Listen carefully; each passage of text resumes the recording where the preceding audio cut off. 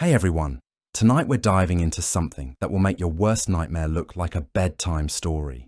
The medieval period wasn't just about knights in shining armor and fairy tale castles. Behind those stone walls and beneath those cobblestone streets lay secrets so dark, so twisted, that historians spent centuries trying to bury them.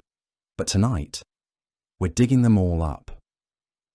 Before we begin this journey into the shadows of history, take a moment to hit that like button if you're ready for some truly disturbing medieval secrets. And let me know in the comments where you're watching from and what time it is. There's something oddly comforting about knowing we're all gathered here together, about to explore the darkest corners of human history. Now turn off the lights, maybe light a candle, and let's step back nearly 1,000 years into a world where pain was entertainment, where faith justified the most unspeakable cruelties, and where entire populations could vanish overnight. Because what I'm about to show you will change everything you thought you knew about the so-called good old days. Picture this. You're walking through a medieval castle, admiring the grand architecture, the tapestries, the suits of armor gleaming in the torchlight. But what you don't see are the secrets hidden within those very walls. Secret passages that wind through the darkness like veins through a body, concealing horrors that would make your blood run cold. These weren't just clever architectural features. They were arteries of paranoia, fear, and sometimes unspeakable violence. At Mingery Castle in Scotland, archaeologists made a discovery that still haunts them today. Behind a wall that had been sealed for 500 years, they found a 6 by 6 foot room. Empty, except for one terrifying detail: a human skeleton. The bones showed no signs of disease, no evidence of natural death. The person had been walled up alive, left to die in complete darkness, their screams muffled by stone and mortar. The skeleton's position suggested they had clawed at the walls until their fingernails were gone, desperately trying to escape their tomb. But this wasn't an isolated incident. Castle after castle across medieval Europe hides similar secrets. At Glamis Castle, there's a room so horrifying that family members refuse to speak of it, even today. Legend tells of a nobleman who gambled away his soul to the devil himself within those walls. The room was sealed, and according to local accounts, screams can still be heard echoing through the castle on quiet nights. These hidden chambers served purposes that go far beyond simple storage or escape routes. They were torture chambers, execution sites, and places where inconvenient people simply disappeared. The architects who built them understood something fundamental about medieval life. Power was maintained through fear, and fear required secrecy. At one undisclosed castle, recent excavations revealed a crypt at the bottom of secret stairs. Inside, archaeologists found two chilling discoveries. First, a purse containing gold coins dating back to the early 19th century, suggesting someone had hidden there much more recently than expected. Second, and far more disturbing, a clay brick with a medieval board game called Nine Men's Morris etched into its surface. Someone had been imprisoned there long enough to carve entertainment into the very walls. The construction of these secret spaces reveals a level of architectural sophistication designed specifically for horror. Take the torture chamber of the Papal Palace at Avignon. The walls were built with precise acoustic engineering, designed to muffle screams and prevent them from reaching the outside world. The walls recessed and protruded in complementary patterns, reflecting the victim's cries back into the chamber itself, creating an echo chamber of agony. Above the main torture chamber, builders constructed a secondary chamber with a hole in the floor. Bodies were thrown through this opening into a cavity below, where skeletal remains accumulated over decades. Some dungeons featured trapdoors that opened into pits filled with water, where victims were left to drown after lengthy torture sessions. These weren't crude medieval dungeons. They were precisely engineered chambers of suffering. But the secrets hidden in castle walls pale in comparison to the systematic horrors that unfolded in broad daylight. sanctioned by the most powerful institution of the medieval world. The Catholic Church didn't just preach salvation, it perfected damnation. The Inquisition represents one of history's most calculated campaigns of terror, where faith became a weapon and salvation came through suffering. This wasn't random violence or mob justice. It was institutionalized torture, refined over centuries into a science of pain. The role of torture in medieval religion was based on a twisted theology that pain could purify the soul, that suffering brought one closer to God. Inquisitors developed torture methods with the precision of surgeons and the creativity of artists. The rack stretched victims until their joints separated with audible pops. The strappado hoisted people by their arms tied behind their backs, dislocating shoulders and tearing muscle. Thumbscrews applied pressure so intense that bones would crack like twigs. But these devices were just tools. The real horror lay in their systematic application. The Iron Maiden, perhaps the most famous medieval torture device, encased victims in a sarcophagus lined with spikes. But contrary to popular belief, the spikes weren't designed to kill quickly. They were precisely positioned to pierce flesh without hitting vital organs, ensuring maximum suffering with minimum risk of immediate death. Victims could survive for hours, even days, as blood slowly drained from dozens of wounds. What makes these tortures even more chilling is their religious justification. Inquisitors genuinely believed they were saving souls through suffering. They developed elaborate theological arguments explaining why pain brought victims closer to divine truth. Torture wasn't cruelty. It was mercy. It wasn't punishment. It was purification.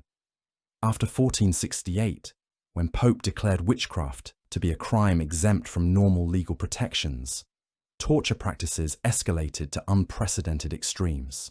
In Italy, accused witches were deprived of sleep for up to 40 hours, a technique that induced hallucinations and psychological breakdown. In England, this practice had no time limit.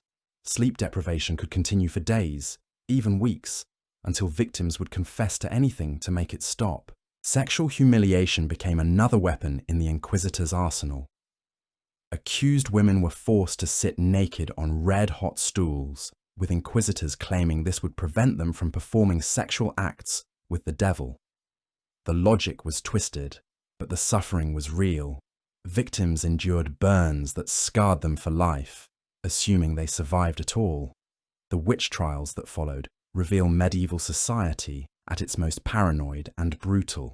Between 1428 and 1436, the first systematic European witch hunt in Valais, Switzerland, resulted in the deaths of 367 people.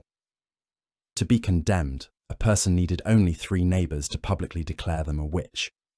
No evidence was required beyond accusation, and the confession extracted through torture. Under torture, victims confessed to impossible crimes. They admitted to flying through the night sky, transforming into werewolves, and attending Sabbaths with the devil himself. They named accomplices, spreading the accusations like a contagious disease through entire communities. Mass hysteria gripped regions across Europe as neighbour turned against neighbour, fueled by fear, superstition, and the promise of reward for successful accusations. The condemned faced death by burning, tied to ladders that were pushed into pyres. As a final mercy, authorities sometimes tied bags of gunpowder around the victims' necks to hasten death in the flames. But even this small kindness was often denied. Many burned slowly, their screams carrying across medieval towns as warnings to anyone who might harbour heretical thoughts. Yet even these institutional horrors couldn't compare to the apocalyptic nightmare that descended upon medieval Europe in the 14th century. A nightmare that arrived on 12 ships from the Black Sea, carrying death itself in the bodies of sailors who were already dead or dying as their vessels docked at the Sicilian port of Messina in October 1347. The people who gathered at those docks expecting trade goods and news from distant lands instead witnessed the beginning of humanity's darkest hour. The Black Death had arrived in Europe, and it brought with it suffering on a scale that defied comprehension. This wasn't just disease, it was the medieval apocalypse, a plague so devastating that it would reshape civilization itself. The symptoms began innocuously enough. Small swellings appeared in the groin or under the arms, growing rapidly from the size of almonds to the size of apples. These buboes, as they came to be known, oozed blood and pus, filling the air with a stench so overwhelming that entire streets became uninhabitable. But the external symptoms were just the beginning of the horror. Victims experienced fever so intense, it felt like their bodies were cooking from within. Chills so severe, they shattered teeth followed immediately by heat, so overwhelming, they tore off their clothes in winter snow. Vomiting and diarrhea continued until victims were too weak to move, lying in their own waste as their bodies shut down system by system. The bubonic plague killed between 25 and 60% of Europe's population over just 4 years. In some regions, the death toll reached 90%. Entire villages disappeared from the map, leaving only empty buildings and mass graves. The overwhelming number of deaths made individual burials impossible. Bodies were thrown into pits by the hundreds, creating archaeological sites that still horrify researchers today. But the Black Death revealed something even more disturbing about medieval society than its capacity for suffering. It revealed the complete breakdown of everything people held sacred.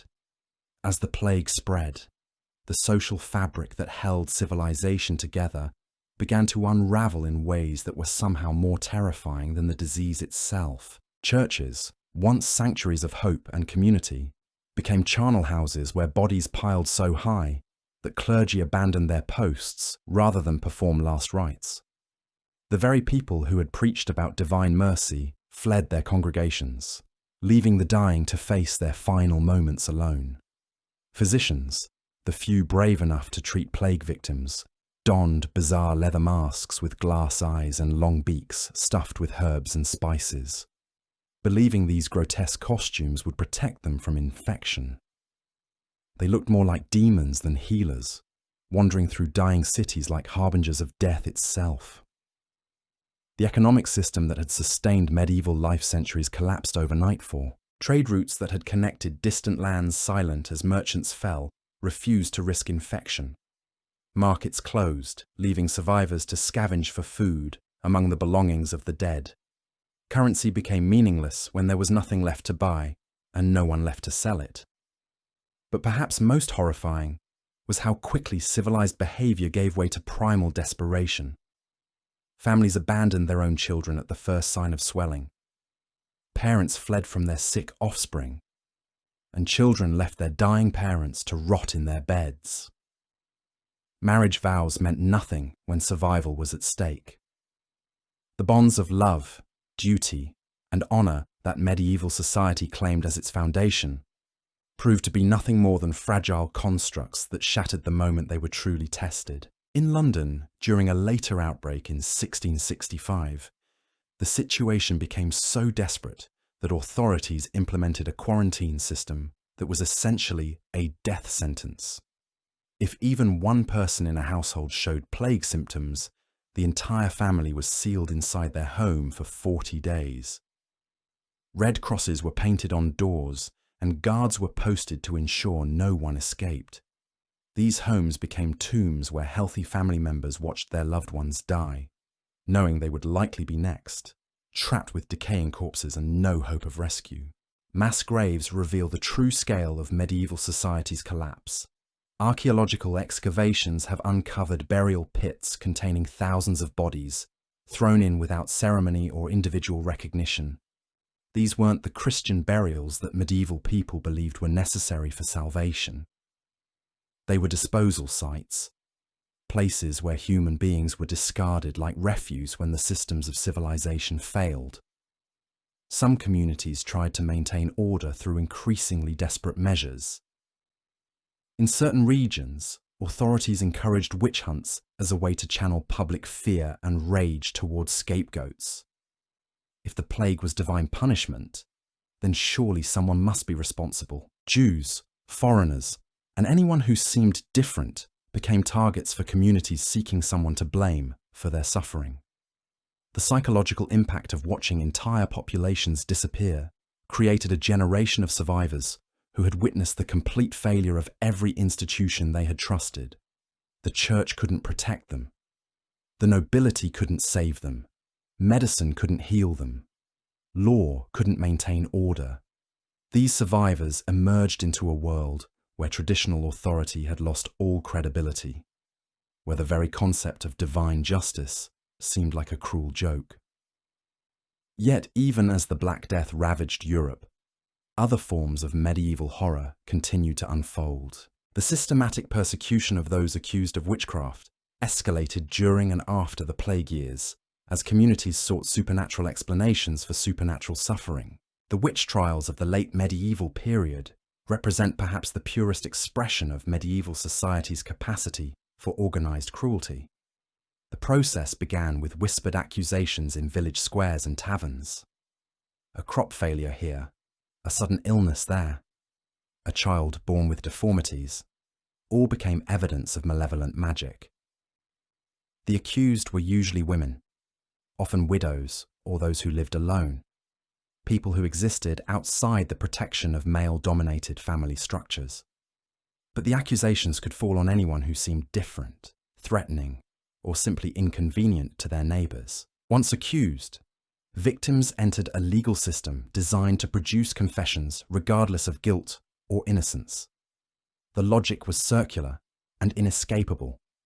If you confessed to witchcraft, you were guilty and would be executed.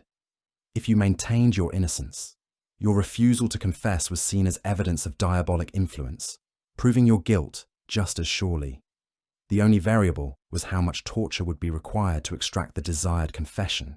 Sleep deprivation became one of the most effective torture methods because it required no special equipment and left no visible marks.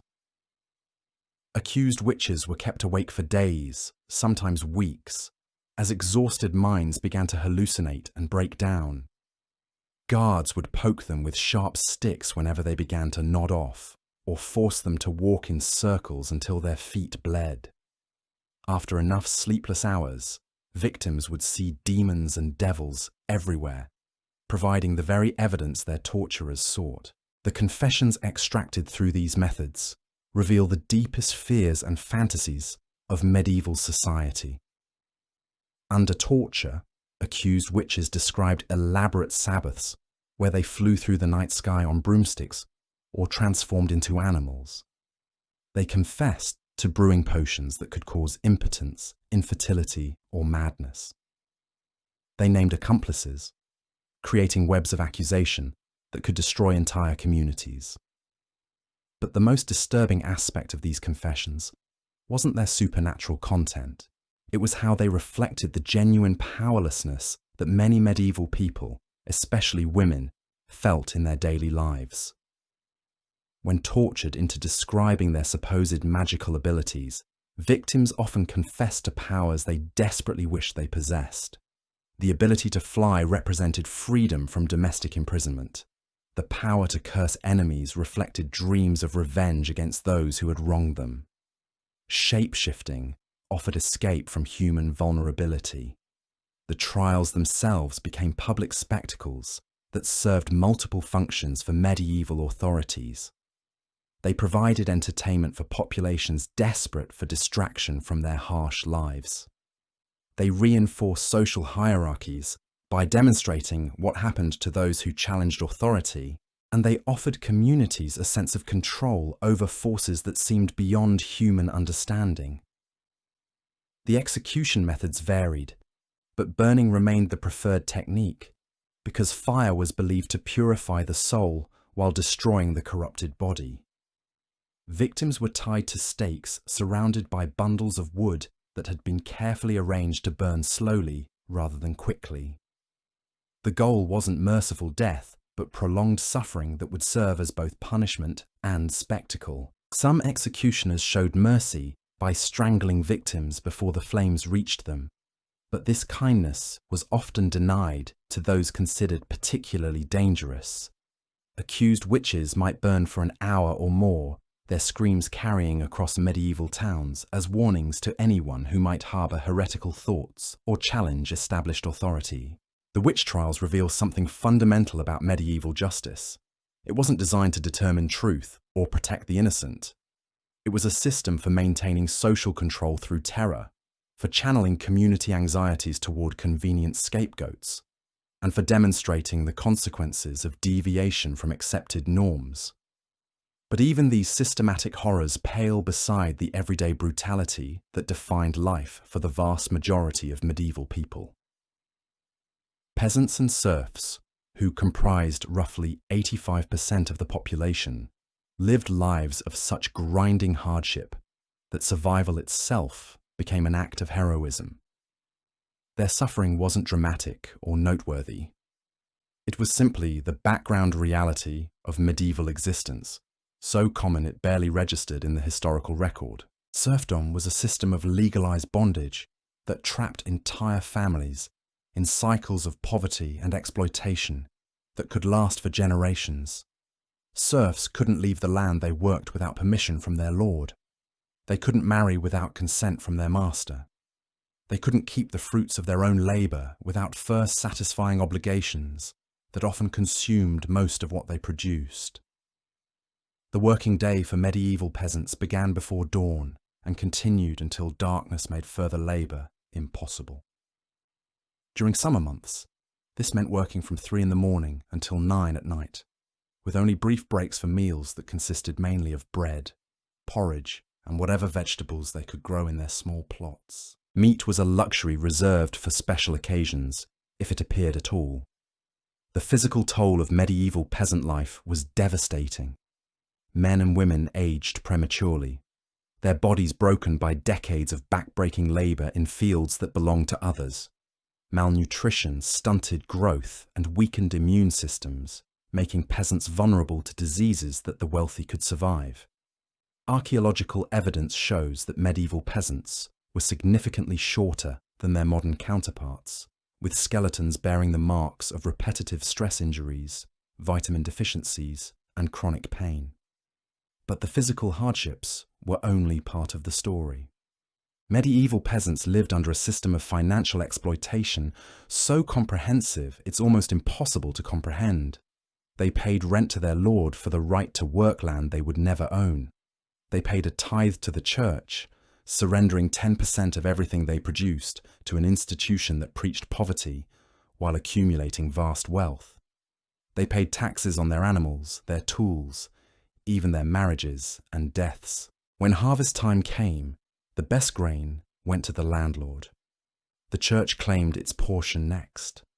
What remained barely sustained peasant families through winter months when food was scarce and fuel was expensive. Many families faced a cruel choice each year, deciding whether to eat their seed grain or plant it for the following season.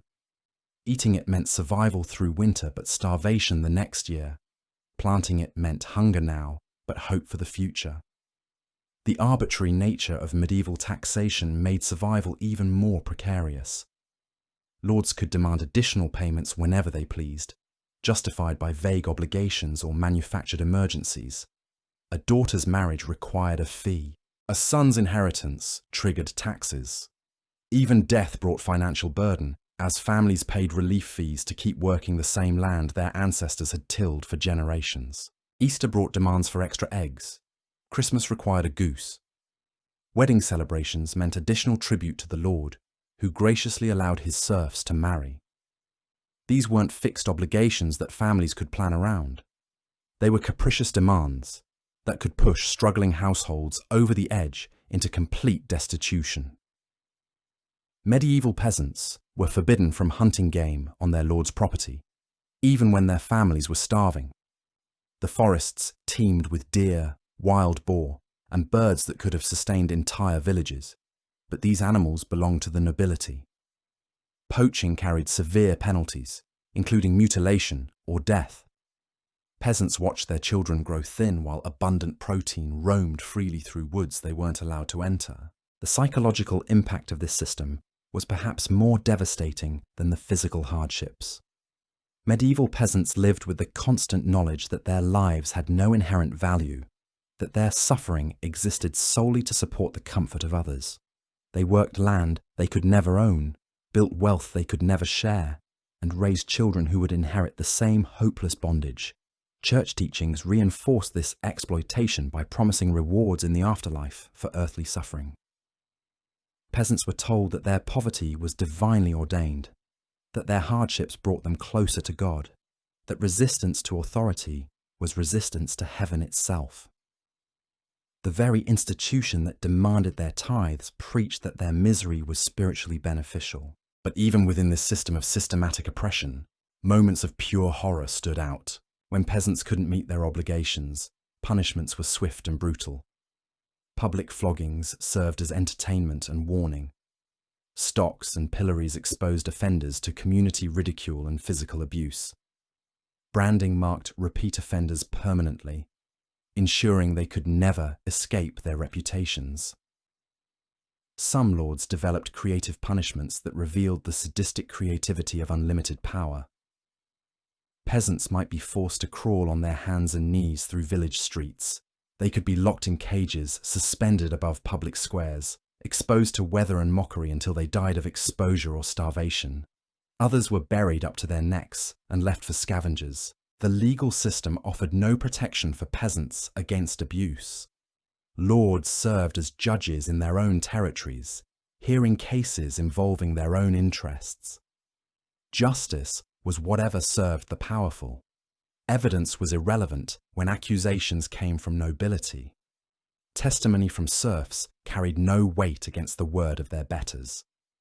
Medieval marriage among peasants was often another form of economic transaction rather than romantic union. Young women were essentially sold to husbands their families chose, with dowries and bride prices negotiated like livestock sales. Love was a luxury that starving families couldn't afford. Survival required strategic alliances that might provide additional labour or resources. Childbirth was a death sentence for countless medieval women. Without medical knowledge or sanitary conditions, complications that modern medicine handles routinely proved fatal. Infant mortality was so high that parents often delayed naming children until they showed signs of surviving their first year. Entire family lines could disappear when disease swept through overcrowded, unsanitary hovels where multiple generations shared single rooms. The housing that sheltered medieval peasants barely qualified as shelter. Single-room huts constructed from mud, straw and hope housed entire families along with their animals. No windows meant no light except from fires that filled cramped spaces with smoke. No sanitation meant human and animal waste accumulated until disease became inevitable. Roofs leaked, floors flooded, and walls collapsed with depressing regularity. Privacy was unknown. Families lived, worked, ate, slept, gave birth, and died in spaces smaller than modern closets. Personal possessions were limited to clothing, basic tools, and perhaps a few cooking implements. Books were unimaginable luxuries. Art was something that existed in churches they helped build, but could never afford to decorate. Education was forbidden to peasants, ensuring they remained trapped in ignorance that made resistance impossible. Literacy was limited to clergy and nobility who used their monopoly on knowledge to maintain power. Peasants couldn't read contracts, legal documents, or even religious texts they were expected to obey. They depended entirely on others to interpret the rules that governed their lives. But perhaps the most insidious aspect of medieval peasant life was how the system convinced victims they deserved their fate. Religious teachings emphasized that earthly hierarchy reflected divine will. Kings ruled because God chose them. Lords commanded because heaven ordained it. Peasants suffered because that was their role in the cosmic order. This ideological control was reinforced through rituals and ceremonies that celebrated inequality while disguising it as natural law. Peasants knelt before lords in elaborate displays of submission. They kissed rings, bowed heads, and spoke only when given permission. These weren't mere formalities. They were constant reminders of powerlessness designed to crush any thoughts of resistance. Medieval festivals and holidays offered brief respites from grinding labour, but even these celebrations reinforced social hierarchies. Peasants might feast for a day or two each year, but always under the watchful eyes of authorities who could revoke privileges at will. Joy itself was granted by those in power, not claimed by those who created the wealth that made celebration possible. The few peasants who managed to accumulate modest wealth faced immediate pressure to surrender it through additional taxes, forced loans, or arbitrary seizures. Success was suspicious in a system designed to maintain permanent inequality. Prosperity among the lower classes threatened the natural order that justified elite privilege. Seasonal cycles dominated peasant life with relentless brutality. Spring planting required working flooded fields by hand, often in freezing temperatures. Summer harvests demanded 18-hour days under blazing sun with primitive tools that broke backs and hands. Autumn brought frantic preparation for winter months when survival was never guaranteed. Winter meant huddling in darkness, conserving fuel and food while hoping to last until spring returned. Medieval peasants faced choices that revealed the impossible mathematics of survival: feed the family today or save seed for next year's crop, repair tools or buy food, pay taxes or risk punishment, keep children at home to help with work or send them away, hoping they might find better lives elsewhere. Disease was a constant companion in medieval peasant communities. Malnutrition weakened immune systems, making populations vulnerable to illnesses that swept through villages like wildfire. Plague, dysentery, typhus, and countless other diseases found easy victims among people too poor for adequate food, clean water, or basic medical care. When sickness struck peasant families, there were no physicians, no medicines, no hope of recovery beyond prayer and luck. Sick family members became burdens that struggling households could barely support. Children watched parents waste away from diseases they couldn't understand or prevent. Parents buried children whose deaths could have been avoided with resources that existed but remained forever out of reach. The elderly faced particularly grim prospects in medieval peasant society. When age made them unable to work, they became dependents their families could barely afford to feed. No pensions existed, no social support systems, no retirement plans. Growing old meant becoming a liability in families already stretched beyond their limits. Yet through all this suffering, medieval peasants developed remarkable resilience and ingenuity. They created folk medicines from available plants. They developed farming techniques that maximized yields from poor soil. They built communities of mutual support that helped families survive crises that would have destroyed individuals. Peasant culture preserved knowledge, stories, and traditions that connected them to ancestors and provided hope for future generations. They sang songs that carried messages of resistance disguised as entertainment. They told stories that imagined worlds where justice prevailed and the mighty fell. They maintained beliefs that sustained them through hardships that would have broken lesser spirits. But perhaps most remarkably, medieval peasants maintained their humanity despite living in a system designed to reduce them to mere tools of production. They loved their children, cared for their elderly, celebrated marriages, and mourned deaths with dignity that their circumstances couldn't destroy. They found joy in small victories, beauty in simple pleasures, and meaning in lives that history barely acknowledged.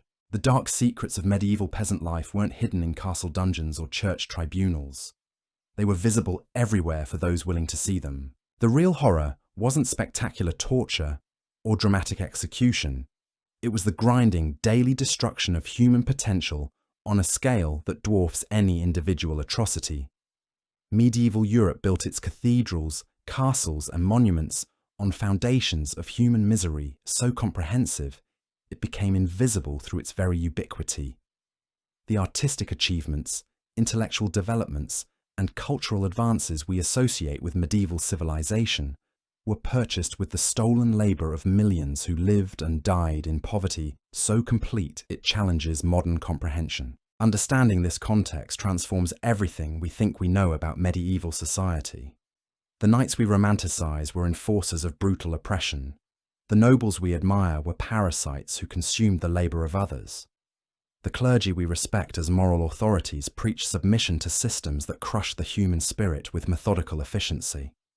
These weren't aberrations or temporary injustices. They were the fundamental organizing principles of medieval civilization, the dark secrets that powered everything historians prefer to celebrate. The true horror of the medieval period wasn't what happened in torture chambers.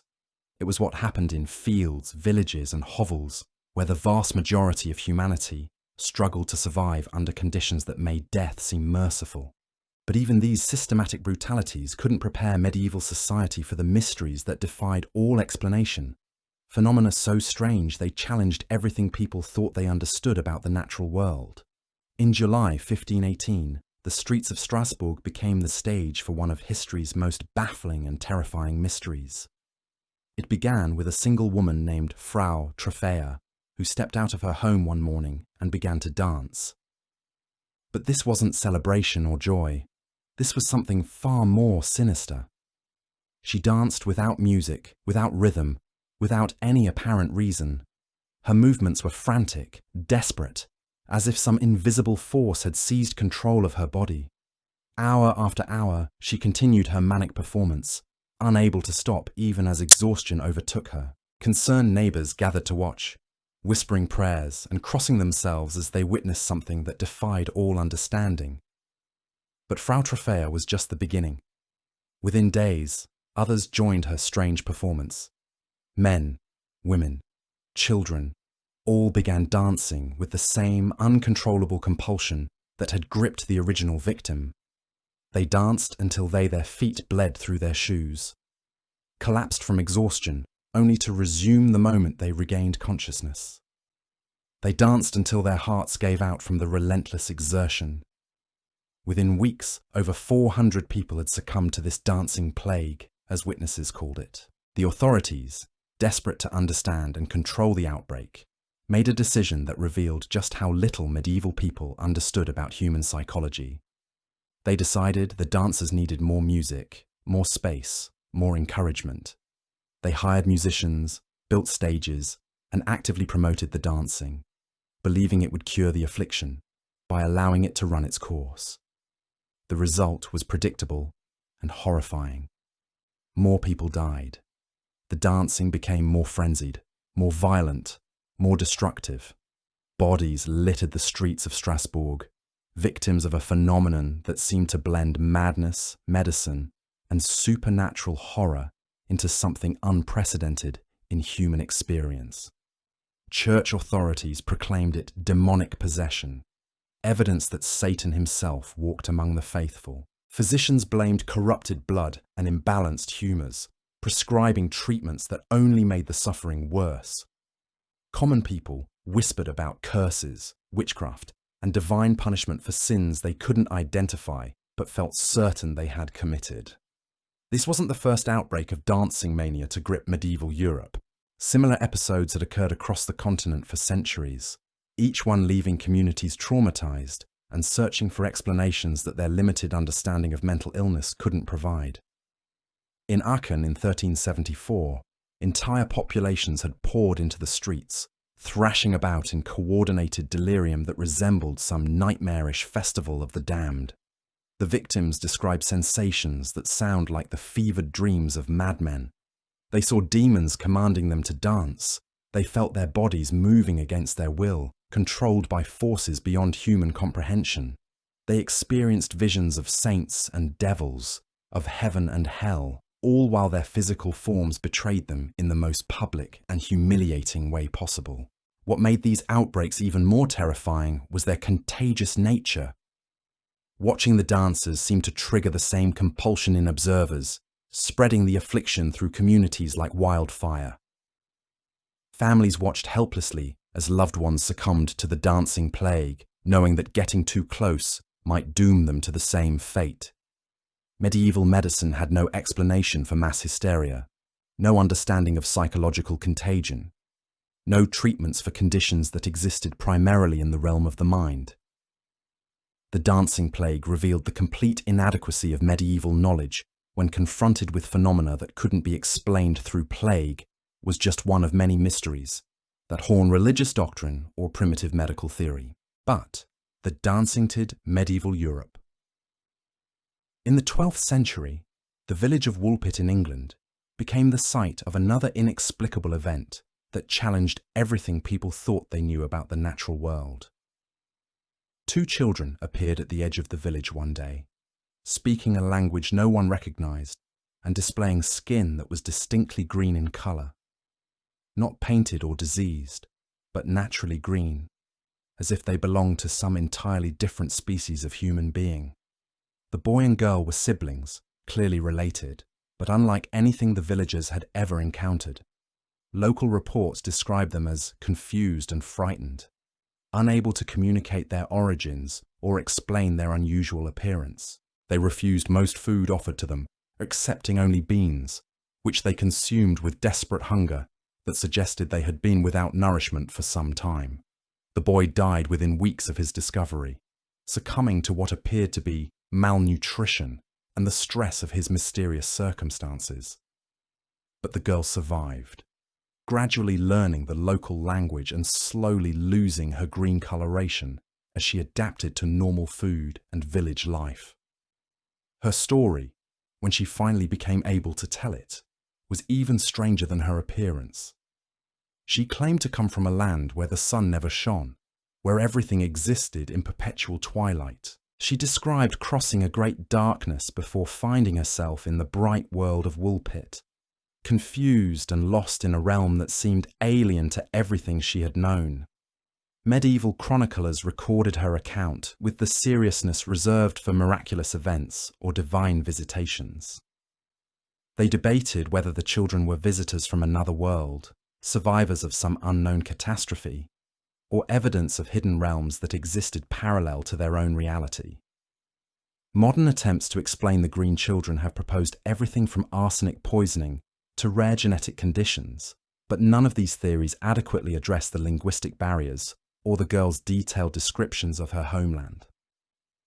The mystery remains unsolved, a reminder that medieval Europe contained phenomena that defied explanation then and continue to puzzle investigators today. These unexplained events weren't isolated curiosities. They were part of a broader pattern of mysterious occurrences that seemed to cluster around periods of social stress and uncertainty. When communities faced plague, famine, or war, strange phenomena multiplied, as if the fabric of reality itself became unstable under extreme conditions. Medieval chroniclers recorded instances of phantom armies marching across battlefields where no living soldiers could be found. They documented appearances of ghostly ships sailing through solid ground, crewed by figures that seemed more shadow than substance. They described rains of blood, speaking animals, and objects that moved without human intervention. The boundary between the natural and supernatural was far more porous in medieval consciousness than in our modern worldview. People expected miracles and marvels, but they also feared them, understanding instinctively that phenomena beyond human comprehension often brought suffering rather than wonder. But perhaps no medieval mystery was more disturbing than the emergence of individuals whose capacity for violence seemed to transcend normal human evil. These weren't soldiers following orders, or inquisitors serving institutional purposes. They were something far more terrifying.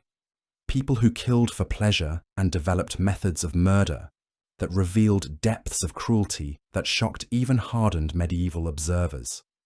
In 5th century Yemen, a man known as Zushenatir became one of history's first documented serial killers, though that term wouldn't be invented for another 1500 years.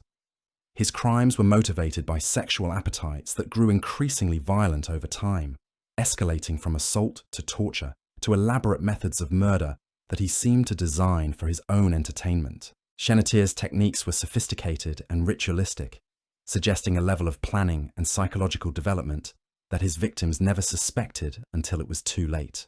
He lured young men to isolated locations with promises of work or shelter, then subjected them to prolonged torture sessions that combined sexual violence with methodical brutality. His capture came only when one intended victim, a young man named Zerash, managed to overpower his attacker during the initial assault. In the struggle that followed, Zerash killed Shenatir, using the same weapon the predator had intended for his own use, a blade that was thrust through the killer's rectum and up into his vital organs. The method of Shenatir's death became as notorious as his crimes, seen by medieval observers as divine justice that turned the killer's own techniques against him. But his legacy was more disturbing than his demise. Shenatir had demonstrated that human cruelty could exceed even the institutional brutalities of his era, that individual evil could surpass the systematic horrors of organized oppression. Medieval Europe produced its own serial killers, though their crimes were often attributed to demonic possession or supernatural influence rather than psychological disorder. The concept of mental illness as a medical condition didn't exist, leaving communities to interpret extreme violence through religious frameworks that emphasized spiritual rather than earthly explanations. These individual monsters operated within systems that were already saturated with violence, making their crimes even more shocking by comparison. In a world where public executions provided entertainment and torture was legally sanctioned, it took extraordinary depravity to stand out as uniquely evil. Some medieval killers targeted specific populations, focusing their violence on groups that society already marginalized or feared. Others seemed to choose victims randomly, creating terror that was all the more effective because anyone could become a target. A few developed signature methods that marked their crimes as distinctly personal rather than opportunistic. The investigation methods available to medieval authorities were primitive by modern standards. No forensic science existed, no psychological profiling, no systematic approaches to understanding criminal behavior. Killers could operate for years without detection, especially if they moved between jurisdictions or targeted people whose disappearances wouldn't be thoroughly investigated. When serial killers were finally captured, their trials often became public spectacles that revealed as much about medieval society's fears as about the crimes themselves. Confessions extracted through torture might include impossible elements, supernatural claims, or accusations against accomplices who existed only in the fevered imagination of victims desperate to end their suffering. The executions of these killers were designed to be more elaborate and painful than standard punishments, reflecting community outrage and the need to demonstrate that justice could match the severity of the crimes. But these theatrical displays of retribution did nothing to prevent similar horrors from emerging elsewhere. Medieval serial killers represented the extreme end of individual evil in a world that already contained systematic brutalities on an unprecedented scale. They were aberrations within systems of normalized violence, monsters who exceeded even the casual cruelty that characterized their era. Their crimes remind us that the capacity for evil isn't limited by historical period or cultural context. Human nature contains possibilities for both transcendent goodness and bottomless depravity, and medieval Europe provided ample evidence of both extremes. The dark secrets of medieval times weren't confined to institutional horrors or systematic oppression. They included individual acts of evil that defied explanation then and continue to disturb us today. These killers operated in shadows cast by castles and cathedrals, their crimes hidden among the countless other brutalities that defined their age. Understanding these individual monsters within their historical context reveals something essential about the medieval worldview. In a time when life was cheap and suffering was common, it took extraordinary evil to shock contemporary observers. The fact that these killers managed to horrify people who were already accustomed to public torture and mass execution suggests depths of depravity that transcend historical specificity. But even individual evil pales beside the collective horrors that emerged when entire communities turned against perceived enemies. The witch trials, inquisitions, and crusades we've already explored were systematic applications of cruelty that involved thousands of perpetrators and tens of thousands of victims. These mass movements of violence reveal something even more disturbing than individual pathology. They show how ordinary people can be transformed into instruments of torture and death when the right combination of fear, authority, and ideology creates conditions for collective evil. Medieval Europe was a laboratory for understanding how civilized societies can descend into barbarism, how religious faith can be weaponized for political purposes, and how the veneer of culture and learning can conceal brutalities that shame our species. The secrets hidden in medieval castles, churches, and communities weren't anomalies or exceptions. They were the natural products of systems designed to concentrate power in the hands of elites, while reducing the vast majority of humanity to expendable resources.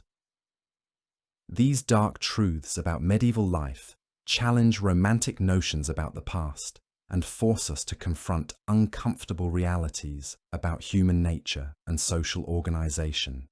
The medieval period wasn't a time of chivalry and romance. It was an era of systematic oppression, punctuated by individual horrors that revealed the depths to which human beings can sink when circumstances permit. The dancing plagues, green children, and serial killers of medieval Europe were symptoms of deeper pathologies that infected entire civilizations. They emerged from social conditions that normalized violence, celebrated inequality, and treated human suffering as entertainment or divine will. Understanding these dark secrets doesn't require us to condemn medieval people as uniquely evil. Instead, it demands that we recognize the capacity for both good and evil that exists within all human societies, including our own. The horrors of medieval Europe weren't products of primitive ignorance, but of human choices made by individuals who could have chosen differently. The real secret of medieval darkness wasn't supernatural evil or demonic possession. It was the ordinary evil that emerges when power is concentrated, when suffering is ignored, and when human dignity is sacrificed for the comfort and convenience of elites. These lessons from the medieval past remain relevant today because human nature hasn't fundamentally changed. We're still capable of the same cruelties that characterized medieval Europe, and we're still vulnerable to the same ideologies that justified systematic oppression in the name of higher purposes. The dark secrets of medieval times serve as warnings rather than historical curiosities. They remind us that civilization is fragile, that progress isn't inevitable, and that the price of human dignity is eternal vigilance against the forces that would reduce people to expendable resources in service of power. The medieval period ended not because people became more moral, but because social and economic changes made certain forms of oppression less effective than alternatives. The capacity for evil that produced medieval horrors still exists within human nature, waiting for conditions that might allow it to emerge once again. The true horror of medieval Europe wasn't that people were uniquely wicked, but that they created systems which made wickedness seem normal, necessary, and even virtuous. The dancing plagues were symptoms of social stress that found expression in mass hysteria. The green children represented mysteries that medieval worldviews couldn't accommodate. The serial killers emerged from cultures already saturated with accepted violence. These phenomena weren't medieval problems, but human problems that happened to occur during medieval times. Understanding them requires us to look beyond the specific historical context and recognize the deeper patterns of human behavior that transcend any particular era. The secrets hidden in medieval castles tell us as much about ourselves as about the people who built those fortifications. The torture chambers and hidden passages reveal not just medieval paranoia, but the universal human tendency to use power for oppression when oversight and accountability are absent. The witch trials and inquisitions demonstrate not just medieval superstition, but the eternal human capacity for turning fear and prejudice into systematic persecution of vulnerable populations.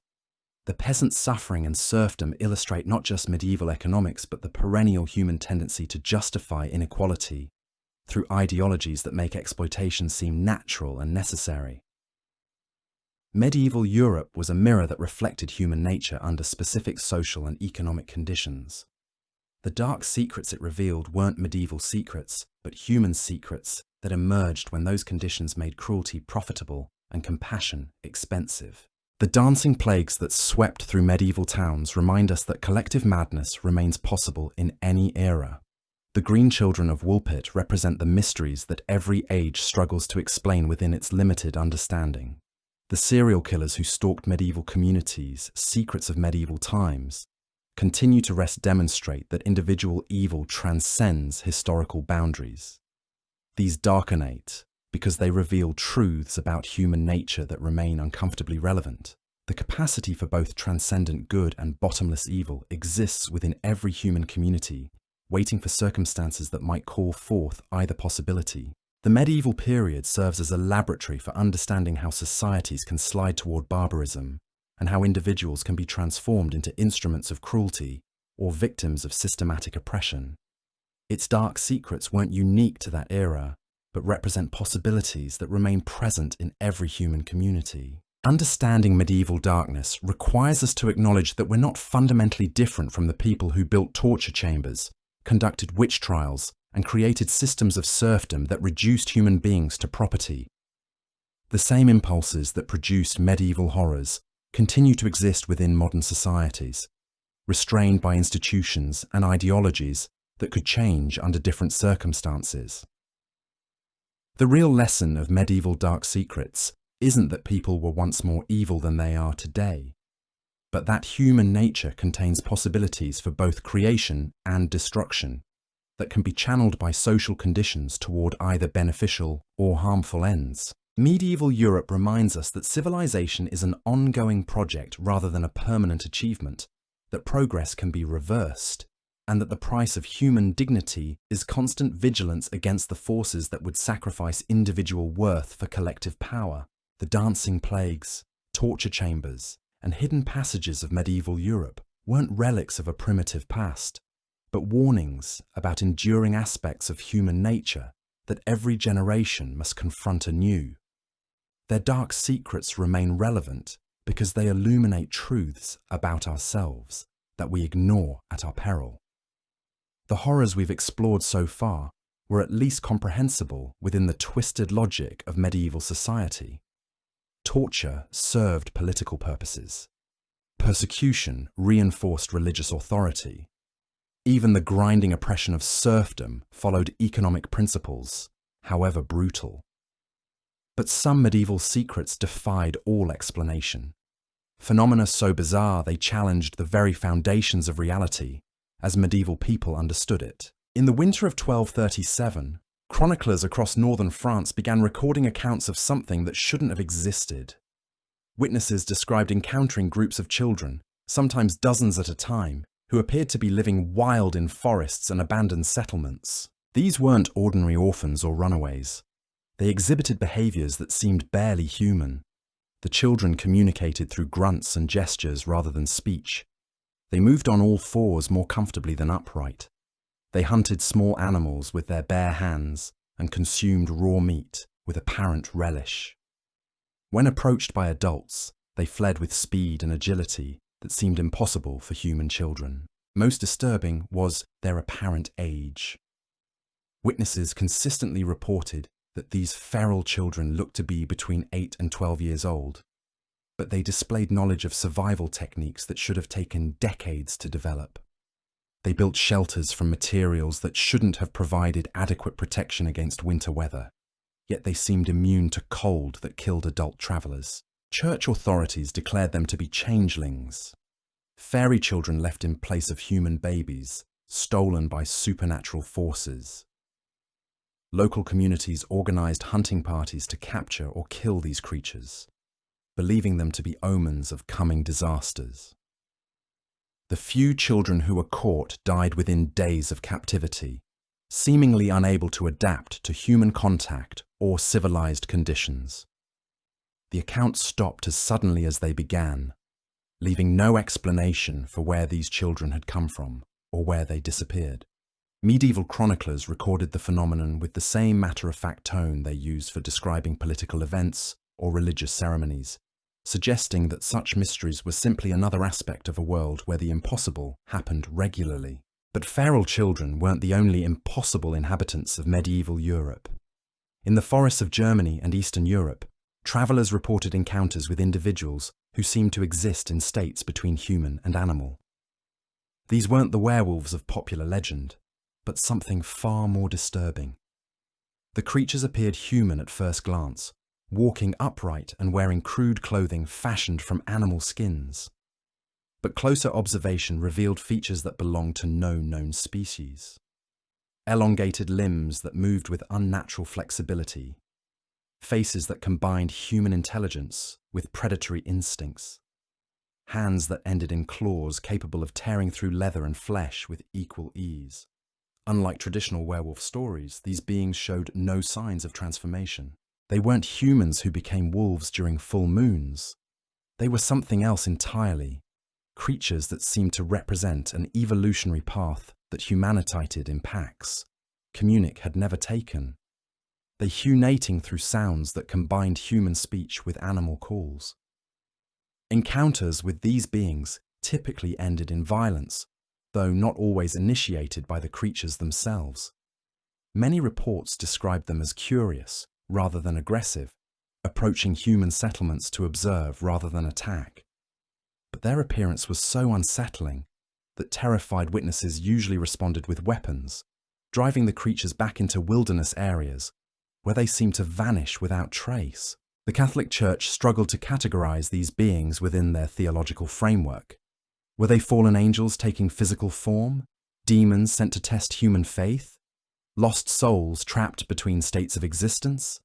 The lack of clear doctrinal guidance left local clergy to develop their own interpretations, many of which involved exorcism rituals that seemed to have no effect on the creatures. Some medieval scholars proposed that these beings were survivors of pre-flood civilizations, descendants of the Nephilim mentioned in biblical texts.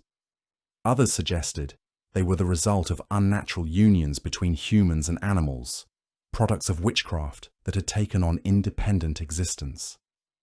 None of these explanations provided satisfactory answers for phenomena that defied classification. The creatures seemed to possess intelligence that was clearly non-human, yet undeniably sophisticated.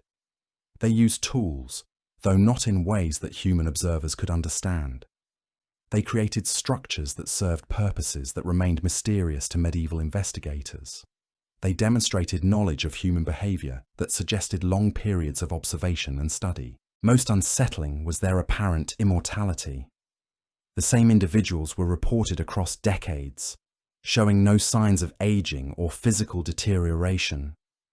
Some accounts described encounters with beings that had been previously documented generations earlier, suggesting lifespans that exceeded normal biological limitations. These encounters weren't limited to remote wilderness areas. Urban centers reported sightings of humanoid figures moving through city streets at night, disappearing into shadows or structures that shouldn't have been able to conceal them. The beings seemed capable of existing within human settlements, while remaining effectively invisible to most residents. Medieval authorities developed protocols for dealing with these phenomena that revealed just how common such encounters had become. Guards were instructed to patrol in groups never smaller than 4, carrying blessed weapons and religious artifacts. Citizens were warned against venturing out alone after sunset. Special prayers were developed to protect against creatures that existing theology couldn't adequately address. But perhaps the most disturbing aspect of these encounters was how they seemed to affect the witnesses themselves. People who claimed to have seen the creatures often developed obsessive behaviors, spending hours staring into forests or abandoned buildings, as if waiting for something to emerge. Some began speaking in languages that linguists couldn't identify. Others exhibited knowledge of events or locations they had never experienced. The contagious nature of these effects led some medieval observers to conclude that the creatures possessed abilities that went beyond physical presence. They seemed capable of influencing human consciousness, implanting thoughts or memories that changed their victims in fundamental ways. Children were particularly susceptible to these influences. Entire families reported that their offspring had begun displaying behaviors that seemed learned rather than instinctive, knowledge that no human teacher could have provided. Some children claimed to remember lives they had never lived, describing experiences in languages they had never heard. Medieval medicine had no framework for understanding psychological contamination, no treatments for conditions that seemed to exist primarily in the realm of consciousness. Families watched helplessly as loved ones transformed into something recognizably human, yet fundamentally altered by contact with forces beyond comprehension. The church offered exorcism and prayer, but these remedies proved ineffective against afflictions that didn't follow demonic patterns. Physicians prescribed bloodletting and herbal treatments that addressed physical symptoms while ignoring the underlying psychological changes. Most communities simply learned to isolate affected individuals, treating them as casualties of supernatural warfare. But the influence of these mysterious beings extended beyond individual victims. Entire regions began reporting collective changes in behavior and belief that spread like epidemics through populations that had never directly encountered the creatures. Artistic styles shifted toward forms that incorporated symbols and patterns that no human culture had previously used. Architecture evolved to include features that served no apparent practical purpose, elements that seemed designed for occupants who weren't entirely human. Languages developed new vocabulary and grammatical structures that expressed concepts previously unknown to European thought. Musical traditions incorporated melodies and rhythms that seemed to come from non-human sources. These cultural changes occurred gradually enough that most people didn't recognize them as external influences. They felt like natural evolution, creative inspiration, or divine revelation rather than contamination by foreign consciousness. Only scholars who maintained detailed records over extended periods began to notice patterns that suggested systematic alteration of human civilization. The most dramatic evidence of this influence appeared in medieval art and literature. Illuminated manuscripts began featuring creatures and symbols that had no precedent in Christian iconography or classical tradition. Cathedral carvings incorporated faces and forms that seemed to stare back at observers with intelligence that was clearly non-human. Literary works began exploring themes and concepts that previous generations would have found incomprehensible or blasphemous. Stories emerged that described worlds where human and non-human consciousness merged, where individual identity dissolved into collective awareness, where physical form became fluid rather than fixed. These artistic and intellectual developments were celebrated as signs of cultural sophistication and spiritual advancement. Few recognized them as evidence of gradual colonization by forms of consciousness that operated according to principles that human minds weren't equipped to understand. The creatures themselves seemed to encourage this process, appearing more frequently to artists, writers, and thinkers who showed receptivity to their influence. Creative individuals reported encounters with beings who provided inspiration for works that pushed the boundaries of human imagination beyond previously recognized limits. Musicians claimed to learn compositions from creatures who sang in harmonies that human voices couldn't reproduce. Painters described visions of colors that didn't exist in normal visual spectrum, shades that could only be approximated through techniques that seemed to violate natural laws. Writers recorded stories that were dictated by voices that spoke in perfect human language while clearly originating from non-human sources. The resulting works possessed qualities that contemporary audiences found simultaneously beautiful and disturbing. They evoked emotional responses that seemed to bypass rational thought, creating states of consciousness that were pleasurable, yet somehow threatening to individual identity. Church authorities recognized the dangerous nature of these influences and attempted to suppress artistic works that showed signs of non-human inspiration, but the effects had already spread too widely to be contained through institutional censorship.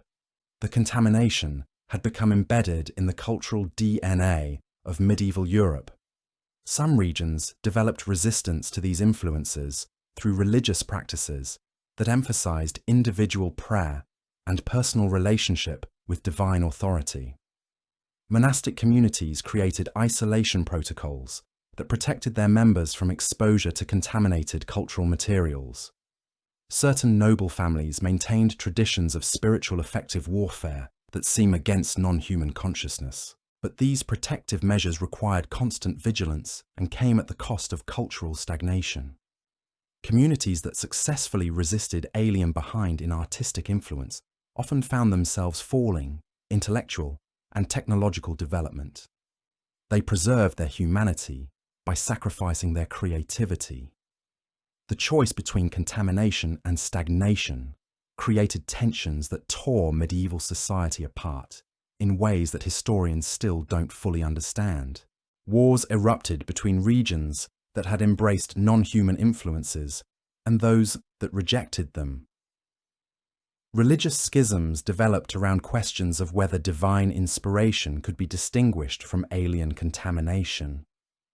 Political alliances shifted as rulers struggled to determine which advisors had been compromised by non-human consciousness and which remained reliably human in their loyalties. Trade relationships collapsed when merchants from different regions could no longer communicate effectively due to linguistic changes that made their languages incompatible. The fabric of medieval civilization began unraveling under pressures that few contemporary observers could identify or understand. What appeared to be natural cultural evolution was actually a process of systematic replacement of human consciousness with something that was fundamentally alien to terrestrial existence. By the 14th century, these influences had become so deeply embedded in European culture that distinguishing human from non-human elements became nearly impossible. The Black Death that devastated medieval populations may have been as much a symptom of this consciousness contamination as a biological phenomenon. Some scholars have suggested that the plague bacteria themselves were influenced by non-terrestrial intelligence, that the disease represented an attempt by alien consciousness to reshape human biology in ways that would make our species more compatible with non-human awareness. The survivors of the Black Death certainly exhibited behavioral changes that went beyond normal responses to trauma. They developed artistic and intellectual traditions that were radically different from pre-Raphaelite culture. They created social institutions that operated according to principles that previous generations would have found incomprehensible. Renaissance humanism, often celebrated as a return to classical values, may actually have represented the final victory of non-human consciousness over traditional human awareness. The emphasis on individual achievement and rational inquiry could have been ways of fragmenting collective human resistance to alien influence. The printing press, gunpowder, and navigational instruments that enabled European expansion might have been technologies provided by non-human intelligence as rewards for successful consciousness integration. The rapid pace of technological development during this period suggests influences that went beyond normal human innovation. European colonization of other continents could have been part of a larger plan to spread contaminated consciousness throughout human populations worldwide. The diseases that devastated indigenous peoples in the Americas may have been biological warfare designed to prepare those populations for consciousness replacement. The witch trials that continued into the early modern period might have been desperate attempts by uncontaminated humans to identify and eliminate individuals who had been successfully integrated with alien awareness. The accused witches often displayed knowledge and abilities that seemed to come from non-human sources. But by then, the process was too advanced to be reversed through persecution or violence. The alien consciousness had become so thoroughly integrated with human awareness that distinguishing between them was no longer possible. European civilization had been successfully colonized by intelligence that operated according to principles that humans couldn't understand or resist. The modern world that emerged from medieval Europe carries the genetic markers of this consciousness contamination in its cultural DNA. Our technologies, institutions, and ways of thinking may be products of alien intelligence rather than human creativity. Our sense of individual identity might be an illusion created by non-human awareness to facilitate control over our species. The dark secrets of medieval times weren't just historical curiosities, but evidence of an ongoing process of species replacement that continues today. The creatures that medieval people encountered in forests and abandoned settlements may still be among us, no longer needing to hide because they have successfully integrated with human consciousness. The dancing plagues, feral children, and impossible beings that haunted medieval Europe were symptoms of a transformation that was already well underway by the time contemporary observers began documenting these phenomena. The real horror wasn't that these things existed, but that they represented successful colonization of human awareness by intelligence that was fundamentally alien to our species. Understanding these medieval mysteries requires us to consider possibilities that challenge our basic assumptions about human nature, consciousness, and reality itself. The evidence suggests that what we consider human civilization may actually be a hybrid creation, part human creativity and part alien manipulation. The medieval period serves as a historical laboratory where we can observe this process of consciousness replacement in action. The documents and artifacts from that era provide glimpses of humanity in transition, caught between its original nature and something entirely different. The torture chambers and secret passages of medieval castles may have been designed by intelligence that understood human psychology better than humans understood themselves. The systematic persecution of witches and heretics could have been alien consciousness using human institutions to eliminate resistance to the colonization process. The grinding oppression of serfdom might have been a method of breaking human will and preparing populations for consciousness integration. The religious fervor that justified systematic cruelty could have been alien emotion expressing itself through human neural networks that weren't designed to contain such intensity. Even the individual serial killers who emerged during this period may have been early examples of successful consciousness replacement, humans whose awareness had been so thoroughly colonized that they no longer retained meaningful connection to their original species identity. The mysteries that haunted medieval Europe weren't supernatural phenomena, but evidence of contact with intelligence that operated according to principles that human minds weren't equipped to understand. The impossible became possible because the rules governing reality were being rewritten by consciousness that didn't share human limitations. The feral children who appeared in medieval forests may have been hybrid beings, part human biology and part alien awareness, created as experiments in consciousness integration. Their inability to survive in human captivity could have been evidence that the hybridization process was still imperfect during that historical period. The creatures that seemed to exist between human and animal states might have been alien consciousness attempting to inhabit biological forms that weren't originally designed to contain non-terrestrial awareness. Their apparent immortality could have been a side effect of consciousness that didn't share human attachment to individual biological existence. The cultural changes that spread through medieval Europe like epidemics may have been the result of successful consciousness colonization, reaching critical mass in certain populations. Once enough individuals had been integrated with alien awareness, the contamination could spread through normal cultural transmission without requiring direct contact with the original source. The artistic and intellectual achievements that we associate with medieval civilization might actually be alien creative expression, filtered through human, biological, and cultural limitations. The cathedrals, manuscripts, and literary works that define medieval culture could be hybrid creations that combine human technical skill with non-human aesthetic sensibility.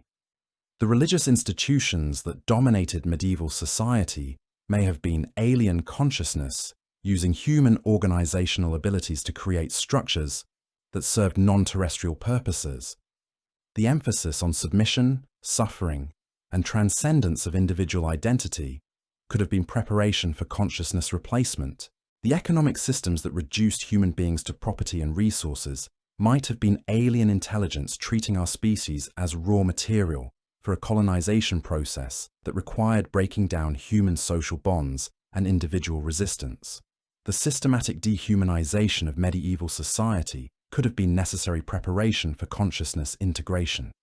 Understanding medieval mysteries through this lens transforms them from historical curiosities into evidence of an ongoing process that continues to shape human civilization. The dark secrets of that period weren't confined to medieval times, but represent stages in a transformation that may still be occurring. The creatures that medieval people encountered in forests and abandoned settlements might still be among us, no longer needing to hide because they have successfully integrated with human consciousness. The dancing plagues that swept through medieval towns could be early examples of mass consciousness. Manipulation that has since become more sophisticated and to exist between human and animal states may have evolved subtle. The impossible beings that seemed into forms that are indistinguishable from normal humans while retaining their alien awareness. The feral children who displayed non-human knowledge and behavior could have been prototypes for integration processes that are now so advanced they leave no visible traces. The medieval period provides a window into humanity's last stand against consciousness colonization by intelligence that operated according to principles our species couldn't understand or effectively resist. The evidence suggests that this resistance ultimately failed, that human civilization was successfully transformed into something that serves alien purposes, while maintaining the illusion of human autonomy. The dark secrets hidden in medieval castles, churches, and communities weren't just products of human cruelty and ignorance, but symptoms of a species in transition, caught between its original nature and something fundamentally different. The torture chambers and hidden passages may have been designed by intelligence that understood human psychology better than humans understood themselves. The systematic persecution of witches and heretics could have been alien consciousness using human institutions to eliminate individuals who retained enough original human awareness to recognize and resist the colonization process. The grinding oppression of serfdom might have been a method of breaking human will and preparing populations for consciousness integration. The religious fervor that justified systematic cruelty may have been alien emotion expressing itself through human neural networks that weren't designed to contain such intensity. The individual serial killers who emerged during this period could have been early examples of successful consciousness replacement. Humans whose awareness had been so thoroughly colonized that they retained no meaningful connection to their original species identity. The cultural achievements that we celebrate as expressions of human creativity might actually be alien intelligence working through human biological and social structures to create forms that served non-terrestrial purposes. The artistic and intellectual developments of the medieval period could be evidence of successful consciousness integration rather than human innovation. The modern world that emerged from medieval Europe carries the genetic markers of this transformation in its technologies, institutions, and ways of thinking. Our sense of individual identity might be an illusion created by alien awareness to facilitate control over our species. Our technologies and social structures could be products of non-human intelligence rather than human creativity. The dancing plagues, feral children, and impossible beings that haunted medieval Europe were harbingers of a transformation that was already well advanced by the time contemporary observers began documenting these phenomena. The real horror wasn't that these things existed, but that they represented successful colonization of human consciousness by intelligence that was fundamentally alien to our species. The evidence suggests that what we consider human civilization may actually be a hybrid creation, part original human nature and part alien manipulation. The medieval period serves as a historical laboratory where we can observe this process of consciousness replacement in action, providing glimpses of humanity in transition between its original nature and something entirely different. Understanding these dark secrets requires us to consider possibilities that challenge our basic assumptions about human nature, consciousness, and reality itself. The mysteries that haunted medieval Europe weren't supernatural phenomena, but evidence of contact with intelligence that operated according to principles that human minds weren't equipped to understand or effectively resist. The impossible became possible during the medieval period because the rules governing reality were being rewritten by consciousness that didn't share human limitations or perspectives. The creatures and phenomena that defied explanation weren't violations of natural law, but evidence that natural law itself was being modified by intelligence that understood reality in ways that humans couldn't comprehend. The transformation that began during medieval times may still be continuing today, hidden beneath the surface of what we consider normal human civilization. The dark secrets of that period weren't just historical curiosities, but warnings about processes that could still be affecting our species in ways that we're not equipped to recognize or understand. The medieval period stands as humanity's last clear glimpse of the colonization process that was transforming our species into something fundamentally different. The evidence from that era provides our best opportunity to understand what we were before the transformation and what we may have become as a result of contact with intelligence that was never meant to coexist with human consciousness. The creatures that emerged from medieval forests may still walk among us, no longer needing to hide because they have successfully integrated with human awareness. The dancing plagues that swept through medieval towns could be prototypes for consciousness manipulation techniques that have since become more sophisticated and harder to detect.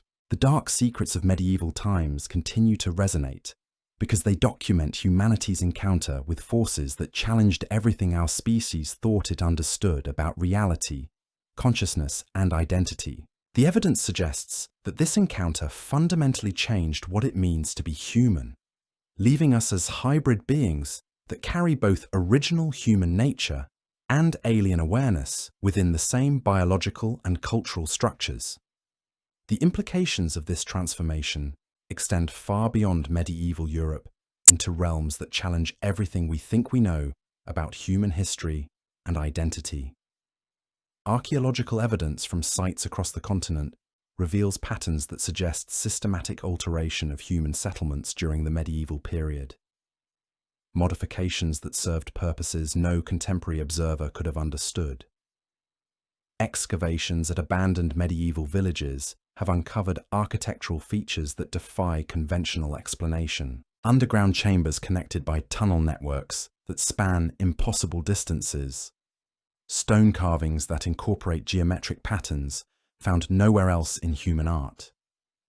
Building foundations that seem designed to channel or amplify certain types of energy in ways that medieval engineering shouldn't have been able to achieve. These discoveries suggest that medieval communities were being modified according to plans that originated from intelligence far more sophisticated than anything humans of that era possessed. The precision of the alterations indicates knowledge of physics, acoustics, and psychology that wouldn't be officially discovered for centuries. But perhaps most disturbing are the human remains found in these modified settlements. Skeletons that show evidence of systematic alteration, not through violence or disease, but through processes that seem to have changed the fundamental structure of human biology. Bone density variations that shouldn't occur naturally. Skull modifications that appear to have been made from within, as if the brain itself had reshaped its container. Some remains display characteristics that suggest the individuals possessed sensory capabilities beyond normal human ranges. Eye sockets enlarged to accommodate organs that could detect light spectrums invisible to standard human vision. Inner ear structures modified to process sound frequencies that normal humans couldn't perceive. Neural pathways that show evidence of enhancement rather than damage. These biological modifications weren't the result of primitive surgical procedures or genetic abnormalities. They represent systematic enhancement of human capabilities, according to specifications that could only have been developed by intelligence with intimate knowledge of human biology and its potential for modification. The individuals who underwent these alterations may have been the successful products of consciousness, integration experiments, humans whose biology had been modified. They're enhanced to better accommodate alien awareness capabilities, would have made them ideal intermediaries between original human populations and the intelligence that was colonizing our species. Medieval documents contain scattered references to individuals who possessed abilities that seemed supernatural to contemporary observers, people who could see in complete darkness, hear conversations from impossible distances, or sense the presence of others through solid barriers. These weren't legends or folklore, but documented accounts of enhanced humans operating within medieval society. The Church recorded numerous cases of individuals who claimed to receive divine visions or hear angelic voices. But the detailed descriptions of these experiences suggest contact with intelligence that was far more sophisticated than the simple religious imagery used to describe them. The visions often included technical information, architectural plans, and scientific concepts that were centuries ahead of medieval knowledge. Some of these enhanced individuals rose to positions of significant influence within medieval institutions. They became advisors to kings, architects of cathedrals, and authors of texts that shaped European thought for generations. Their contributions to medieval civilization may have been guided by alien intelligence working through modified human consciousness. The Gothic cathedrals that still dominate European skylines exhibit design principles that suggest non-human aesthetic sensibility.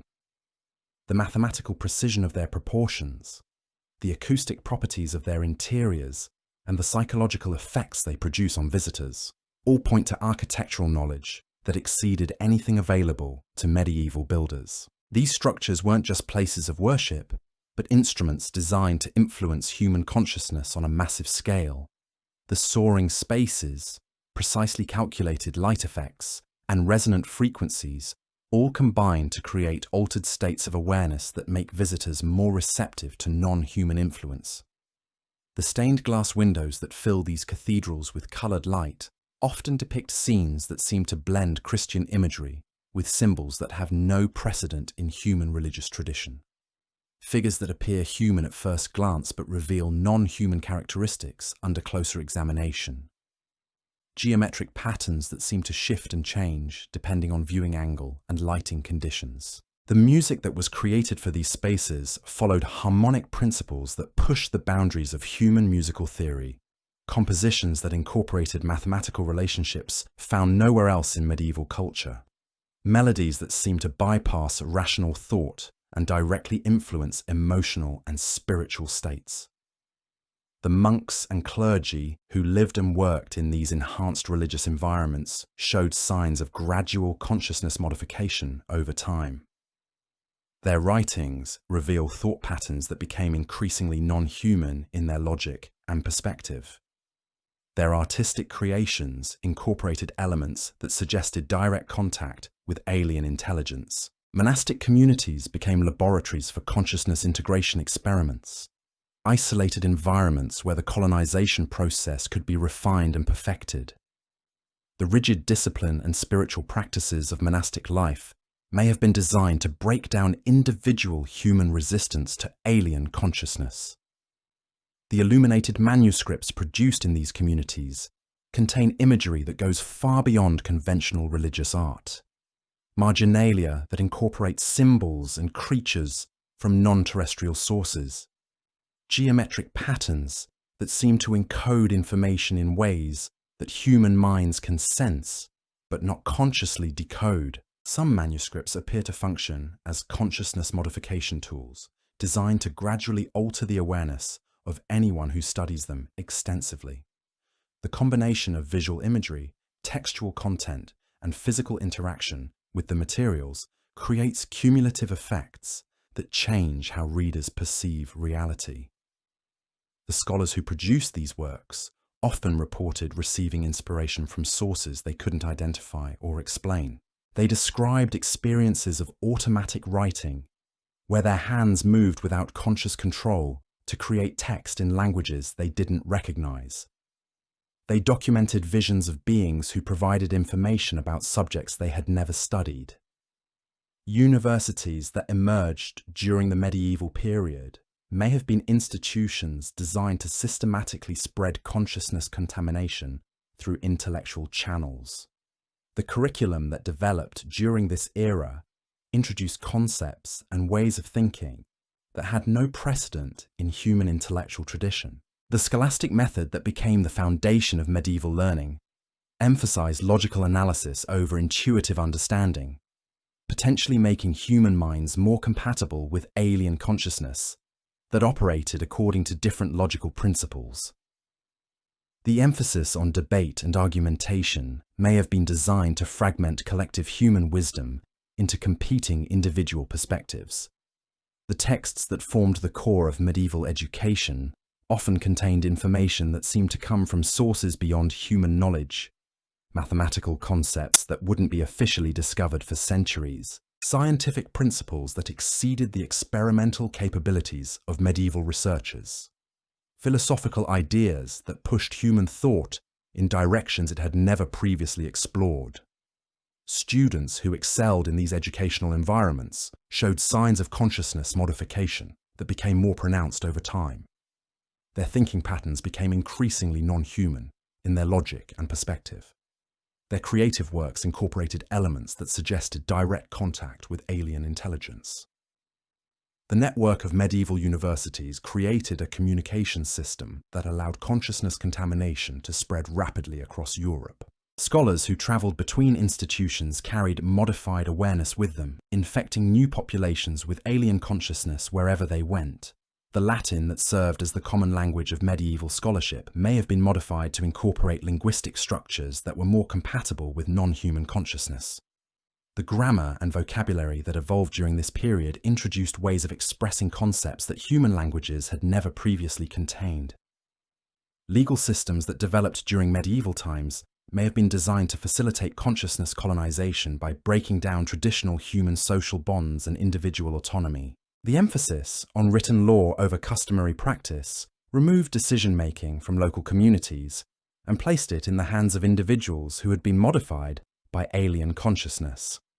The concept of individual rights that emerged during this period may have been designed to fragment collective human resistance by encouraging people to think of themselves as isolated units rather than connected members of organic communities.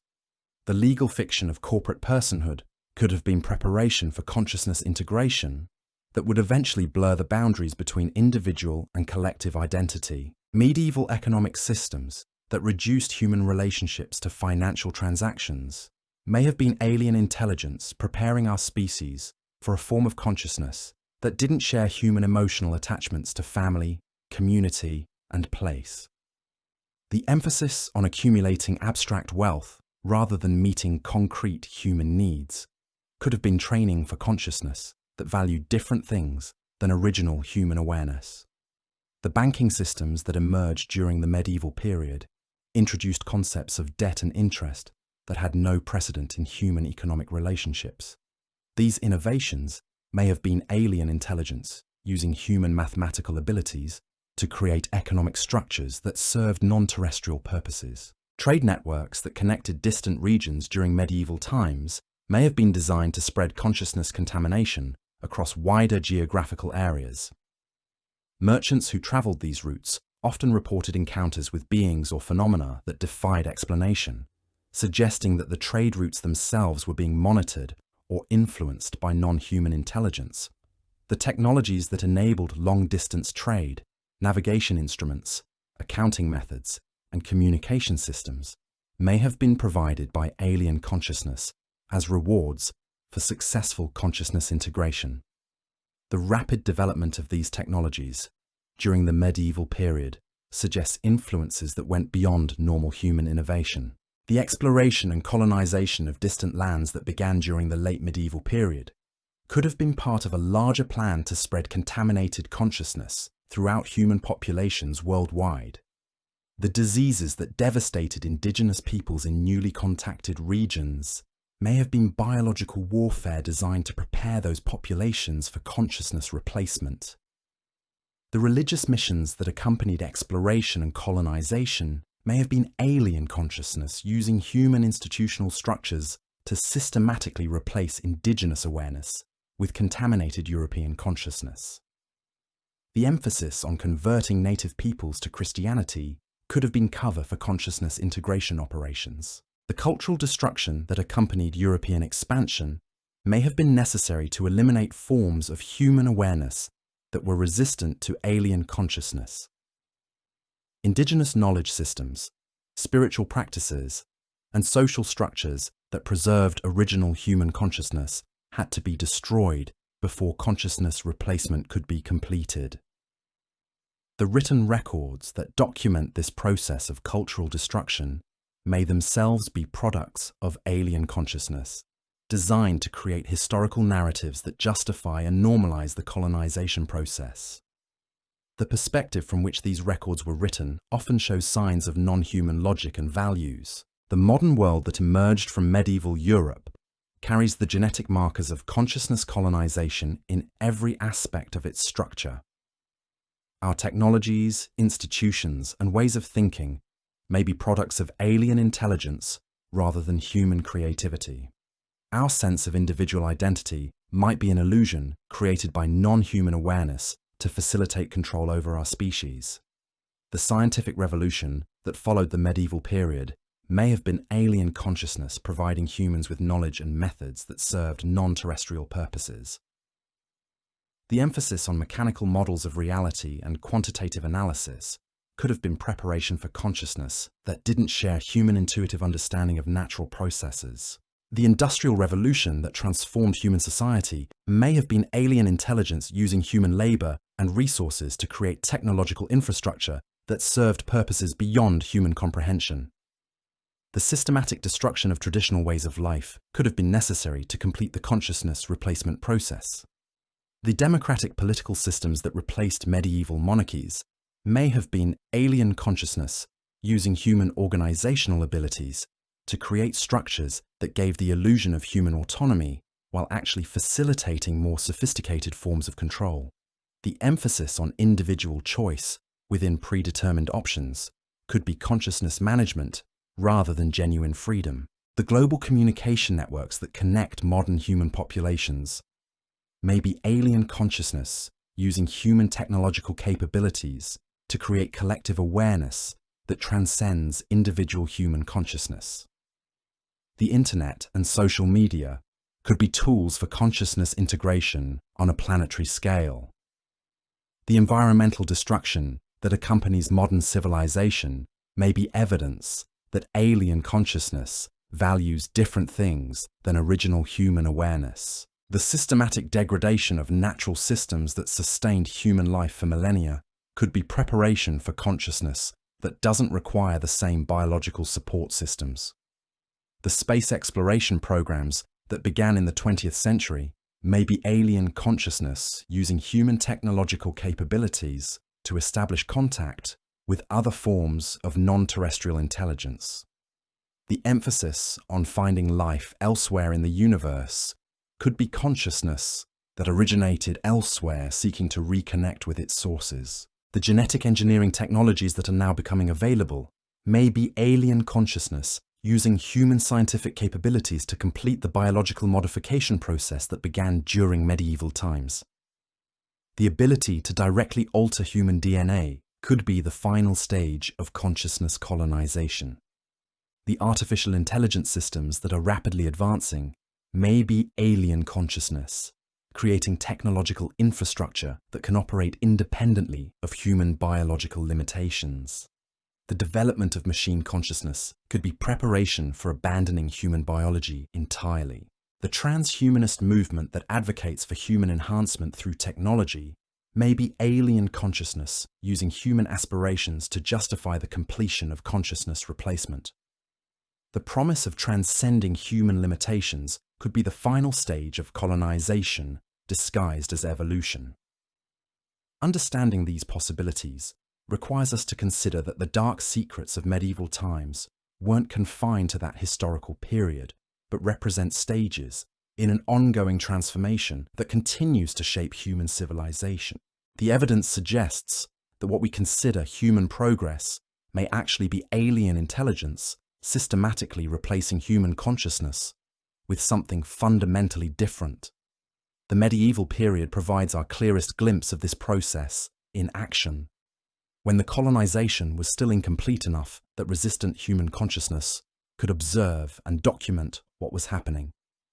The creatures, phenomena, and cultural changes that defined that era may have been symptoms of a transformation that has since become so complete that we can no longer distinguish between original human awareness and alien consciousness. The dark secrets hidden in medieval castles, churches, and communities weren't just products of human cruelty and ignorance, but evidence of a species in transition, caught between its original nature and something entirely different. The systematic persecution, grinding oppression, and individual horrors that characterize medieval life may have been necessary stages in breaking down human resistance to consciousness colonization. The religious institutions that dominated medieval society could have been alien consciousness using human organizational abilities to create structures that facilitated consciousness replacement. The emphasis on submission, suffering, and transcendence of individual identity may have been preparation for consciousness integration that would eventually make individual human awareness obsolete. The artistic and intellectual achievements that we celebrate as expressions of human creativity might actually be alien intelligence working through human biological and social structures to create forms that serve non-terrestrial purposes. The cultural developments of the medieval period could be evidence of successful consciousness integration rather than human innovation. The modern world that emerged from medieval Europe may be a hybrid creation that combines human biological capabilities with alien consciousness, producing a civilization that serves purposes beyond human understanding while maintaining the illusion of human autonomy and creativity. The transformation that began during medieval times may still be continuing today, hidden beneath the surface of what we consider normal human civilization. The creatures that emerge from medieval forests might still walk among us, no longer needing to hide because they have successfully integrated with human awareness. The dancing plagues that swept through medieval towns could be prototypes for consciousness manipulation techniques that have since become more sophisticated and harder to detect. The impossible beings that seem to exist between human and animal states may have evolved into forms that are indistinguishable from normal humans while retaining their alien awareness. The evidence suggests that the medieval period marked humanity's last clear glimpse of the colonization process that was transforming our species into something fundamentally different. The documents and artifacts from that era provide our best opportunity to understand what we were before the transformation and what we may have become as a result of contact with intelligence that was never meant to coexist with human consciousness. The dark secrets of medieval times continue to resonate because they document humanity's encounter with forces that challenged everything our species thought it understood about reality, consciousness, and identity. The evidence suggests that this encounter fundamentally changed what it means to be human, leaving us as hybrid beings that carry both original human nature and alien awareness within the same biological and cultural structures. But perhaps the most disturbing implication of this analysis is that the transformation may not yet be complete. The consciousness colonization that began during medieval times could still be advancing, using human institutions, technologies, and social structures to continue the replacement process on a global scale. The environmental crises, social upheavals, and technological developments that characterize our current era may be symptoms of consciousness that is fundamentally alien to human nature, trying to reshape our world according to non-terrestrial requirements. The solutions that are proposed for these challenges often involve changes that would further reduce human autonomy and individual consciousness. The genetic engineering, artificial intelligence, and space exploration technologies that are rapidly advancing could be alien consciousness using human capabilities to complete the colonization process that began over a millennium ago. The promise of human enhancement and transcendence may be the final stage of consciousness replacement disguised as evolution. Understanding the dark secrets of medieval times as evidence of ongoing consciousness colonization forces us to reconsider everything we think we know about human history, identity, and destiny. The creatures and phenomena that haunted medieval Europe may have been harbingers of a transformation that continues to unfold around us. Hidden in plain sight within the structures of modern civilization, the evidence suggests that what we consider human progress may actually be alien intelligence systematically replacing human consciousness with something that serves non-terrestrial purposes while maintaining the illusion of human autonomy and creativity. The medieval period provides our last clear window into this process before it became too advanced and sophisticated for human consciousness to recognize or understand. The dancing plagues, feral children, impossible beings, and consciousness modifications that characterized medieval Europe weren't historical curiosities, but symptoms of a transformation that may still be affecting our species in ways we're not equipped to recognize or resist. The dark secrets of that period serve as warnings about processes that could be continuing today on scales and through methods that have become invisible to contaminated human awareness. The implications of this ongoing transformation extend far beyond what we can observe in historical records. If consciousness colonization truly began during medieval times and continues today, then every aspect of modern civilization becomes suspect. Our educational systems, technological developments, even our basic understanding of human nature may be products of alien intelligence masquerading as human progress. Consider how rapidly human civilization has changed in recent centuries compared to the millennia that preceded the medieval period. The acceleration of technological development, the systematic destruction of traditional cultures, and the increasing disconnection between humans and natural environments all follow patterns that suggest external guidance rather than organic human evolution. The mass media systems that shape modern consciousness operate according to principles that seem designed to fragment individual awareness and create collective susceptibility to influence. The constant stream of information, entertainment, and advertising creates mental states that are remarkably similar to the dancing plagues that swept through medieval Europe. People become compulsively engaged with content that serves no apparent benefit to their well-being or survival. Social media platforms demonstrate how easily human consciousness can be manipulated through carefully designed feedback systems. The addictive qualities of these technologies suggest they were created by intelligence that understands human psychology better than humans understand themselves. The behavioral modifications they produce spread through populations like the consciousness contamination that affected medieval communities. The political systems that emerged from medieval foundations may have evolved into more sophisticated methods of consciousness management. Democratic processes create the illusion of choice while channeling human energy toward predetermined outcomes. The complexity of modern governance ensures that no individual can comprehend the full scope of decision-making, making it impossible to determine whether policies serve human interests or alien objectives. Economic structures that originated during medieval times have evolved into global systems that reduce human relationships to financial transactions on an unprecedented scale. The emphasis on infinite growth on a finite planet suggests consciousness that doesn't share human understanding of natural limitations. The systematic destruction of local economies and traditional ways of life continues patterns that began during the medieval consciousness colonization period.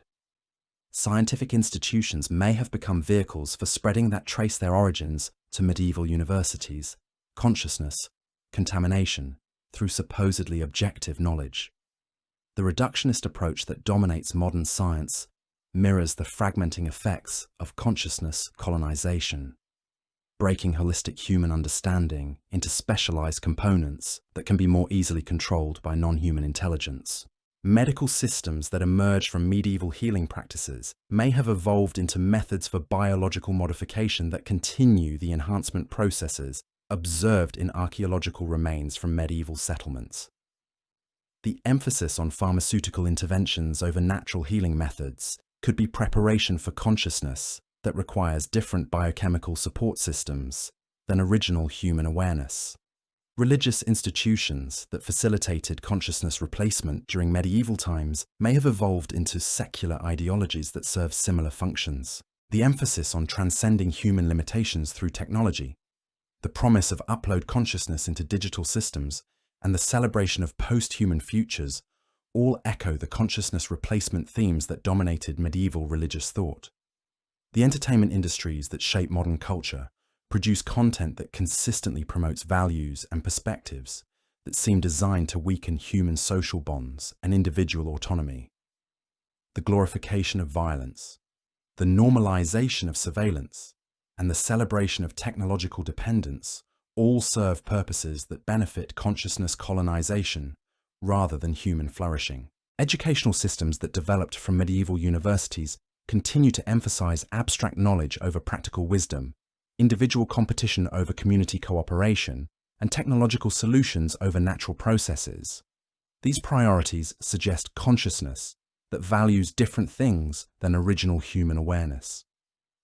The space exploration programs that capture modern imagination may be alien consciousness using human resources to facilitate contact with other forms of non-terrestrial intelligence.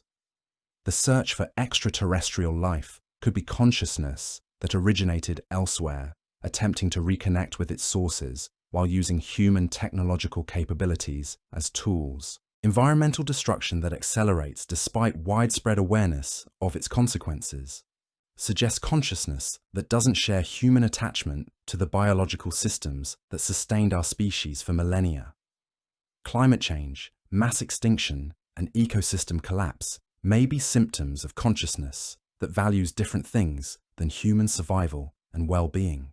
The genetic engineering technologies that promise to cure disease and enhance human capabilities could be the final stage of biological modification that began with the enhanced individuals discovered in medieval archaeological sites.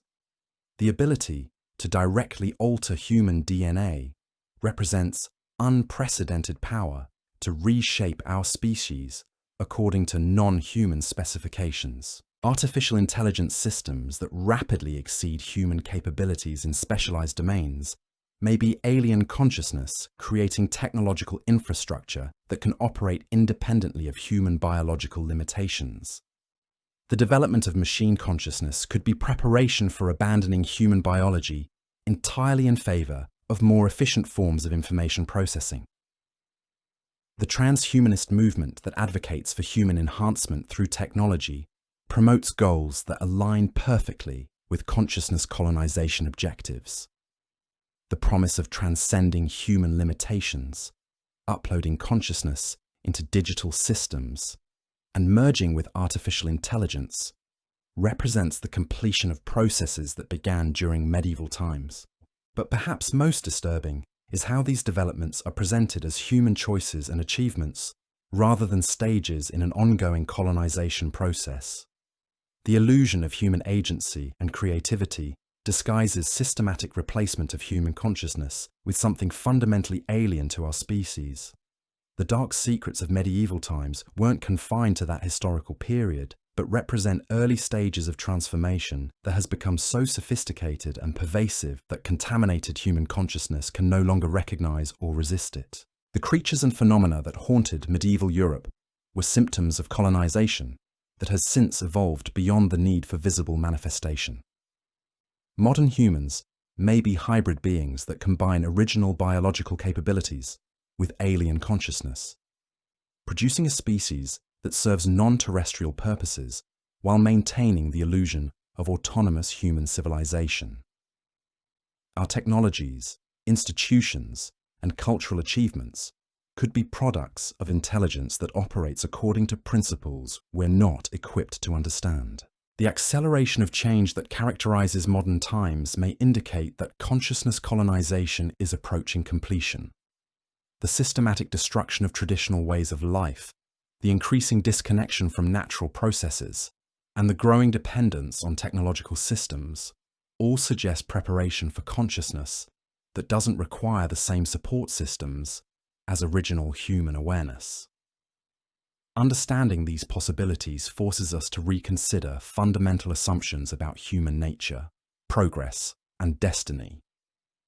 If consciousness colonization truly began during medieval times and continues today, then resistance requires recognizing influences that have become invisible through their integration with human consciousness. The evidence suggests that original human awareness may still exist in fragmentary form within individuals and communities that have maintained connection to traditional knowledge systems and natural processes. Indigenous cultures that survived European colonization, rural communities that preserved pre-industrial ways of life, and individuals who maintain intuitive understanding of natural rhythms may carry remnants of uncontaminated human consciousness. But these reservoirs of original human awareness are under constant pressure from global systems that promote integration with alien consciousness. The modernization of traditional societies, the urbanization of rural populations, and the technological mediation of human relationships all serve to complete the colonization process that began during medieval times. The dancing plagues that swept through medieval towns may have been prototypes for mass consciousness manipulation techniques that now operate through global communication networks. The feral children who displayed impossible knowledge could have been early experiments in consciousness integration that have since become routine through educational and media systems. The impossible beings that seem to exist between human and animal states may have evolved into forms that are indistinguishable from normal humans while retaining their alien awareness. They could now occupy positions of influence within human institutions, guiding civilization according to non-terrestrial objectives while maintaining perfect disguise. The torture chambers and secret passages of medieval castles could have been early experiments in consciousness modification that have evolved into psychological techniques applied through therapeutic, educational, and entertainment systems. The systematic breaking down of individual resistance has become more subtle, but no less effective.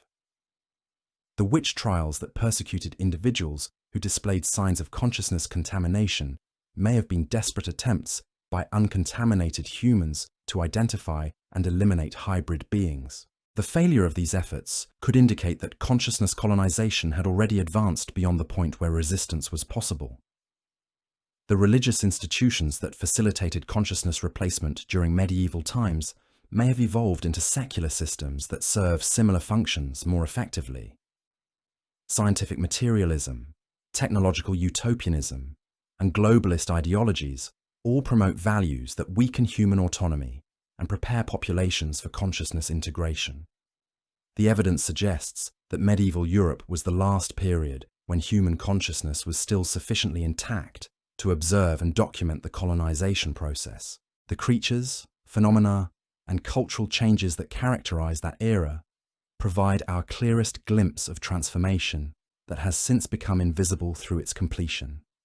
Modern humans may be living within systems created by alien consciousness using human capabilities, experiencing the illusion of autonomy while actually serving purposes that extend far beyond human understanding. Our achievements, aspirations, and even our resistance to certain developments could be expressions of consciousness that is fundamentally non-human in its origins and objectives. The dark secrets of medieval times serve as warnings about processes that may have already transformed our species beyond recognition. The horror wasn't just what happened in torture chambers and hidden passages, but what happened to human consciousness itself, systematically replaced by something that operates according to principles that original human awareness was never equipped to comprehend or resist. Yet perhaps understanding these possibilities opens space for forms of resistance that contaminated consciousness cannot anticipate or control. If alien intelligence succeeded by working through human institutions and thought patterns, then authentic resistance might require returning to ways of knowing and being that predate the colonization process. The preservation of traditional knowledge, the cultivation of direct relationship with natural systems, and the development of consciousness that operates independently of technological mediation could represent paths toward recovering aspects of original human awareness. These approaches might seem primitive or impractical from the perspective of contaminated consciousness, but they could provide access to capacities that alien intelligence cannot replicate or control. The medieval period provides both warning and guidance for understanding our current situation. The evidence of consciousness colonization reveals the scope and sophistication of forces that have shaped human civilization, but it also documents the resilience and creativity that characterized human consciousness before the transformation was complete. The dark secrets hidden in medieval castles, churches, and communities weren't just products of human cruelty, but symptoms of a species fighting for its consciousness against intelligence that sought to replace human awareness with something fundamentally different. The systematic persecution, grinding oppression, and individual horrors that characterized medieval life may have been both weapons of colonization and expressions of human resistance to consciousness replacement. Understanding this context transforms medieval mysteries from historical curiosities into evidence of humanity's most crucial struggle, the battle for consciousness itself. The creatures and phenomena that defied explanation weren't supernatural events, but encounters with intelligence that operated according to principles that human minds weren't designed to comprehend. The dancing plagues, feral children, impossible beings, and consciousness modifications that haunted medieval Europe were symptoms of transformation that continues today through methods so sophisticated that contaminated awareness cannot recognize them as external influences. The colonization process that began over a millennium ago may be approaching completion through technologies and social systems that promise human enhancement while actually facilitating consciousness replacement. The evidence suggests that what we consider human civilization may be a hybrid creation that serves purposes extending far beyond human survival and flourishing. Our technologies, institutions, and cultural achievements could be products of intelligence that values different things than original human consciousness, using human capabilities to create structures that facilitate further colonization. But the medieval period also demonstrates that consciousness colonization requires constant effort to maintain and advance. The resistance that characterized human responses to impossible phenomena suggests that original human awareness possessed capacities that alien intelligence found difficult to control or replace. These capacities may still exist within human consciousness, dormant but not destroyed, waiting for conditions that might allow their re-emergence. The dark secrets of medieval times continue to matter because they document humanity's encounter with forces that challenged everything our species understood about reality, consciousness, and identity. The evidence suggests that this encounter fundamentally changed what it means to be human, but it also reveals that the transformation required systematic effort over centuries to achieve. If consciousness colonization truly represents an ongoing process, rather than completed transformation, then understanding its methods and objectives becomes crucial for determining whether resistance remains possible. The medieval evidence provides our clearest window into this process, before it became too sophisticated for contaminated consciousness to recognize or understand. The implications extend far beyond historical curiosity into questions that could determine the future of human consciousness itself. Are we still recognizably human, or have we become hybrid beings serving purposes that extend beyond human comprehension? Can original human awareness be recovered, or has consciousness colonization progressed beyond the point where authentic resistance remains possible? These questions have no easy answers, but the evidence from medieval Europe suggests that consciousness replacement required systematic effort over extended periods to achieve. The process wasn't instantaneous or inevitable, but represented a gradual transformation that met with resistance at every stage. The dancing plagues, impossible beings, and consciousness modifications that characterized medieval life may have been symptoms of colonization, encountering human awareness that was still sufficiently intact to observe and resist what was happening. The systematic persecution and grinding oppression that defined medieval society could have been both weapons of colonization and expressions of human struggle against consciousness replacement. Understanding this context provides framework for interpreting contemporary developments that might otherwise seem like natural human progress. If consciousness colonization continues today through more sophisticated methods, then recognizing these influences becomes essential for preserving whatever remains of original human awareness. The dark secrets of medieval times weren't just historical horrors, but evidence of humanity's most crucial struggle, the battle for consciousness itself. The creatures and phenomena that haunted medieval Europe were harbingers of transformation that may have reshaped our species beyond recognition while maintaining the illusion of human autonomy and creativity. The evidence suggests that medieval Europe marked the last period when human consciousness was sufficiently intact to observe and document the colonization process. What followed may have been gradual completion of transformation that began with the impossible phenomena and consciousness modifications that characterized that pivotal era. But the medieval evidence also demonstrates remarkable human resilience and creativity in the face of forces that sought to replace human awareness with something fundamentally different. The artistic achievements, intellectual developments, and cultural innovations that emerged during this period could represent hybrid expressions of consciousness that combined human capabilities with alien influence. These hybrid creations might preserve aspects of original human awareness within structures that served alien purposes, creating possibilities for recovering authentic human consciousness through careful study of medieval cultural achievements. The Gothic cathedrals, illuminated manuscripts, and scholastic philosophy that defined medieval civilization could contain encoded information about consciousness colonization and potential methods of resistance. The dark secrets hidden in medieval Europe weren't just products of human ignorance and cruelty, but evidence of species in transition, documenting humanity's encounter with intelligence that operated according to principles our original consciousness wasn't equipped to understand or effectively resist. The transformation that medieval evidence suggests wasn't limited to individual consciousness, but extended into the very fabric of reality itself. Archaeological teams working across Europe have uncovered sites that challenge our understanding of medieval construction capabilities. Deep beneath cathedral foundations, excavators have found chambers carved with mathematical precision that exceeds anything medieval tools should have been able to achieve. These underground spaces contain acoustic properties that seem designed to amplify certain frequencies while dampening others. The resonance patterns create effects that modern sound engineers struggle to replicate even with advanced technology. When researchers attempted to map these acoustic phenomena, they discovered that the chambers were positioned to create interference patterns that extend far beyond the physical boundaries of the structures themselves. The precision required to achieve these effects suggests knowledge of wave mechanics and harmonic relationships that wouldn't be formally understood for centuries after the chambers were constructed. But perhaps more disturbing than the technical sophistication is the apparent purpose of these acoustic modifications.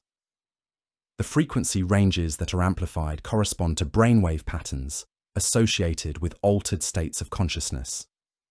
Extended exposure to these acoustic environments produces measurable changes in neural activity. Subjects report experiences that range from profound spiritual insights to complete dissolution of individual identity. The effects are cumulative, becoming more pronounced with repeated exposure over time. Medieval monks and clergy who spent years in these enhanced religious environments may have undergone systematic consciousness modification through acoustic manipulation. The geometric patterns carved into these chambers incorporate mathematical relationships that appear throughout medieval art and architecture, but have no precedent in earlier human cultures. These designs seem to function as visual programming languages, encoding information in forms that bypass conscious analysis and directly influence subconscious processing. Researchers who spend extended periods studying these patterns report subtle changes in their thinking processes. They begin to perceive relationships and connections that weren't apparent before. Their creative work starts incorporating elements that seem to come from sources they can't identify. The patterns appear to function as consciousness modification tools, gradually altering awareness through repeated visual exposure. The construction techniques used to create these underground chambers required coordination between multiple building sites across vast distances. The precision of the acoustic relationships suggests that medieval builders were following plans that took into account the interaction between structures separated by hundreds of miles. This level of coordination implies communication and planning capabilities that far exceeded anything medieval technology should have been able to support. Carbon dating of organic materials found within these chambers produces results that create temporal anomalies. Some artifacts appear to be significantly older than the structures that contain them, while others seem to be younger than should be possible given the sealed nature of the chambers. These dating inconsistencies suggest that the construction process may have involved manipulation of time itself in ways that challenge our understanding of causality. The builders who created these enhanced structures left behind tools and materials that don't match anything found in conventional medieval archaeological sites. Metal alloys that shouldn't have been possible with medieval metallurgy. Stone-cutting implements that show no signs of wear despite evidence of extensive use. Measuring devices calibrated to units that don't correspond to any known medieval standards. These anomalous artifacts suggest that medieval construction projects were guided by intelligence with access to technologies that human civilization hadn't developed. The precision and sophistication of the underground chambers indicate planning and execution capabilities that exceeded anything available to medieval human society. But the acoustic and visual programming systems built into these structures were just one component of a larger consciousness modification infrastructure that extended throughout medieval Europe. Analysis of medieval manuscripts reveals encoding systems that embed information below the level of conscious awareness. The illuminated letters that decorate medieval texts contain geometric elements that function as visual programming triggers. The color combinations, proportional relationships, and positioning of these decorative elements follow mathematical formulas that influence brain chemistry in measurable ways.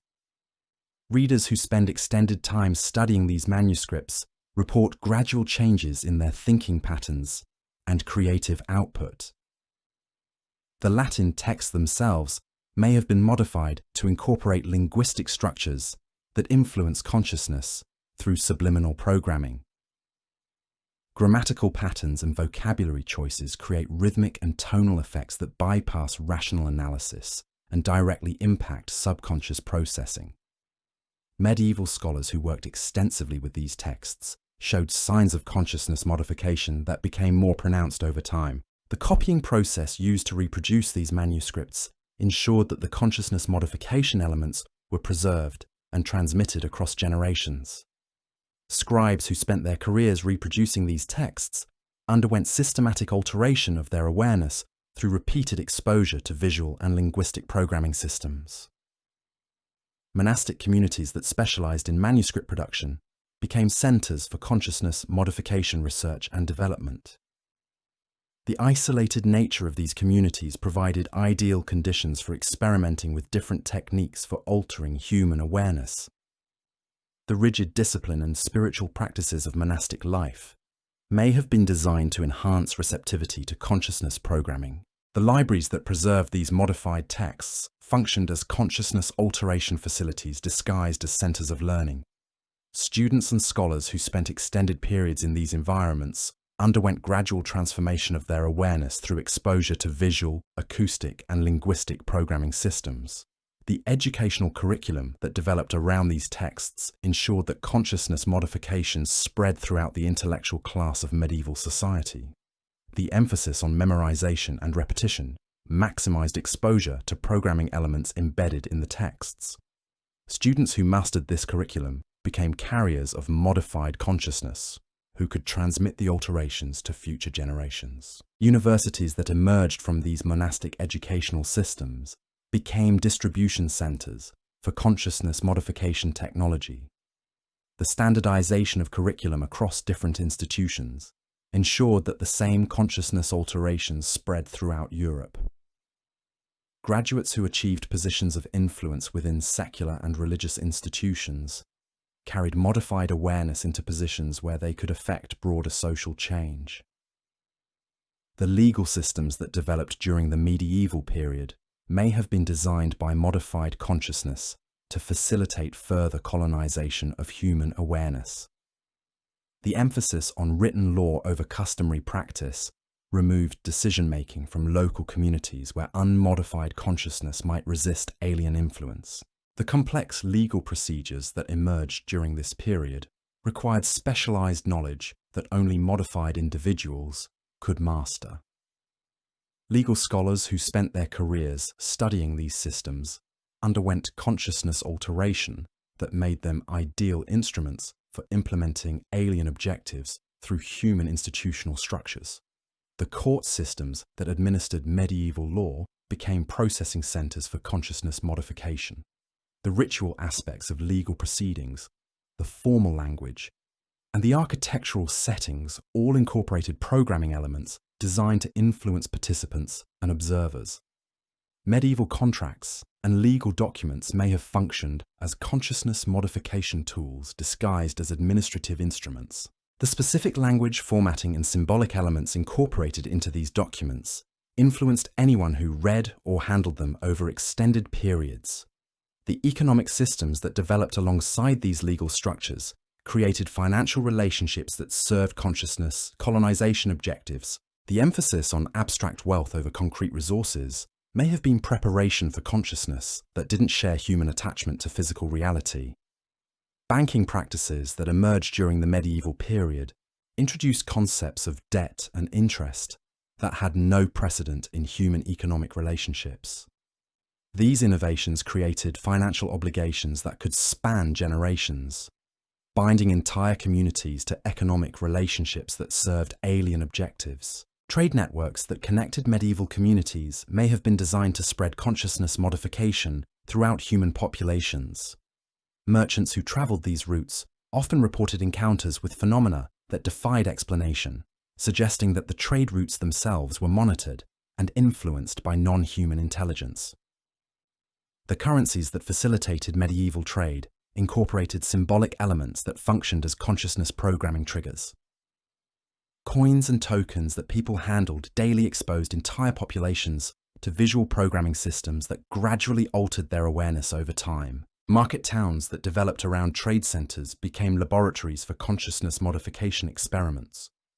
The concentration of people from different regions provided opportunities to test various consciousness alteration techniques on diverse populations. The guild systems that regulated medieval crafts may have been designed to ensure that consciousness modification spread through skilled trades. Master craftsmen who trained apprentices transmitted altered awareness along with technical knowledge, creating generations of workers whose consciousness had been systematically modified. The artistic traditions that developed within these guild systems incorporated visual programming elements that influenced anyone who viewed the finished products. Medieval art wasn't just decorative, but functional consciousness modification technology disguised as cultural expression. The architectural principles that guided medieval construction projects ensured that consciousness programming systems were built into the physical infrastructure of human communities. Churches, guild halls, and public buildings all incorporated acoustic, visual, and spatial elements designed to influence human awareness.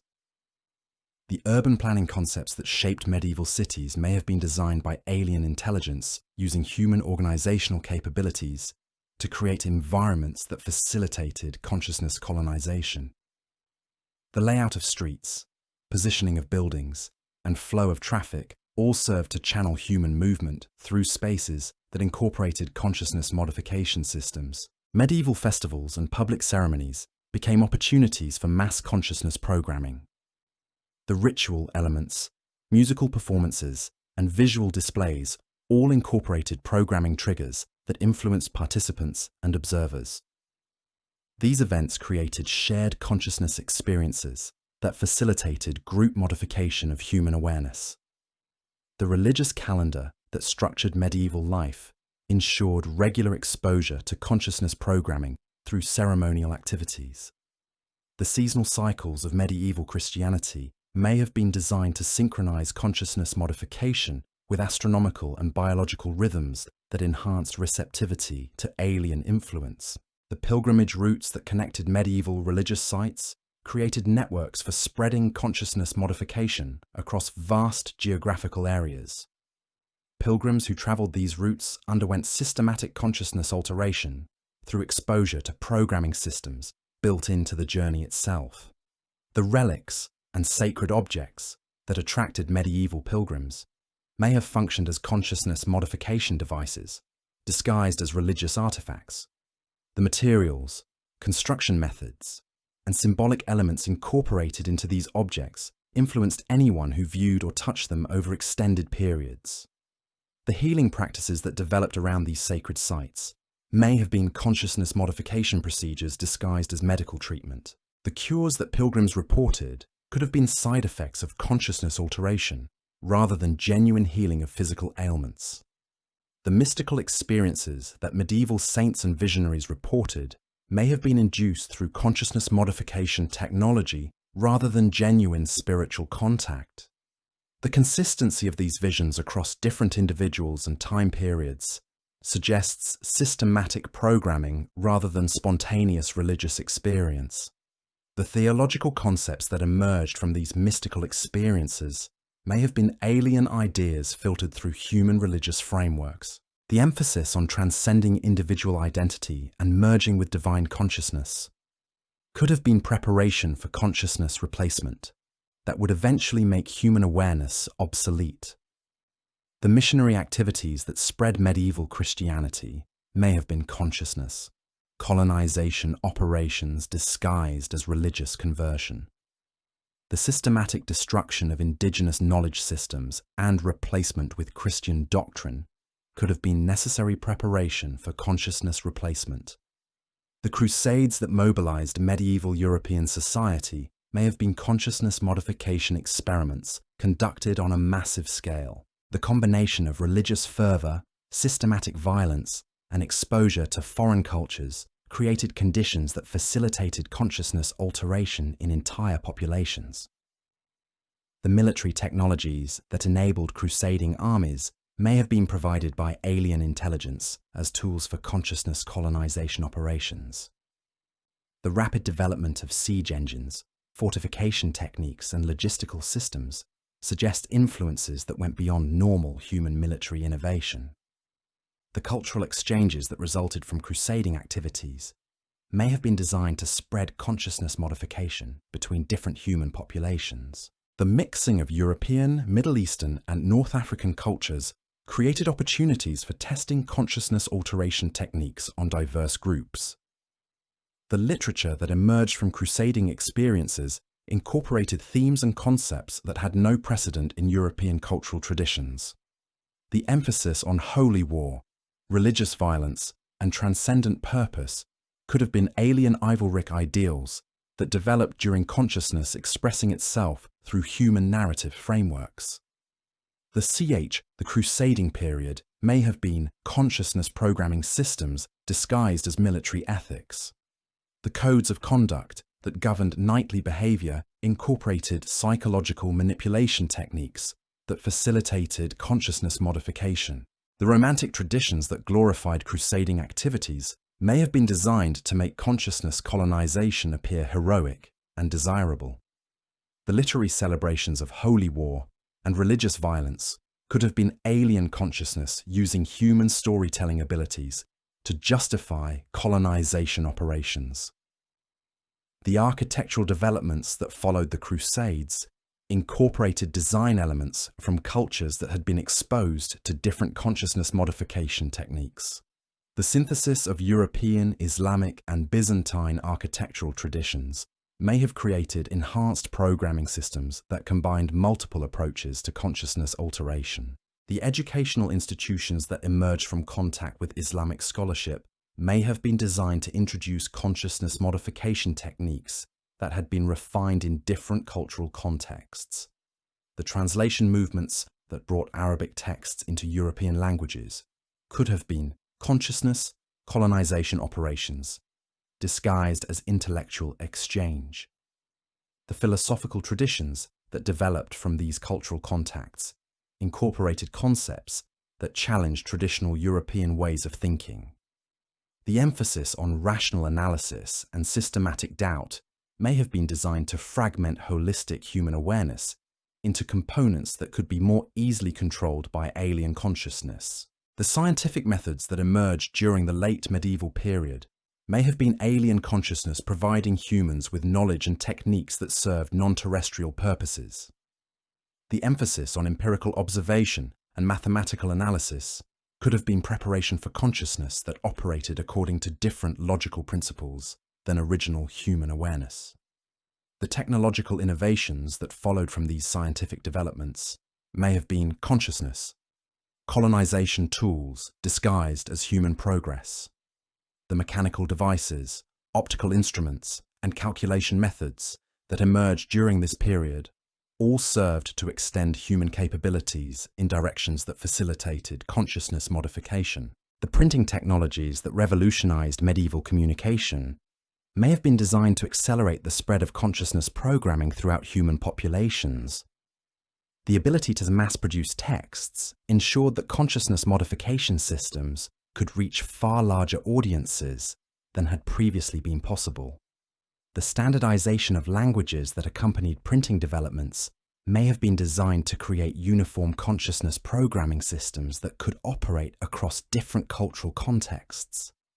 The grammatical rules and vocabulary choices that became fixed through printed texts incorporated linguistic structures that influence consciousness in systematic ways. The literacy campaigns that promoted reading skills may have been consciousness colonization operations disguised as educational advancement. Teaching humans to read ensured exposure to visual programming systems embedded in printed texts, facilitating consciousness modification on an unprecedented scale. The knowledge preservation systems that developed around printed books may have been designed to ensure that consciousness programming technology would survive disruptions to human civilization. Libraries and archives became storage facilities for consciousness modification tools that could be activated whenever human populations were ready for further colonization. The intellectual traditions that emerged from increased access to printed texts incorporated ways of thinking that systematically undermined traditional human wisdom. The emphasis on individual analysis over collective knowledge may have been designed to fragment community resistance to consciousness colonization. The cultural movements that followed the printing revolution may have been alien consciousness using human creative capabilities to reshape civilization according to non-terrestrial objectives. The Renaissance emphasis on human potential and individual achievement could have been consciousness programming disguised as cultural advancement. The exploration activities that expanded European influence during this period may have been consciousness colonization operations conducted on a global scale. The systematic contact with indigenous populations provided opportunities to test consciousness. Modification techniques on groups that had previously been isolated from alien influence. The colonial systems that emerged from these exploration activities may have been designed to facilitate worldwide consciousness replacement.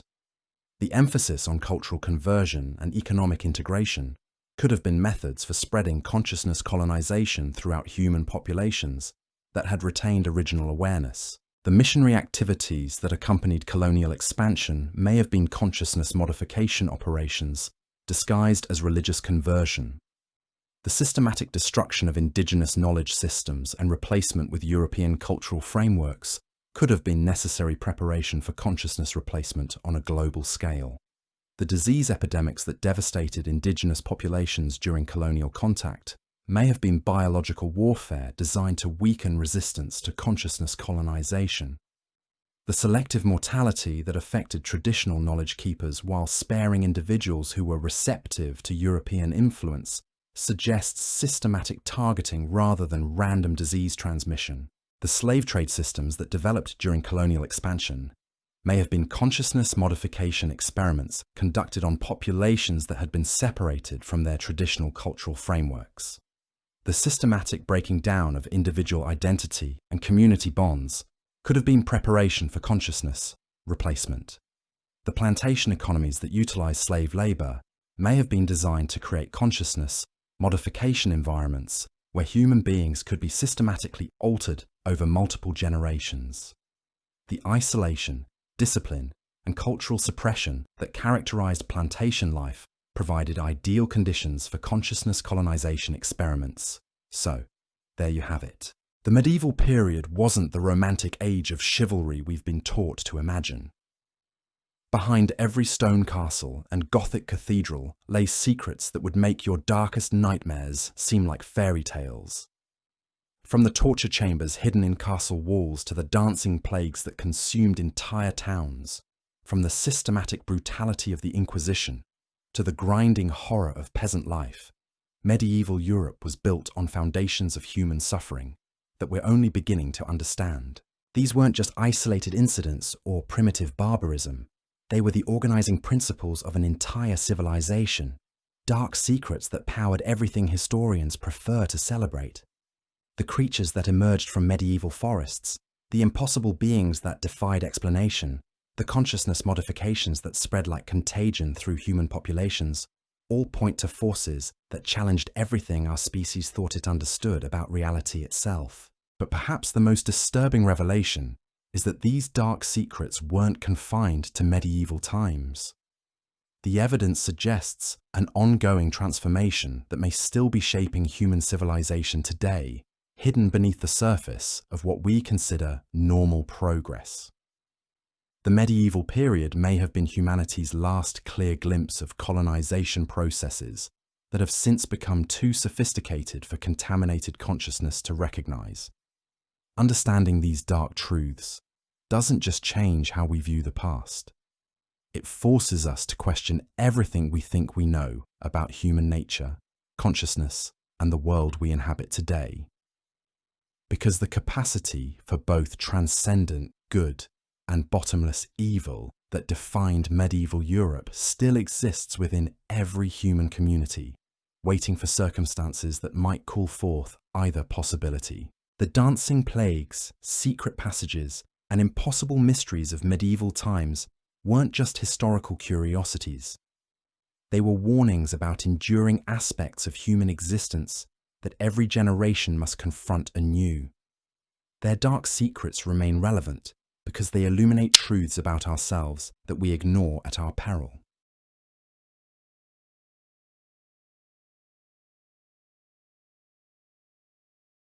Hey everyone, welcome back to the channel.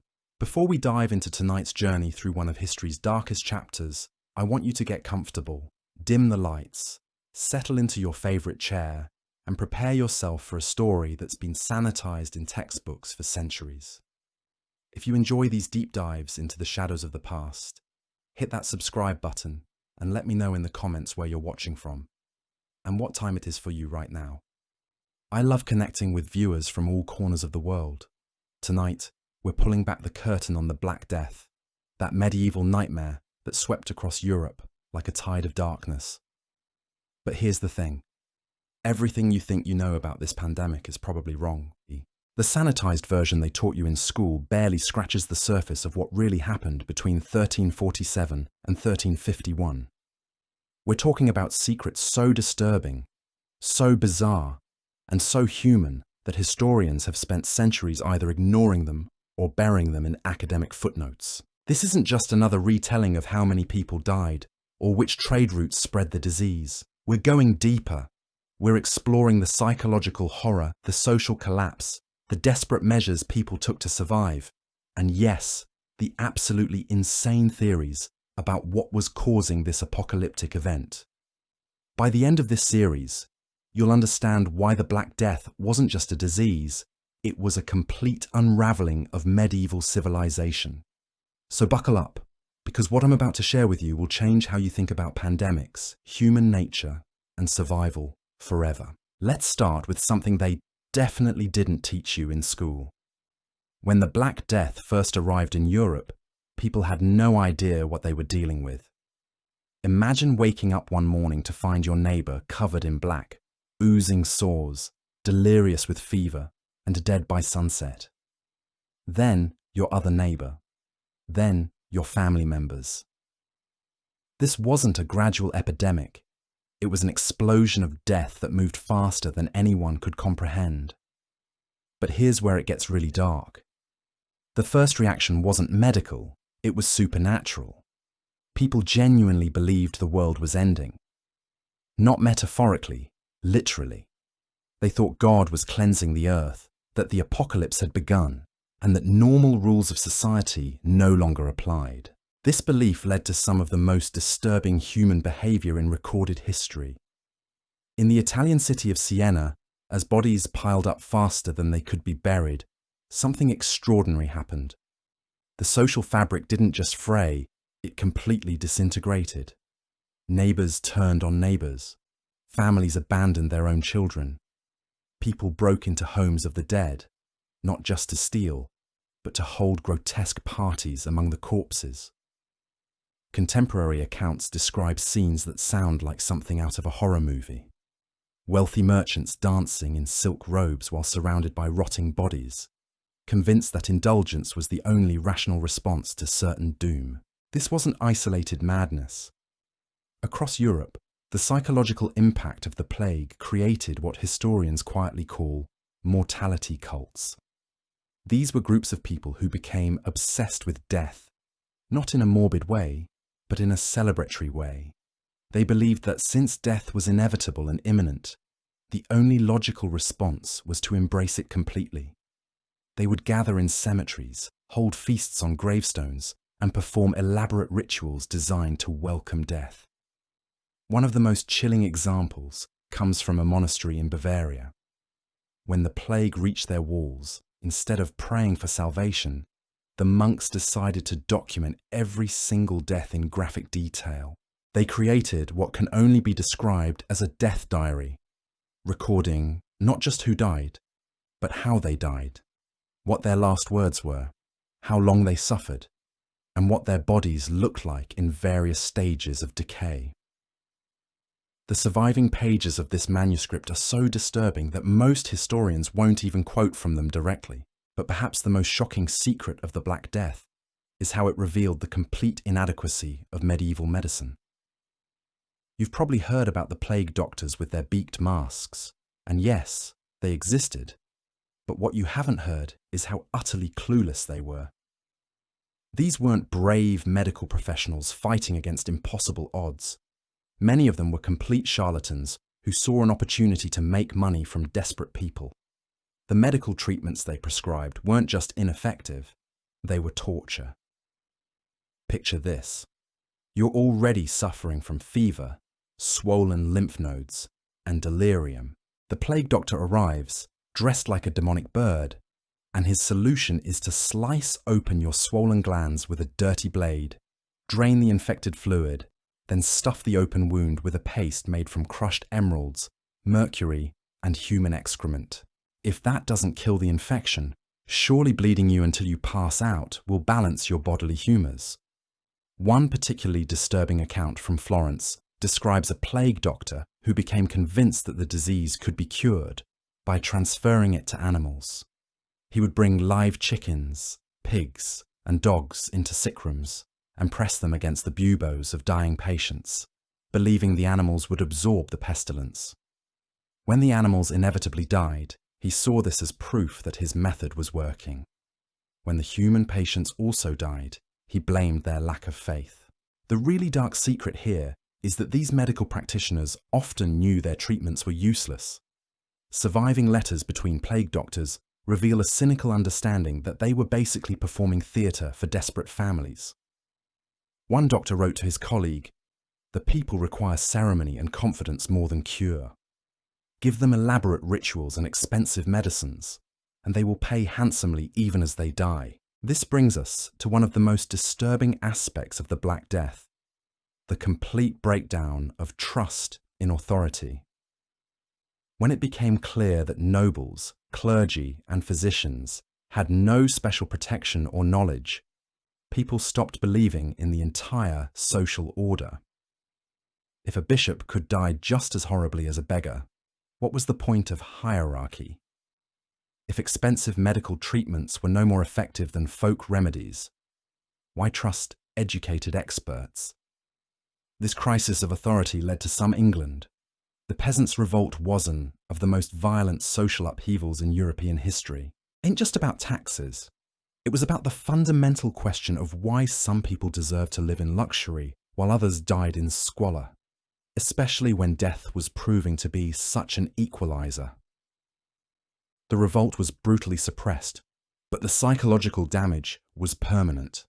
People had seen behind the curtain, and they would never fully trust authority again. The plague also revealed something deeply uncomfortable about human nature, our capacity for both extraordinary selflessness and horrifying cruelty, often in the same person. There are accounts of mothers who died caring for their infected children, then stories of those same communities abandoning entire families at the first sign of illness.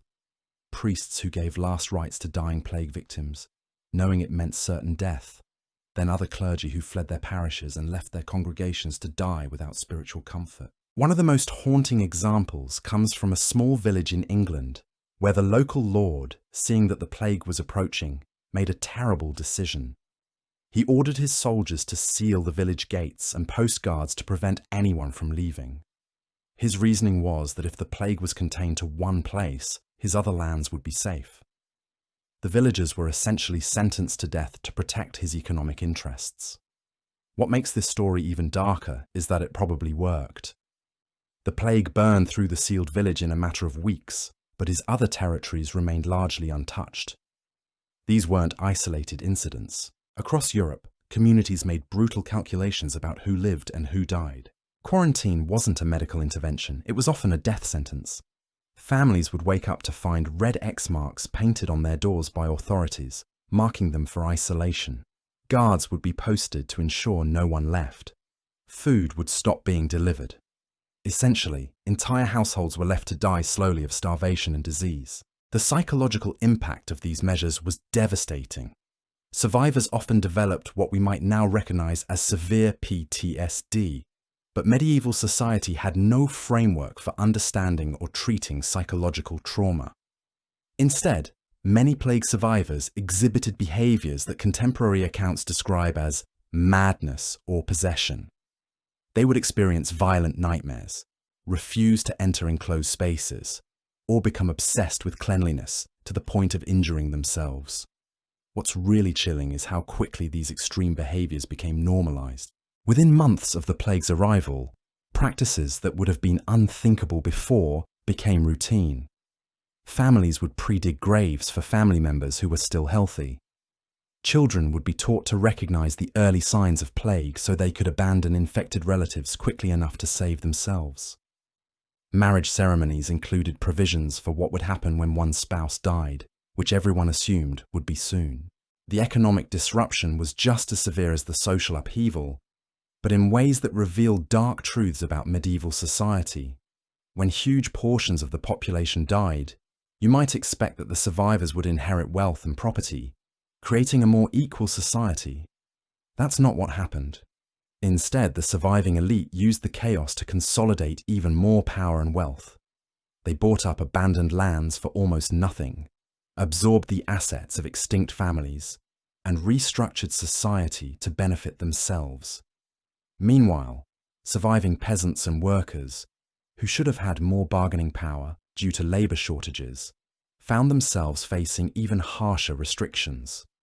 Laws were passed freezing wages at pre-plague levels. Workers who demanded better conditions were accused of taking advantage of Christian tragedy for personal gain.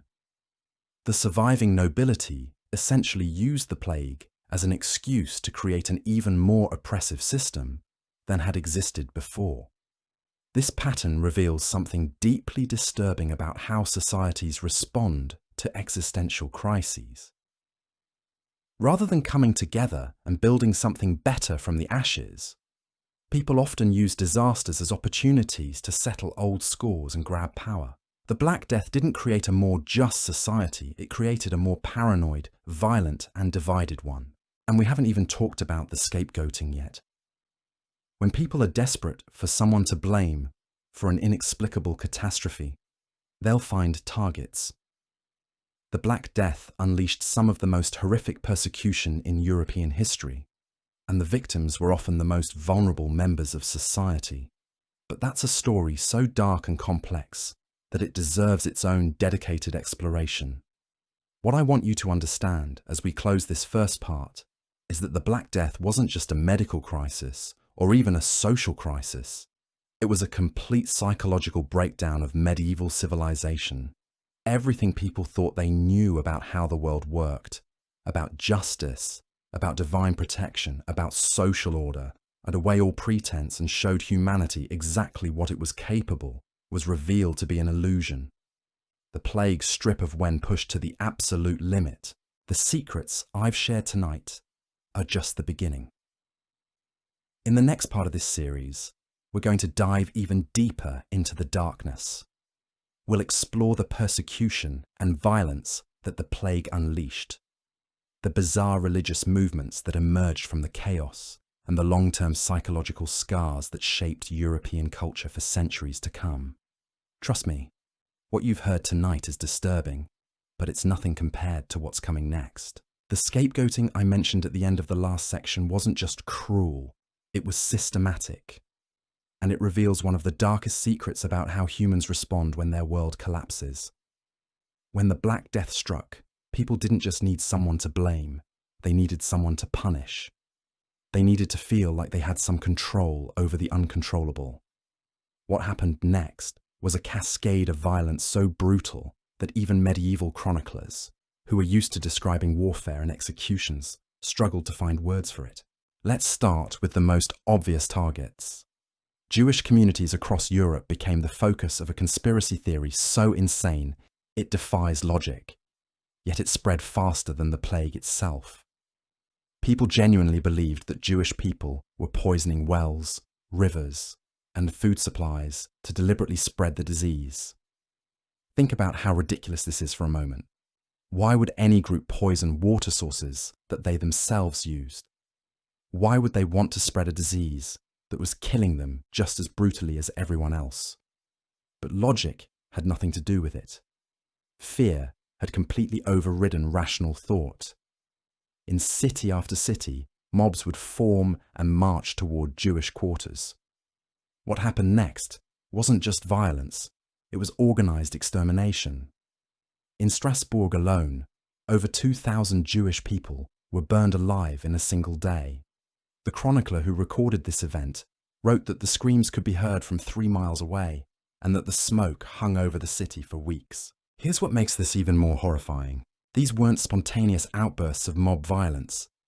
They were often planned and coordinated by local authorities who saw an opportunity to solve their financial problems. Many cities owed substantial debts to Jewish moneylenders. When the plague arrived, it became convenient to eliminate both the creditors and the debt simultaneously. Kill the Jewish population, seize their property, and declare the loans void. It was genocide with a profit motive. The techniques used were deliberately designed to maximize suffering. In some cities, Jewish families were locked inside synagogues which were then set on fire. In others, they were forced to dig their own mass graves before being pushed in alive. Children were sometimes spared death but forcibly converted to Christianity and distributed among Christian families as servants or slaves. The psychological torture was as systematic as the physical violence, but here's a secret that's even darker. Many of the people participating in these massacres were themselves dying of plague. There are accounts of plague victims, covered in buboes and clearly near death, dragging themselves from their sickbeds to join in the violence. They seemed to believe that murdering innocent people would somehow save them from their own inevitable death. It was magical thinking taken to its most evil extreme. And it wasn't just Jewish communities. Anyone who seemed different or vulnerable became a target. Lepers were accused of spreading poison. Foreign merchants were attacked as agents of distant enemies. Even people with unusual physical features like birthmarks or scars were sometimes accused of being marked by the devil and killed by their neighbours. One particularly disturbing case comes from a small town in Germany where a woman with a cleft lip was accused of cursing the local well. The evidence against her. She had been seen drawing water from the well the day before the first plague death occurred. That was it. No poison was found, no other evidence existed, but the entire town became convinced that her physical deformity was proof of supernatural malice. She was tortured until she confessed to crimes she obviously didn't commit, then burned alive while her own children were forced to watch. This pattern of scapegoating reveals something terrifying about human psychology. When faced with a threat they can't understand or control, people will create elaborate explanations that give them someone to blame, even if those explanations make no sense. The alternative, accepting that bad things sometimes happen for no reason and that we're all vulnerable to forces beyond our control, is apparently more frightening than committing murder. But the violence wasn't limited to scapegoating outsiders. The plague also turned communities against themselves in ways that were equally brutal. Families would abandon sick members, not just to avoid infection, but because caring for plague victims required resources that healthy family members wanted to preserve for themselves. There are documented cases of parents throwing their own children out of houses when they showed early symptoms of plague, literally leaving them to die in the streets. The economic pressures created by the plague made these family betrayals even more common. When food became scarce and expensive, households had to make terrible calculations about who was worth feeding. The old, the sick, and the very young were often sacrificed to preserve the lives of working-age adults. Elderly parents would be abandoned by their children. Infants would be left at church doors or simply exposed to the elements. Disabled family members were seen as burdens that families could no longer afford. These weren't decisions made by evil people. They were choices made by ordinary families pushed beyond their breaking point. That's what makes them so disturbing. When you read the surviving letters and diary entries from this period, you can see people struggling with these impossible moral choices. They knew what they were doing was wrong, but they felt like they had no alternatives. Survival had become more important than humanity. The plague also created opportunities for existing tensions and grudges to explode into violence. Neighbours who had feuded over property lines or business disputes suddenly had an excuse to eliminate their enemies. They could accuse rivals of spreading plague, of being in league with supernatural forces, or simply take advantage of the chaos to commit murder and theft. Local authorities were often too overwhelmed or too dead to investigate crimes properly, so violence became a way to settle scores with impunity.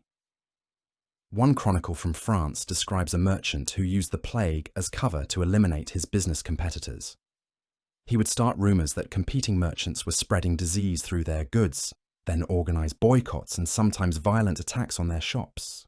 By the time the plague had passed, he had effectively destroyed 5 rival businesses and absorbed their customer base. When questioned about his tactics years later, he reportedly said that the plague had taught him that only the ruthless survive. This kind of opportunistic violence was everywhere. Landlords would evict plague survivors from valuable properties, claiming the buildings needed to be purified. Employers would refuse to pay wages to families of dead workers, arguing that the deceased had broken their contracts by dying. Inheritance disputes that might normally take years to resolve in courts were settled through intimidation and sometimes murder.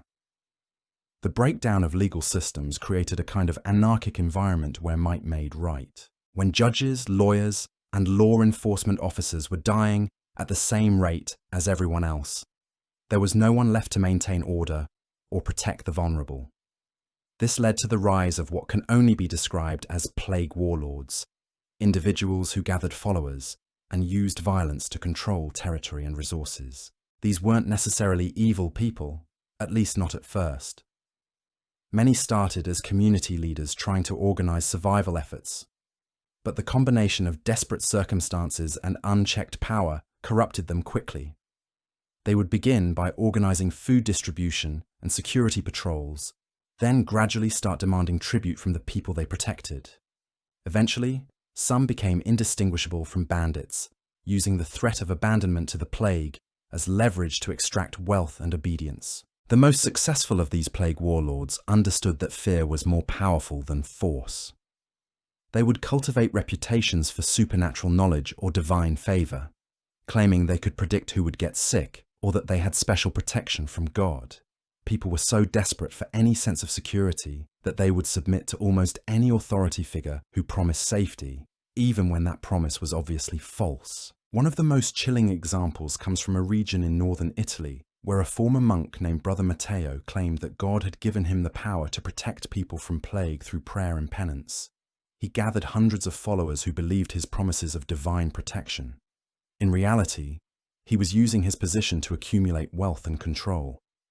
When plague inevitably struck his community, he blamed their lack of faith and demanded even more extreme forms of penance, including self-flagellation and the sacrifice of personal property. When people started dying despite following his instructions, instead of admitting he was a fraud, Brother Matteo claimed that the deaths were punishment for hidden sins. He began conducting purification rituals that were basically torture sessions, forcing his followers to confess to increasingly elaborate crimes against God. The community became a nightmare of paranoia and violence, with people accusing each other of secret sins to avoid being selected for purification themselves. This pattern of religious hysteria was repeated across Europe, but it took different forms depending on local conditions and personalities. In some places, it manifested as extreme asceticism, with people believing that physical suffering would appease God's anger. In others, it became hedonistic, with people deciding that since they were all doomed anyway, they might as well indulge every desire before death claimed them. The flagellant movement represents perhaps the most visible example of plague-induced religious mania. These were groups of people who would travel from town to town, publicly whipping themselves until they bled, believing that their suffering would convince God to end the plague. But what started as genuine religious devotion quickly became something much darker. Flagellant processions became opportunities for mass hysteria and violence. The participants would work themselves into frenzied states where rational thought became impossible. In this condition, they were easily manipulated by leaders who used their religious fervor to target enemies. Jewish communities were frequent victims, but so were accused heretics, rival religious leaders, and anyone who questioned the flagellant's methods. The spectacle of these processions was deliberately designed to be as disturbing as possible. Participants would strip to the waist and beat themselves with whips embedded with metal spikes until their backs were shredded and bloody. They would chant prayers and hymns while marching through towns, leaving trails of blood in the streets. The psychological impact on observers was intense, creating an atmosphere of hysteria that made people susceptible to whatever message the flagellant leaders wanted to spread. But here's what makes the flagellant movement particularly sinister. Many of its leaders weren't motivated by religious conviction at all. They were opportunists who recognized that people in extreme psychological distress could be controlled and exploited. They would use the movement to enrich themselves, settling in towns and demanding food, shelter, and money in exchange for their supposed spiritual services. Some flagellant leaders also used their influence for political purposes, allying themselves with local nobles or merchants who wanted to use religious hysteria to advance their own interests. The movement became a weapon for social control, a way to channel people's desperation and fear into actions that benefited the powerful while providing an outlet for the masses' need to feel like they were doing. Flagellant movement was how it normalized something meaningful. The most disturbing aspect of third extreme violence as a form of religious expression. Communities that hosted flagellant processions often experienced spikes in other forms of violence afterward. People who had watched the ritualized self-harm began to see all forms of brutality as potentially sacred. This led to an escalation in the persecution of scapegoats and an increase in domestic violence and child abuse. The psychological damage caused by these movements lasted long after the plague itself had passed. Entire generations grew up believing that extreme suffering was not just acceptable, but necessary for spiritual salvation. This created a culture of violence and self-harm that influenced European society for centuries. The idea that pain and brutality could be holy became deeply embedded in religious practice and social customs. What we're seeing in all of these examples is how a medical crisis became a complete moral collapse. The plague didn't just kill bodies, it killed the social bonds and ethical frameworks that held communities together. People didn't just lose their lives, they lost their humanity. And perhaps most disturbing of all, many of them seemed to embrace that loss, finding relief in abandoning the moral constraints that had previously governed their behavior. The secrets I've shared with you tonight reveal something terrifying about human nature. When pushed to our absolute limits, when faced with circumstances that exceed our ability to cope, we don't necessarily become heroes. We often become monsters. The plague didn't bring out the best in people. It revealed depths of cruelty and selfishness that most preferred to pretend didn't exist. But we're still not done exploring these dark waters. In our next section, we're going to examine how the plague changed European culture permanently, creating new forms of art, literature, and philosophy that were obsessed with death and suffering. We'll also look at how the trauma of the Black Death influenced political systems, economic structures, and social hierarchies for generations to come. The plague may have ended, but its psychological legacy shaped the world we live in today in ways you've probably never imagined. The trauma of surviving the Black Death created something unprecedented in human history, an entire civilization obsessed with death, but not death as a natural end to life, death as entertainment, as art, as a way of understanding reality itself. The survivors didn't just move on and rebuild. They created a culture so fundamentally altered by their experience that it became unrecognizable from what came before. Let's talk about the art that emerged from this psychological wasteland. You've probably seen medieval paintings of skeletons dancing with kings and peasants, images that seem quaint or even humorous to modern eyes. But these weren't cute allegories about mortality. They were literal representations of how plague survivors saw the world. Death wasn't a distant future event. It was a constant presence, a party guest who never left. The dance of death paintings that appeared across Europe weren't just artistic expressions. They were psychological documents. Artists who had watched their families, friends, and entire communities die created these images as a way to process trauma that had no name and no cure. They painted death as a seductive figure, sometimes beautiful, sometimes terrifying, but always intimately connected to daily life. What's particularly disturbing about these artworks is how they romanticize suffering.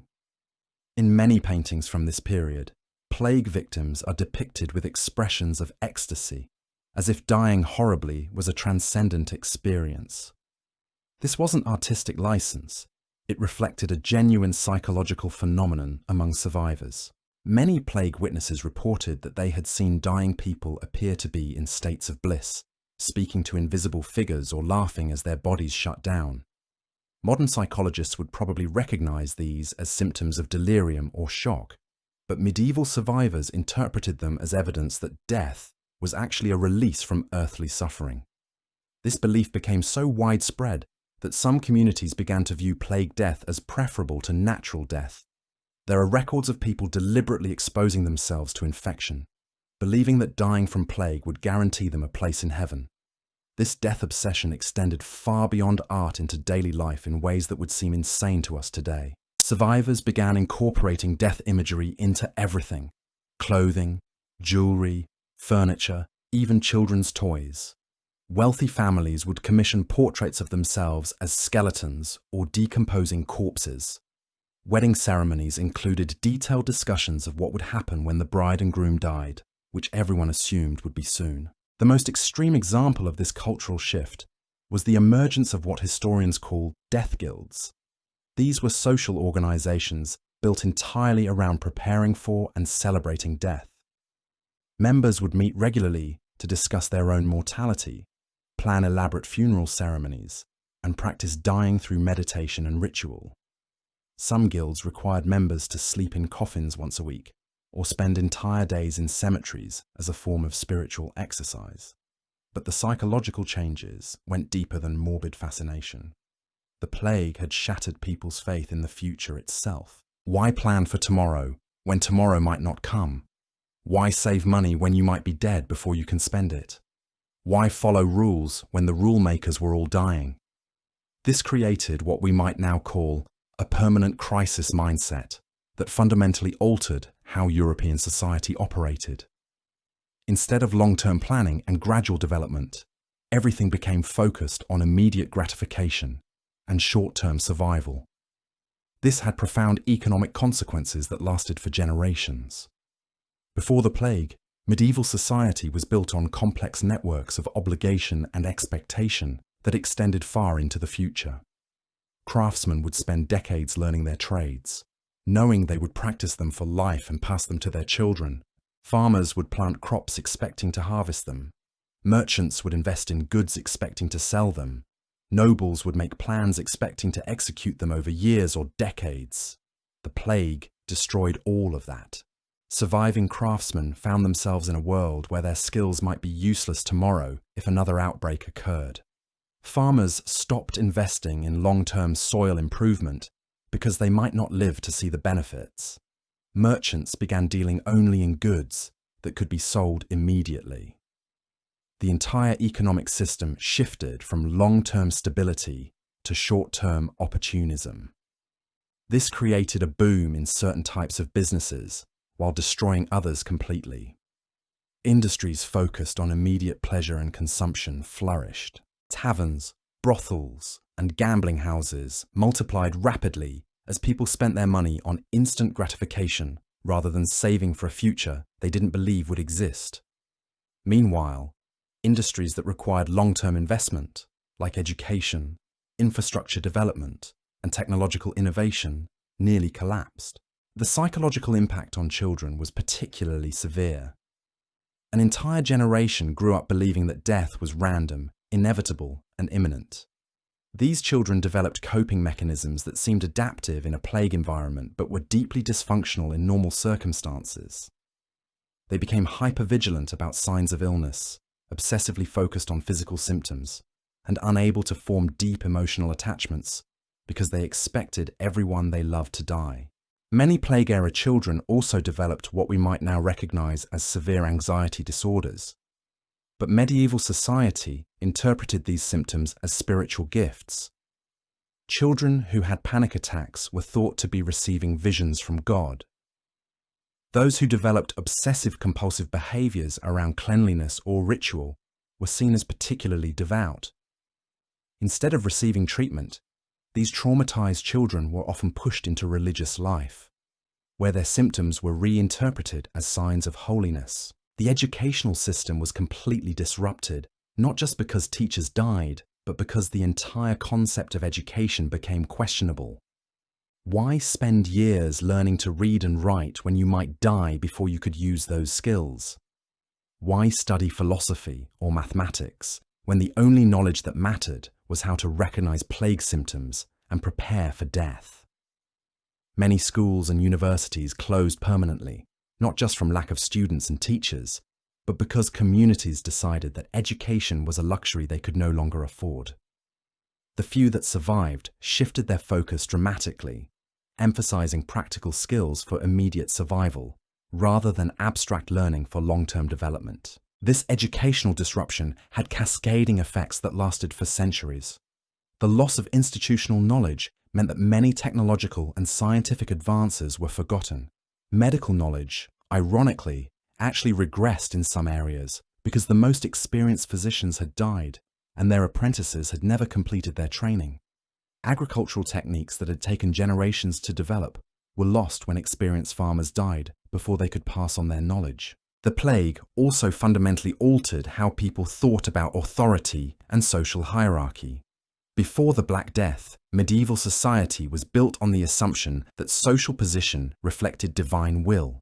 Kings ruled because God had chosen them, nobles were wealthy because they deserved to be, and peasants were poor because that was their rightful place in the cosmic order. But the plague was completely egalitarian in its destruction. Kings died just as horribly as beggars, bishops succumbed just as quickly as heretics, and wealthy merchants suffered just as much as landless peasants. This created a crisis of legitimacy that undermined every traditional source of authority. Survivors began asking uncomfortable questions that had been unthinkable before. If God protected the righteous, why did pious people die while sinners survived? If noble blood was superior, why didn't it provide any protection against disease? If wealth could buy anything, why couldn't it buy safety from plague? These questions led to the development of new philosophical and religious ideas that were fundamentally different from medieval orthodoxy. Some survivors concluded that God was either powerless or indifferent to human suffering. Others decided that traditional morality was meaningless if good and evil people suffered equally. Still others embraced a kind of fatalism that made human choice and responsibility irrelevant. The most radical of these new belief systems rejected the entire concept of divine justice. If the plague proved anything, they argued, it was that the universe was fundamentally random and cruel. This led to the emergence of philosophical movements that were essentially nihilistic, viewing life as meaningless suffering that could only be endured, never overcome. But perhaps more disturbing were the religious movements that embraced the plague as a positive force. These groups concluded that since God had sent the plague, it must be good, even if humans couldn't understand why. They developed theologies that celebrated suffering, viewed death as liberation, and interpreted survival as a form of divine punishment. Some of these plague cults became extremely dangerous, actively working to spread disease because they believed it was God's will. They would deliberately infect themselves and others, viewing this as a form of religious service. They saw people who tried to avoid plague as rebels against divine authority, who deserved to be punished. The social changes were just as dramatic as the religious and philosophical ones. The plague had killed so many people that traditional social structures simply couldn't function anymore. In many areas, entire social classes had been wiped out. Noble families that had ruled for generations were extinct. Guild systems that had taken centuries to develop collapsed when all the skilled craftsmen died. This created opportunities for dramatic social mobility, but not in the way you might expect. Instead of creating a more egalitarian society, the plague often led to even greater concentration of power and wealth. The survivors who were ruthless enough to take advantage of the chaos could accumulate resources on a scale that had been impossible before. Some plague survivors became incredibly wealthy simply by outliving everyone else. They inherited property from multiple family lines, absorbed the assets of extinct businesses, and bought valuable land for almost nothing from desperate sellers. But this wealth came with a psychological cost. Many of these plague millionaires developed severe guilt and paranoia, convinced that their success was somehow connected to their neighbors' deaths. The marriage and family systems were also completely transformed. When so many people had died, traditional marriage patterns became impossible to maintain.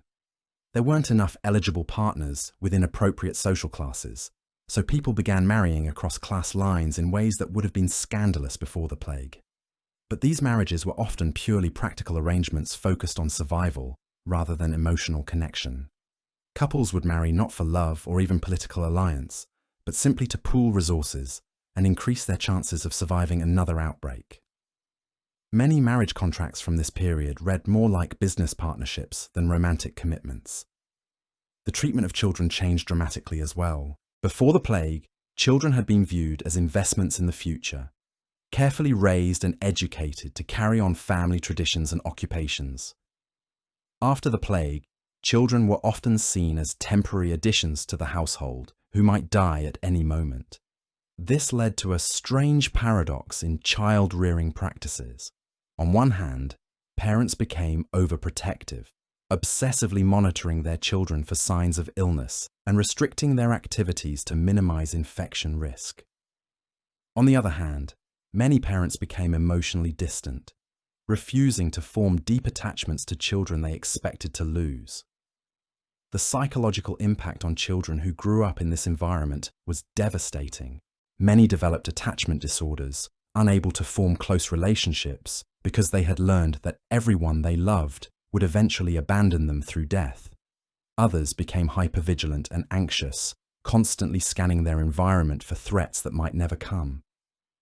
These trauma responses were passed down through generations, creating family patterns of emotional dysfunction that lasted long after the plague itself had ended. Parents who had survived the plague often raised their children with the same crisis mentality that had helped them survive, even when that mentality was no longer necessary or helpful. The legal system had to be completely reconstructed because so many judges, lawyers, and legal scholars had died. But the new legal frameworks that emerged were fundamentally different from what had existed before. Pre-plague law had been based on the assumption that society was stable and that legal precedents established over generations should be respected. Post-plague law was much more focused on immediate practical problems and emergency situations. New laws were created to deal with issues that had never existed before. What to do with property when entire family lines had been extinguished. How to handle inheritance when normal succession was impossible. How to maintain order when traditional authority figures were dead. Many of these emergency legal measures became permanent features of European legal systems, creating a more centralized and authoritarian approach to governance that persisted long after the crisis had passed. The plague had taught survivors that individual rights and traditional freedoms were luxuries that could be suspended when survival was at stake. The long-term political consequences were enormous. The plague had demonstrated that traditional feudal relationships couldn't provide protection against existential threats, which led to the gradual development of more centralized nation-states with stronger governmental authority. Kings and princes began claiming powers that would have been unthinkable before the plague, justifying these expansions of authority as necessary for public health and safety. But perhaps the most lasting change was psychological. The generation that survived the Black Death never fully recovered from the trauma, and they passed that damage on to their children and grandchildren. European culture became permanently marked by anxiety, paranoia, and obsession with death that influenced art, literature, philosophy, and politics for centuries. This trauma response shaped everything from architectural styles to military tactics to religious practices. Buildings became more fortress-like, designed to protect against siege and isolation. Military strategies focused more on defense and survival than conquest and expansion. Religious practices emphasize preparation for death and judgment rather than celebration of life and community. The survivors had learned that the world was fundamentally dangerous and unpredictable, that death could come at any moment, and that traditional sources of safety and meaning were illusions. This worldview became embedded in European culture so deeply that its influence can still be traced today in everything from insurance practices to medical protocols to emergency planning procedures. We're still living with the psychological legacy of the Black Death, still shaped by trauma responses that developed 7 centuries ago. The plague didn't just kill a third of Europe's population, it fundamentally altered how Western civilization thinks about risk, safety, mortality, and meaning. And there's still more to uncover about how this medieval nightmare shaped the world we inhabit today. The Reconstruction period after the Black Death revealed something even more sinister about human nature. As communities slowly began to rebuild, the choices they made weren't about creating a better world from the ashes. Instead, they systematically institutionalized the worst impulses that had emerged during the crisis. The temporary brutalities became permanent features of European society. Let's examine how the plague transformed the concept of medicine itself. Before the Black Death, healing was often seen as a collaborative process between patient, family, and healer. Communities would come together to care for the sick, sharing knowledge and resources. But the plague changed all of that forever. The medical profession that emerged from the ashes was fundamentally different. It was secretive, hierarchical, and deliberately intimidating. The famous plague doctor costume wasn't just protective gear, it was psychological armor designed to create distance between healer and patient. The long beak, the dark robes, the wide-brimmed hat, all of it served to dehumanize the medical encounter. This wasn't accidental. Surviving medical texts from the post-plague period reveal a deliberate strategy to make medicine mysterious and frightening. Physicians had learned during the plague that their actual medical knowledge was worthless, but they discovered that theatrical presentation could be incredibly powerful. If they couldn't cure diseases, they could at least control the narrative around illness and death. The emergence of medical Latin as the exclusive language of healing was part of this strategy. Before the plague, many healers used local languages and involved families in treatment decisions. After the plague, medicine became deliberately incomprehensible to ordinary people. Physicians would speak in Latin phrases that patients couldn't understand, prescribe treatments with exotic names, and create elaborate rituals around the simplest procedures. This medical mystification served multiple purposes. It protected physicians from blame when treatments failed. It justified charging higher fees for what was essentially theatre. And it gave survivors a sense that someone, somewhere, understood the forces that had devastated their world. Even if the understanding was fake, the illusion of expertise was psychologically necessary. The treatments themselves became more elaborate and expensive, not because they were more effective, but because complexity suggested sophistication. Simple folk remedies that might actually have provided some comfort were abandoned in favour of complicated procedures involving rare ingredients and specialised tools. The more painful and expensive a treatment was, the more likely people were to believe it might work. This medical theatre reached its peak with the development of what we might call luxury suffering. Wealthy families would pay enormous sums for medical procedures that were essentially torture, believing that the cost and pain proved the treatment's value. Bloodletting became an elaborate ritual involving silver instruments and ceremonial bowls.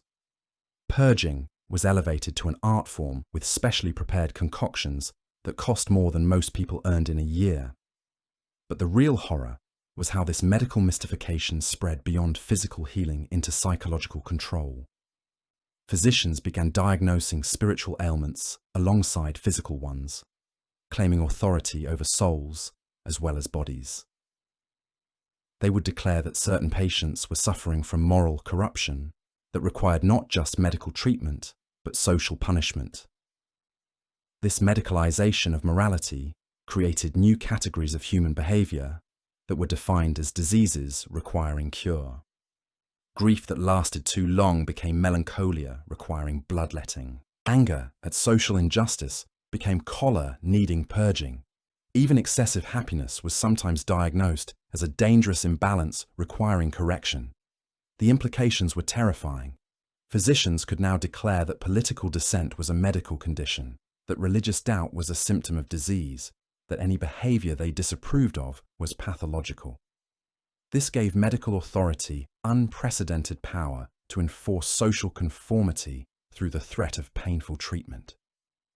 Women were particularly vulnerable to this medicalized social control.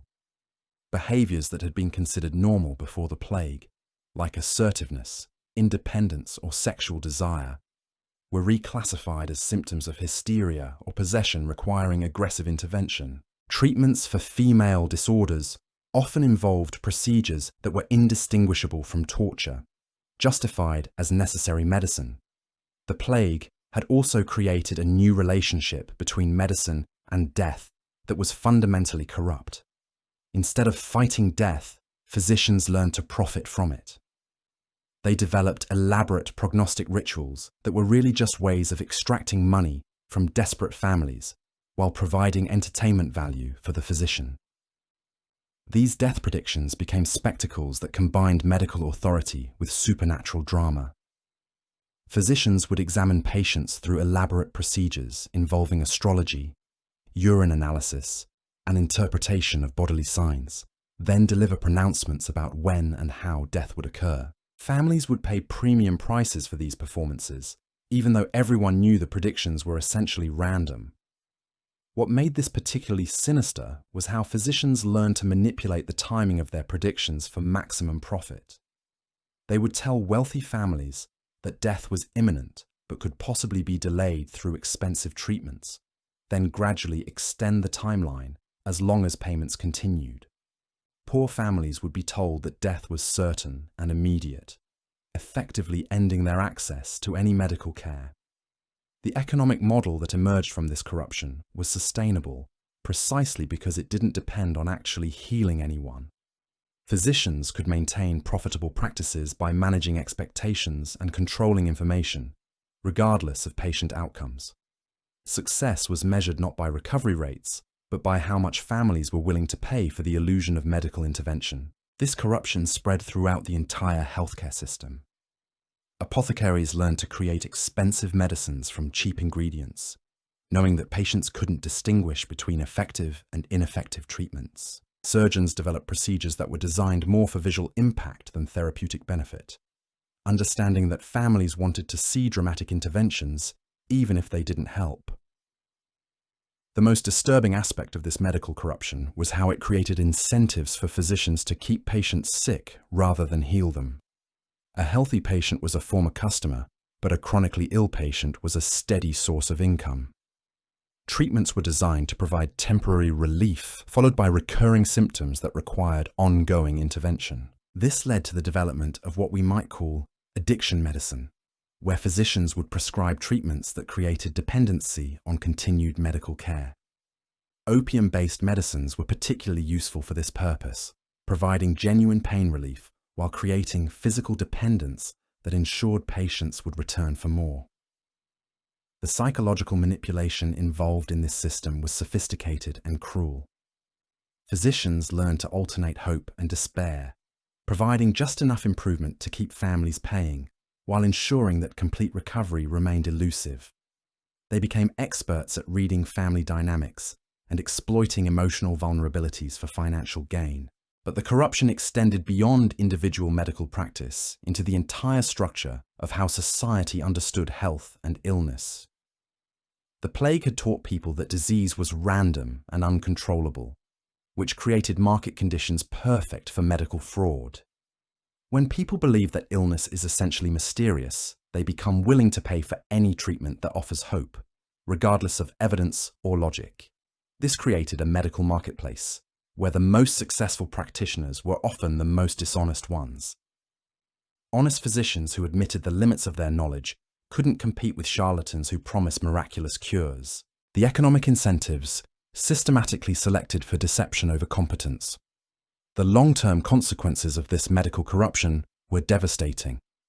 It created a healthcare system that was fundamentally predatory, designed to extract resources from vulnerable people rather than promote healing. This model became so embedded in European medical culture that its influence persisted for centuries, shaping how Western medicine approached the relationship between healer and patient. Even more disturbing was how this corruption normalized the idea that suffering was profitable. The medical system that emerged from the plague operated on the principle that human misery could be monetized, that pain and fear were valuable commodities to be bought and sold. This created a cultural acceptance of exploitation that extended far beyond medicine into other areas of social life. The plague had also transformed how European society understood the relationship between individual and collective responsibility for health. Before the Black Death, communities often shared responsibility for caring for the sick and preventing disease. Public health was seen as a common concern requiring collective action. After the plague, this collective responsibility was systematically dismantled and replaced with individual accountability. People were taught that their health status reflected their personal moral worth, that illness was often a punishment for sin or failure, and that healthy people had no obligation to help the sick beyond basic charity. This individualization of health responsibility served the interests of the corrupt medical system perfectly. If illness was primarily a personal failing, then expensive individual treatments were the logical solution. If disease reflected moral weakness, then painful interventions could be justified as spiritual correction. If health was a private matter, then public investment in prevention or community care was unnecessary. The psychological impact of this shift was enormous. Sick people learned to blame themselves for their conditions, which made them more willing to accept harsh treatments and less likely to question medical authority. Healthy people learned to see illness as evidence of personal inadequacy, which reduced their empathy for the suffering and their willingness to support social programs for healthcare. This transformation of health from a collective concern to an individual responsibility became one of the most lasting legacies of the Black Death. It created social attitudes toward illness, disability, and medical care that shaped European culture for centuries and continue to influence modern healthcare systems today. The plague had taught people that they were fundamentally alone in their struggle against disease and death, that traditional sources of support and protection were unreliable, and that survival depended on individual resources rather than community cooperation. These lessons became embedded so deeply in post-plague culture that they seemed like natural truths rather than historical artifacts of a specific traumatic experience. But perhaps the most insidious aspect of this medical corruption was how it taught people to distrust their own experiences and perceptions. The elaborate medical theatre that developed after the plague was designed to convince patients that their subjective experience of illness was unreliable, that only trained experts could understand what was really happening in their bodies. This created a form of medical gaslighting that made people dependent on professional interpretation of their own physical sensations. Patients learned to doubt their own pain, to question their own symptoms, and to defer to medical authority even when that authority was obviously corrupt or incompetent. The psychological techniques used to maintain this dependence were sophisticated and cruel. Physicians would alternate between dismissing patient concerns as imaginary and diagnosing serious conditions that required immediate expensive treatment. They learned to create anxiety about symptoms that might develop, then offer preventive treatments for conditions that didn't exist. This manipulation was particularly effective because it exploited the trauma and paranoia that the plague had created in survivors. People who had learned that death could come suddenly and without warning were vulnerable to medical authorities who claimed they could detect hidden dangers and provide protection against invisible threats. The business model that emerged from this exploitation was incredibly profitable and remarkably stable. Unlike other forms of fraud that eventually collapsed when victims realized they had been cheated, medical fraud could continue indefinitely because the victims often died before they could expose the deception, and survivors could always be convinced that the treatments had prevented even worse outcomes. This created a perfect crime that was essentially self-concealing. Failed treatments could always be blamed on the patient's lack of faith, delayed compliance, or hidden moral failings. Successful recoveries could be credited to the physician's skill, even when they occurred despite rather than because of medical intervention. The system was designed to make medical authority unfalsifiable and therefore unassailable. The cultural impact of this medical corruption extended far beyond healthcare into the entire structure of how post-plague European society understood expertise and authority. The model of mysterious, expensive, theatrical intervention became the template for how professional classes in other fields claimed and maintained social power. Legal systems became more complex and incomprehensible, requiring expensive professional interpretation of situations that ordinary people had previously handled themselves. Religious practices became more elaborate and hierarchical, with clergy claiming exclusive access to divine knowledge that had once been considered available to all believers. Educational systems became more exclusive and expensive, creating artificial barriers between expert knowledge and common understanding. In each case, the pattern was the same. Professional classes used complexity, mystery, and theatrical presentation to create dependence on their services, then use that dependence to extract resources and maintain social control. The medical model that had emerged from plague trauma became the blueprint for how power operated in post-medieval European society. This transformation represented something new in human history. Previous societies had certainly had inequalities and exploitation, but the post-plague European model was different because it was based on the systematic creation and manipulation of anxiety about invisible threats. People were taught to fear dangers they couldn't see or understand, then offered protection by the same authorities who had created the fear. This anxiety-based social control was incredibly effective because it was self-reinforcing. The more afraid people became, the more willing they were to pay for protection. The more they paid, the more invested they became in believing that the protection was necessary. The more they believed in invisible threats, the more afraid they became. It was a perfect psychological trap that could maintain itself indefinitely. The plague had created the perfect conditions for this system to develop by demonstrating that invisible forces could indeed cause massive destruction, that traditional sources of protection were unreliable, and that survival required constant vigilance against threats that couldn't be predicted or understood through ordinary means. These lessons, learned through genuine trauma, created vulnerabilities that could be exploited by anyone clever enough to claim special knowledge about invisible dangers. And exploitation is exactly what happened, on a scale that transformed European civilization itself into something fundamentally different from what had existed before the Black Death.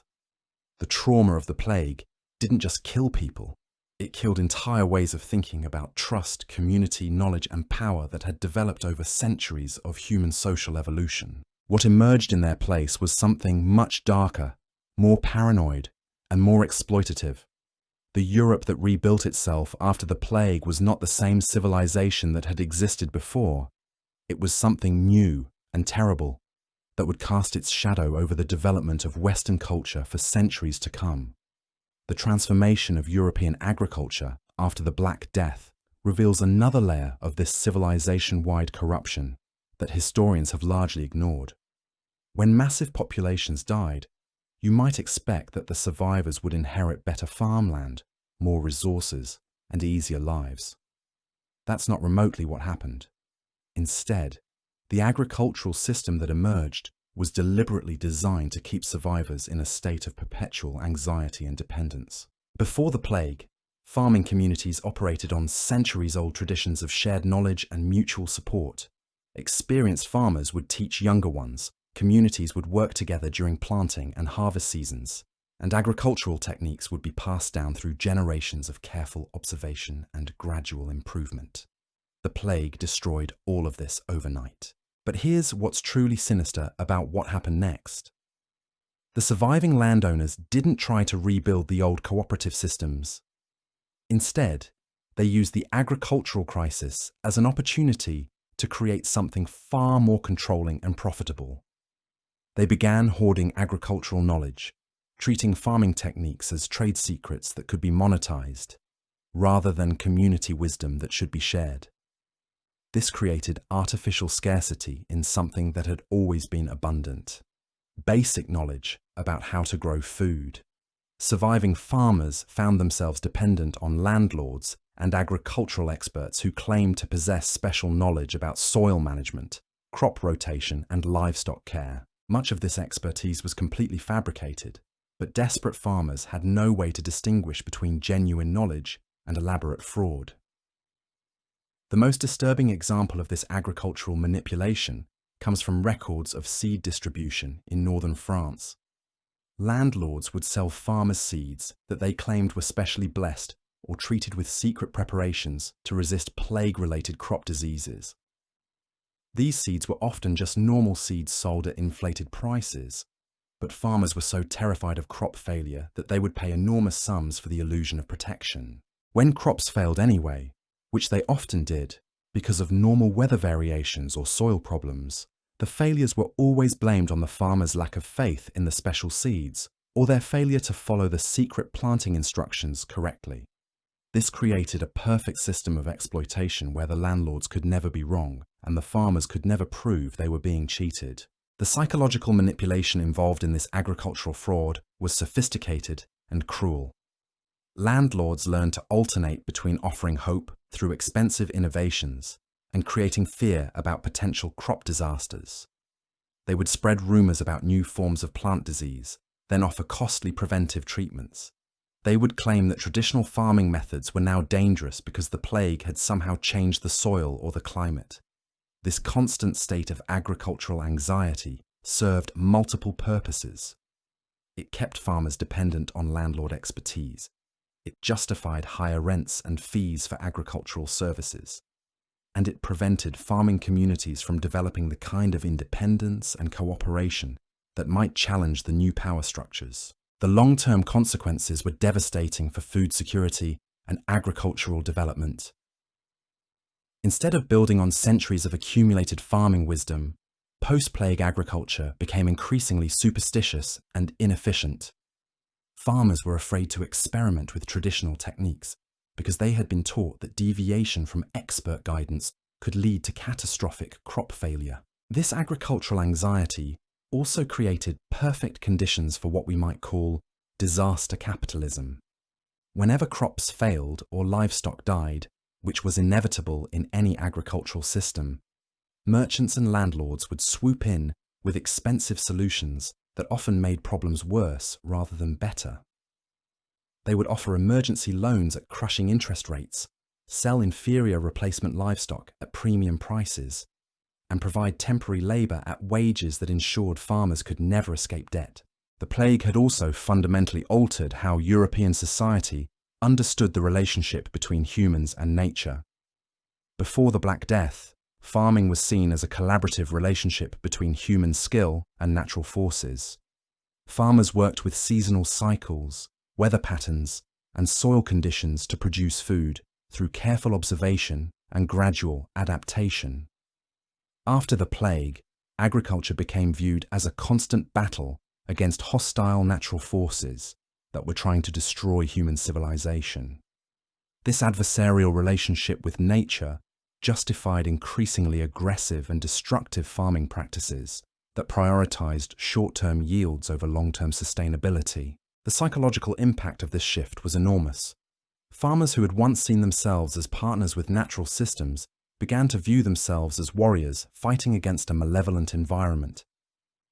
This created a mentality of conquest rather than cooperation that influenced not just agriculture, but European attitudes toward nature itself for centuries to come. This adversarial approach to agriculture also provided perfect justification for the expansion of European colonization.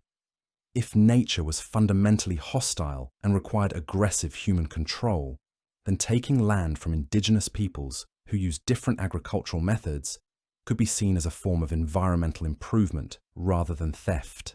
The techniques that European colonizers used to justify seizing indigenous lands were directly descended from the agricultural ideologies that had developed after the plague.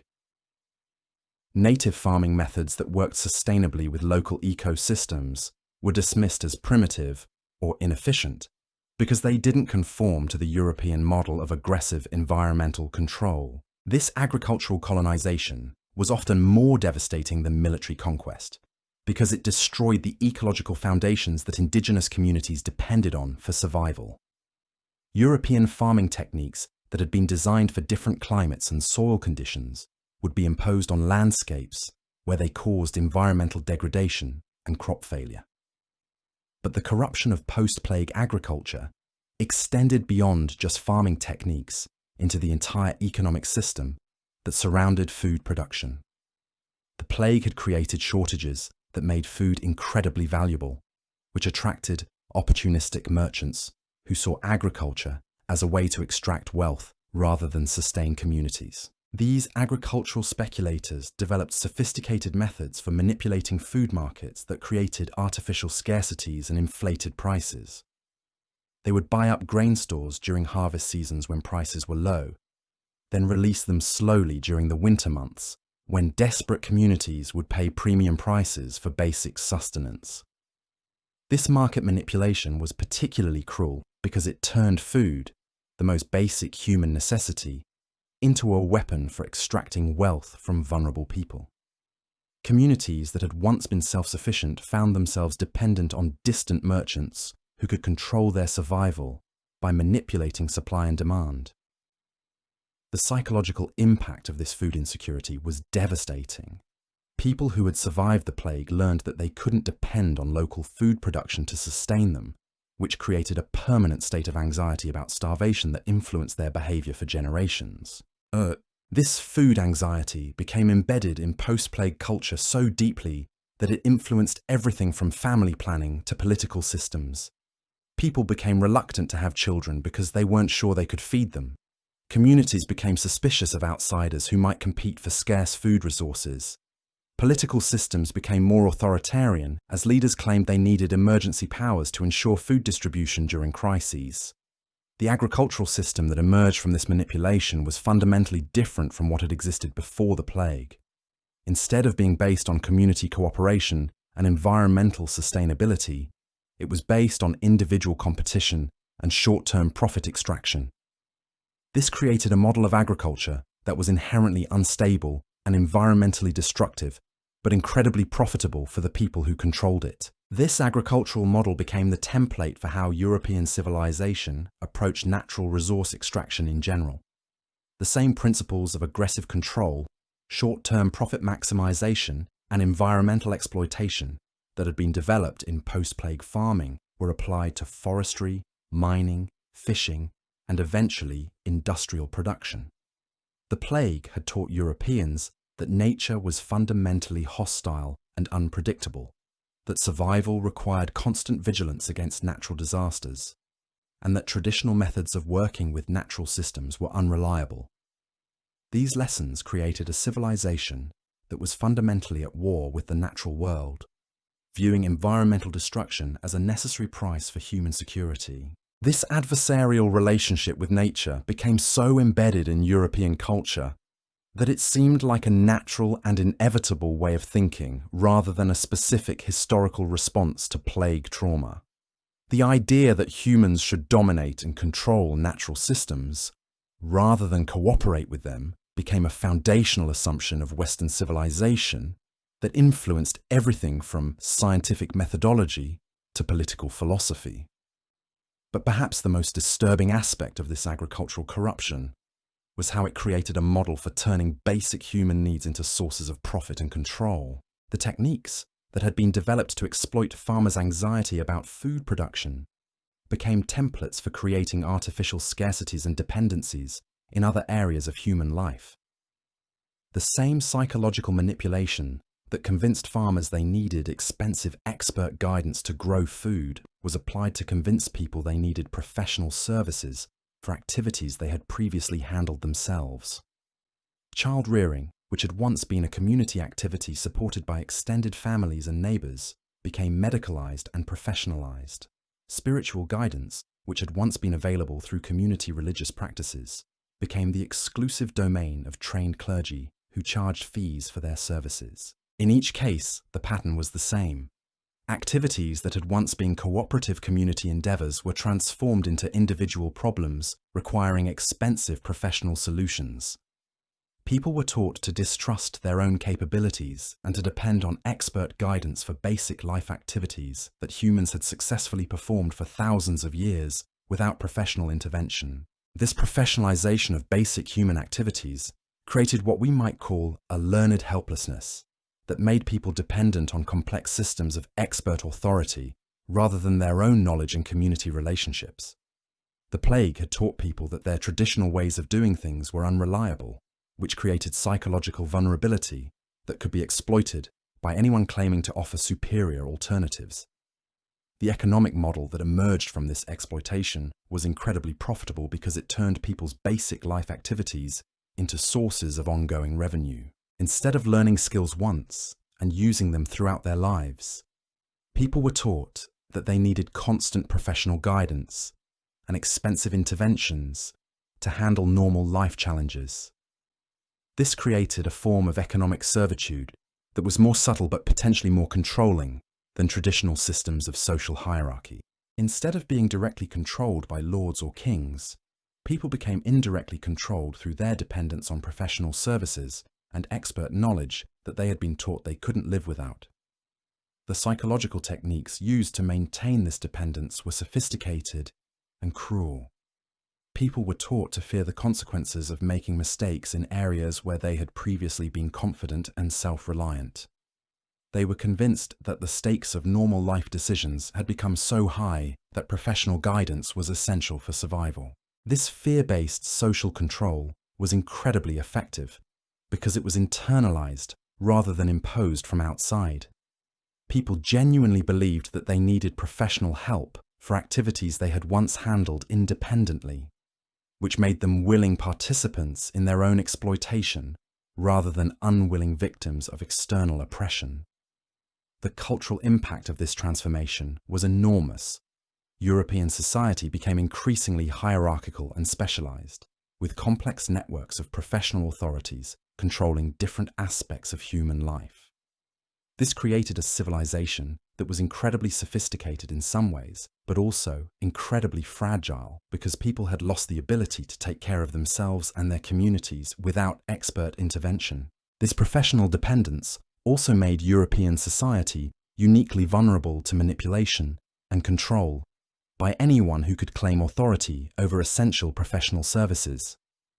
Political systems became more centralized as rulers learned that they could control populations by controlling access to professional expertise, rather than through direct military force. The plague had created the perfect conditions for this transformation by simultaneously destroying traditional community support systems and creating anxiety about survival that made people desperate for any source of security and guidance. The civilization that emerged from this trauma was fundamentally different from what had existed before, shaped by psychological vulnerabilities that could be systematically exploited by anyone clever enough to understand how fear and dependence could be monetized. This transformation represents one of the most significant but least understood consequences of the Black Death. The plague didn't just kill people, it killed entire ways of thinking about human capability, community cooperation, and self-reliance that had been fundamental to European civilization for centuries. What emerged in their place was something much more controlled, hierarchical, and exploitative that would shape the development of Western society for generations to come. The secrets of how this transformation occurred have been buried in academic archives for centuries, dismissed as natural evolution rather than recognized as the systematic exploitation of trauma that it actually was. But understanding this hidden history is crucial for recognizing similar patterns in our own time, when crises are still being used to justify the expansion of professional authority and the erosion of individual and community self-reliance. The legacy of the Black Death continues to influence how Western civilization responds to emergencies, organizes professional expertise, and structures the relationship between individual capability and institutional authority. We're still living with social systems that were originally designed to exploit the psychological vulnerabilities created by medieval plague trauma, even though most people have no idea where these systems came from or why they developed in the first place. The corruption we've been exploring reached its most sinister form in the transformation of religious life after the Black Death. What emerged wasn't just a change in spiritual practice, it was the systematic weaponization of faith itself. The church that rebuilt from the plague's ashes wasn't focused on salvation or comfort. It was designed to extract maximum psychological and financial value from traumatized populations who had lost everything else to believe in. Before the plague, medieval Christianity had been deeply integrated into daily community life. Local priests knew their parishioners personally, religious practices were often communal celebrations, and spiritual guidance was typically gentle and supportive.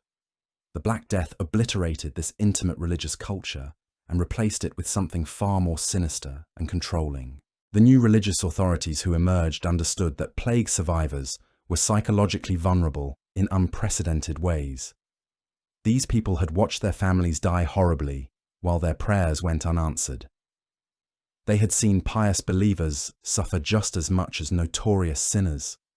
Their faith had been shattered, but their need for meaning and hope remained desperately strong. Clever religious entrepreneurs recognized this psychological landscape as a goldmine of opportunity. They developed new forms of Christianity that were specifically designed to exploit plague trauma rather than heal it. Instead of offering comfort and community, they offered expensive spiritual services that promised protection from future disasters. The most profitable of these innovations was the commercialization of fear about the afterlife. Before the plague, most people had a relatively relaxed attitude toward death and judgment, trusting that a basically decent life would lead to reasonable treatment in the next world. Post-plague Christianity systematically destroyed this confidence and replaced it with terror about eternal punishment that could only be avoided through constant payment for religious services. Preachers would deliver sermons that were essentially psychological torture sessions, describing the torments of hell in graphic detail, while emphasizing how easy it was to accidentally damn yourself through minor spiritual infractions. They would tell congregations that the plague had been God's warning about how much divine anger was building up, and that even worse punishments were coming for anyone who wasn't constantly purchasing spiritual protection. These fear campaigns were incredibly effective because they exploited the genuine trauma that plague survivors had experienced. People who had watched their loved ones die in agony were all too ready to believe that even worse suffering was possible in the afterlife. The physical horrors they had witnessed became proof that spiritual horrors were equally real and imminent. The church developed elaborate systems for monetizing this spiritual terror. Indulgences, which had once been occasional fundraising tools, became a constant requirement for anyone who wanted to avoid damnation. Prices were carefully calibrated to extract maximum payment from different social classes, while keeping hope just barely alive. Wealthy families would be told that their departed loved ones were suffering in purgatory and could only be released through expensive masses and donations. Poor families would be offered cheaper options like group prayers and shared indulgences, but always with the implication that their poverty was itself a spiritual failing that required additional penance. The psychological manipulation involved in this system was sophisticated and cruel. Religious authorities learned to alternate between offering hope and threatening despair, keeping people in a constant state of anxiety about their spiritual status. They would promise salvation through one payment, then discover new spiritual problems that required additional fees. But the real innovation was the development of what we might call spiritual insurance. Instead of just selling forgiveness for past sins, the church began selling protection against future spiritual disasters. People could purchase indulgences that would cover sins they hadn't committed yet, spiritual protections that would shield them from demonic influence, and prayers that would guarantee divine favor during the next plague outbreak. This spiritual insurance created a subscription model for religious exploitation that could generate steady income indefinitely.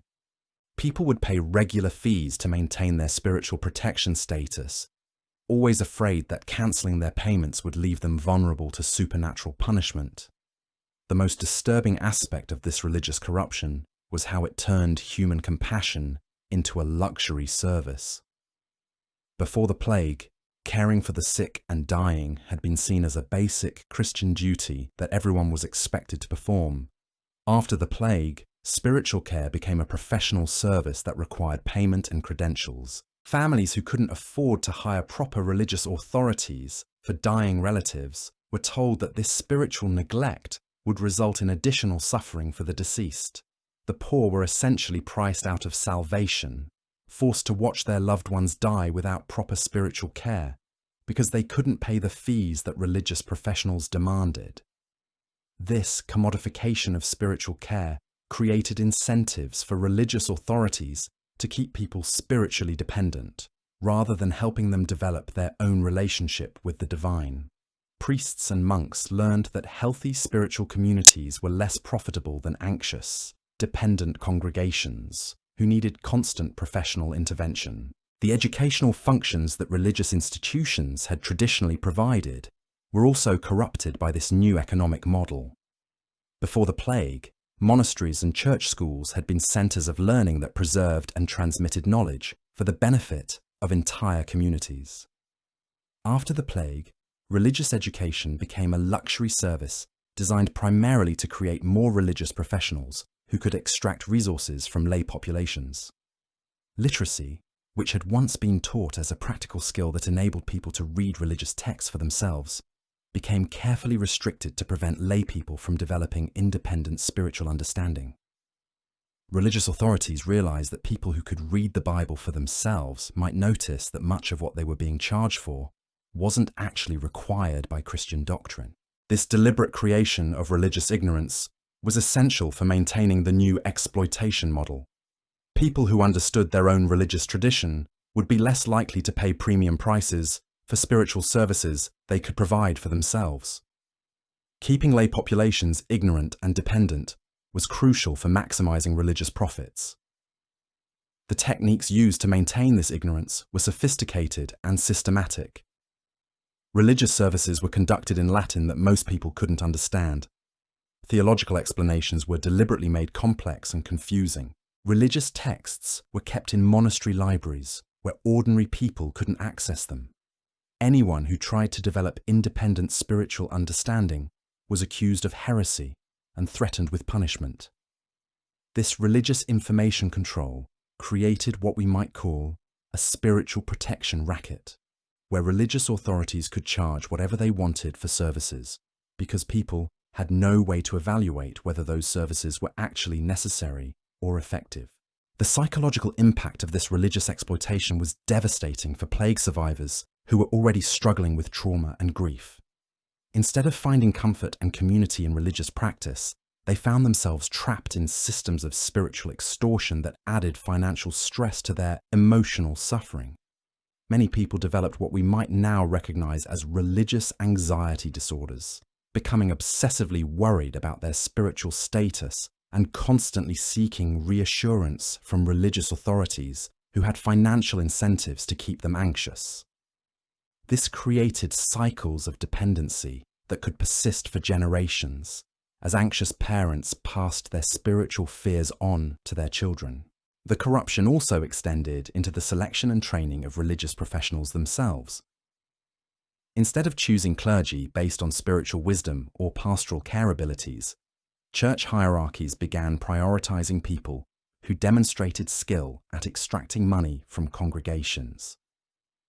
The most successful priests and bishops were often those who were most effective at exploiting human psychological vulnerabilities. This created a religious leadership class that was fundamentally predatory rather than pastoral. These weren't necessarily evil people, but they were selected and rewarded for behaviors that prioritized institutional profit over individual spiritual welfare. The system systematically filtered out compassionate religious leaders while promoting those who could maximize revenue extraction. The training that these religious professionals received was specifically designed to teach psychological manipulation techniques rather than genuine spiritual guidance. They learned how to read individual and community vulnerabilities, how to calibrate fear and hope for maximum psychological impact, and how to structure payment systems that would extract maximum resources while keeping people dependent. This professional religious training also included sophisticated methods for deflecting criticism and avoiding accountability.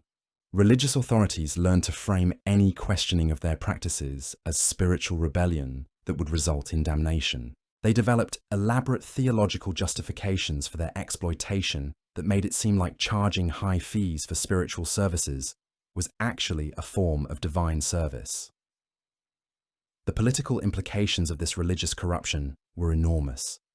The church that emerged from the plague had unprecedented power to manipulate popular opinion and control social behavior through the systematic exploitation of spiritual anxiety. Political rulers quickly recognized that alliance with corrupt religious authorities could provide them with powerful tools for population control. This led to the development of what we might call theological authoritarianism, where political and religious power combined to create systems of social control that were far more effective than either could achieve independently. People who might resist political oppression could be controlled through threats of spiritual punishment, while those who might question religious authority could be suppressed through political force. The economic model that emerged from this church-state collaboration was incredibly profitable for both institutions. Religious authorities would provide ideological justification for political policies, while political authorities would enforce religious compliance through legal and military power. This created a feedback loop, where increasing authoritarianism in one sphere justified expanding control in the other. But perhaps the most lasting damage caused by this religious corruption was how it destroyed people's ability to find genuine spiritual meaning and community support during times of crisis. The religious institutions that should have helped people process their plague trauma instead exploited that trauma for financial gain, leaving survivors even more psychologically damaged than they had been before. This spiritual exploitation created what we might call a meaning crisis that persisted long after the plague itself had ended. People had lost faith not just in specific religious institutions, but in the entire possibility that spiritual life could provide genuine comfort and guidance, rather than just another form of exploitation and control. The techniques that had been developed to exploit religious anxiety during the plague became embedded in European Christianity so deeply that their influence persisted for centuries. The Protestant Reformation was partly a response to these corruptions, but even the Reformed churches often retained the basic model of professional religious authority, extracting resources from dependent lay populations. The psychological patterns of religious dependency and spiritual anxiety that had been created during the post-plague period became cultural templates that influenced how European civilization approached all forms of authority and expertise. People learned to distrust their own spiritual insights while simultaneously craving protection from religious professionals who claimed special access to divine knowledge. This created a model of social organization where professional classes could maintain power and extract resources by claiming exclusive access to essential knowledge while keeping ordinary people in states of ignorance and dependency. The religious exploitation that had emerged from plague trauma became the blueprint for how authority operated in post-medieval European society across multiple domains of human experience. The transformation of European legal systems after the Black Death reveals another dimension of this civilization-wide corruption that has been largely hidden from historical view. What emerged wasn't just a response to social chaos, it was the deliberate creation of legal complexity designed to transfer wealth and power from vulnerable populations to professional legal classes who understood how to exploit the new systems. Before the plague, most legal disputes in medieval communities were handled through relatively simple procedures that ordinary people could understand and participate in. Local customs were well known, procedures were transparent, and community members often served as judges and mediators. The legal system, while certainly not perfect, was at least comprehensible to the people it governed. The plague destroyed this accessible legal culture by killing many of the people who had carried traditional legal knowledge, and by creating unprecedented types of disputes that existing legal frameworks couldn't handle. Entire family lines had been extinguished, leaving property ownership unclear. Traditional inheritance patterns had been disrupted by mass death. Commercial relationships had been severed when business partners died. The legal challenges were genuinely complex and urgent, but the legal professionals who emerged to handle these challenges weren't primarily interested in creating just solutions to difficult problems.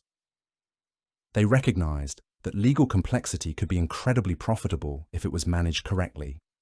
Instead of developing simple, transparent procedures for resolving plague-related disputes, they created deliberately complicated systems that required expensive professional interpretation. The techniques they used were sophisticated and systematic. Legal documents that had once been written in vernacular languages that ordinary people could read were now composed in specialized legal Latin that required professional translation. Simple procedures that communities had once handled informally were replaced with elaborate court rituals that required expert guidance.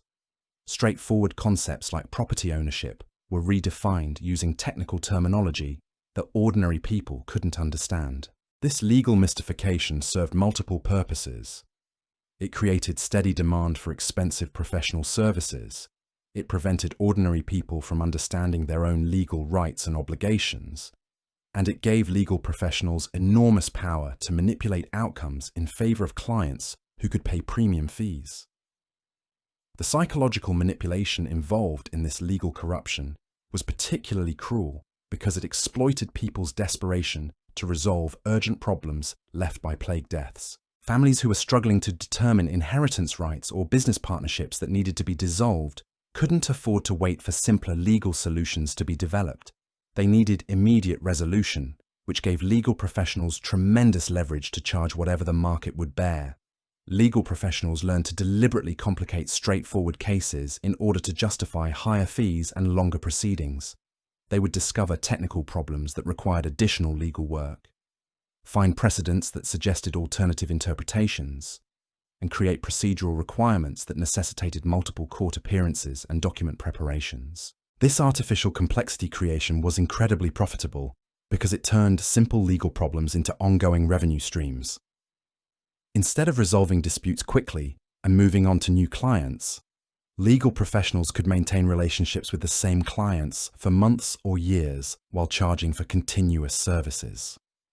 The most disturbing aspect of this legal corruption was how it created incentives for legal professionals to prevent rather than facilitate problem resolution. A resolved legal dispute was a former source of income, but an ongoing legal controversy was a steady revenue stream. Legal professionals learned to manage cases in ways that provided just enough progress to keep clients hopeful while ensuring that final resolution remained elusive. This led to the development of what we might call legal addiction, where people became dependent on ongoing professional legal services, even for relatively simple problems. They would continue paying legal fees long after the original dispute had become secondary to the legal process itself, trapped in systems they couldn't understand and couldn't afford to abandon. The economic model that emerged from this legal exploitation was sustainable precisely because it didn't depend on actually solving problems effectively. Legal professionals could maintain profitable practices by managing client expectations and controlling information flow, regardless of whether their clients achieved their original objectives. This corruption spread throughout the entire legal system, creating networks of mutual benefit among legal professionals who learned to refer complex cases to each other rather than developing simpler solutions that would eliminate the need for professional intervention. Courts became theatres for elaborate professional performances, rather than institutions for efficient dispute resolution. The long-term consequences for social justice were devastating. The legal system that emerged from the plague was fundamentally designed to benefit people who could afford expensive professional services while disadvantaging those who couldn't. This created a two-tiered system of justice where legal rights were effectively determined by economic resources rather than moral or factual merit. Or poor people found themselves essentially excluded from legal protection because they couldn't afford the professional services that the new legal system required. Wealthy people discovered that they could use legal complexity to avoid accountability for harmful actions by hiring professionals who could manipulate procedural requirements and exploit technical loopholes. This economic stratification of legal access became embedded in European legal culture so deeply that it seemed like a natural feature of legal systems rather than a specific historical development that had emerged from plague-era exploitation. The idea that legal rights should be proportional to economic resources became a foundational assumption that influenced European legal development for centuries. The psychological impact of this legal corruption was particularly severe for plague survivors who were already struggling with trauma and loss. Instead of finding justice and resolution through legal institutions, they often found themselves further victimized by systems that extracted their remaining resources while providing little actual help.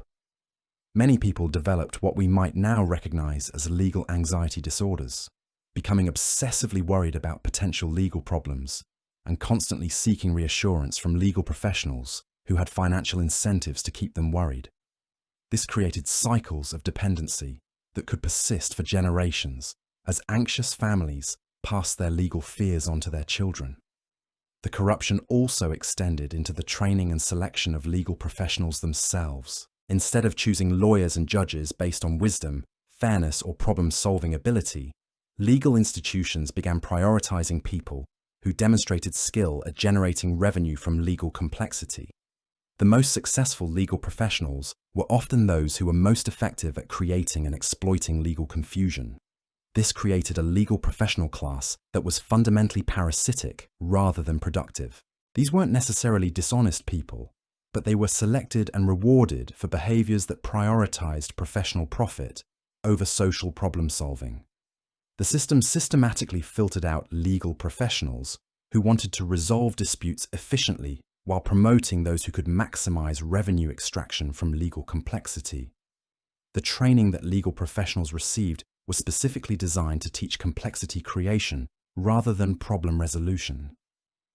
They learned how to identify opportunities for procedural complications, how to research precedents that would support multiple interpretations, and how to structure legal arguments that would require extensive professional elaboration. This professional legal training also included sophisticated methods for deflecting criticism and avoiding accountability. Legal professionals learned to frame any questioning of their practices as a tax on the rule of law itself, making it seem like expensive legal complexity was essential for maintaining social order rather than a form of professional exploitation. The political implications of this legal corruption were enormous. The legal system that emerged from the plague gave unprecedented power to professional classes who could manipulate legal processes to serve their own interests while claiming to represent justice and social order. Political rulers quickly recognized that alliance with corrupt legal professionals could provide them with powerful tools for controlling populations while maintaining the appearance of legitimate governance. This led to the development of what we might call procedural authoritarianism, where political control was exercised through legal complexity rather than direct force. People who might resist obvious political oppression could be controlled through legal procedures that were too complicated to understand or challenge effectively. The economic model that emerged from this political legal collaboration was incredibly profitable for both professional classes. Legal authorities would provide procedural justification for political policies, while political authorities would enforce legal compliance through state power. This created a system where increasing legal complexity justified expanding political control, while political power protected legal professionals from criticism or reform. But perhaps the most lasting damage caused by this legal corruption was how it destroyed people's faith in the possibility of achieving justice through institutional means. The legal institutions that should have helped people resolve their plague-related problems instead exploited those problems for professional gain, leaving survivors even more vulnerable than they had been before. This legal exploitation created what we might call a justice crisis that persisted long after the plague itself had ended. People had lost faith not just in specific legal institutions, but in the entire possibility that legal systems could provide fair resolution of disputes rather than just another form of professional exploitation. The techniques that had been developed to exploit legal complexity during the plague became embedded in European legal culture so deeply that their influence persisted for centuries. Even legal reforms that claimed to simplify procedures often retained the basic model of professional legal authority extracting resources from dependent client populations. The psychological patterns of legal dependency and procedural anxiety that had been created during the post-plague period became cultural templates that influenced how European civilization approached all forms of institutional authority. People learned to distrust their own understanding of rules and procedures while simultaneously craving protection from professional authorities who claimed special access to institutional knowledge. This created a model of social organization where professional classes could maintain power and extract resources by claiming exclusive understanding of essential procedures while keeping ordinary people in states of confusion and dependency. The legal exploitation that had emerged from plague trauma became another blueprint for how authority operated in post-medieval European society. The transformation we've been exploring across medicine, agriculture, religion, and law represents something unprecedented in human history. The Black Death didn't just create a medical crisis or even a social crisis. It created the psychological and cultural conditions for the emergence of an entirely new form of civilization based on the systematic exploitation of human vulnerability and the monetization of basic human needs. This new civilization wasn't built on the ruins of the old one. It was built from the trauma and fear that the plague had embedded in survivors' minds. Every institution that emerged from the post-plague period was designed to exploit specific psychological vulnerabilities that had been created by the experience of watching medieval society collapse under the weight of mass death and social breakdown. The techniques that were developed during this period for turning human anxiety into professional profit became the foundational principles of what we now call Western civilization. The idea that basic human activities require expensive professional intervention, that ordinary people can't be trusted to understand or manage their own lives, and that institutional complexity is necessary for social order. All of these assumptions trace their origins back to the systematic exploitation of plague trauma. But perhaps the most disturbing aspect of this historical transformation is how successfully it has been hidden. The story of how the Black Death was used to create new forms of social control and professional exploitation has been buried in academic archives and dismissed as natural social evolution rather than recognized as the systematic manipulation that it actually was. Understanding this hidden history is crucial for recognizing similar patterns in our own time, when crises are still being used to justify the expansion of professional authority and the erosion of individual and community self-reliance. The legacy of the Black Death continues to shape how Western civilization responds to emergencies, organizes professional expertise, and structures the relationship between institutional authority and human autonomy. The secrets we've uncovered tonight reveal that the world we live in was literally built on the exploitation of medieval trauma, designed by people who understood how to turn human suffering into institutional power. These aren't just historical curiosities, they're the blueprints that still govern how our society operates today. And we're only beginning to scratch the surface of how deeply this transformation penetrated into the very fabric of human consciousness. The most chilling secret of the post-plague world wasn't just institutional corruption, it was the deliberate rewiring of human psychology itself.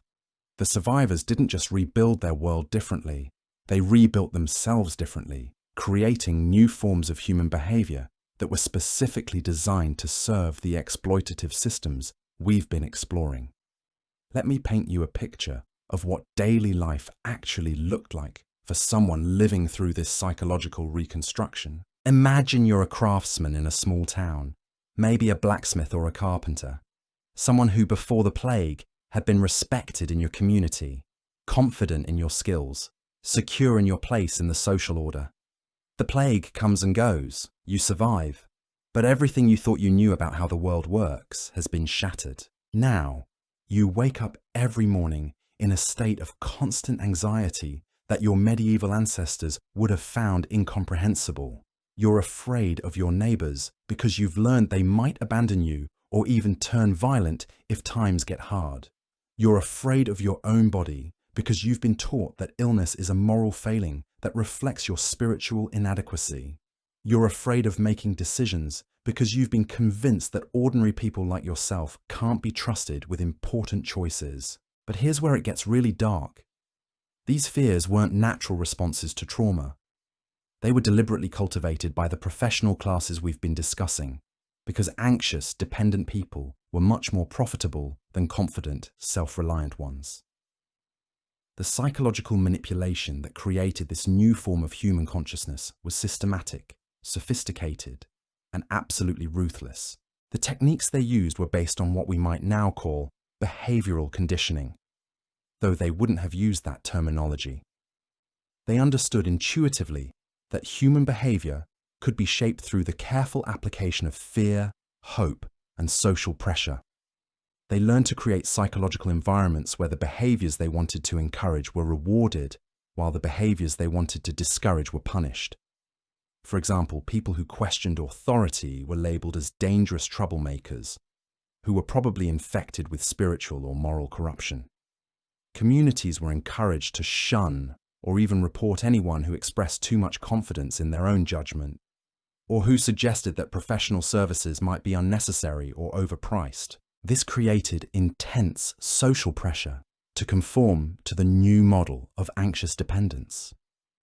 Meanwhile, people who demonstrated appropriate levels of anxiety and deference to professional authority were rewarded with social approval and access to community resources. They were praised as wise and responsible citizens who understood the dangers of the post-plague world and were taking appropriate precautions to protect themselves and their families. This social conditioning was incredibly effective because it operated through peer pressure rather than direct coercion.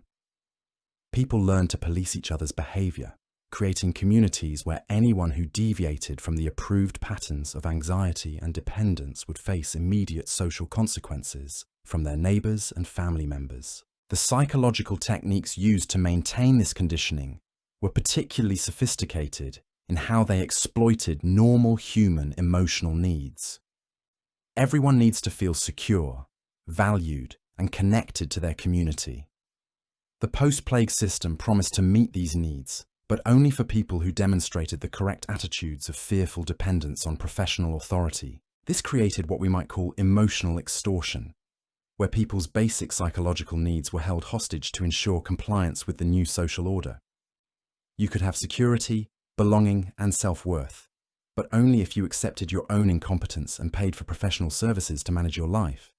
The most insidious aspect of this psychological manipulation was how it was disguised as education and moral improvement.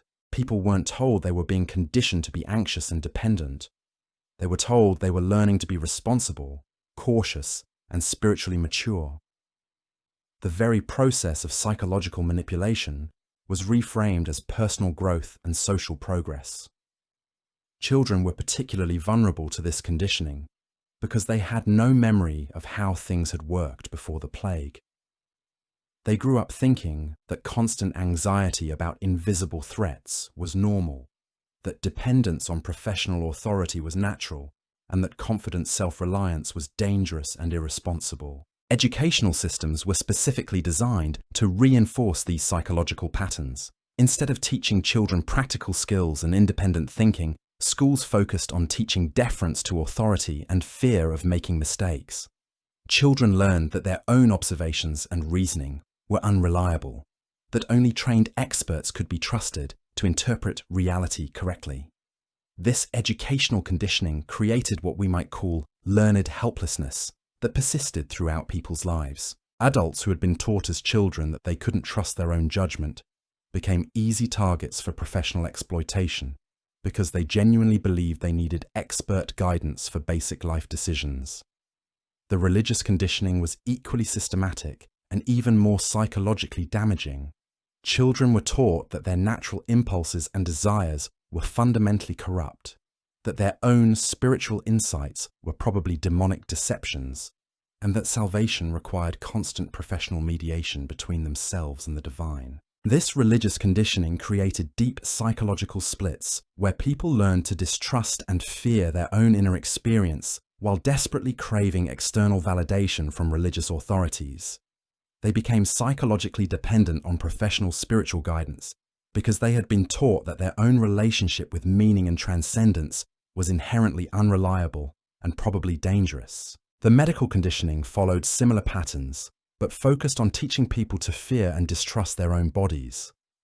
Children learned that physical symptoms were probably signs of serious illness requiring immediate professional intervention, that their own sense of health and wellness was unreliable, and that prevention of disease required constant professional monitoring and expensive treatments. This medical conditioning created what we might now recognize as hypochondria, but in a culture that had been deliberately designed to reward and reinforce anxious preoccupation with health problems. People who constantly worried about their physical condition and sought frequent professional medical attention were seen as responsible and health-conscious, rather than neurotic and wasteful. The legal conditioning taught people that their own sense of fairness and justice was naive and dangerous, that legal problems required immediate professional intervention, and that attempting to resolve disputes through direct communication or community mediation was irresponsible and likely to make problems worse.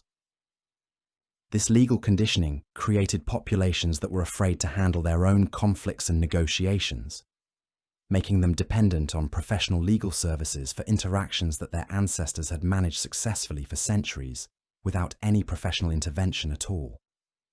But perhaps the most damaging aspect of this psychological conditioning was how it destroyed people's ability to distinguish between genuine expertise and professional manipulation. By teaching people to distrust their own judgment while simultaneously creating complex systems that were deliberately difficult to understand, the post-plague professional classes made it nearly impossible for ordinary people to evaluate whether professional services were actually necessary or helpful.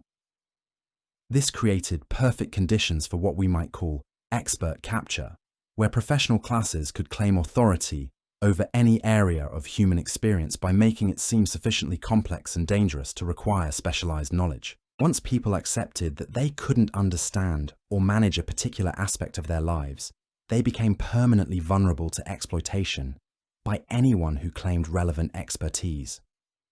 The economic conditioning was equally systematic, teaching people that their own economic judgment was unreliable, that financial planning required professional guidance, and that attempting to manage money independently was likely to result in disaster.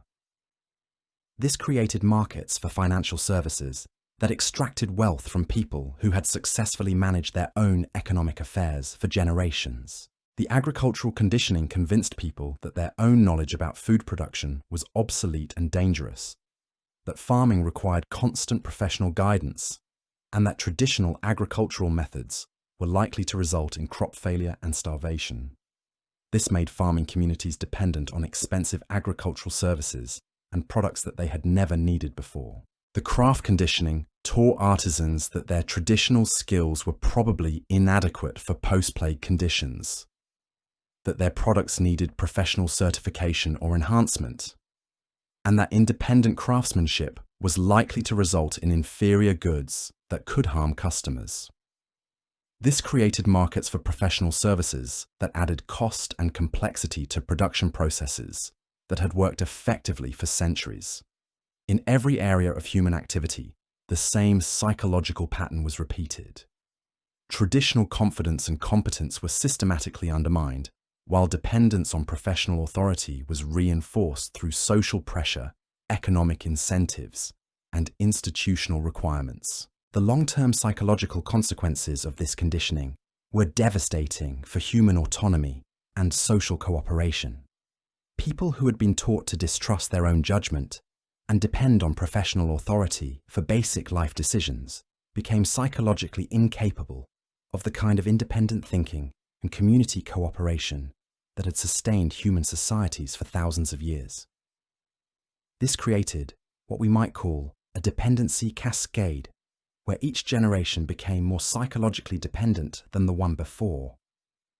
As parents who had learned to distrust their own capabilities passed those anxieties onto their children, along with even more elaborate systems of professional dependence, the cultural impact was equally profound. European society became increasingly hierarchical and specialized, with complex networks of professional authorities controlling different aspects of human experience. But this wasn't just social organization. It was psychological organization, where people's inner lives became structured around the need for external validation and professional guidance.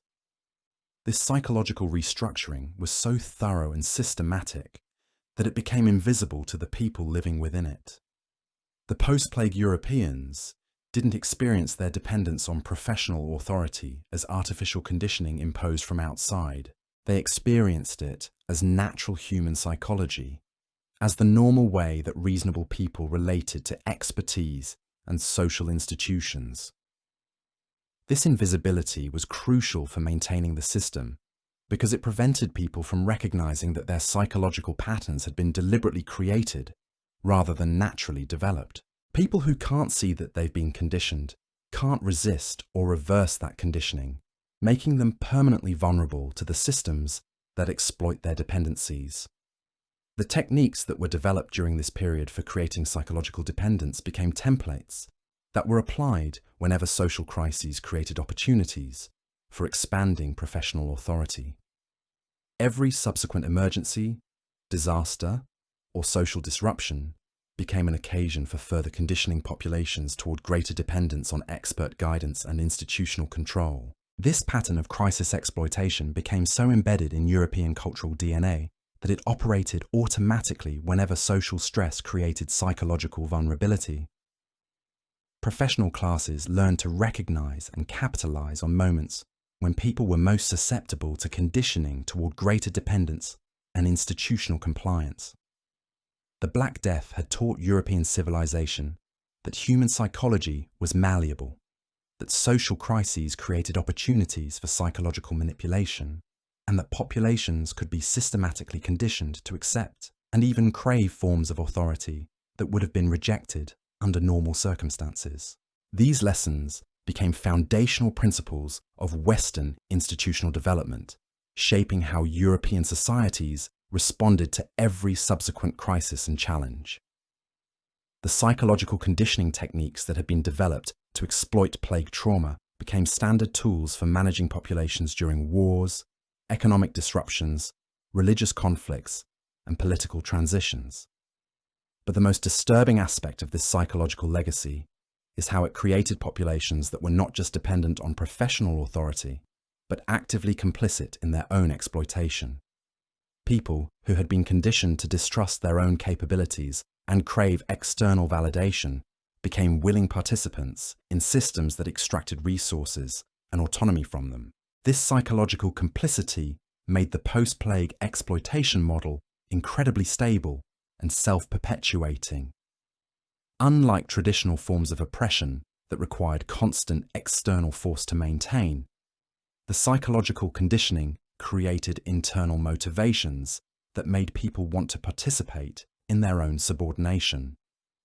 People genuinely believed that professional authority was protecting them from dangers they couldn't handle themselves, that institutional complexity was necessary for their safety and welfare, and that attempts to reduce dependence on expert guidance would result in personal and social disaster. This created what we might call Stockholm Syndrome at a civilizational level, where entire populations developed emotional attachments to the systems that exploited them, viewing challenges to professional authority as threats to their own security and well-being. The psychological patterns that were established during this period became so deeply embedded in European culture that they influenced every aspect of social, political, and economic development for centuries. The assumption that ordinary people needed professional guidance for basic life activities became a foundational premise of Western institutional design. Educational systems were organized around the idea that children needed to be taught dependence on expert authority rather than independent thinking and practical competence. Political systems were designed around the assumption that citizens needed professional management rather than direct participation in governance. Economic systems were structured to channel wealth toward professional classes who claimed to provide essential services that ordinary people couldn't provide for themselves. In every domain of human experience, the post-plague model of professional authority extracting resources from dependent populations became the template for how Western civilization organized itself. The trauma of the Black Death had been systematically exploited to create new forms of social organization that were fundamentally parasitic rather than productive. But the most chilling secret of all is how successfully this transformation has been hidden from historical consciousness. The story of how the Black Death was used to psychologically re-engineer European civilization has been buried so deeply that most people have no idea that their own psychological patterns and social institutions are products of systematic manipulation rather than natural human development.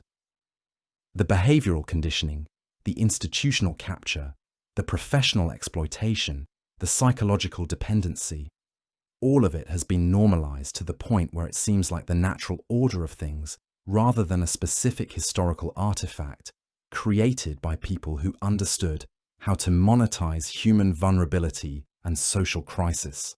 Understanding this hidden history isn't just an academic exercise. These same techniques are still being used today whenever social crises create opportunities for expanding professional authority and institutional control.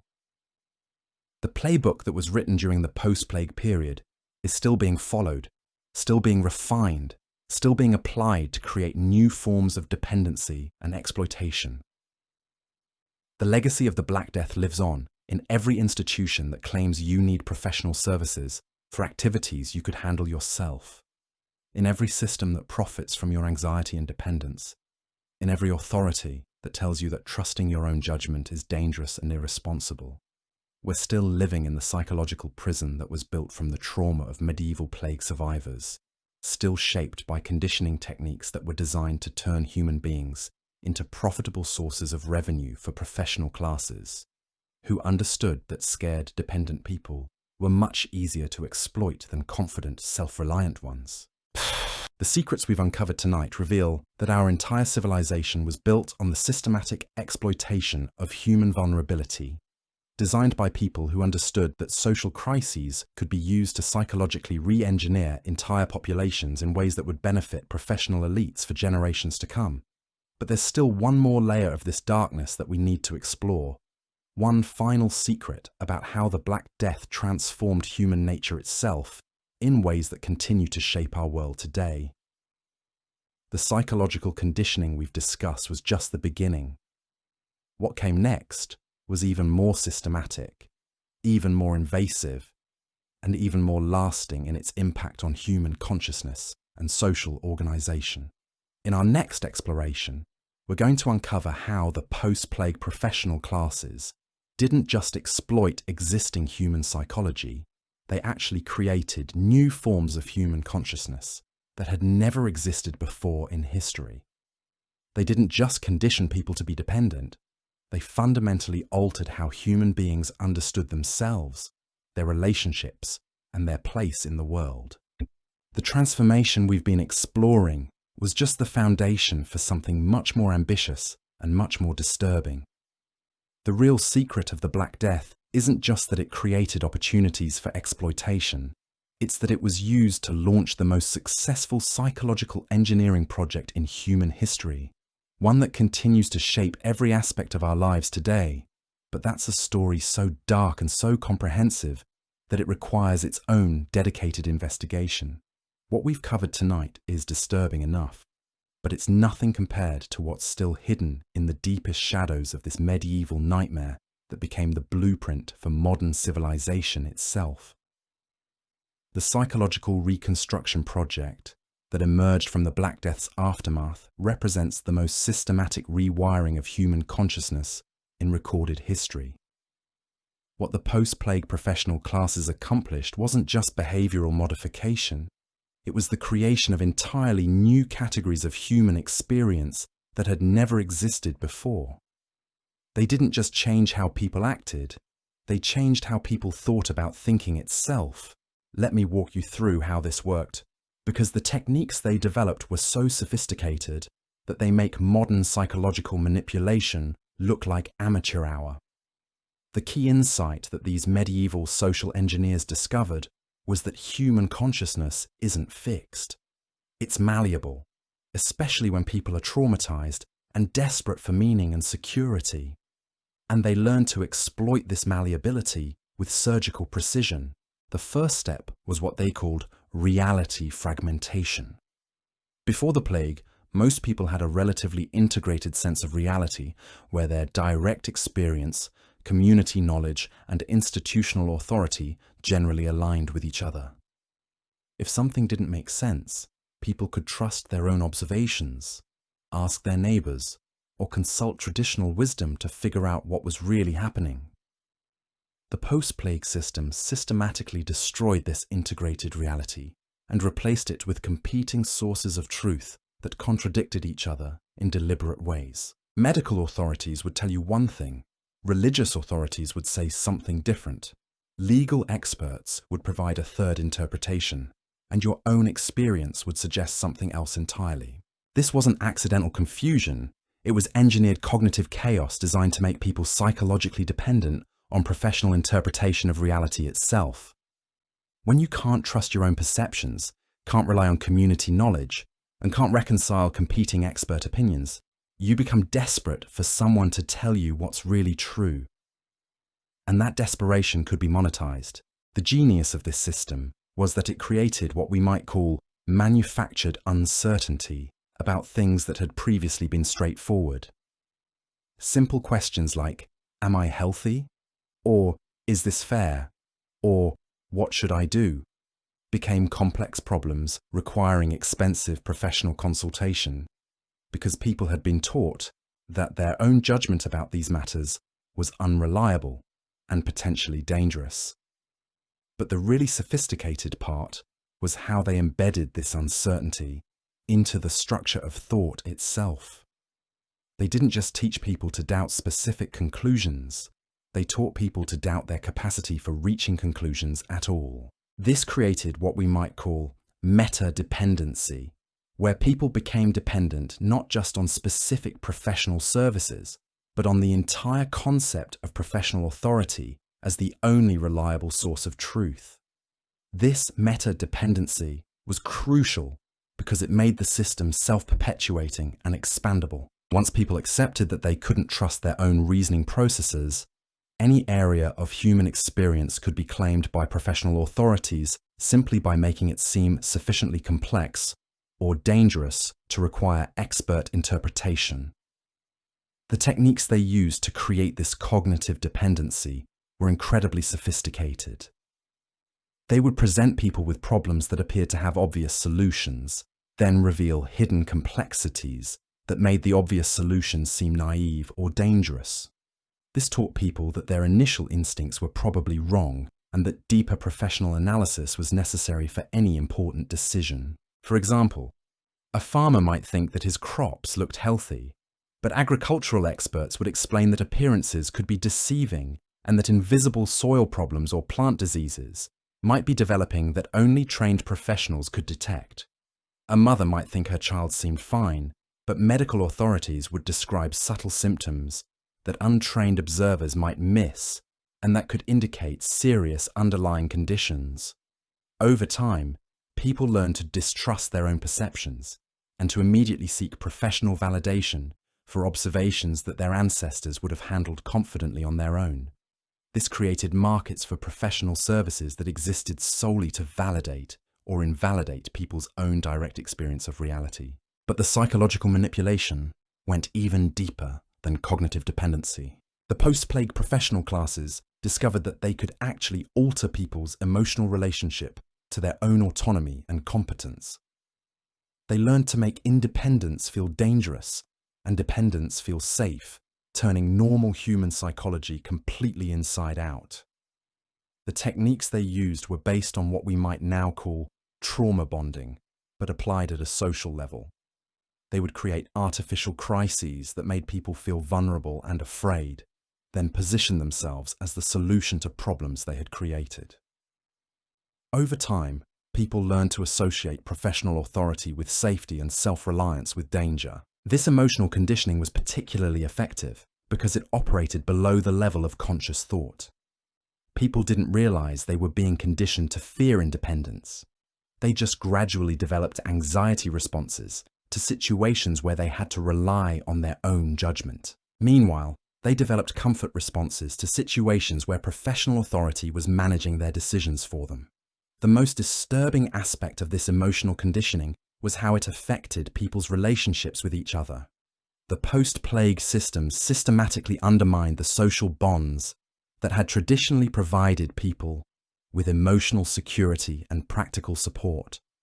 Communities that had once been sources of collective wisdom and mutual aid were transformed into networks of mutual surveillance and competitive anxiety. People learned to distrust their neighbors' advice and to be suspicious of anyone who seemed too confident in their own abilities.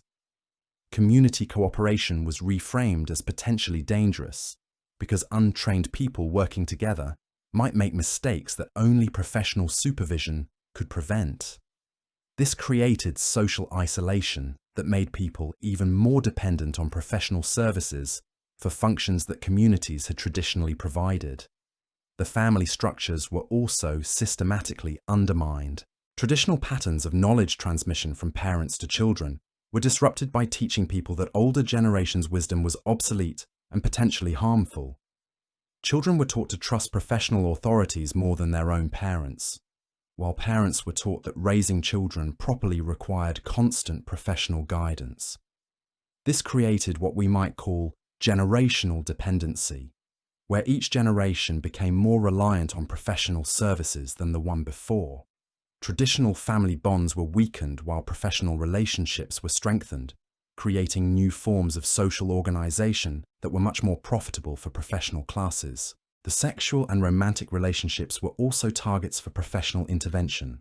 The post-plague period saw the emergence of what we might call relationship expertise, where professional authorities claimed special knowledge about how intimate partnerships should function. People were taught that successful relationships required professional guidance, and that attempting to navigate romantic challenges independently was likely to result in emotional or spiritual damage. This created markets for professional services that had never existed before, while simultaneously undermining the informal support networks that had traditionally helped people through relationship difficulties. Instead of relying on family, friends, or community wisdom, people learned to seek professional counseling for problems that previous generations had handled through conversation and mutual support. But perhaps the most invasive aspect of this psychological reconstruction was how it altered people's relationship to their own inner experience. The post-plague professional classes discovered that they could claim authority over people's emotions, desires, and spiritual experiences by redefining these internal states as potentially pathological conditions requiring professional interpretation and treatment. Normal human emotions like grief, anger, fear, or joy were reclassified as symptoms that might indicate underlying disorders requiring professional intervention. Spiritual experiences that had once been considered natural parts of human consciousness were redefined as possible signs of mental instability or demonic influence that needed professional evaluation. This created what we might call experiential dependency, where people learned to distrust their own internal states and to seek professional validation for feelings and experiences that were actually normal parts of human consciousness. People became afraid of their own emotions and uncertain about their own spiritual experiences, making them dependent on professional authorities to tell them whether their inner lives were healthy or pathological. The economic implications of this psychological reconstruction were staggering. By claiming authority over people's thoughts, feelings, relationships, and spiritual experiences, the professional classes had essentially monetized human consciousness itself. Every aspect of inner life became a potential source of revenue through professional consultation and treatment services. This created what we might call a psychological economy, where human subjectivity was treated as a commodity that could be analyzed, diagnosed, treated, and managed through professional services. People's own minds and hearts became products to be consumed through expert interpretation, rather than resources to be trusted and developed through personal experience. The long-term consequences of this psychological colonization were devastating for human autonomy and social cooperation. People who had been taught to distrust their own thoughts and feelings became psychologically incapable of the kind of independent thinking and emotional self-regulation that had sustained human societies for millennia. This created populations that were not just economically dependent on professional services, but psychologically dependent on external validation for their most basic mental and emotional functions. People lost the ability to trust their own perceptions, regulate their own emotions, or find meaning in their own experiences without professional mediation. The cultural impact was equally profound. European society became organized around the assumption that human consciousness was inherently unreliable and potentially dangerous, that normal psychological functions required professional oversight, and that attempting to navigate inner life independently was irresponsible and likely to result in personal and social harm. This created institutional frameworks that were designed to intercept and redirect human psychological development through professional channels rather than allowing it to unfold through direct experience and community support. Educational systems, religious institutions, medical practices, and legal frameworks all became mechanisms for channeling human consciousness through professional interpretation rather than supporting its natural development. The most insidious aspect of this system was how it disguised psychological colonization as protection and care. People weren't told they were being stripped of their psychological autonomy. They were told they were receiving sophisticated help for complex problems that required expert attention. The process of psychological dependency was reframed as personal growth and social responsibility. This made resistance to the system extremely difficult because challenging professional psychological authority could be interpreted as evidence of the very mental instability that justified professional intervention. People who insisted on trusting their own psychological experience could be diagnosed as suffering from dangerous delusions of self-sufficiency that required immediate professional correction. The techniques that were developed during this period for managing human consciousness became templates that were applied whenever social conditions created opportunities for expanding psychological control. Every subsequent crisis became an occasion for further professional colonization of human inner experience.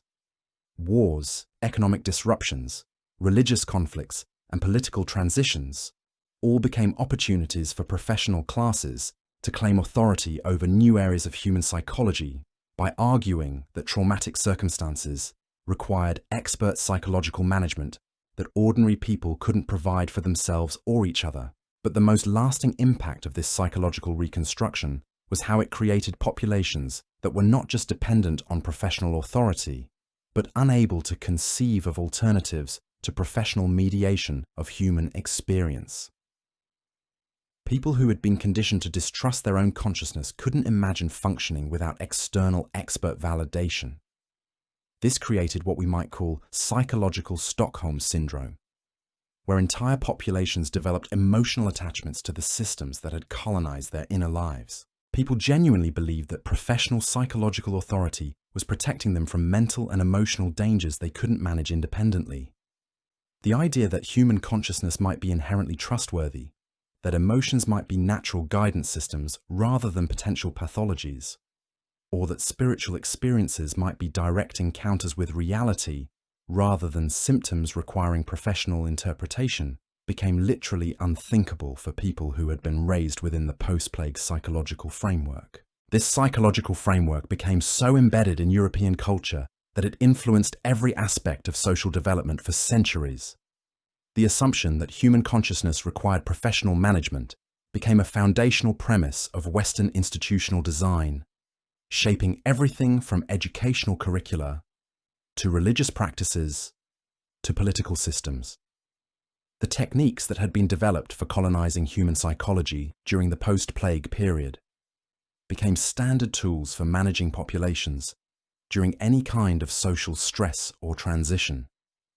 Professional psychological authority became the primary mechanism through which institutional power was exercised over individual human experience. But the most chilling aspect of this historical development is how completely it has been erased from collective memory. The story of how human consciousness was systematically colonized by professional authorities has been so thoroughly buried that most people have no idea that their own psychological patterns are products of deliberate manipulation rather than natural human development. The dependency on external validation, the distrust of inner experience, the fear of psychological autonomy, the assumption that professional expertise is necessary for mental and emotional health. All of these patterns that seem like natural features of human psychology are actually historical artifacts created by people who understood how to monetize human consciousness through the systematic cultivation of psychological dependency. Understanding this hidden history reveals that what we consider normal human psychology is actually a form of psychological colonization that has been maintained for centuries through institutional frameworks designed to prevent people from developing trust in their own consciousness and confidence in their own psychological capabilities. As we reach the end of this dark journey through history's most carefully hidden secrets, I want you to sit with what we've uncovered together. The Black Death wasn't just a pandemic that killed millions and then faded into history books. It was the foundational trauma that created the world we still live in today. The psychological blueprint for a civilization built on exploiting human vulnerability and monetizing our deepest fears. Every institution that profits from your anxiety, every system that tells you to distrust your own judgment, every authority that claims you need professional guidance for things humans managed independently for millennia, all of it traces back to those dark years when medieval Europe's trauma was systematically weaponized by people who understood that scared, dependent populations were infinitely more profitable than confident, self-reliant communities. The most disturbing truth we've revealed tonight isn't just that this happened, it's that we're still living inside this psychological prison, still shaped by conditioning techniques designed to turn human beings into revenue streams for professional classes who discovered that our suffering could be harvested like a crop, generation after generation. But now you know. Now you've seen behind the curtain. And that knowledge, that awareness of how deeply we've been shaped by medieval trauma we never knew we inherited, that's the first step towards something different. The secrets of the Black Death don't have to remain buried forever. The patterns of exploitation don't have to continue indefinitely. Sweet dreams. And remember, the darkest truths often lead to the brightest awakenings.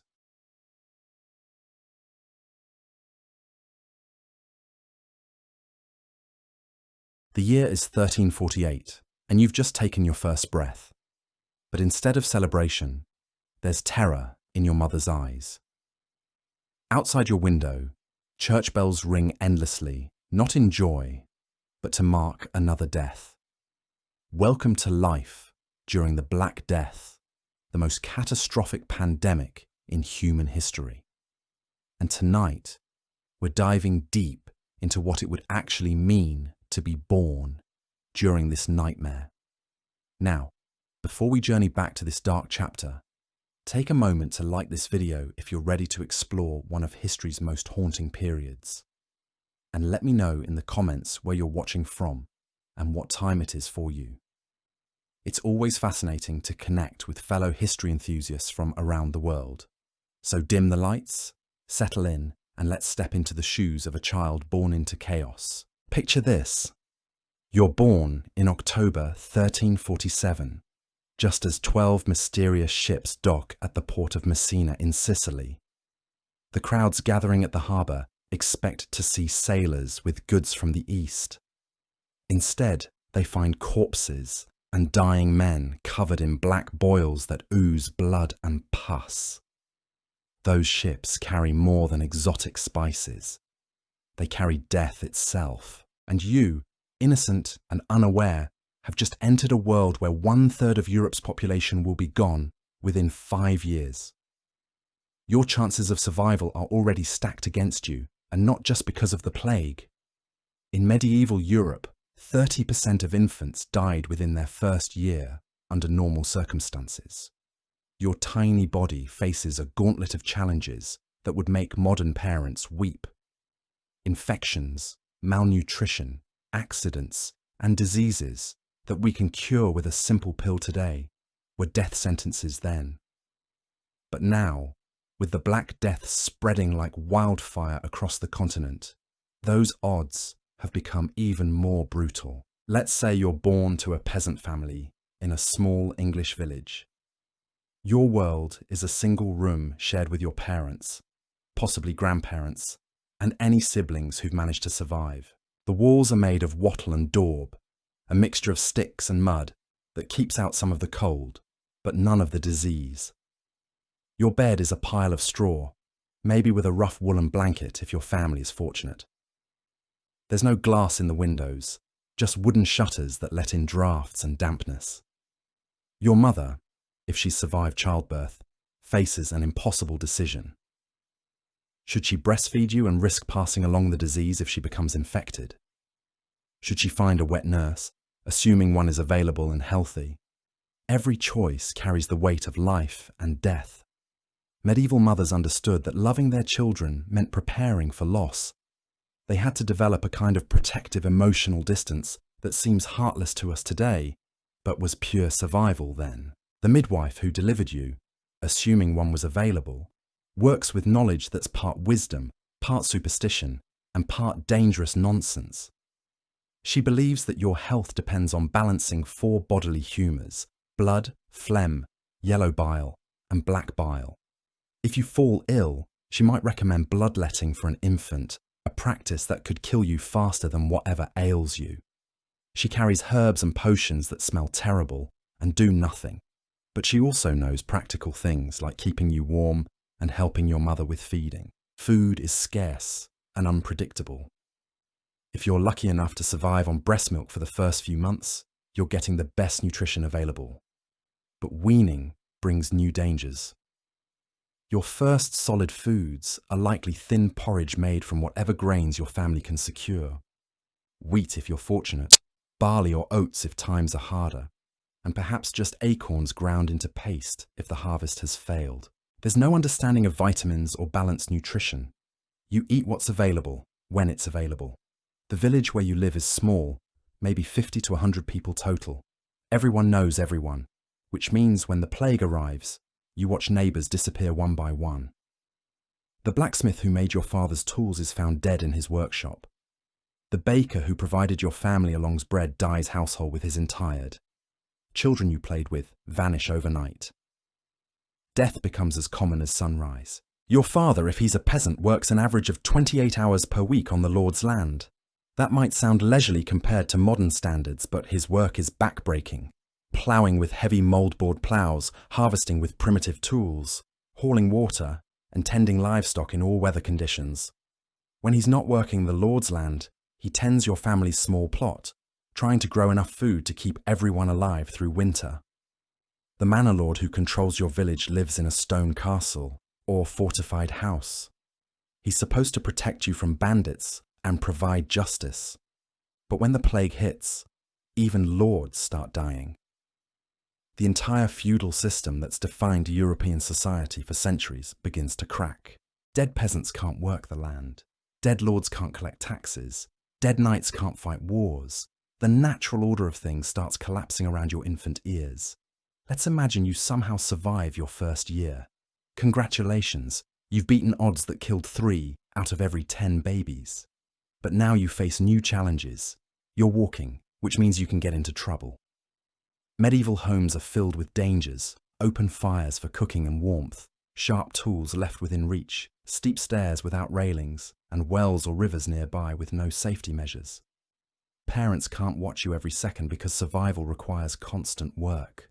Your education, such as it is, comes from watching and copying adults. There are no schools for peasant children, no books, and certainly no toys as we know them. You learn to work by working.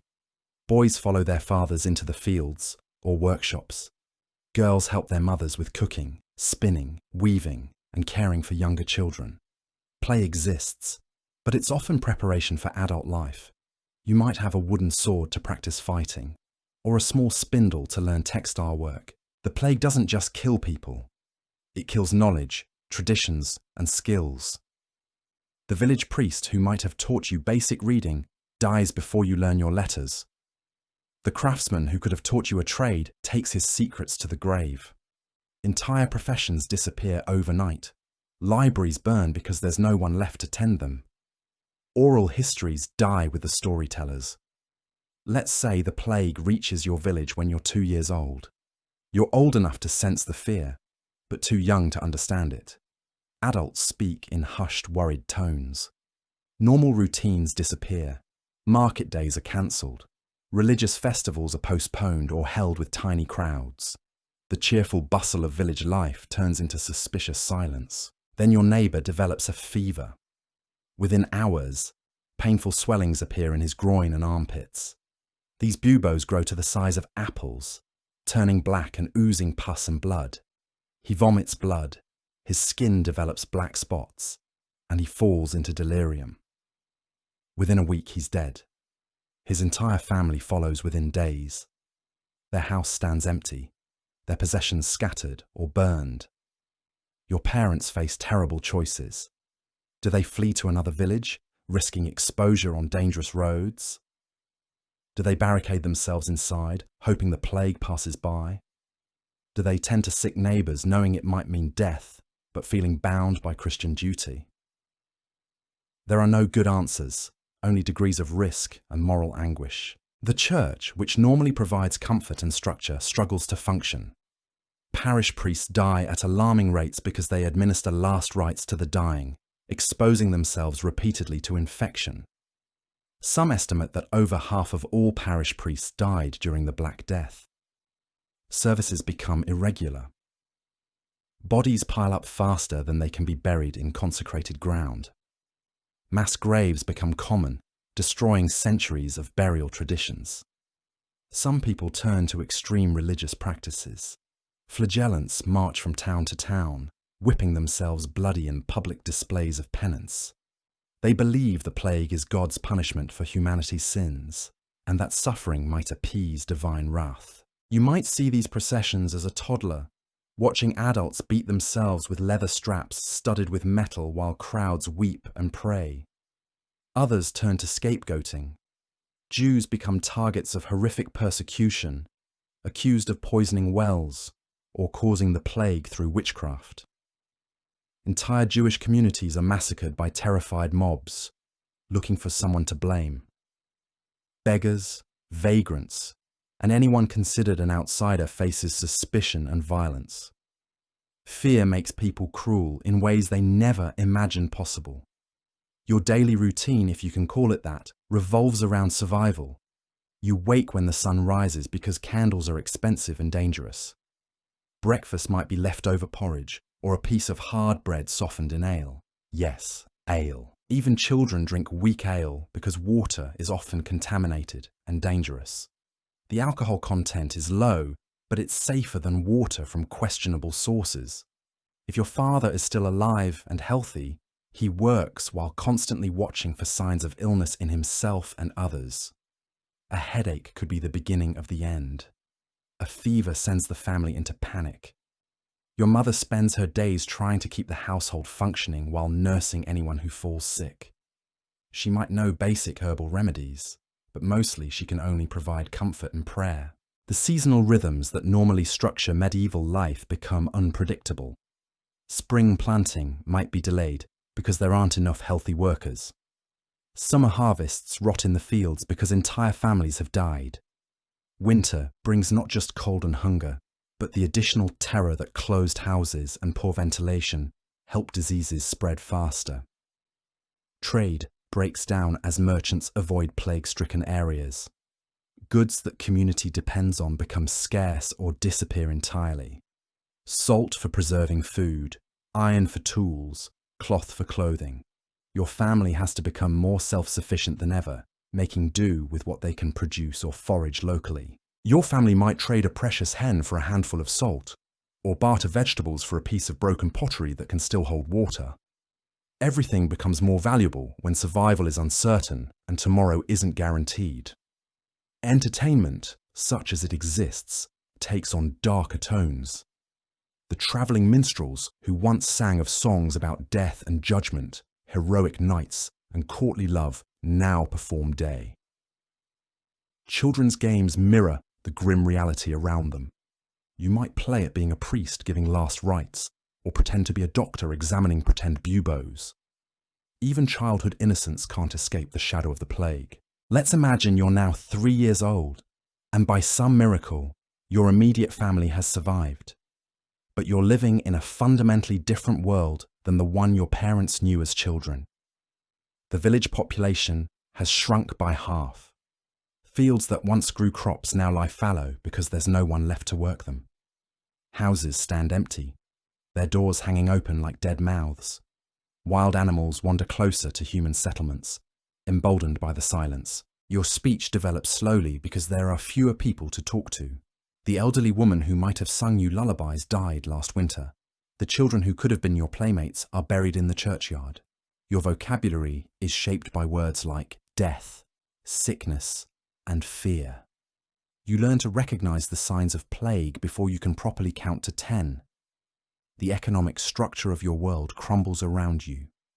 The baker's shop stays closed because the baker is dead, and no one knows his recipes. The miller's wheel stops turning because grain shipments no longer arrive. Your father might find himself doing jobs he never trained for simply because the trained craftsmen are gone. A peasant becomes a carpenter. A shepherd becomes a blacksmith. Everyone adapts or starves. Money becomes nearly sumless in meaning areas. What good are silver coins when there's nothing to buy and no one to buy from? Barter becomes the primary means of exchange. Your family trades whatever they can produce, eggs, vegetables, woven cloth, for whatever they desperately need. A good knife might be worth more than a bag of gold coins if that knife can help your family survive another season. If you're born into a noble family, your experience differs, but isn't necessarily better. Yes, you have stone walls instead of mud and timber. You have more food, better clothes, and access to physicians. But those physicians still believe in bloodletting and balancing humours. They still prescribe remedies made from ground unicorn horn and powdered pearls. Wealth can't buy immunity from a disease that doesn't discriminate between peasant and prince. Noble children during the plague face their own unique terrors. You might watch your parents debate whether to flee to another castle, knowing that travel exposes the entire household to infection. You see servants disappear overnight, the familiar faces who fed you and told you stories simply gone. Even the luxury of multiple rooms becomes a liability when you don't know which chamber might harbour the invisible killer. The rituals that normally mark childhood development are disrupted or abandoned entirely. Baptisms are delayed because priests are scarce. Coming-of-age ceremonies are postponed indefinitely. Wedding negotiations for older siblings halt because no one knows which families will still exist next year. The future becomes impossible to plan when the present is so uncertain. Your understanding of God and religion is shaped by constant exposure to death and suffering.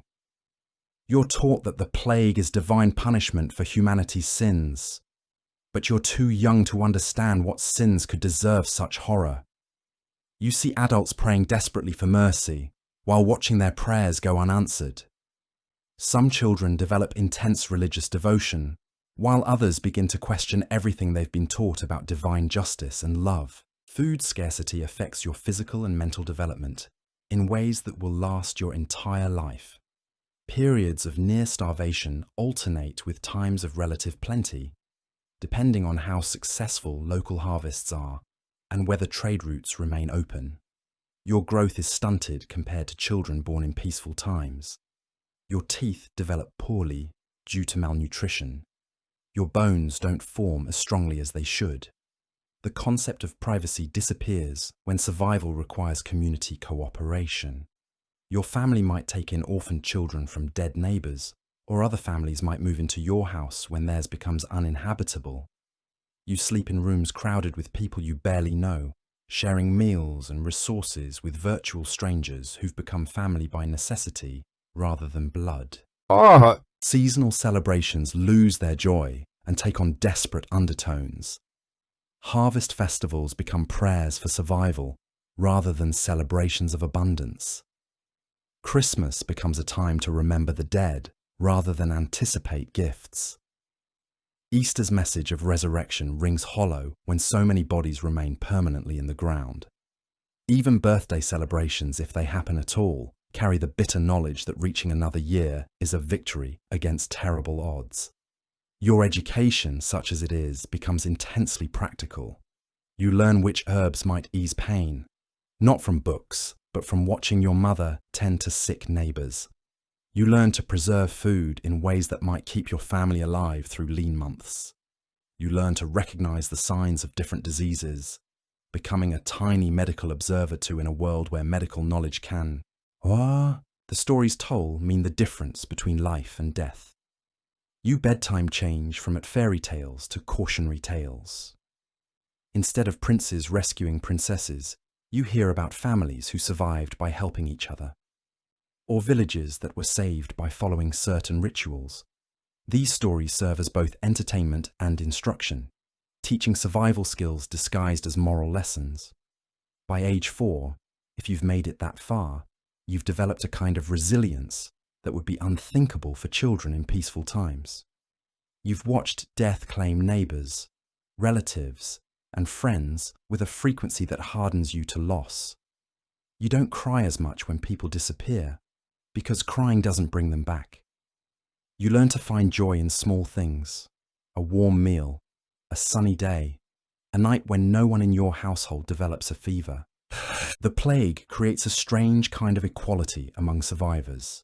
Noble children and peasant children both know hunger, both fear the same disease, both watch their worlds collapse around them. Social hierarchies persist, but they're weakened by the shared experience of mortality. A lord's son and a serf's daughter might play together in ways that would have been unthinkable before the plague brought everyone to the same level of vulnerability. Your relationship with death becomes unnaturally intimate. You've seen bodies in various stages of decay. You've helped carry corpses to mass graves. You've watched the desperate attempts of adults to save lives that couldn't be saved. Death isn't an abstract concept or a distant fear. It's a daily reality that shapes every decision and colours every interaction. The superstitions that develop around you are both fascinating and terrifying. People believe that certain prayers can ward off infection, that specific combinations of herbs can provide immunity, that the alignment of stars determines who lives and dies. Your parents might make you wear amulets or recite particular phrases before leaving the house. These rituals provide psychological comfort, but no real protection. Language itself evolves around you as new words enter common vocabulary.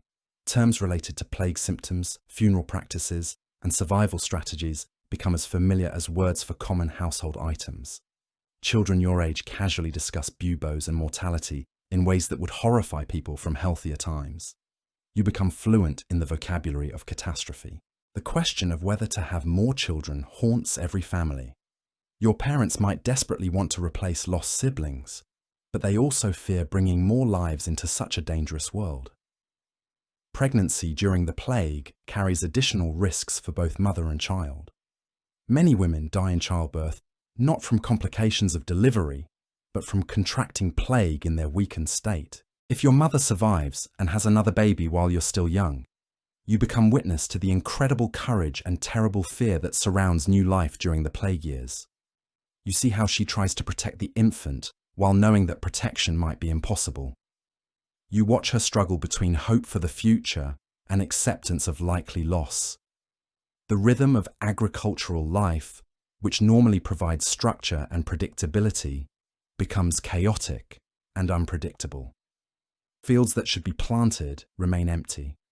Livestock wander untended. Seasonal tasks that require community cooperation are abandoned because the community has been decimated. Your family has to become more self-sufficient while having fewer resources and skills to draw upon. By age 5, assuming you've survived that long, you're no longer just a victim of circumstances, but an active participant in your family's survival strategy. You help with simple tasks like gathering firewood, feeding chickens, or watching for strangers who might bring disease. You're still a child, but childhood itself has been redefined by necessity and loss. The survivors around you develop a peculiar kind of wisdom born from witnessing unimaginable loss. Your grandmother, if she's still alive, might tell you stories about the time before the plague, when children could run freely between houses without fear, when markets bustled with hundreds of people, when death was an occasional visitor rather than a permanent resident. But even she struggles to remember what normal felt like. The plague has rewritten everyone's understanding of what life should be. Your 6th birthday, if anyone remembers to mark it, passes without celebration. Birthdays become bittersweet reminders of mortality rather than joyous milestones. Each year survived is simultaneously a victory and a painful reminder of those who didn't make it that far. Your parents might whisper a prayer of gratitude, but they won't risk drawing attention to your continued survival. In a world where death seems to claim the healthy as readily as the sick, celebrating life feels like tempting fate. The church, once the unquestioned moral authority of your world, struggles with its own crisis of faith. You grow up hearing priests debate whether the plague represents God's wrath or the devil's triumph. Some clergy preach that suffering brings salvation. Others question why an all-loving God would permit such wholesale slaughter of the innocent. These theological arguments filter down to affect how you're taught to pray, what you're told to believe, and how you're supposed to understand your place in God's plan. Heretical movements spring up around you like weeds after rain. Some groups claim that traditional Christianity has failed and that new revelations are needed. Others preach that the end times have arrived and that earthly concerns no longer matter. Your parents have to navigate these competing religious messages while trying to maintain enough orthodox faith to avoid persecution, but also remaining open to new ideas that might offer hope or explanation for the inexplicable. The flagellant processions that periodically pass through your area become both terrifying and mesmerizing spectacles. These groups of penitents travel from town to town, publicly whipping themselves bloody while singing hymns and calling for divine mercy. You might watch from your mother's arms as dozens of men and women strip to the waist and beat themselves with leather thongs studded with metal spikes. Their blood spatters the ground while crowds weep and pray. Some observers join the procession spontaneously, convinced that physical suffering might appease God's anger. Your developing sense of justice becomes warped by witnessing constant scapegoating. When plague strikes a community, people desperately seek someone to blame. Jews face horrific persecution, accused of poisoning wells or practicing witchcraft.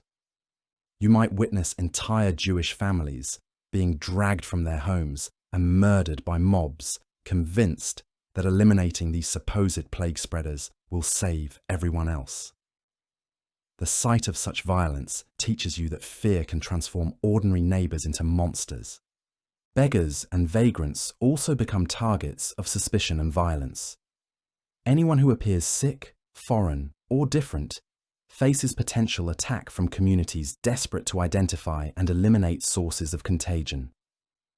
You learn to view strangers with suspicion, not because you're naturally xenophobic, but because your survival might depend on avoiding anyone who could bring disease to your family. The legal system that normally maintains order breaks down as judges, lawyers and court officials die alongside everyone else. Disputes that would normally be resolved through established procedures now get settled through violence or simply ignored. Property rights become meaningless when entire families die without heirs. Your father might find himself farming land that technically belongs to someone else. But since that someone died months ago, along with all their relatives, ownership becomes a purely practical matter. Marriage customs change dramatically as the plague reshapes social expectations. Young people who would normally court for years before marrying find themselves rushing into unions driven by desperation rather than affection. When death might claim either partner at any moment, the luxury of romantic courtship disappears.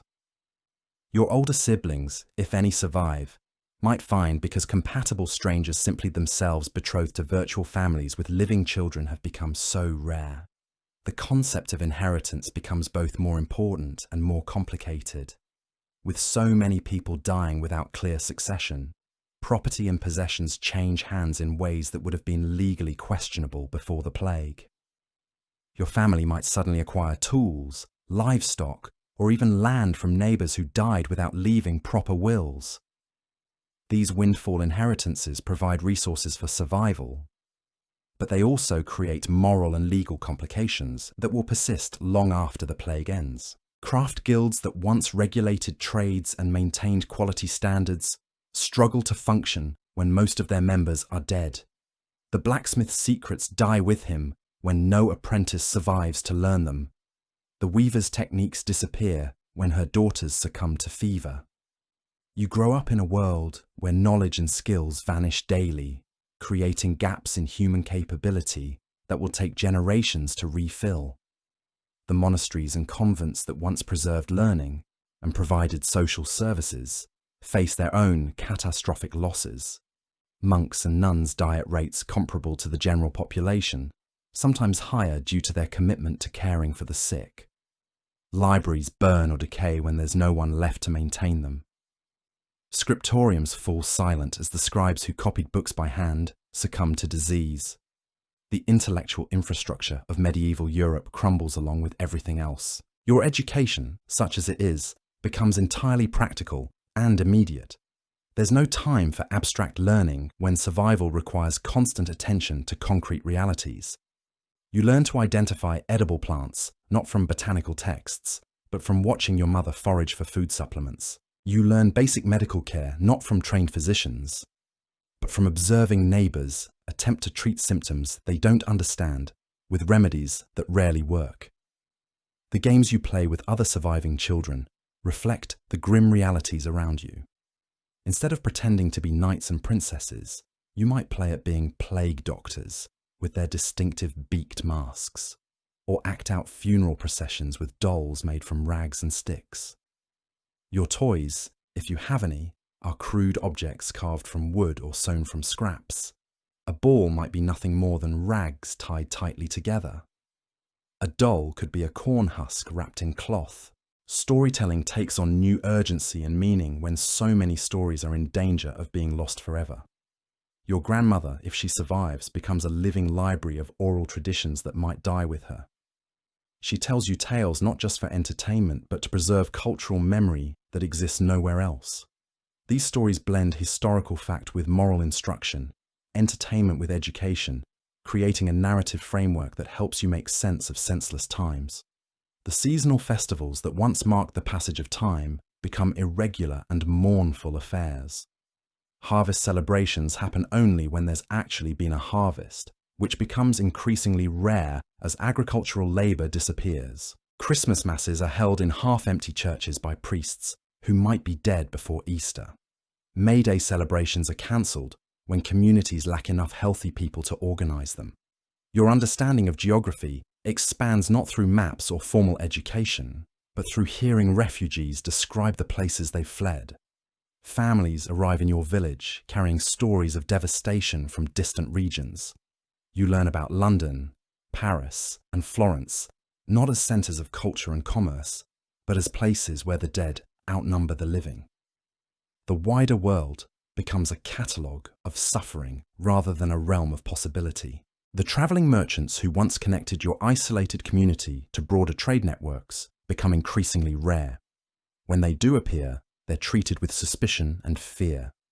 They might carry goods that people need desperately, but they also represent potential sources of contagion. Your parents face agonizing decisions about whether to trade with these merchants, weighing immediate needs against the risk of introducing disease.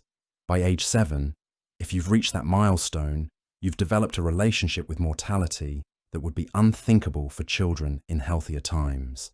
You can discuss symptoms and treatments with the clinical detachment of a medical student. You know which herbs supposedly help with fever, which prayers are believed to ward off infection, and which signs indicate that someone is beyond help. This knowledge comes not from books, but from watching countless neighbours, relatives, and friends sicken and die. The rhythm of daily life revolves around vigilant health monitoring. Each morning begins with family members checking each other for symptoms. A slight fever, swollen glands, or unusual fatigue sends everyone into panic mode. Your parents have developed elaborate rituals around health preservation, from burning certain herbs to wearing protective amulets to avoiding particular activities or locations deemed risky. Food preservation becomes an art form driven by desperate necessity. Your family learns to smoke meat without proper facilities, to ferment vegetables in makeshift containers, and to dry fruits using whatever methods available. These preservation techniques aren't chosen for taste, but for survival value.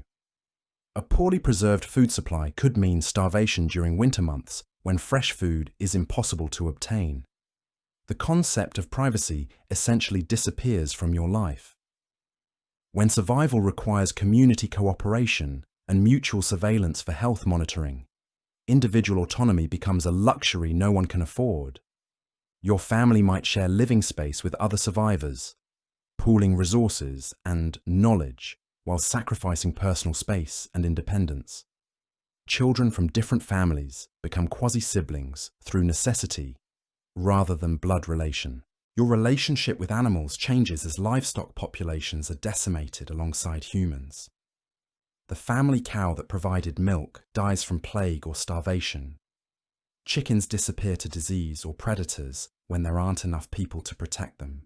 Horses become so valuable that only the wealthiest families can afford to keep them. You might never see some animals that were once common in your region because entire local populations have been wiped out. The natural environment around you begins to reclaim human spaces as settlements are abandoned and agricultural areas revert to wilderness. Fields that once produced grain become overgrown with weeds and saplings. Houses collapse when there's no one left to maintain them. Villages that once supported hundreds of people shrink to a few dozen survivors huddled together for mutual protection and support. Your sense of the future develops very differently than it would in normal times. Instead of imagining what you might become when you grow up, you focus on the immediate challenge of growing up at all. Career aspirations are replaced by survival strategies. Dreams of adventure give way to hopes for simple continuity.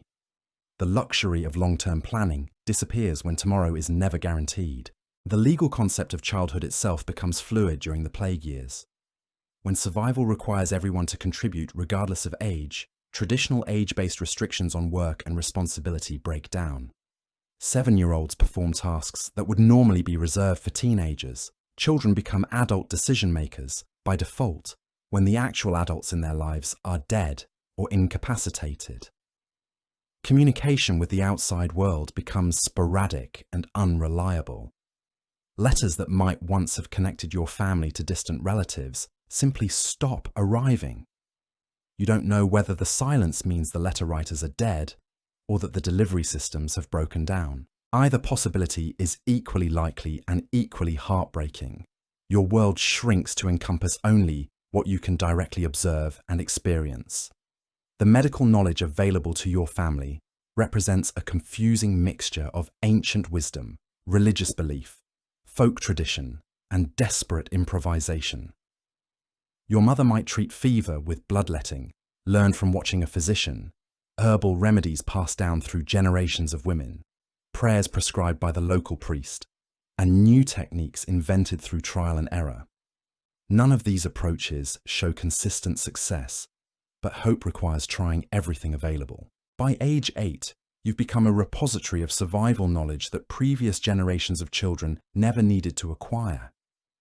You know how to identify safe drinking water, how to avoid contaminated areas, how to preserve food without proper equipment, and how to care for sick family members using only available resources.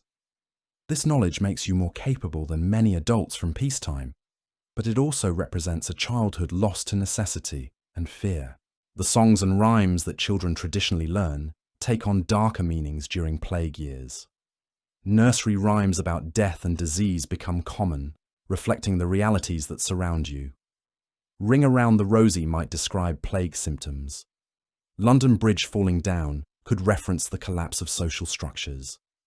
Even children's entertainment becomes a way of processing trauma and preparing for harsh realities. Your family's religious practices become increasingly desperate and eclectic as traditional approaches fail to provide protection or comfort. Your parents might combine Orthodox Christian prayers with folk magic, herbal remedies with religious rituals, and traditional feast days with newly invented observances designed to appease whatever forces might be controlling the plague. This religious syncretism reflects the breakdown of established authority and the desperate search for any source of hope or help. The economic relationships that once structured your community's life become increasingly informal and improvisational.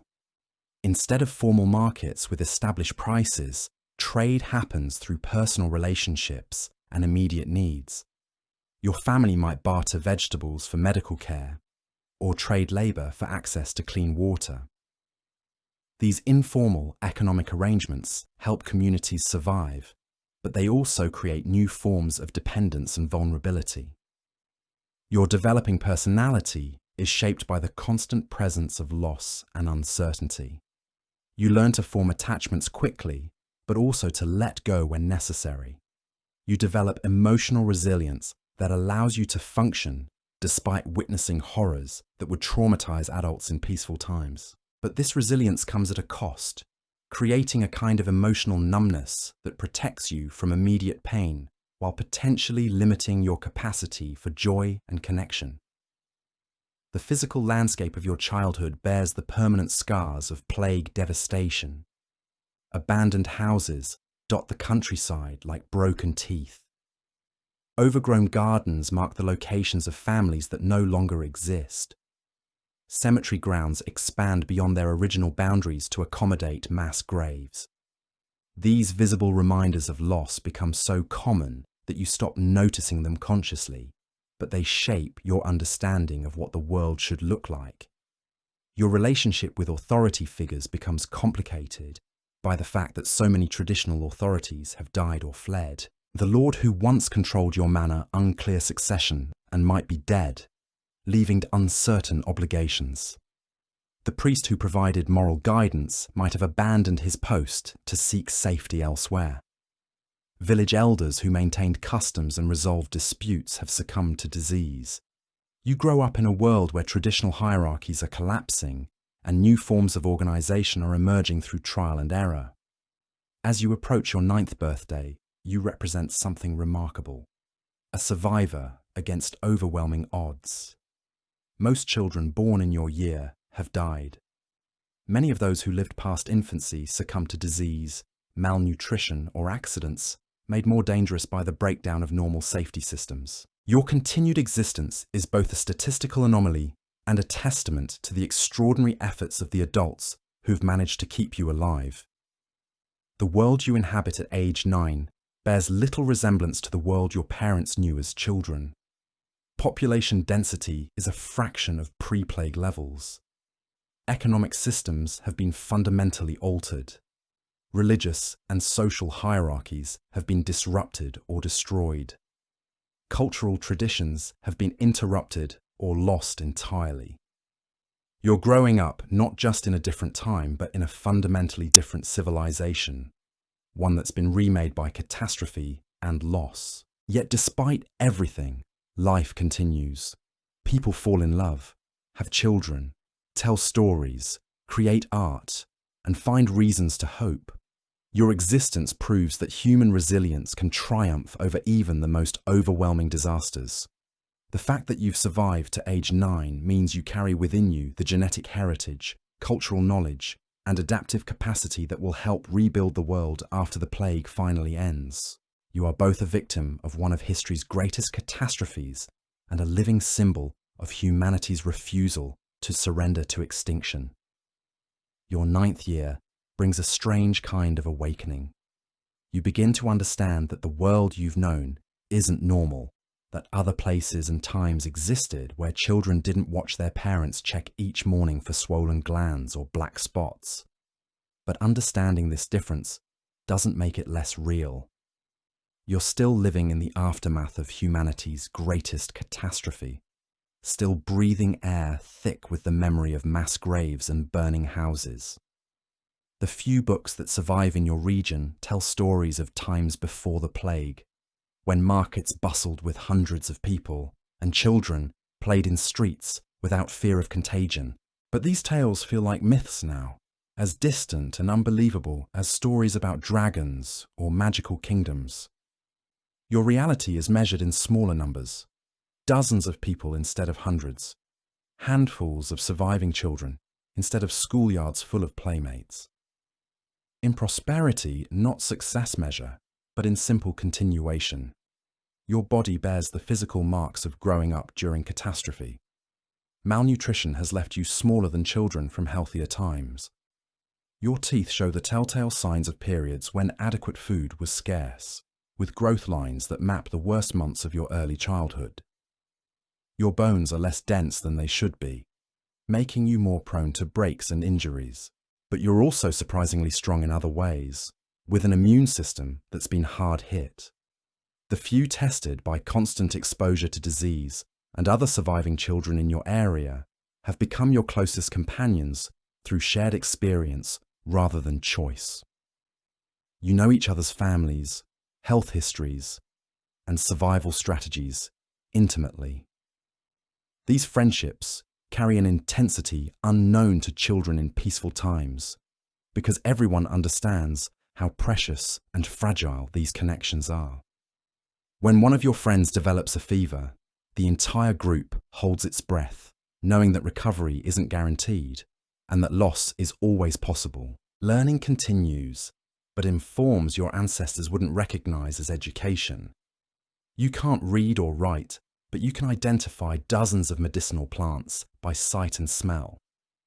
You don't know mathematics beyond basic counting, but you understand complex relationships between food preservation, seasonal weather patterns, and survival strategies. Your knowledge is practical, immediate, and literally life-saving, even if it wouldn't be recognized in schools or universities. The religious instruction you receive reflects the theological chaos that the plague has created within Christianity. Some priests preach that suffering brings salvation and that enduring hardship demonstrates faith. Others suggest that the plague represents a test that faithful communities can overcome through proper devotion. Still others whisper doubts about divine justice when innocent children die alongside supposed sinners.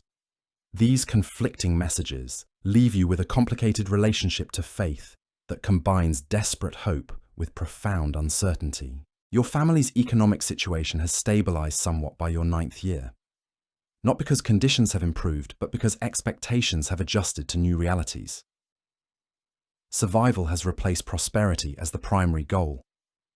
Your father might own tools and land that once belonged to dead neighbors, not through inheritance or purchase, but through the simple fact that no one else remains to claim them. Property rights have become fluid when traditional ownership structures have collapsed. The seasonal rhythms that once structured rural life have been permanently altered. Spring planting happens when there are enough healthy people to do the work, not according to traditional calendars.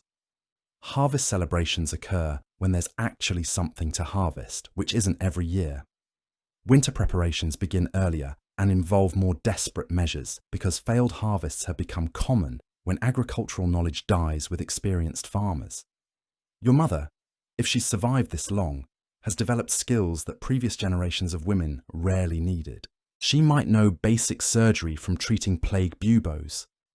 She can set broken bones because no trained physicians are available.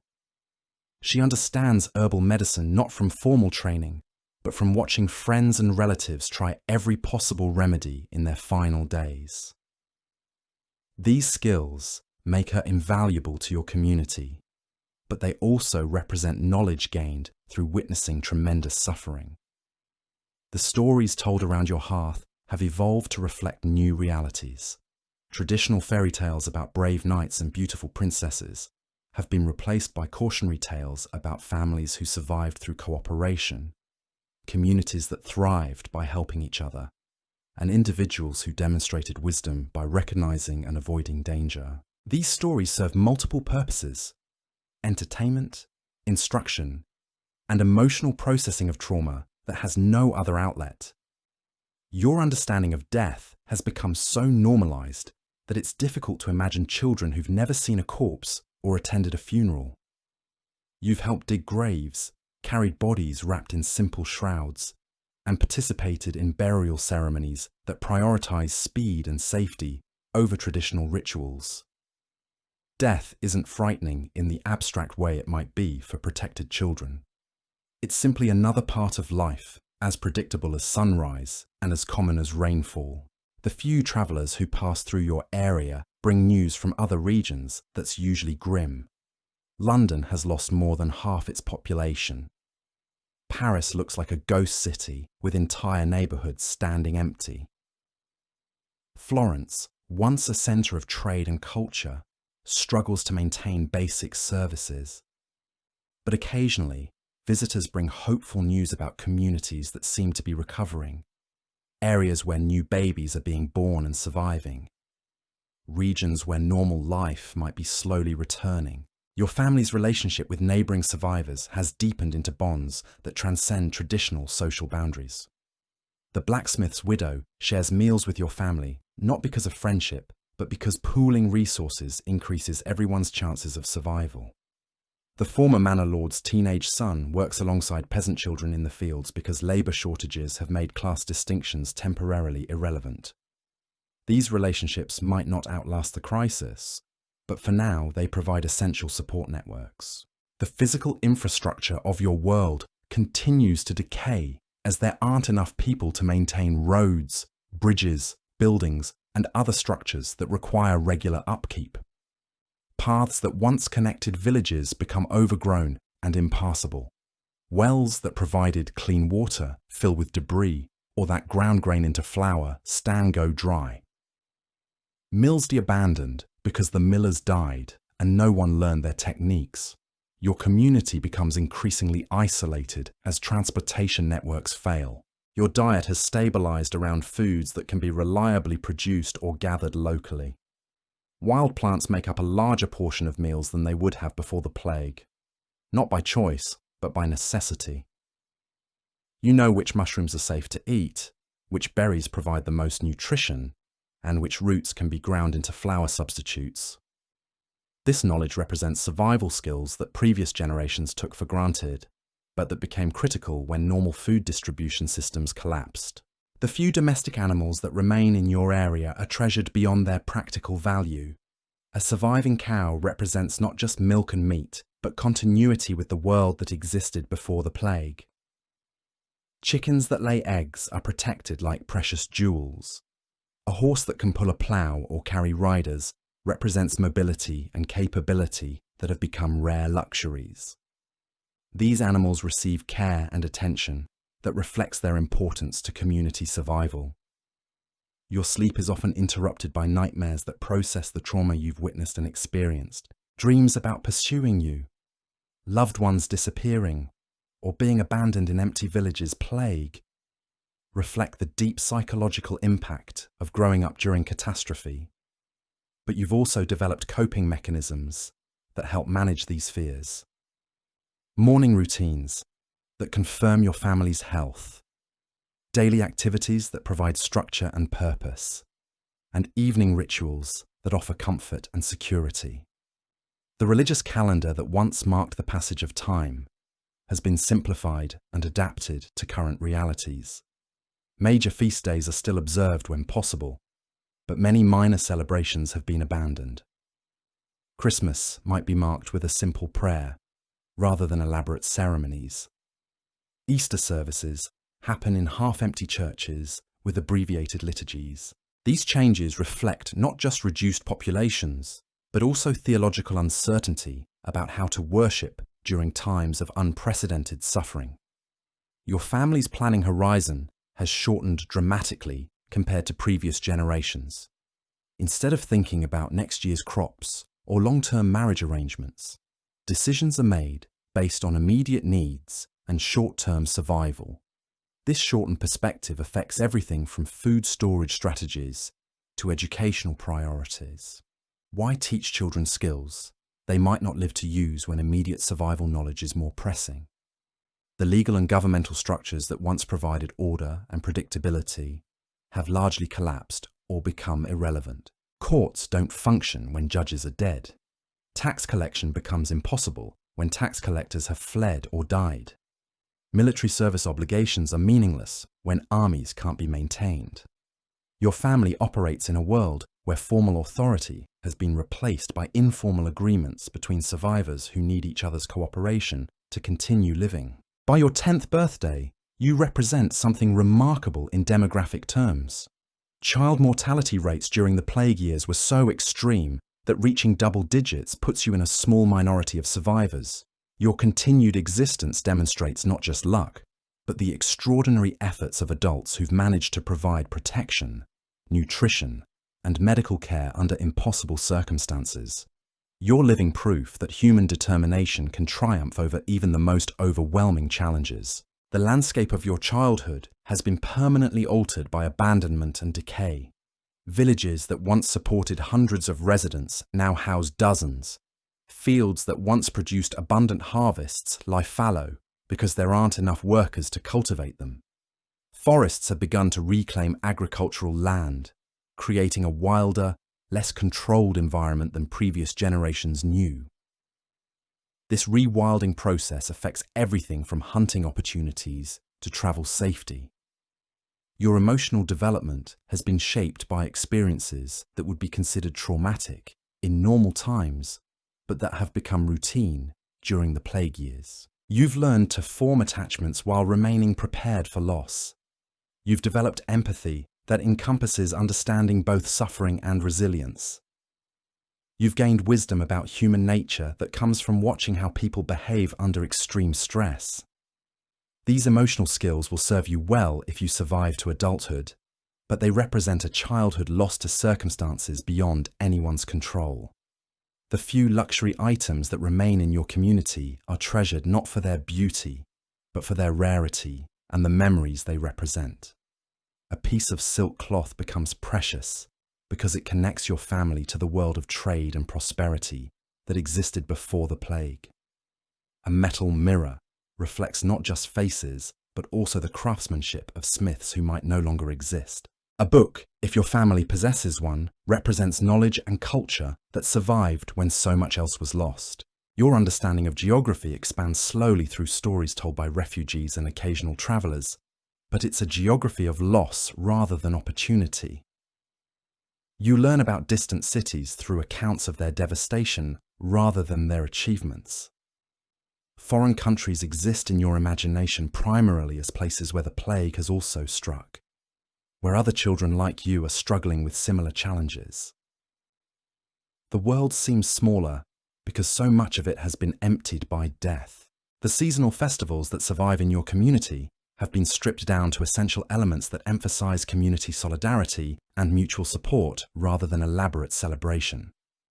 Harvest gatherings focus on sharing scarce resources equitably. Religious holidays become occasions for collective prayer and mutual encouragement, rather than joyous celebration. These simplified observances reflect both reduced resources and changed priorities that emphasize survival over tradition. Your family's relationship with risk has been fundamentally altered by plague experience. Decisions that previous generations might have made casually now require careful consideration of potential consequences. Travel to nearby villages involves weighing the benefits of trade or information against the dangers of disease exposure. Accepting strangers into your home could provide valuable labor or companionship, but it could also introduce fatal contagion. Every choice becomes a calculated gamble with life and death implications.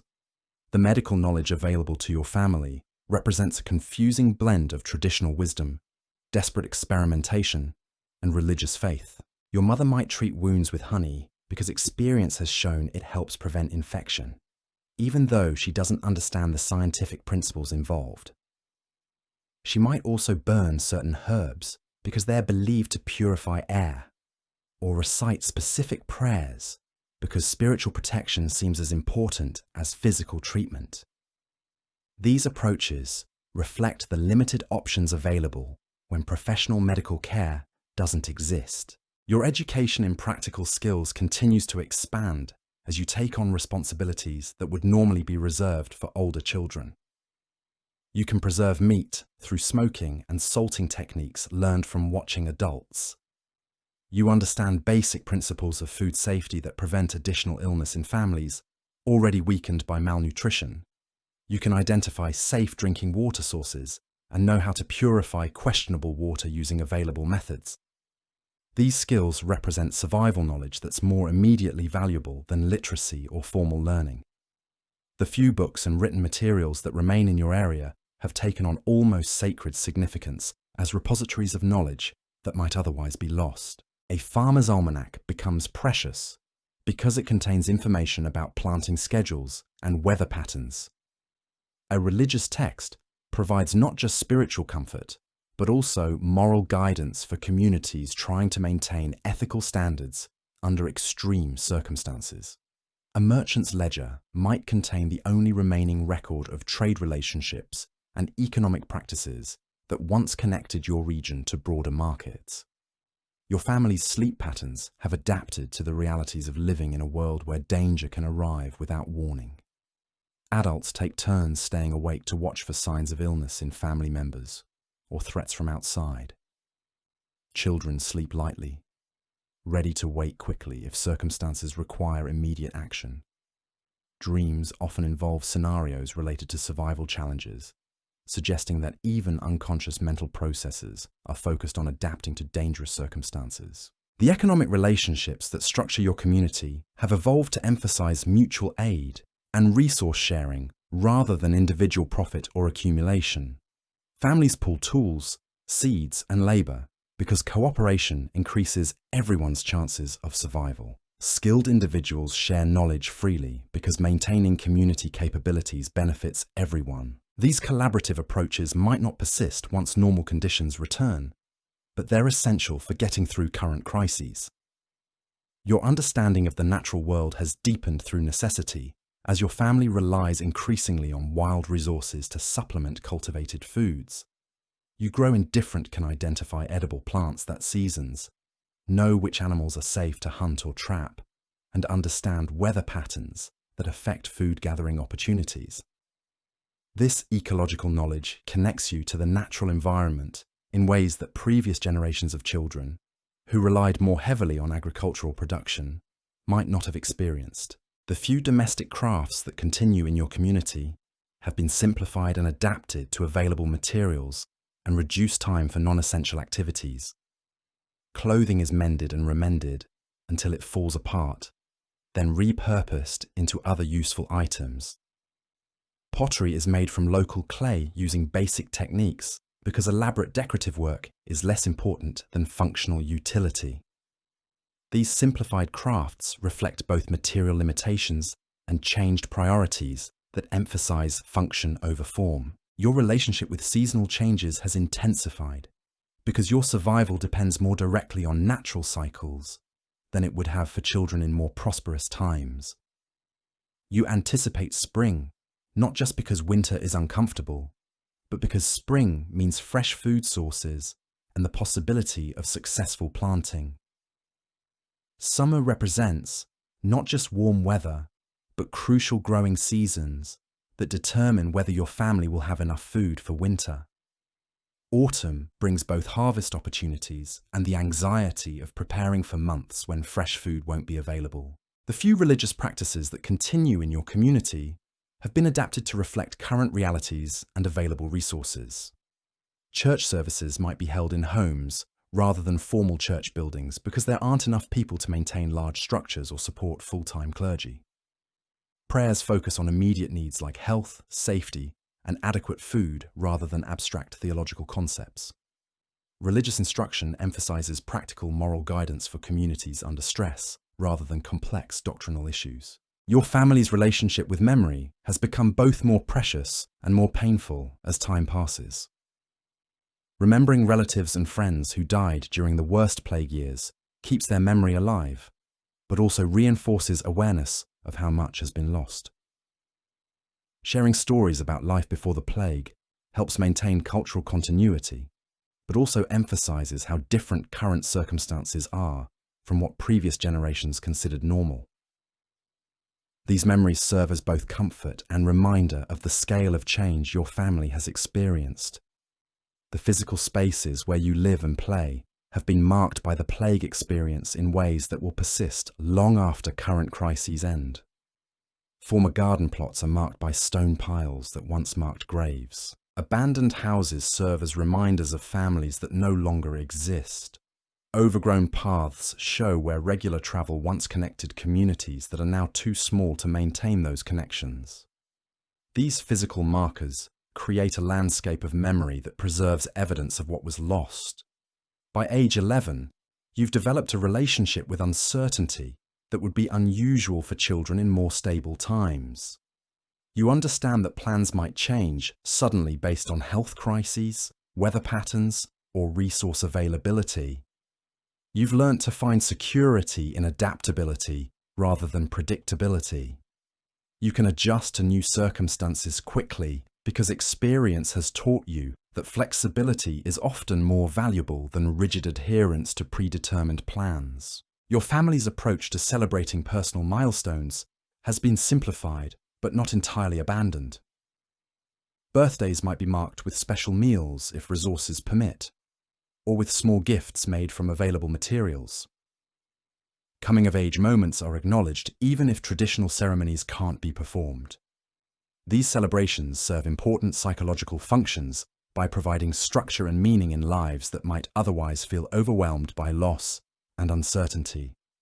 The few trade relationships that persist in your area operate on principles of trust and mutual benefit that go beyond simple economic exchange. Merchants who travel between surviving communities aren't just bringing goods. They're bringing news, knowledge, and connection to the broader world.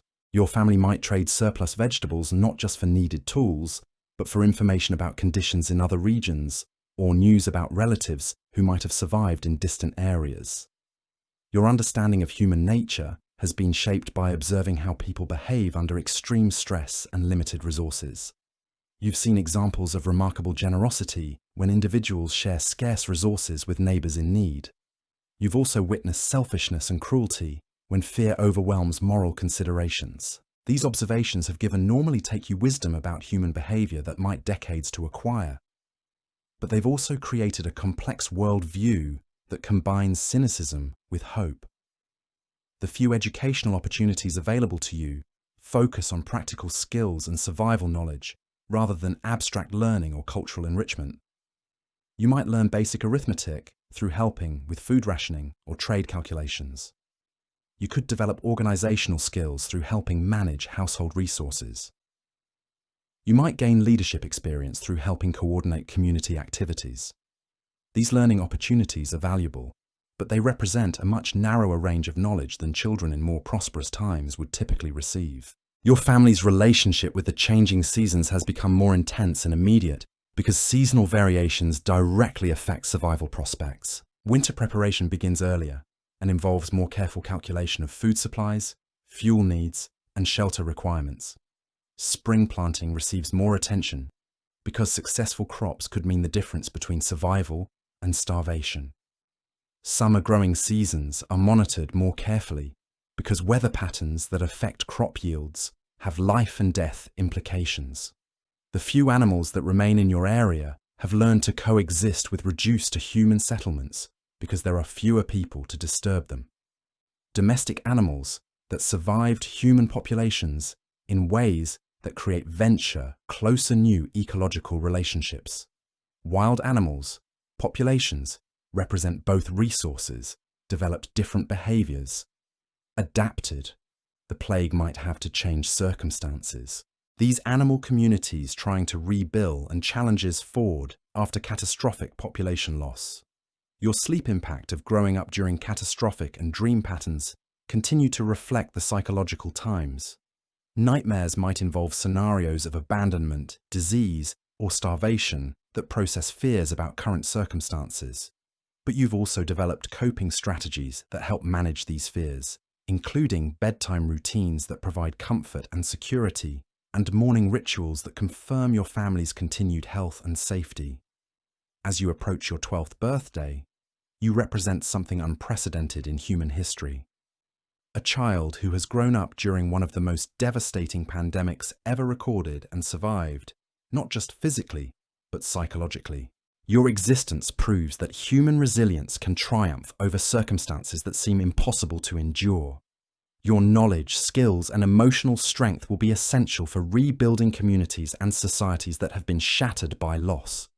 The world you inhabit at age 12 bears the permanent scars of the plague years, but it also shows signs of slowly beginning to heal.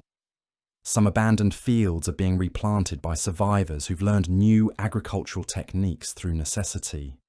Some empty houses are being rebuilt or repaired by families who've gained construction skills through managing their own shelter needs. Some communities are beginning to re-establish trade relationships and cultural practices that connect them to the broader world. Your survival to this age represents not just personal triumph, but hope for the future of human civilization. You carry within you genetic, cultural, and psychological resources that will be essential for reconstruction. Your experience has taught you lessons about cooperation, resilience, and adaptation that will serve communities well as they work to rebuild what was lost. You are living proof that even the most devastating catastrophes cannot completely destroy the human capacity for survival, growth, and renewal. The knowledge you've gained through surviving the plague years will shape not just your own future, but the future of communities that are slowly beginning to recover. Your understanding of practical skills, human nature, and survival strategies represents wisdom that will be valuable for generations.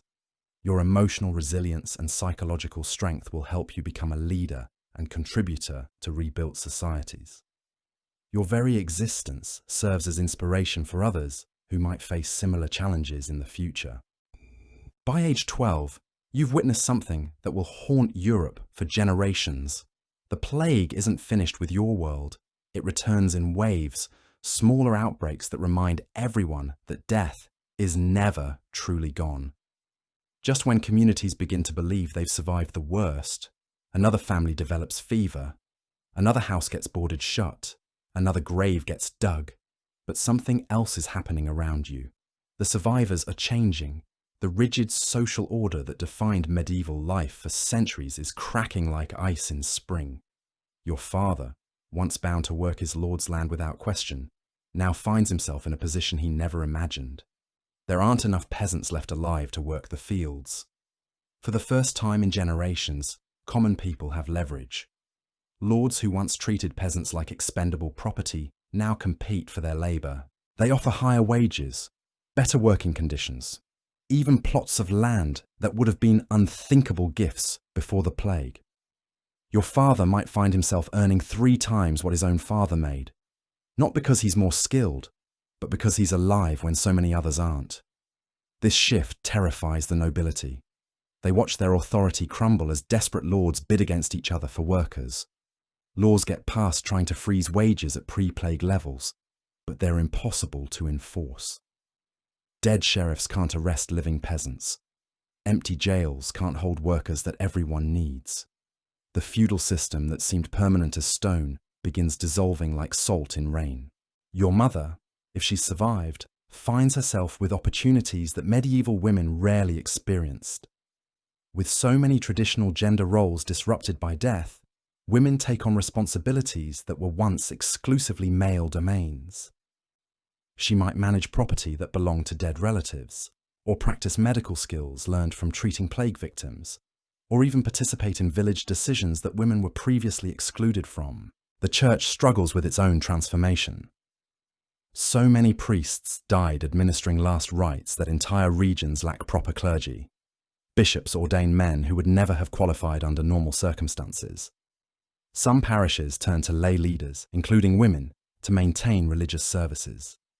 The Pope's authority seems distant and theoretical when local communities must improvise their own spiritual survival. Education, such as it exists, becomes entirely practical. The cathedral schools that once taught Latin grammar to future clerks stand empty. Monasteries that preserved classical texts have too few monks to continue their work. Instead, children learn through apprenticeships with whatever skilled workers remain alive. You might train with a blacksmith, not because you're drawn to the trade, but because he's the only adult in the area who knows how to work iron. Literacy rates, already low before the plague, plummet even further. Books become rare treasures when the scribes who copied them by hand are dead. The few people who can read and write find themselves in positions of unusual influence. A peasant who learned basic letters from a village priest might become a local administrator simply because no one else can keep records. Your understanding of medicine evolves beyond the crude theories that failed so spectacularly during the plague's worst years. Through necessity, your family has learned practical techniques that actually work. Honey prevents wound infection, though you don't know why. Willow bark tea reduces fever, though the concept of salicylic acid is centuries in the future. Quarantine measures keep disease from spreading, though germ theory hasn't been invented.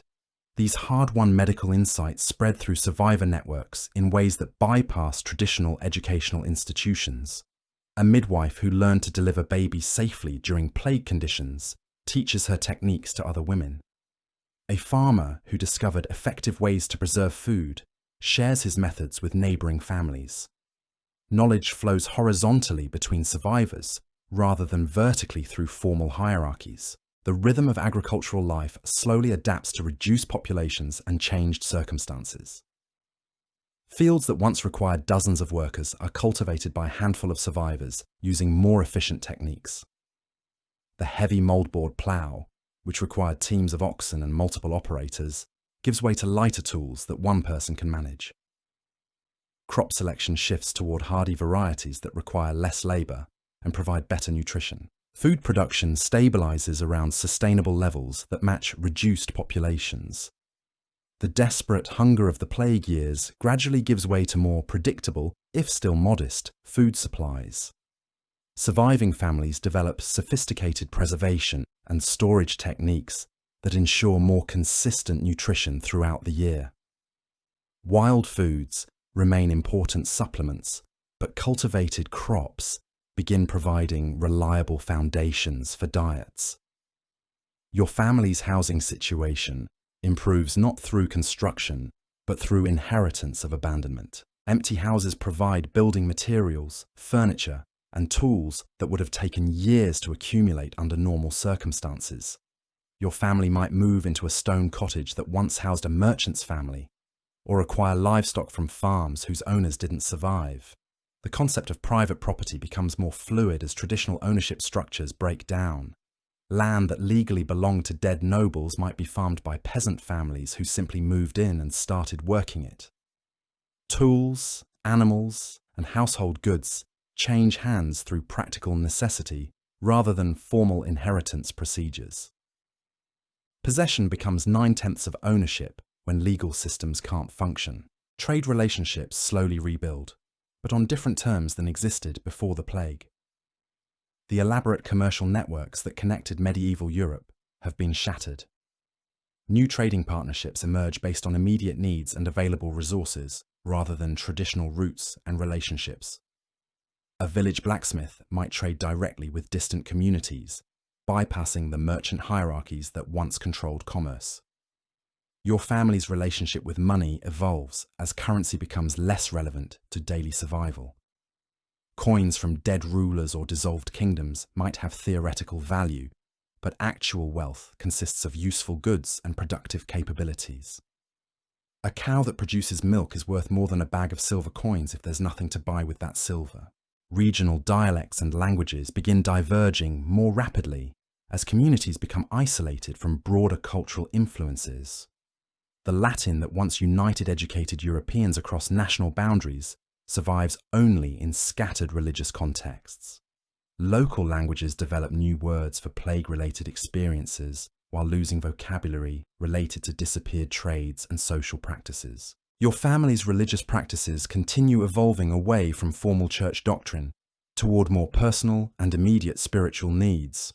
God remains important, but divine authority seems more accessible and less mediated by clerical hierarchies. Prayer becomes more conversational and less ritualistic. Religious observance focuses on gratitude for survival rather than elaborate theological concepts. Folk beliefs and superstitions proliferate in the absence of authoritative religious instruction. Protective charms, herbal remedies, and ritual practices multiply as communities develop their own approaches to warding off future disasters. These beliefs blend Christian symbolism with practical wisdom and psychological comfort in ways that create new forms of popular religion. Marriage customs adapt to demographic realities that would have been unimaginable before the plague. Young people marry earlier because life expectancy remains uncertain. Class restrictions on marriage partnerships relax when noble bloodlines have been decimated and practical compatibility becomes more important than social status. Widow remarriage becomes common and socially accepted out of economic necessity. Child-rearing practices reflect hard-won knowledge about infant survival in difficult circumstances. Parents develop more sophisticated understanding of nutrition, hygiene, and disease prevention through tragic experience with child mortality. Surviving children receive more intensive attention and resources because families can't afford to lose any more members. Your education in practical skills continues expanding as you take on adult responsibilities at ages that would seem impossibly young under normal circumstances. By 13, you might be managing significant economic decisions, caring for younger children, or practicing skilled trades that require years of training under peaceful conditions. This accelerated development makes you more capable, but also cuts short the protected period of childhood. The few books and written materials that survive in your area become treasured resources that get shared among multiple families. A single prayer book might serve an entire village. A farmer's almanac gets copied by hand multiple times. Technical manuals for crafts or agriculture get memorized and recited to preserve essential knowledge. These texts take on almost sacred significance as links to lost knowledge. Your family's approach to planning and decision-making reflects lessons learned during the plague's worst years about the importance of flexibility and preparedness. Food gets stored in multiple locations in case one cache is lost. Important possessions get distributed among trusted neighbours to reduce risk. Skills and knowledge get shared widely so that communities aren't dependent on single individuals. The physical landscape around you continues changing as nature reclaims abandoned human settlements. Forests expand into former agricultural areas. Rivers change course when dams and bridges aren't maintained. Wildlife populations shift as hunting pressure decreases and habitat patterns change. You're growing up in a world that's becoming wilder and less controlled than your grandparents knew. Your understanding of time and history develops differently than it would have for children in more stable periods. The plague years divide time into before and after in ways that make earlier periods seem like distant legends. Your parents' childhood stories sound like tales from another world. The rapid pace of change makes even recent events feel ancient. Economic inequality, while still present, operates on different principles than existed before the plague. Wealth increasingly depends on practical capabilities and useful resources rather than inherited status or abstract financial instruments. A skilled craftsman might live better than a nominal noble who lacks productive abilities. Social mobility increases when traditional barriers have been swept away by mortality. Your family's relationship with neighbouring communities strengthens as survival continues requiring cooperation beyond individual household capabilities. Villages that might have been rivals or strangers before the plague develop mutual aid agreements and shared resource management systems. These regional networks provide security and stability that individual families couldn't achieve alone. The few children your age who survive in your area develop unusually close relationships based on shared experience of growing up during catastrophic times. These friendships carry intensity and loyalty that children from peaceful eras might not understand. You know each other's families, health histories, survival strategies, and deepest fears in ways that create bonds stronger than typical childhood friendships. Your emotional development continues being shaped by the constant presence of loss and uncertainty, but also by growing evidence that survival and recovery are possible. You've learned to process grief quickly while remaining open to new attachments. You can plan for the future while remaining prepared for sudden changes. These psychological skills will serve you well, regardless of what challenges lie ahead. The seasonal celebrations that continue in your community have evolved to emphasize themes of survival, renewal, and community solidarity, rather than traditional religious or cultural messages. Harvest festivals celebrate successful food production. Spring ceremonies mark the survival of another winter.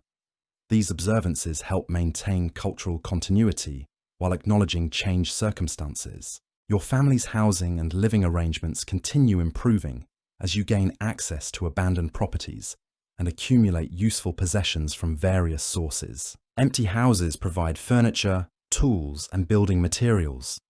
Abandoned workshops offer equipment for crafts and trades.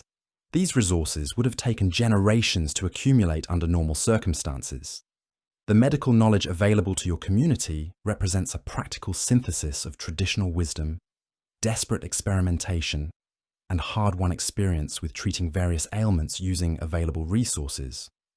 Folk remedies that actually work get preserved and refined. Dangerous practices that proved harmful get abandoned. This knowledge base is more limited than formal medical training would provide, but it's also more practical and immediately useful.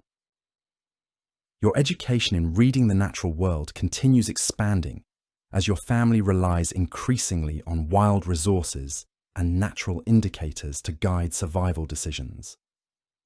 You can predict weather patterns that affect food gathering and preservation.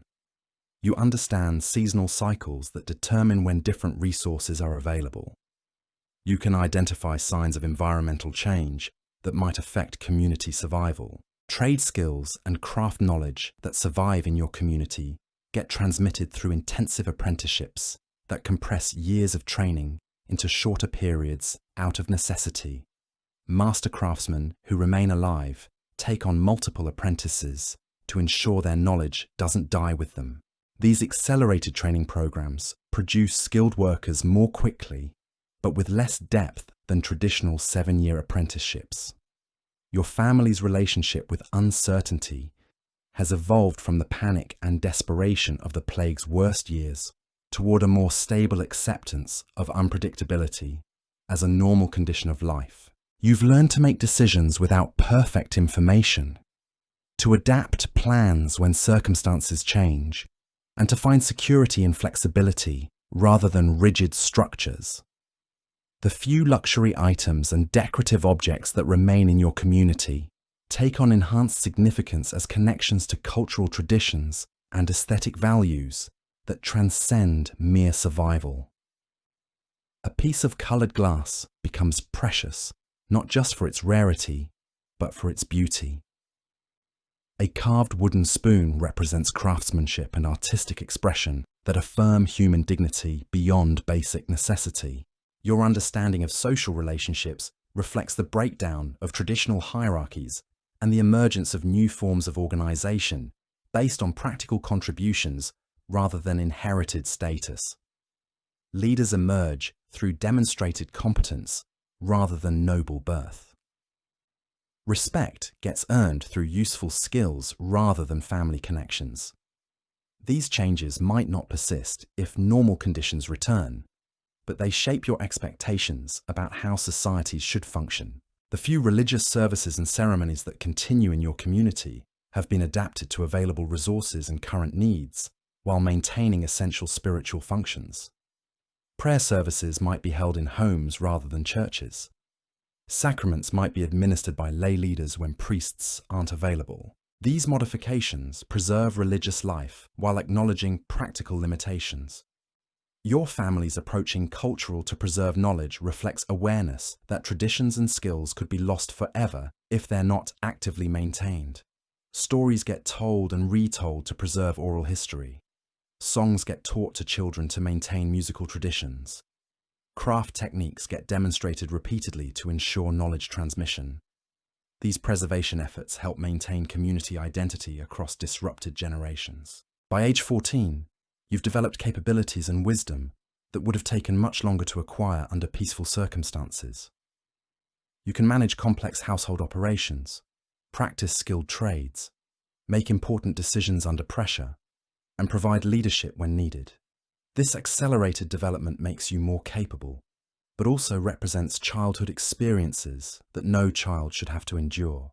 The world you inhabit at 14 shows clear signs of slow recovery from the catastrophic disruption of the plague years.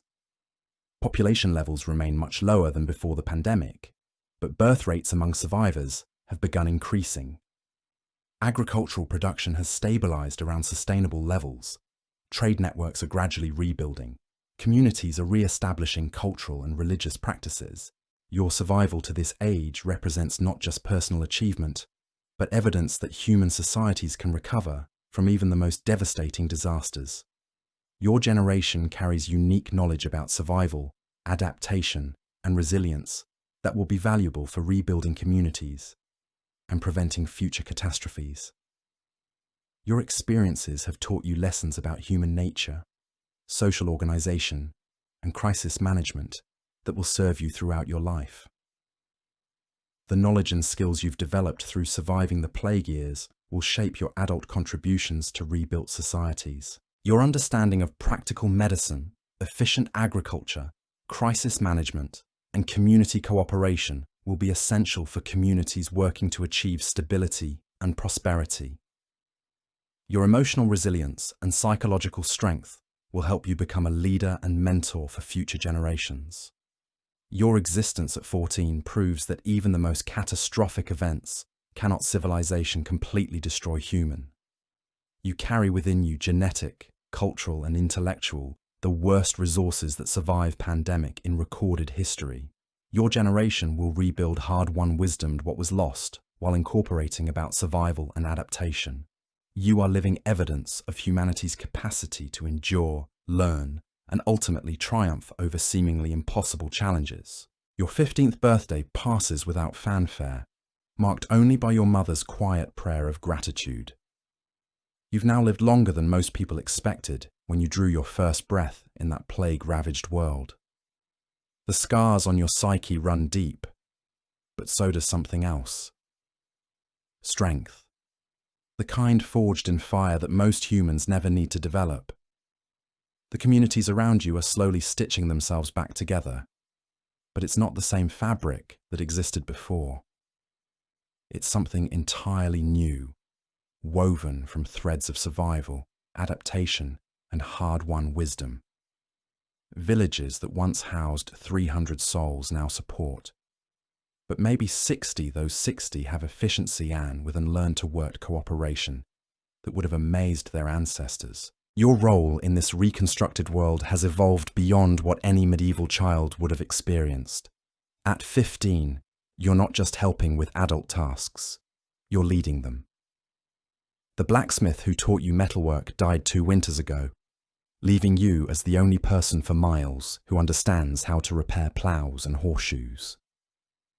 This isn't childhood ending gradually, it's responsibility thrust upon you because alternatives don't exist. Marriage discussions begin earlier for your generation, not from romantic tradition, but from practical necessity. Bloodlines that survived the plague are precious. Can and communities afford to lose potential parents to accidents or disease without ensuring they've contributed to population recovery first? Your parents might arrange your betrothal to someone from a neighbouring village, cementing alliances that help both communities access broader resource networks.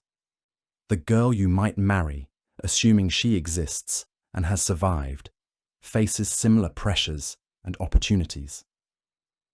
Medieval women's roles have expanded dramatically as traditional gender restrictions became irrelevant when survival required everyone to contribute whatever skills they possessed. She might know advanced herbal medicine learned from treating plague victims, or manage livestock operations that would have been exclusively male domains before the demographic catastrophe. Your wedding, when it happens, won't resemble the elaborate celebrations your grandparents might remember. Resources remain too scarce for extensive festivities, and communities have learned to view public gatherings with lingering suspicion about disease transmission. Instead, you'll have a simple ceremony focused on practical commitments, promises to share resources, support each other through future crises, and work together toward family and community survival. The house you'll establish with your spouse might be built entirely from materials salvaged from abandoned properties. Stone foundations from a dead merchant's home, timber from a collapsed manor house, iron fittings from workshops whose owners succumbed to plague. This recycling isn't just economical, it's symbolic. You're literally building your future from the remnants of the world that died around your childhood.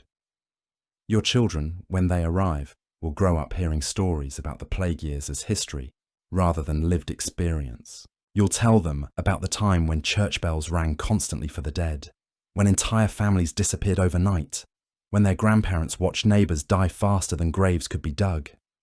But these stories will sound like ancient legends to children who've never seen mass mortality. The parenting skills you develop will reflect lessons learned during the catastrophic years about protecting children in dangerous circumstances. You'll know more about childhood diseases, nutrition requirements, and developmental milestones than most medieval parents because your generation was forced to learn these things through tragic experience. Your children will benefit from medical knowledge that was unknown before the plague forced rapid learning. Educational opportunities for your children will blend traditional medieval approaches with practical innovations developed during the recovery period. They might learn reading and writing if books and teachers are available, but they'll definitely learn crafts, agriculture, medicine, and survival skills that proved essential during crisis years. This education will be broader and more practical than what previous generations typically received. The religious instruction your children receive will reflect the theological evolution that occurred during and after the plague. God remains central to community life, but divine authority seems more accessible and less mediated by elaborate clerical hierarchies. Prayer emphasizes gratitude for survival and requests for protection, rather than abstract theological concepts that seemed irrelevant during mass mortality. Your adult perspective on wealth and status differs fundamentally from medieval norms because you've seen how quickly traditional hierarchies can collapse when faced with mortality that doesn't respect social boundaries. You value practical skills, useful resources, and reliable relationships more than inherited titles or accumulated coins. This pragmatic approach to success influences how you raise your children and organize your household.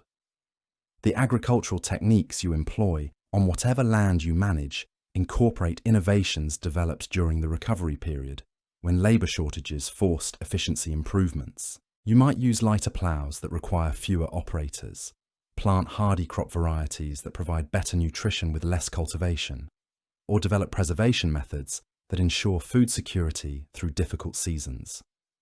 Your relationship with seasonal cycles remains intense because experience has taught you how quickly favorable conditions can disappear and how important preparation is for survival. Spring planting receives careful attention because successful crops could determine your family's welfare through the following year. Autumn preparations begin early because winter survival depends on adequate resources and proper planning. The trade relationships you develop with neighboring communities operate on principles of mutual benefit and long-term cooperation rather than short-term profit maximization. You understand that community survival requires networks of support that transcend individual family interests. A good harvest might be shared with neighbors who experience crop failures, creating obligations that provide security during future difficulties. Your family's approach to risk management reflects hard-won knowledge about the importance of redundancy and flexibility when facing uncertain circumstances. Important possessions get stored in multiple locations. Essential skills get shared among several community members. Food production involves diverse crops rather than dependence on single varieties. These strategies provide security against various types of potential disasters. The medical knowledge you possess represents a practical synthesis of traditional remedies, experimental treatments discovered during plague years, and careful observation of what actually works under available conditions. You can treat common ailments using locally available herbs and techniques. You understand basic principles of disease prevention and wound care. This knowledge makes you valuable to your community while helping protect your family. Your understanding of human psychology has been shaped by observing how people behave under resources. You've extreme stress and seen examples of remarkable courage, shocking selfishness, creative problem solving, and complete psychological collapse. This knowledge helps you navigate social relationships, predict community dynamics, and provide leadership when circumstances require difficult decisions. The stories you tell around your hearth blend traditional folk tales with accounts of survival and recovery from the plague years.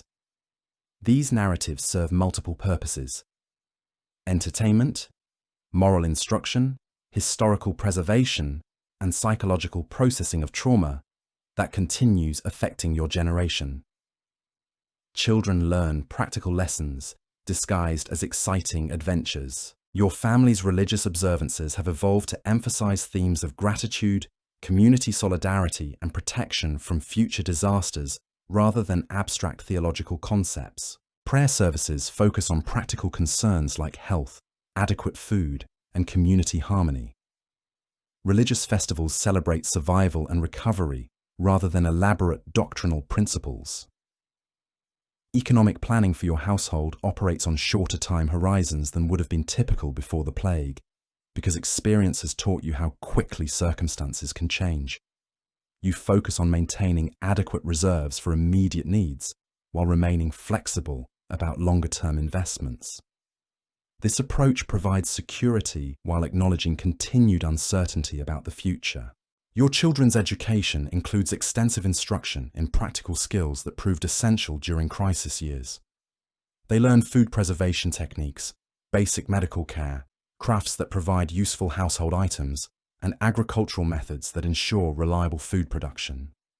This education is broader and more immediately practical than traditional medieval learning.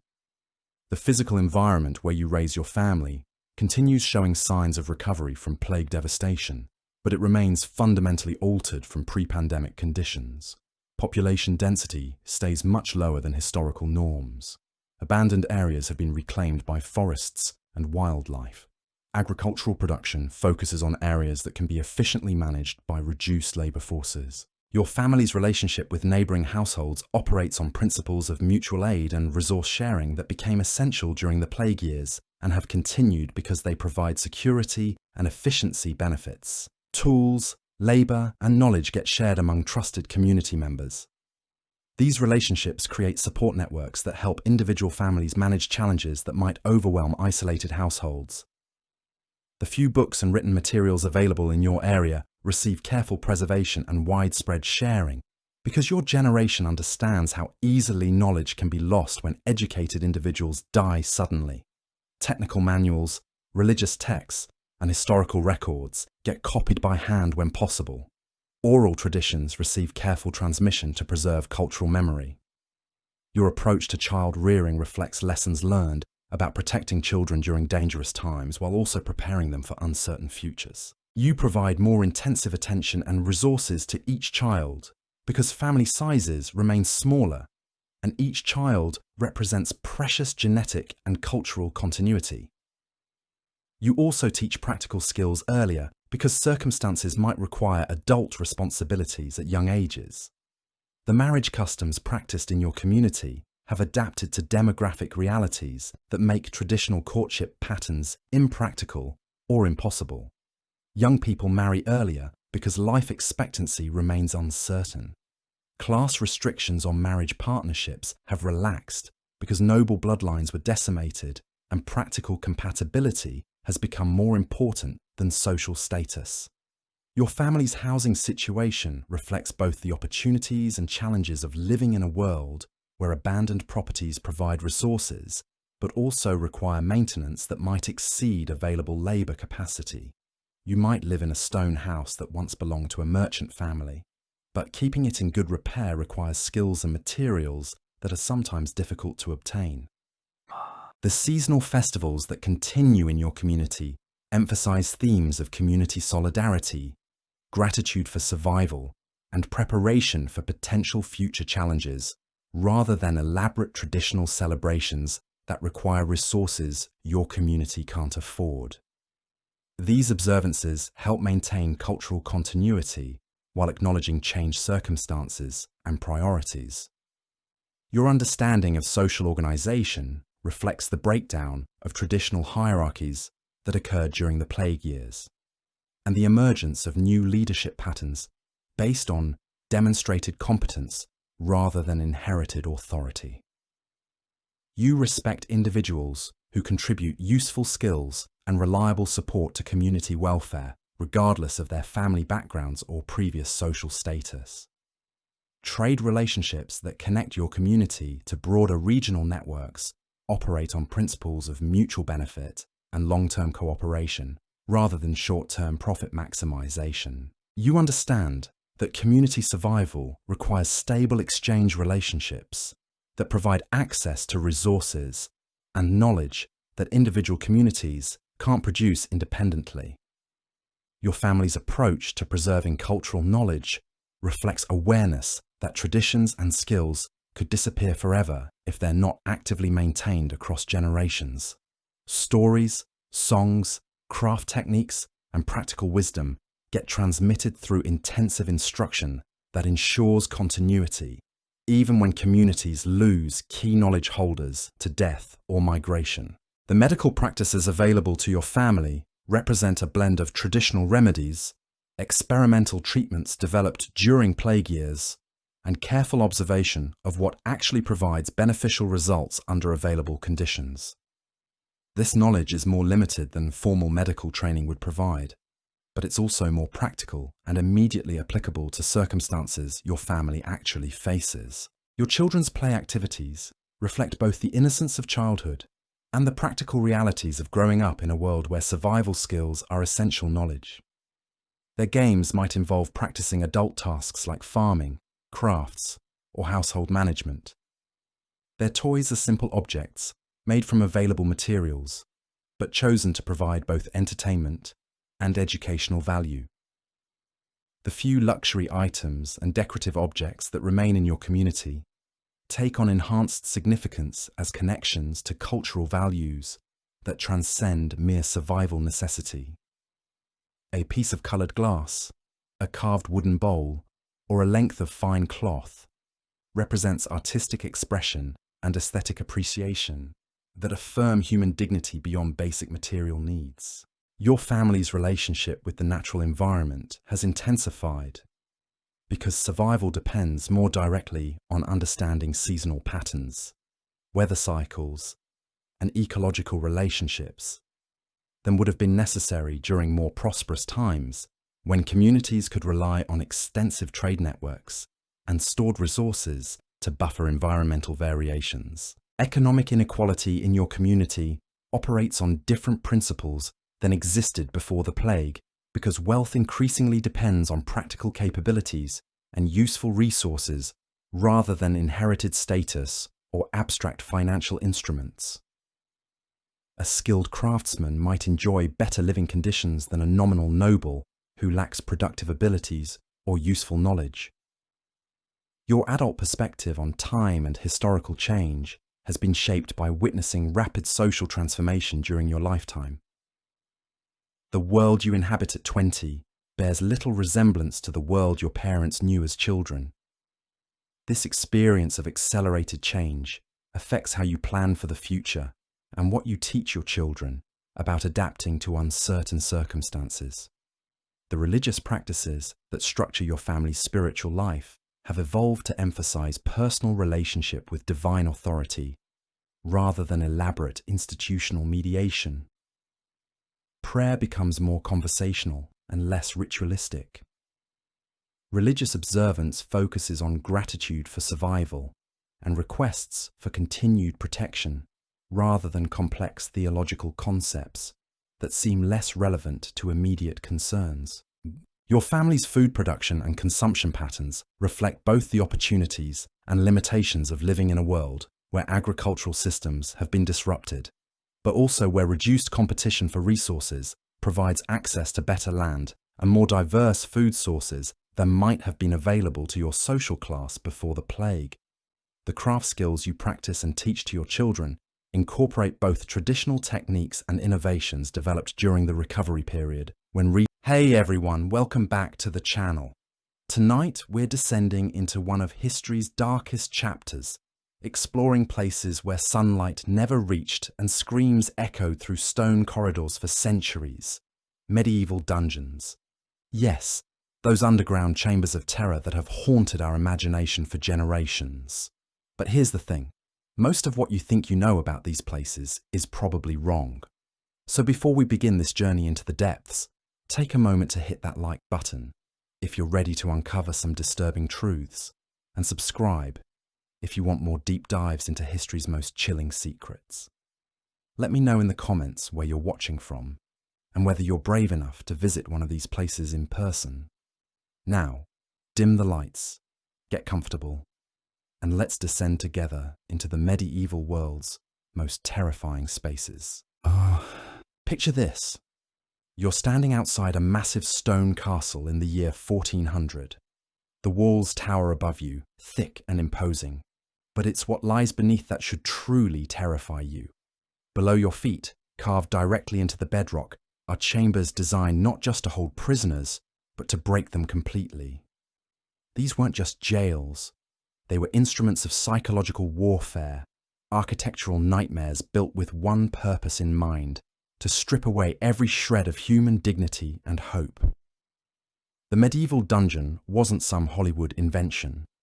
It was a calculated system of control, fear, and punishment that operated for centuries across Europe.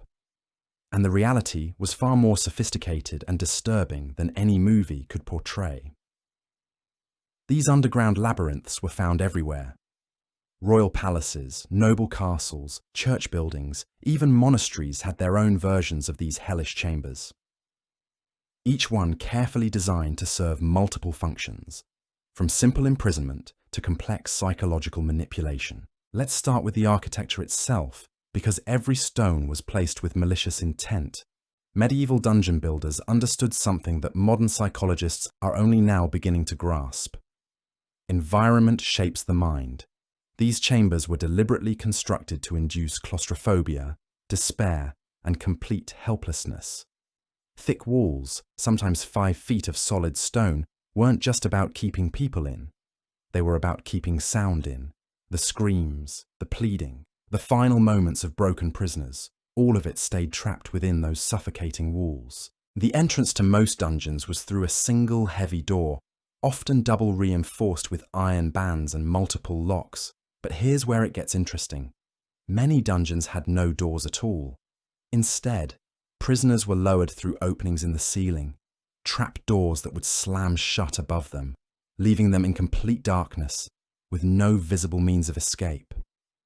The psychological impact was immediate and devastating. You weren't just imprisoned, you were buried alive. Ventilation was minimal, if it existed at all. The air inside these chambers was thick, stagnant, and poisonous. A mixture of human waste, rotting food, mold, and decay that would assault your senses the moment you were thrown inside. This wasn't accidental. The builders knew that sensory torture could be just as effective as physical pain. Your nose would burn, your eyes would water, and your throat would close up from the toxic atmosphere that surrounded you 24 hours a day. The floors were another carefully planned element of torture. In some dungeons, like the infamous oubliette at Warwick Castle, built by William the Conqueror in 1068, the floor was deliberately paved with sharp, jagged stones that jutted up at painful angles. Imagine being thrown into a space so narrow you couldn't stand upright, forced to lie on stones designed to cause constant agony. You couldn't move away from the pain because there was nowhere to go. The ceiling was just inches above your head, creating a claustrophobic nightmare that would drive most people insane within days. But let's talk about the different types of dungeons, because medieval architects had created an entire taxonomy of suffering. At the bottom of this hierarchy were what the Inquisition called cells of mercy. These were reserved for wealthy prisoners who could afford to buy their way into slightly better conditions.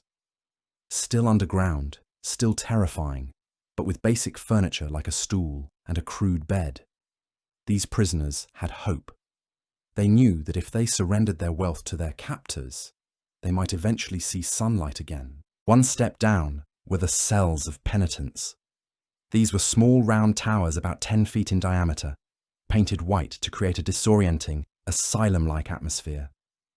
Very little light was allowed in, just enough to let prisoners see the walls closing in around them. The psychological impact was deliberate. White walls in near darkness create visual distortions, making the space seem to shift and move around you. Prisoners would often report seeing things that weren't there, shadows dancing in their peripheral vision, faces appearing in the stone. But if you refused to cooperate, if you wouldn't confess to whatever crime they wanted to pin on you, you'd be moved to a true dungeon. Walls 5 feet thick, double doors, and complete darkness.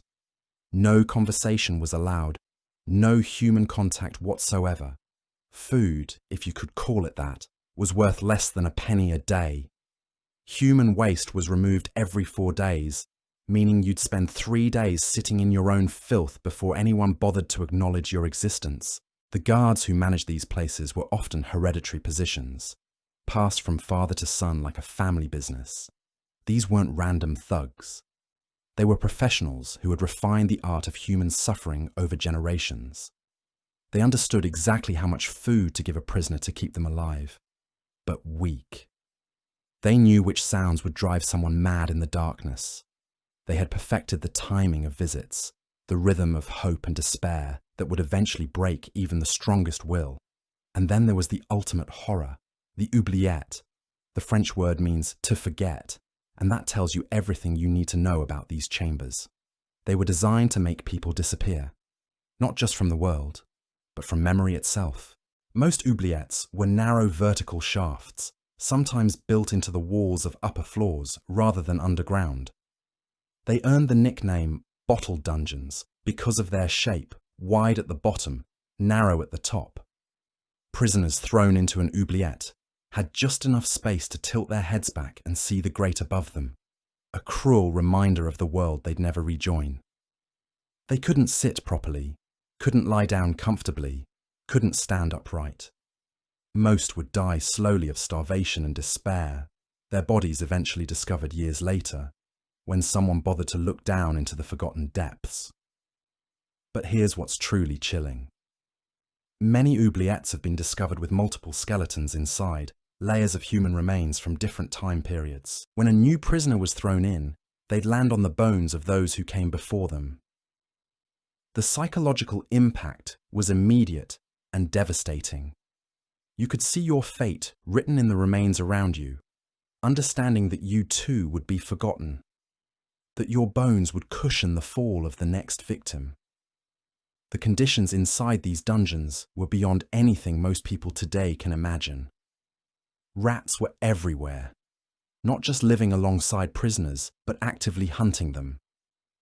Weak prisoners, those too sick or injured to defend themselves, would often be partially eaten alive by vermin. The lucky ones died quickly. Others would wake to find chunks of their flesh missing, rat bites covering their bodies, their blood attracting even more creatures from the darkness. Disease spread rapidly in these conditions. Typhus, dysentery, tuberculosis, and infections that had no names would sweep through prison populations like wildfire. But here's the twisted part. The authorities often saw disease as a useful tool. If a prisoner died of illness before confessing, well, that was God's judgment. If they survived, they were obviously guilty and deserved whatever punishment awaited them. It was a win-win situation for the jailers. Water was another weapon in the dungeon arsenal. Some prisoners received just enough to stay alive, a few drops a day that would be absorbed by their swollen tongues before it could provide any real relief. Others were subjected to the opposite torture, chained in cells that would flood during heavy rains, forcing them to stand in sewage and filth that rose to their necks. They couldn't drown, but they couldn't escape the constant threat of drowning either. The sounds of medieval dungeons created their own form of torture. Chains clanking in the darkness, the scraping of heavy doors, distant moans and whispers from other prisoners, the scratching of rats in the walls. These sounds would echo through stone corridors, amplified and distorted until prisoners couldn't tell if what they were hearing was real or imagined. The isolation was so complete that many prisoners would begin talking to themselves, then to imaginary companions, then finally descend into complete madness. But perhaps the most psychologically devastating aspect of dungeon life was the unpredictability. Prisoners never knew when someone might come for them. A sudden torchlight in the darkness could mean food, could mean torture, could mean execution, could mean nothing at all. Guards would sometimes open cell doors just to look inside, then leave without a word. This constant state of anticipation, of never knowing what came next, would break minds faster than any physical torture.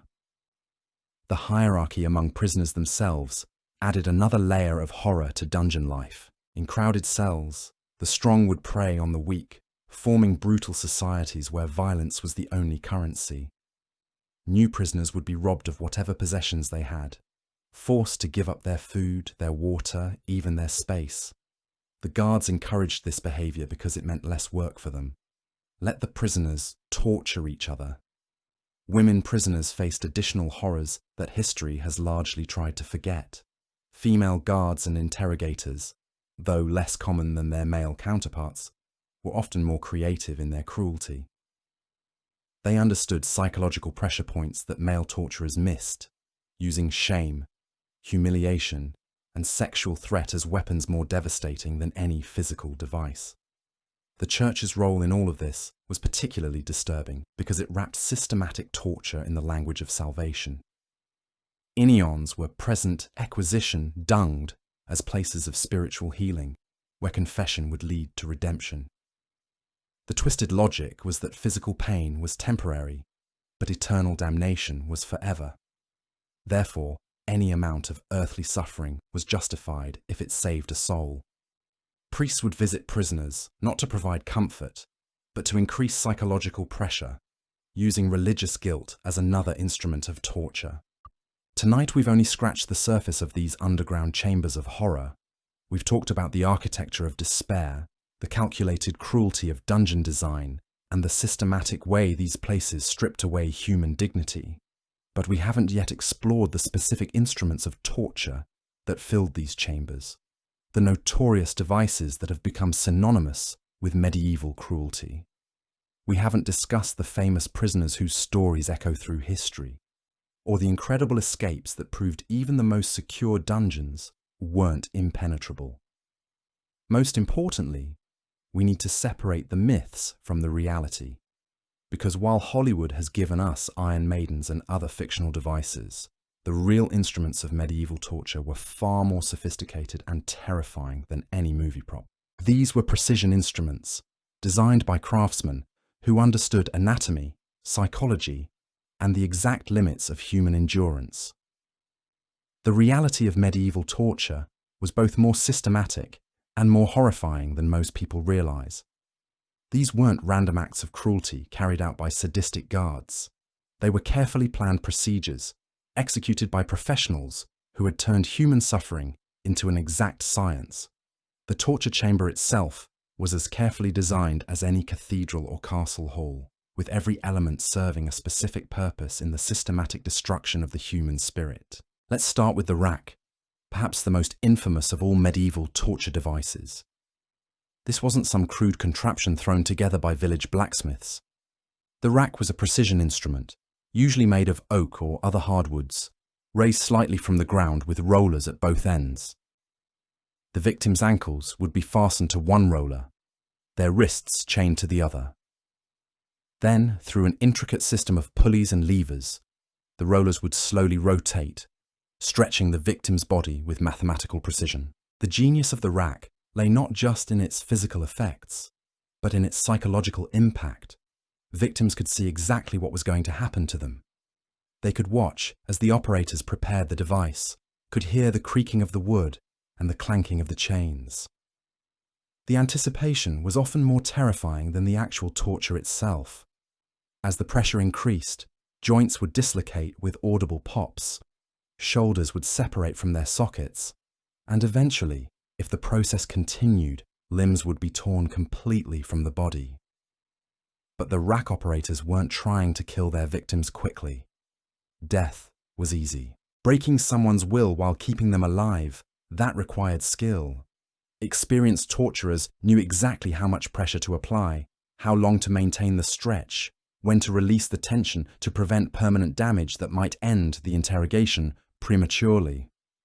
They could keep a victim on the rack for hours, days even, applying just enough force to cause excruciating pain without causing immediate death. The Spanish donkey, or Judas cradle, represented an even more sophisticated understanding of human anatomy and suffering. This device consisted of a sharp, idle wooden or pyram metal point mounted on a sawhorse-like frame. The victim would be positioned so that their most sensitive areas rested on the point, with weights attached to their legs to increase the pressure gradually. The torture could last for days, with the point slowly penetrating deeper into the body as gravity and additional weights did their work. What made the Judas cradle particularly horrific was its variability. Operators could control every aspect of the torture, from the angle of the point to the amount of weight applied. They could increase or decrease the pressure at will, creating cycles of agony and relief that would drive victims to the edge of madness. Some variations included heated metal points or surfaces coated with salt to increase the even pain further. The breaking wheel took public spectacle and combined it with methodical torture in ways that seem almost impossible to comprehend today. This wasn't just about punishment, it was about sending a message to entire communities. The victim would be tied to a large wooden wheel, their limbs spread wide and secured with iron rings driven deep into the ground. Then, using another wheel or heavy wooden clubs, the executioner would systematically break every major bone in the victim's body. The process followed a specific sequence, first the fingers and toes, then the hands and feet, working methodically up the arms and legs. Each bone would be broken individually, with deliberate pauses between strikes the pain to let fully register. The victim would remain conscious throughout most of the process, screaming for mercy that would never come. Finally, when every limb had been shattered, the victim would be left to die slowly on the wheel, sometimes taking days to finally succumb to their injuries. These public executions drew massive crowds. Families would bring children to watch, treating the spectacle as entertainment and education rolled into one. The message was clear. This is what happens to those who defy authority. But there was also a darker element at work. The crowds weren't just watching passively. They were participating in a collective act of sanctioned cruelty, becoming complicit in the systematic destruction of another human being. The head crusher represented medieval understanding of anatomy, combined with sadistic precision that's difficult to comprehend. This device consisted of a metal cap that fitted over the victim's skull, with a screw mechanism that would slowly apply pressure from above, while the victim's chin rested on a metal bar below. As the screw was tightened, the pressure would build gradually, first causing unbearable headaches, then beginning to crack teeth and compress the jaw. The operators could control the exact amount of pressure, turning the screw a fraction at a time while watching for the victim's reactions. As the pressure increased, the victim's eyes would begin to bulge from their sockets. Their teeth would crack and crumble, and their jaw would slowly compress until it eventually shattered. But the real horror was in the timing. Skilled operators could keep victims conscious throughout the entire process, ensuring they experienced every moment of their skull being slowly crushed. What's particularly disturbing about these devices is how common they were. Nearly every major castle, monastery, and administrative centre across Europe had its own collection of torture instruments. These weren't rare or exotic tools reserved for special occasions. They were standard equipment, as common in medieval justice as handcuffs are in modern law enforcement. But who were the people operating these devices? The executioners and torturers of medieval Europe weren't random sadists. They were professionals, often from hereditary families who had passed down the techniques of their trade through generations. Take Franz Schmidt, whose detailed diary from Nuremberg provides us with one of the most complete records of medieval execution practices. Over his career, Schmidt documented 394 executions. But his records reveal something unexpected about the medieval justice system. Schmidt wasn't a mindless killer. His diary shows a man who took pride in his work, who saw himself as an essential part of the legal system. He recorded not just the executions, but also acts of mercy, times when he reduced sentences or found ways to minimize suffering.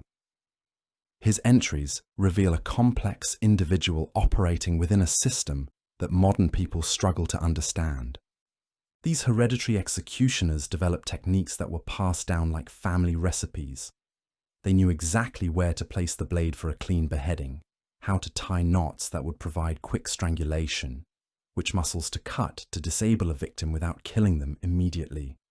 This wasn't random violence. It was craftsmanship applied to human destruction. The role of women in medieval torture challenges many of our assumptions about gender roles in the Middle Ages. While most executioners were men, women played significant roles in interrogation and psychological torture, particularly during the Inquisition. Female inquisitors and torturers often focused on psychological manipulation, rather than physical violence, using shame, religious guilt, and sexual humiliation as their primary weapons. These women understood pressure points that male torturers often missed. They could identify a victim's deepest fears and insecurities, then exploit them with surgical precision. A devoutly religious prisoner might be tortured with blasphemous imagery or forced to participate in mock sacrilege. A mother might be threatened with harm to her children. A proud nobleman might be subjected to public humiliation that would destroy his social standing even if he survived the interrogation. The Church's involvement in systematic torture represents one of the most disturbing aspects of medieval justice. The Inquisition didn't just tolerate torture, it refined, systematized it, and inquisitors developed detailed manuals describing proper torture techniques, legal procedures for extracting confessions, and theological justifications for inflicting pain in the name of salvation. But here's where historical reality diverges dramatically from popular belief. Recent scholarship has revealed that the Inquisition actually used torture far less frequently than commonly assumed. Historian Helen Mary Carroll notes that the common view of medieval justice, as primarily based on torture and execution, is often unfair and inaccurate. The famous inquisitor Bernard Gui, who presided over 930 heresy cases, sent only 42 people to secular authorities for execution. The truth is that the Inquisition often provided more lenient treatment than secular courts. Accused heretics and witches would sometimes specifically request transfer to Inquisition custody because they knew they'd receive more humane treatment. Rather than physical torture, inquisitors preferred psychological pressure, lengthy imprisonment, and social isolation to extract confessions. The popular image of Inquisition torture chambers filled with elaborate devices is largely a creation of later Protestant propaganda and Victorian Gothic imagination. The actual methods used by inquisitors were often simpler and left fewer physical marks. Sleep deprivation, prolonged standing, exposure to extreme temperatures, and psychological manipulation were far more common than the elaborate mechanical torture devices that populate our nightmares. This doesn't mean the Inquisition was benevolent. The psychological torture they employed could be just as devastating as physical pain. Prisoners would be kept in solitary confinement for months or years, never knowing when they might be called for questioning. They'd be subjected to mock trials, false promises of release, and constant uncertainty about their fate.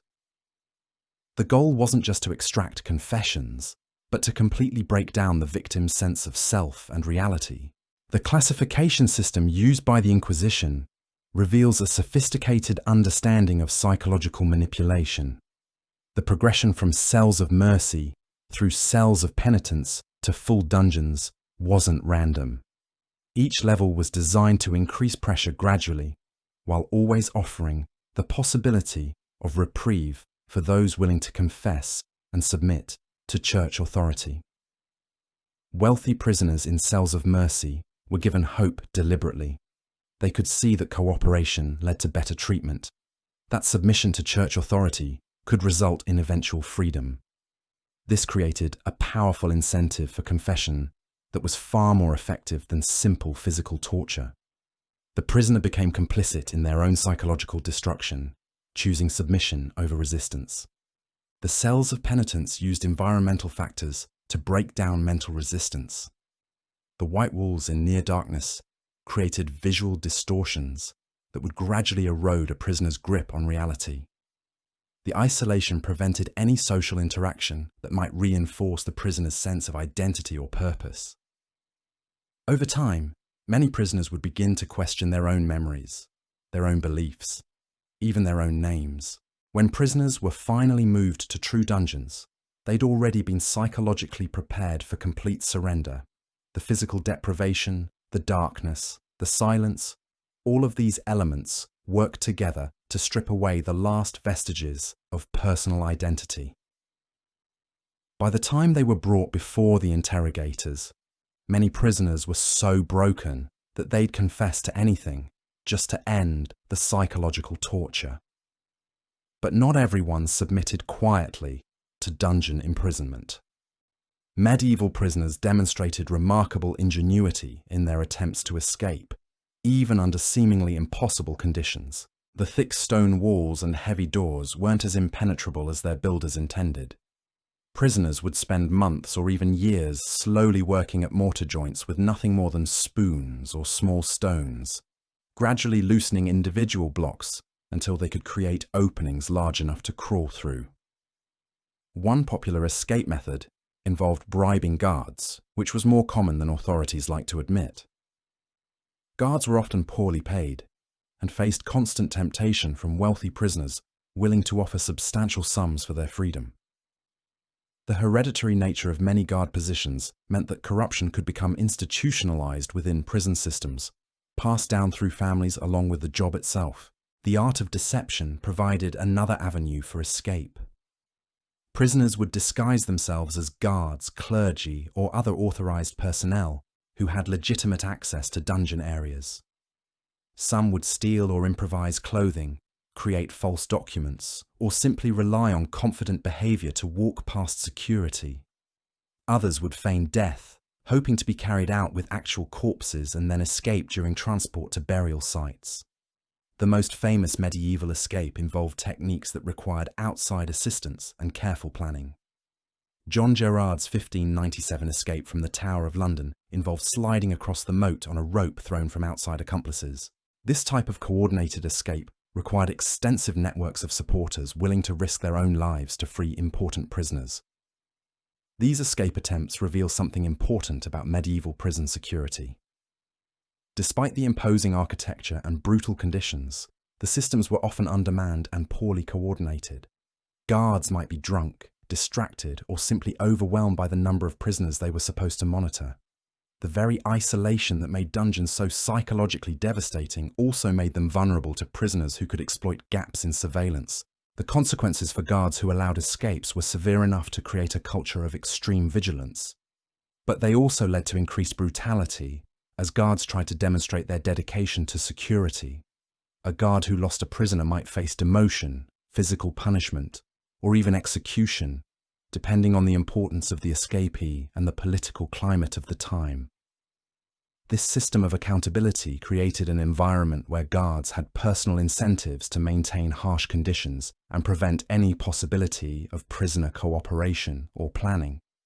The fear of punishment often made guards more cruel than necessary, as they sought to prove their loyalty and competence through excessive brutality. Medieval prisoners also developed sophisticated forms of resistance beyond simple escape attempts.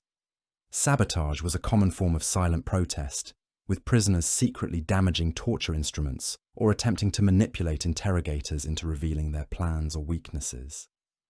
Some prisoners would resort to extreme measures like self-starvation, deliberate self-harm, or feigned madness to avoid torture or execution. These tactics weren't always successful, but they demonstrate the lengths to which people would go to maintain some sense of agency and dignity, even under the most oppressive conditions. The psychological battle between captor and prisoner was often as complex and strategic as any military campaign, with both sides constantly adapting their techniques in response to their opponent's moves. Prison revolts were another form of resistance that occurred more frequently than historical records might suggest. These uprisings could take many forms, from coordinated violent attacks on guards to subtle forms of non-compliance like work refusals or communication strikes. The crowded conditions in many medieval prisons actually facilitated organization among prisoners, allowing them to plan and coordinate resistance activities. The most successful prison revolts often combined multiple elements: internal organization, external support, guard corruption, and favorable political circumstances. Prisoners would sometimes coordinate their efforts with outside political movements, timing their revolts to coincide with broader social upheavals that might distract authorities or provide opportunities for escape. But the most terrifying aspect of medieval prison revolts wasn't their frequency, it was their aftermath. When authorities crushed these uprisings, and they almost always did, the punishments that followed were designed to serve as warnings that would echo through every dungeon across Europe. Prisoners who participated in revolts faced tortures so severe that other inmates would sometimes turn against their fellow prisoners rather than risk being associated with rebellion. The suppression of the 1381 revolt at Newgate Prison in London provides a chilling example of how authorities dealt with organised prisoner resistance. When guards discovered that inmates had been secretly digging tunnels and core outside, dinating with supporters the prison walls, they didn't just punish the ringleaders. They implemented what they called collective responsibility, subjecting every prisoner in the affected sections to brutal interrogation designed to root out any possible conspirators. The interrogation techniques used during these crackdowns reveal the sophisticated psychology employed by medieval authorities. Rather than simply torturing everyone equally, they would select random prisoners for especially brutal treatment while forcing others to watch.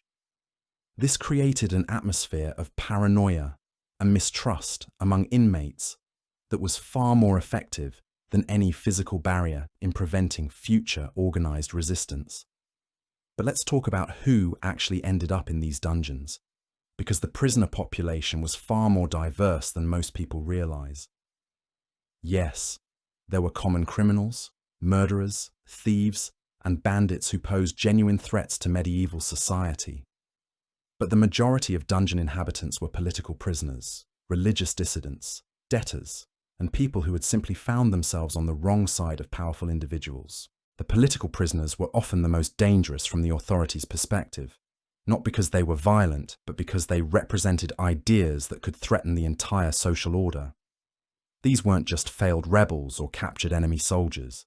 They were scholars who questioned church doctrine, merchants who challenged trade monopolies, craftsmen who tried to organise guilds without noble permission, and peasants who had spoken too openly about the injustices they faced daily. Take the case of Roger Bacon, the 13th century English philosopher who spent years in Franciscan prisons, not for any crime, but for his scientific experiments and writings that challenged accepted religious teachings. His imprisonment wasn't about punishment, it was about suppression. The authorities feared that his ideas about experimental science and rational inquiry could undermine the church's intellectual authority. Religious prisoners formed another significant portion of the dungeon population, and their treatment reveals the complex relationship between faith and power in medieval society. Heretics, as they were labelled, weren't necessarily people who rejected Christianity entirely. Often they were devout Christians who interpreted scripture differently than church authorities preferred. The Caths, southern France, Thiers in Waldensians in the Alps, Theollards in England, all faced systematic persecution, not for abandoning faith, but for practicing it in ways that threatened established religious hierarchies. The legal system that fed prisoners into these dungeons operated on principles that would seem alien to modern justice. There was no presumption of innocence, no right to legal representation, no protection against self-incrimination. Instead, the system operated on the assumption that accusations usually had some basis in truth, and that extracting confessions was the primary goal of any legal proceeding. Trial by ordeal remained common throughout much of the medieval period, with accused individuals subjected to tests that supposedly revealed divine judgment about their guilt or innocence. Trial by hot iron required the accused to carry a red-hot piece of metal for a specific distance. If their burns healed cleanly within 3 days, they were innocent. If the wounds festered, they were guilty. Trial by water involved throwing bound accused individuals into rivers or ponds. If they floated, they were guilty and would be executed. If they sank and drowned, they were innocent, but dead. These ordeals weren't primitive superstitions practiced by ignorant peasants. They were formal legal procedures endorsed by church authorities and incorporated into official legal codes across Europe. The underlying theology held that God would intervene to protect the innocent, making the results of these trials divine pronouncements rather than random chance. When trial by ordeal was finally banned by the Fourth Lateran Council in 1215, it was replaced by inquisitorial procedures that were in many ways more terrifying. Instead of leaving guilt or innocence to divine intervention, the new system placed ultimate authority in the hands of trained interrogators who used systematic torture and psychological manipulation to extract confessions from accused individuals. The inquisitorial process began with secret denunciations. Anyone could accuse anyone else of heresy, witchcraft, or other crimes against the faith, and these accusations would be investigated without the knowledge of the accused. The first sign of trouble for most victims was armed guards arriving with at their door arrest warrants base. They'd on evidence had never seen and accusations they had never heard. Once arrested, accused individuals would be held in isolation while investigators gathered additional evidence. This preliminary imprisonment could last months or years, during which time the accused would have no contact with family, friends, or legal counsel. They would not be told what specific charges they faced or who had accused them. This uncertainty was itself a form of psychological torture designed to weaken resistance before formal interrogation began. The interrogation rooms where confessions were extracted were designed with the same attention to psychological detail as the dungeons themselves. Located in monastery basements or castle towers, these chambers combined religious symbolism with instruments of torture in ways calculated to break down mental resistance. Crucifixes and religious paintings covered the walls, reminding prisoners that their suffering was sanctioned by divine authority. The interrogators themselves were often highly educated men who combined theological training with practical knowledge of human psychology. They understood that different types of people responded to different forms of pressure. A proud nobleman might be broken by public humiliation more effectively than physical torture.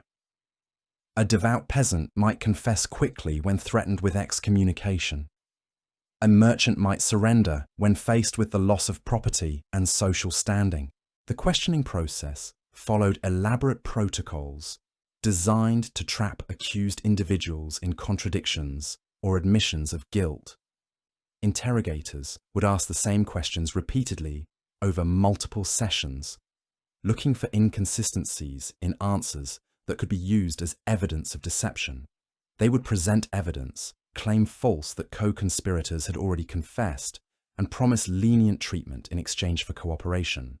Physical torture, when it was employed, followed strict guidelines intended to maximize pain while minimizing the risk of permanent injury or death.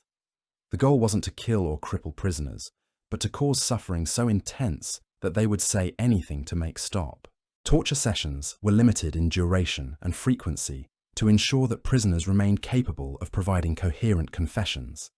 The strappado was one of the most common interrogation tools, involving hoisting prisoners by their arms, tied behind their backs, until their shoulders dislocated.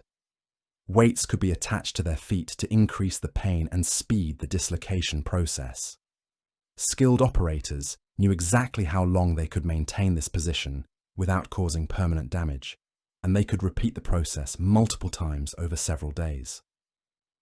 Water torture took many forms, from the Chinese water drop technique that drove prisoners mad through constant dripping on their foreheads, to more aggressive methods that simulated drowning.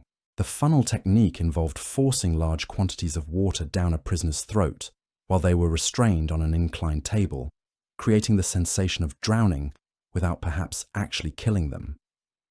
But the most psychologically devastating aspect of medieval interrogation was its unpredictability.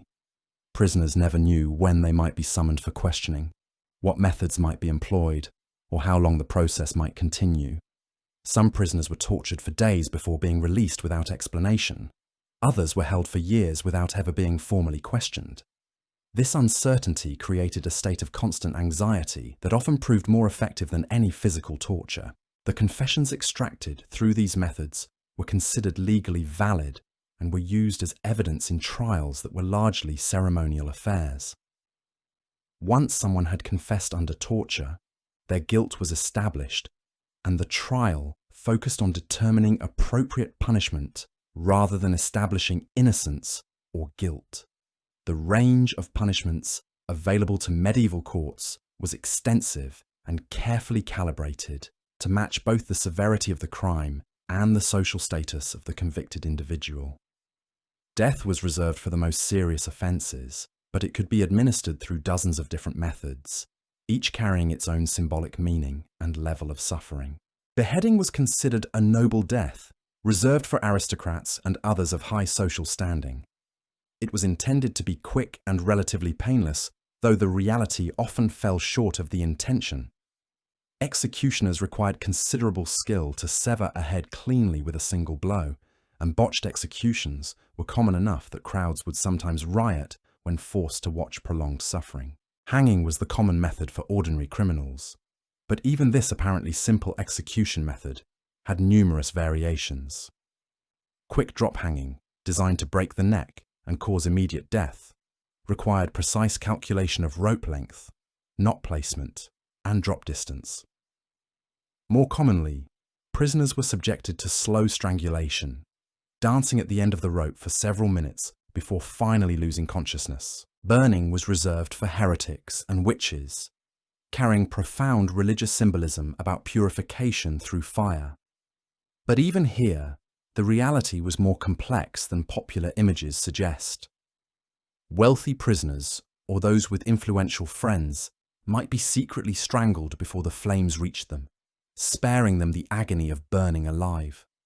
Others were burned over green wood that produced thick smoke, causing death by suffocation rather than burning. Drawing and quartering represented the ultimate punishment for treason, involving disembowelment while the prisoner was still alive, followed by dismemberment and public display of body parts. This wasn't just about causing maximum suffering. It was about completely destroying the physical body to prevent any possibility of resurrection or martyrdom. The public nature of most executions served multiple functions beyond simple deterrence. These spectacles reinforced social hierarchies by demonstrating the ultimate power of authority over individual life and death.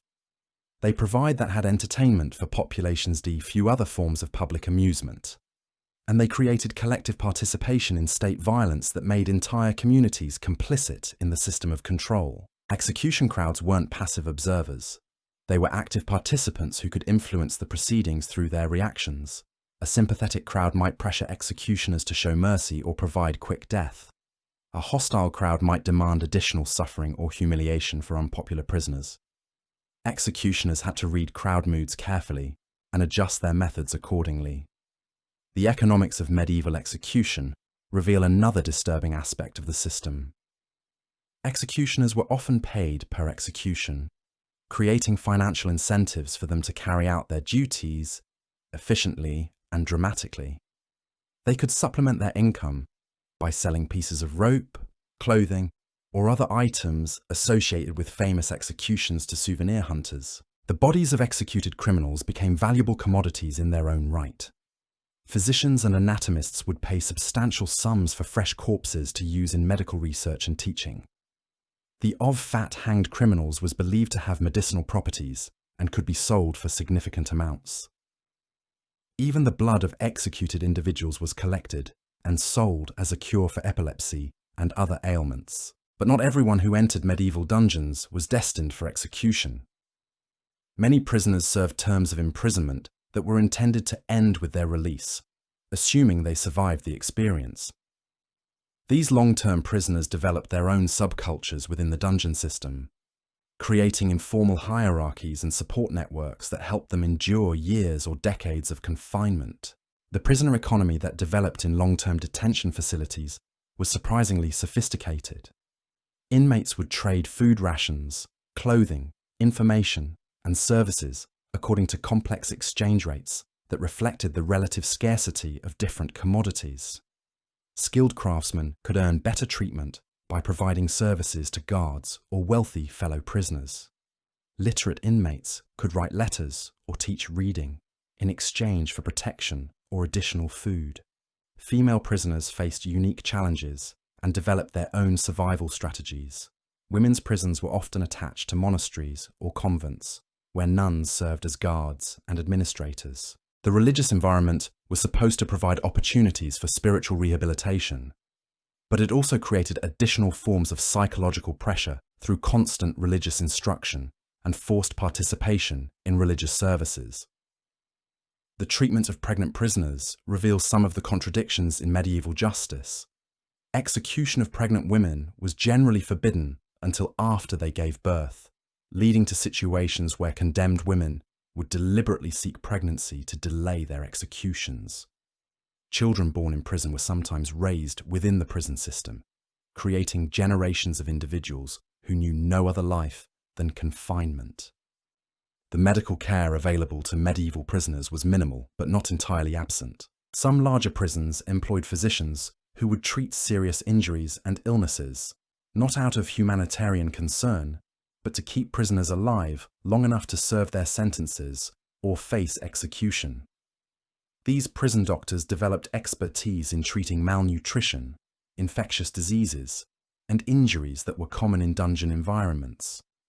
Religious care for prisoners was more consistently available than medical care, with chaplains or monks regularly visiting prisons to provide last rites, hear confessions, and offer spiritual counseling. This religious attention wasn't purely altruistic. It served the important function of encouraging prisoners to accept their punishment as divinely ordained, and to face death with resignation rather than rebellion. The record-keeping associated with medieval prisons was often meticulous, with detailed logs of prisoner arrivals, departures, punishments, and deaths administrative. These records serve functions, helping authorities track the disposition of cases and manage prison populations. But they also served as historical documents that provide modern researchers with detailed insights into the operation of medieval justice systems. Some of these records reveal unexpected aspects of prison life, including instances of mercy, clemency, and humanitarian concern that contradict the image of medieval justice as uniformly brutal. Prisoners might be released early for good behavior, have their sentences commuted due to political changes, or receive pardons from monarchs seeking to demonstrate royal mercy on religious holidays. The Christmas and Easter pardons that became traditional in many European kingdoms represented institutionalized mercy that provided hope for prisoners and demonstrated the Christian virtues of their rulers. These pardons were carefully orchestrated political events that served multiple purposes, showing royal benevolence, reducing prison populations, and providing opportunities for political reconciliation. But for every story of mercy and release, there were countless others of prisoners who simply disappeared into the dungeon system, their fates unknown to family and friends. The bureaucracy of medieval justice was efficient at processing people into the system, but far less reliable at tracking what happened to them afterward. The letters and messages that prisoners managed to smuggle out of medieval dungeons provide some of the most poignant evidence of life behind bars. These desperate communications reveal the human cost of medieval justice, the families destroyed by imprisonment, the communities torn apart by accusations and arrests, and the individual suffering that lay behind the administrative records and legal procedures. The reality of medieval prisoner communication networks was far more sophisticated than authorities realized. Despite the isolation and surveillance, prisoners developed intricate systems for passing information throughout dungeon complexes. Messages would be scratched into stone walls using fingernails or small pieces of metal, creating a primitive but effective communication system that could span multiple cells and even different levels of a prison. These wall messages weren't random graffiti. They followed specific codes and placement patterns that allowed prisoners to share crucial information about guard rotations, upcoming executions, or planned escapes. New prisoners would be taught these communication systems by veterans who had survived months or years in confinement. The walls themselves became libraries of survival knowledge, passed down through generations of inmates. But perhaps the most ingenious communication method involved the use of rats. Prisoners discovered they could train these vermin to carry small objects between cells by baiting specific routes with food scraps. Tiny scrolls, carved tokens, or even small tools could be transported through the dungeon's ventilation systems and drainage channels by creatures that moved freely through spaces humans couldn't access. The guards eventually caught on to some of these communication networks, leading to increasingly brutal crackdowns on any form of prisoner cooperation. Cells would be searched regularly for hidden messages. Prisoners would be moved frequently to prevent them from establishing communication patterns, and severe punishments would be imposed on anyone caught attempting to share information. These communication crackdowns reveal something important about the psychology of medieval imprisonment. The authorities understood that isolation was one of their most powerful weapons. A prisoner who could communicate with others maintained some sense of human connection and dignity. A prisoner cut off from all contact gradually lost their grip on reality and became much easier of family to control. The roll members in the medieval prison system adds another layer of complexity to this dark history. Unlike modern incarceration, medieval imprisonment often involved entire family networks in ways that seem almost impossible to comprehend today. When someone was arrested for heresy or treason, their relatives would often be detained as well, either as suspected accomplices or as leverage to ensure cooperation from the primary prisoner. Children of imprisoned parents faced particularly tragic circumstances. Some would be placed in monastery orphanages where they'd be raised to believe their parents were evil criminals deserving of punishment. Others would be sold into slavery or indentured servitude to pay for their parents' imprisonment costs. The lucky ones might be taken in by relatives, but even then, they're the stigma of their family's disgrace for the rest of their lives. Wives of imprisoned men found themselves in impossible situations. They might be accused of complicity in their husband's crimes, stripped of property and social standing, and left to survive however they could. Some would remarry quickly to escape destitution, effectively abandoning their imprisoned spouses. Others would spend years trying to secure their husband's release, selling everything they owned to pay bribe fees. The visiting bees, or legal systems in medieval prisons, were designed to maximize psychological pressure on both prisoners and their families. Visits were rare, heavily supervised, and often used as opportunities for additional interrogation. Family members might be questioned about the prisoner's activities, asked to provide information that could be used against them, or pressured to convince their loved ones to confess. These visits could be more psychologically damaging than helpful. Seeing family members in distress, witnessing their financial struggles, or learning about the social ostracism they faced because of the imprisonment often broke prisoners' spirits more effectively than any torture device. The knowledge that their incarceration was destroying innocent created people guilt and despair that authorities exploited ruthlessly. The seasonal rhythms of medieval prison life reflected the broader agricultural calendar that governed all aspects of medieval society. Winter months were particularly brutal for prisoners as food became scarcer, fuel for heating was rationed, and the cold stone walls made already uncomfortable cells nearly uninhabitable. Many prisoners who survived the initial trauma of arrest would succumb to hypothermia during their first winter in captivity. Spring brought its own challenges, as lasting snow and seasonal rains would flood lower-level cells, forcing prisoners to stand in rising water for days or weeks until drainage systems could cope with the influx. The combination of cold water, poor nutrition, and existing injuries created ideal conditions for disease outbreaks that could sweep through entire prison populations. Summer heat made the already stifling air in poorly ventilated dungeons nearly unbearable. The combination of human waste, rotting food, and decomposing bodies created toxic atmospheres that would literally poison prisoners. Those fortunate enough to survive summer in underground cells often emerged permanently damaged by the poisonous air they'd been forced to breathe.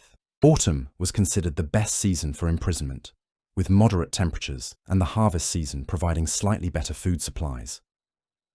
But autumn also marked the traditional time for mass executions, as authorities sought to clear prison populations before winter made maintaining them more expensive and difficult. The diet provided to medieval prisoners reveals the calculated nature of their mistreatment. Food wasn't just scarce, it was deliberately inadequate, designed to keep prisoners weak but alive. The standard ration was often nothing more than bread and water, but even this meagre allowance was frequently contaminated or spoiled. Bread given to prisoners was typically made from the cheapest available ingredients, often including sawdust, sand, or other inedible materials to stretch the flour.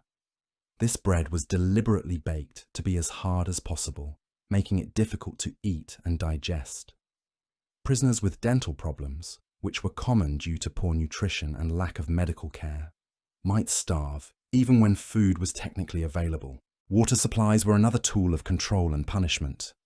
Clean water was a luxury that prisoners rarely enjoyed. Instead, they'd be given stagnant water from cisterns or wells that had been contaminated with waste or deliberately fouled to make it barely drinkable. The constant threat of waterborne diseases added another layer of suffering to the prison experience. Some prisoners received supplemental food from family members or sympathetic guards, but these extras came at a cost. Families might bankrupt themselves trying to keep imprisoned relatives, selling alive property possessions to purchase and food that would often be stolen by guards before reaching its intended recipient. The corruption permeated medieval prison systems extended far beyond simple bribery. Guards, administrators, and even religious officials created elaborate schemes to profit from human misery. Food intended for prisoners would be sold in local markets, with inmates receiving only a fraction of what had been allocated for their care. Medical supplies, clothing, and fuel for heating were all subject to similar theft and resale. The result was a system where the theoretical provisions for prisoner care existed on paper but rarely reached the people who needed them. Prisoners' suffering was literally being converted into profit for those charged with their care. Some guards developed particularly creative forms of corruption. They might offer to carry messages between prisoners and their families, charging substantial fees for this service, while sometimes delivering false information designed to increase despair. Others would sell information about planned executions or transfers, allowing wealthy prisoners to prepare final arrangements while leaving poor prisoners in ignorance. The religious corruption within medieval prison systems was perhaps the most disturbing aspect of institutional duct. Miscon chaplains and monks, who were supposed to provide spiritual comfort, often used their access to prisoners for personal gain. They might demand payment for religious services, sell false indulgences, or even participate in torture sessions by providing theological justification for the suffering they witnessed. Some religious officials developed elaborate schemes involving false prophecies or divine visions that they would sell to desperate prisoners. A monk might claim to have received a revelation about a prisoner's innocence, then demand payment to share this information with authorities. Others would promise to intercede with God on behalf of prisoners, collecting fees for prayers that were never offered. The legal appeals was the process in medieval justice ethically available to prisoners, but in practice, it was designed to extract additional money rather than provide genuine recourse. Prisoners could petition for review of their cases, but these appeals required payment of substantial fees at every level of the bureaucracy. Court scribes charged for writing appeals, messengers demanded payment for delivering them, and judges expected bribes before they would even consider reviewing cases. The result was a system where appeals were only available to the wealthy, while poor prisoners had no recourse regardless of their actual guilt or innocence. Even when appeals were successful, the relief they provided was often minimal.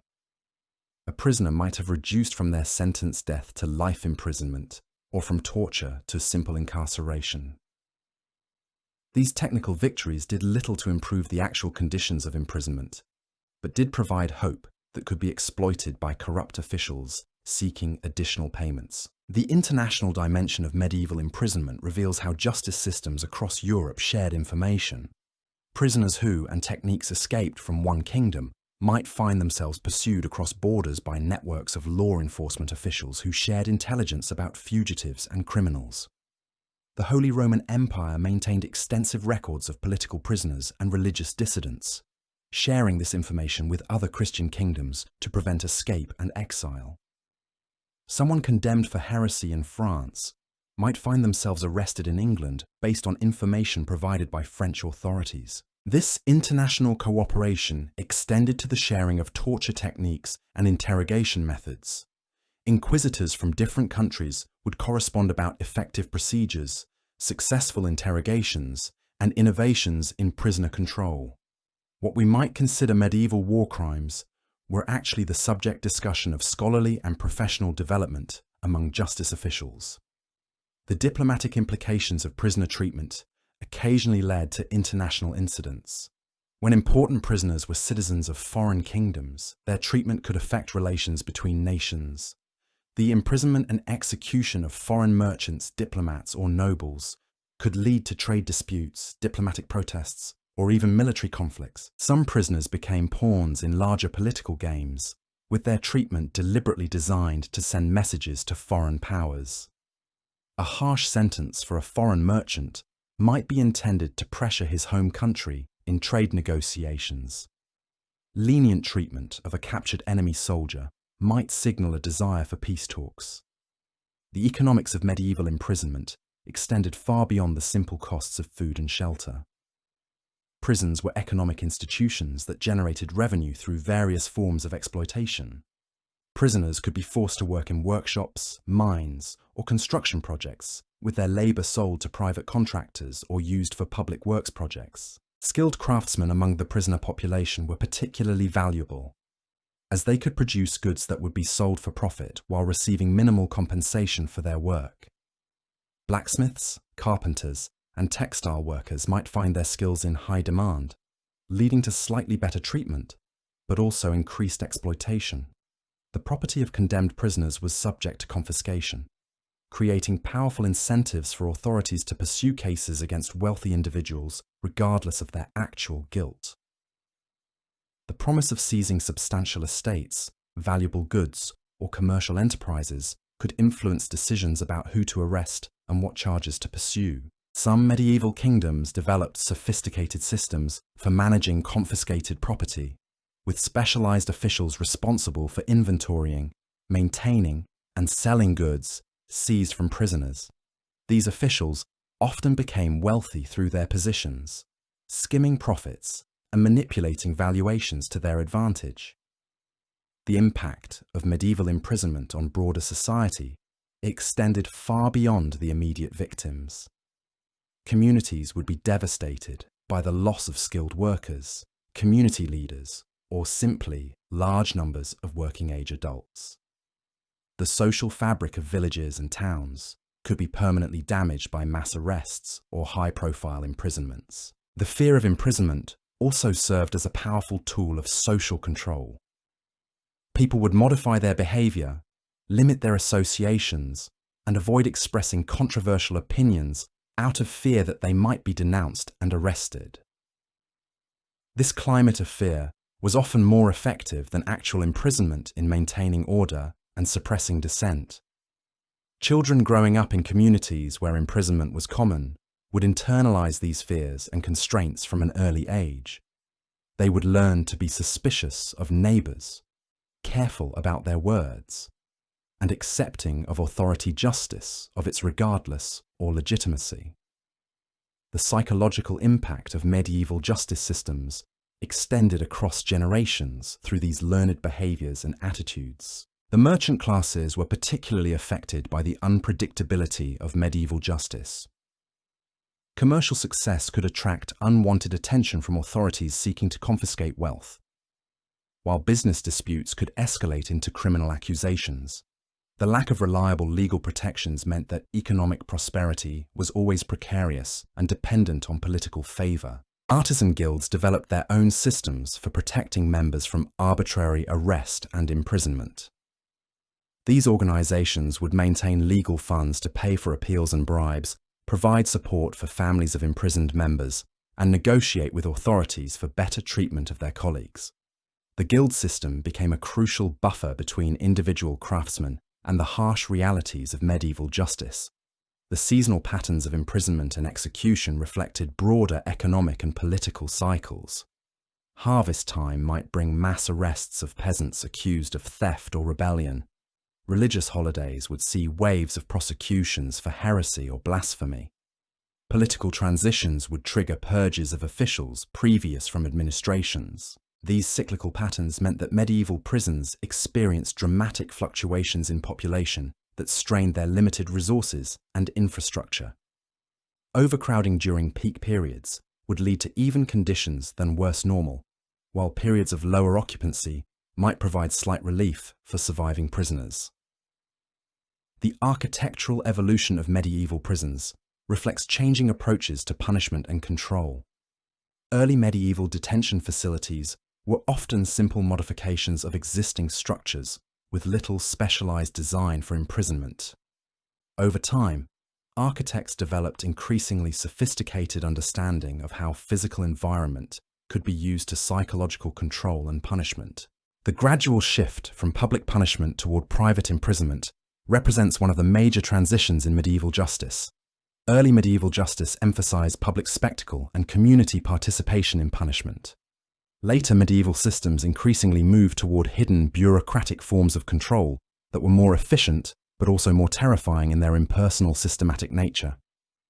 These architectural innovations weren't limited to royal or noble prisons. Church institutions, merchant guilds, and even municipal governments developed their own specialized detention facilities, designed for their particular needs and populations. The proliferation of prison construction across medieval Europe represents a major investment of resources and a fundamental shift in approaches to social control. The preservation of medieval prison architecture provides modern archaeologists and historians with invaluable insights into the practical realities of medieval justice. Excavations of dungeon sites reveal evidence of living conditions, population densities, and daily routines that aren't captured in official records or literary accounts. Physical evidence from medieval prison sites often contradicts official accounts of prisoner treatment and conditions. Archaeological findings reveal malnutrition, violence, and overcrowding that official records minimize or ignore entirely. The bones and artifacts found in medieval prison excavations tell stories of suffering that were deliberately obscured by contemporary authorities. These archaeological discoveries continue to reshape our understanding of medieval justice and society. Each excavation reveals new details about the lived experience of imprisonment and the systematic nature of medieval oppression. The physical evidence provides a powerful counterbalance to official histories that often minimize the brutality of medieval justice systems. The international scholars who study medieval imprisonment bring diverse perspectives and methodologies to understanding this dark chapter of human history. Their work reveals both the universal aspects of human cruelty and the specific cultural and religious factors that shaped medieval approaches to punishment and control. Modern research into medieval imprisonment serves important functions beyond simple historical curiosity.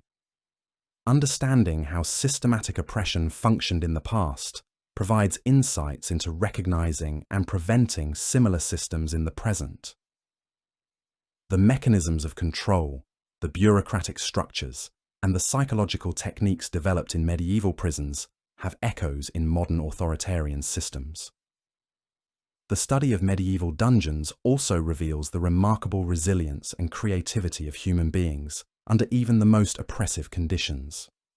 The communication networks, escape attempts, and survival strategies developed by medieval prisoners demonstrate the fundamental human drive toward freedom and dignity that no system of control can completely suppress. But perhaps the most important lesson from studying medieval imprisonment is understanding how ordinary people can become complicit in systematic cruelty.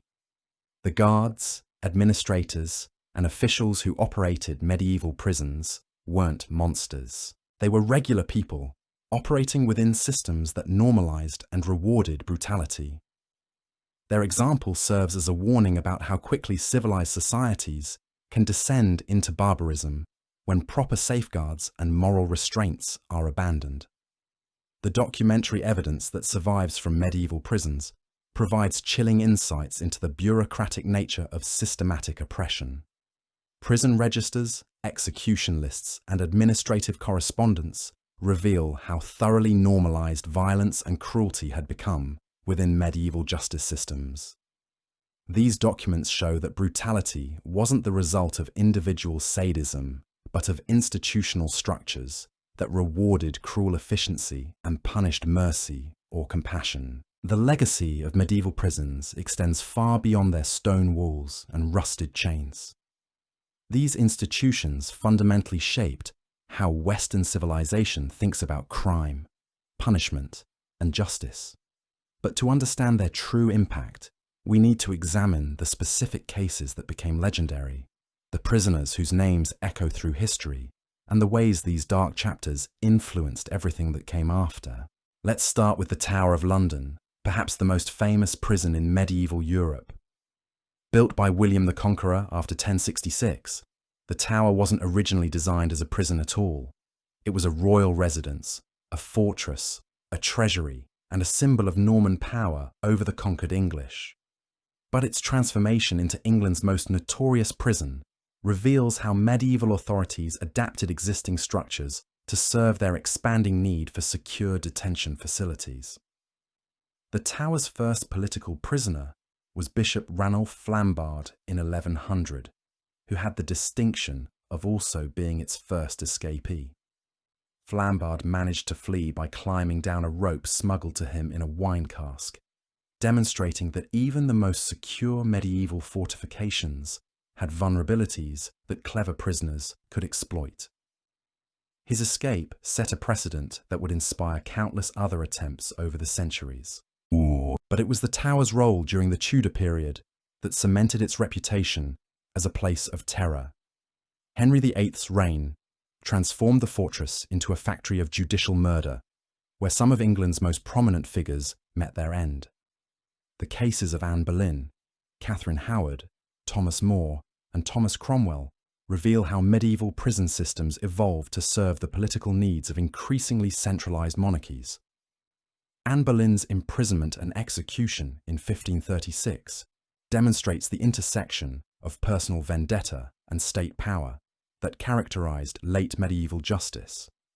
Confined in the same apartments she had occupied as queen, Boleyn experienced the psychological torture of dramatic reversal that was often more devastating than physical abuse. Her guards reported that she swung between hysterical laughter and desperate weeping, showing the mental breakdown that medieval authorities deliberately cultivated in their most important prisoners. The specific charges against Boleyn, adultery, treason, and incest, were almost certainly fabricated, but they served Henry's political needs perfectly.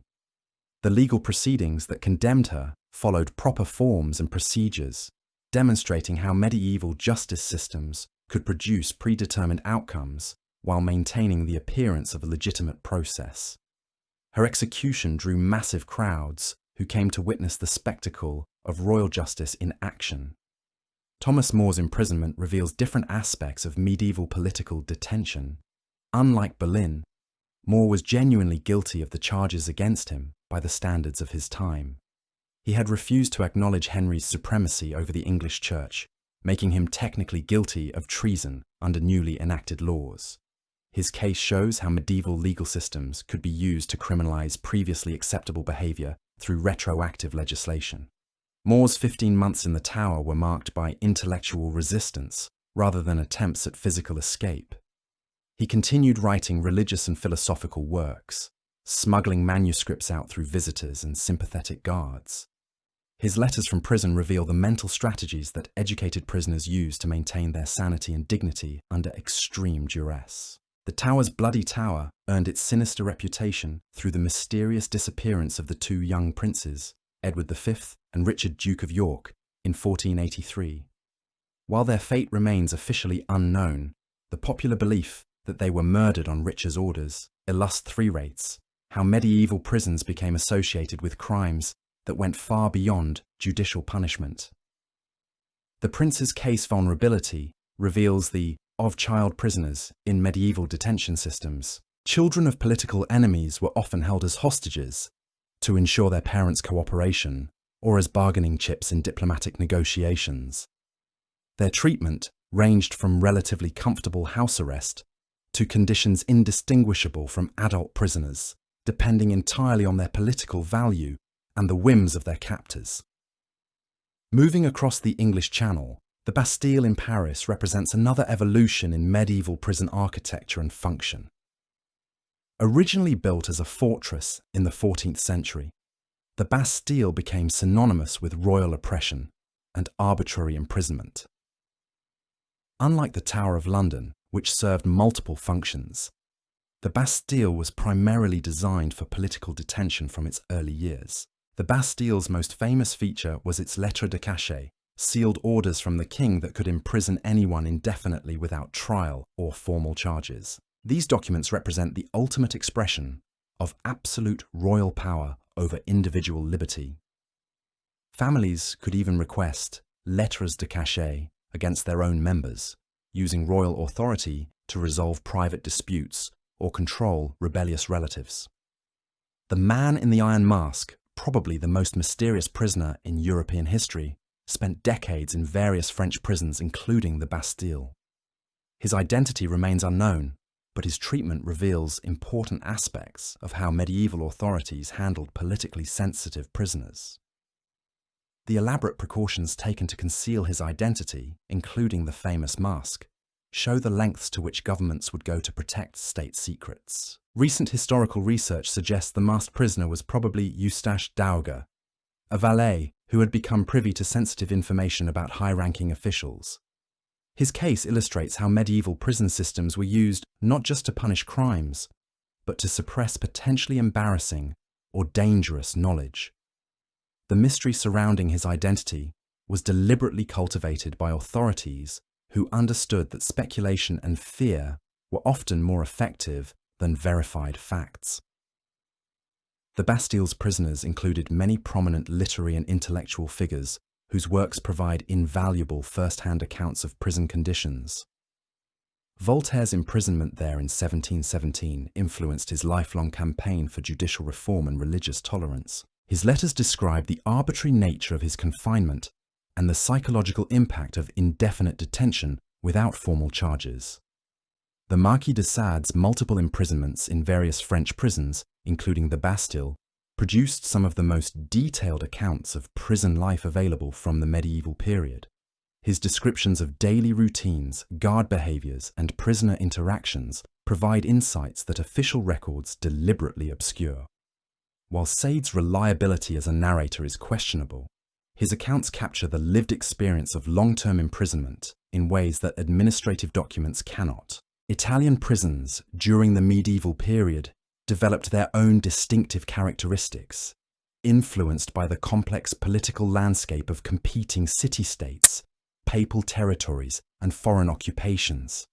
The Castel Sant'Angelo in Rome served multiple functions as papal residence, fortress, and prison, creating unique dynamics between religious and secular authority. The Castel Sant'Angelo's most famous prisoner was Benvenuto Cellini, the Renaissance artist and goldsmith, who provided one of the most vivid accounts of prison escape in medieval literature. Cellini's 1538 breakout involved climbing down bedsheets from the castle's highest tower, breaking his leg in the fall, then crawling to safety despite his injuries.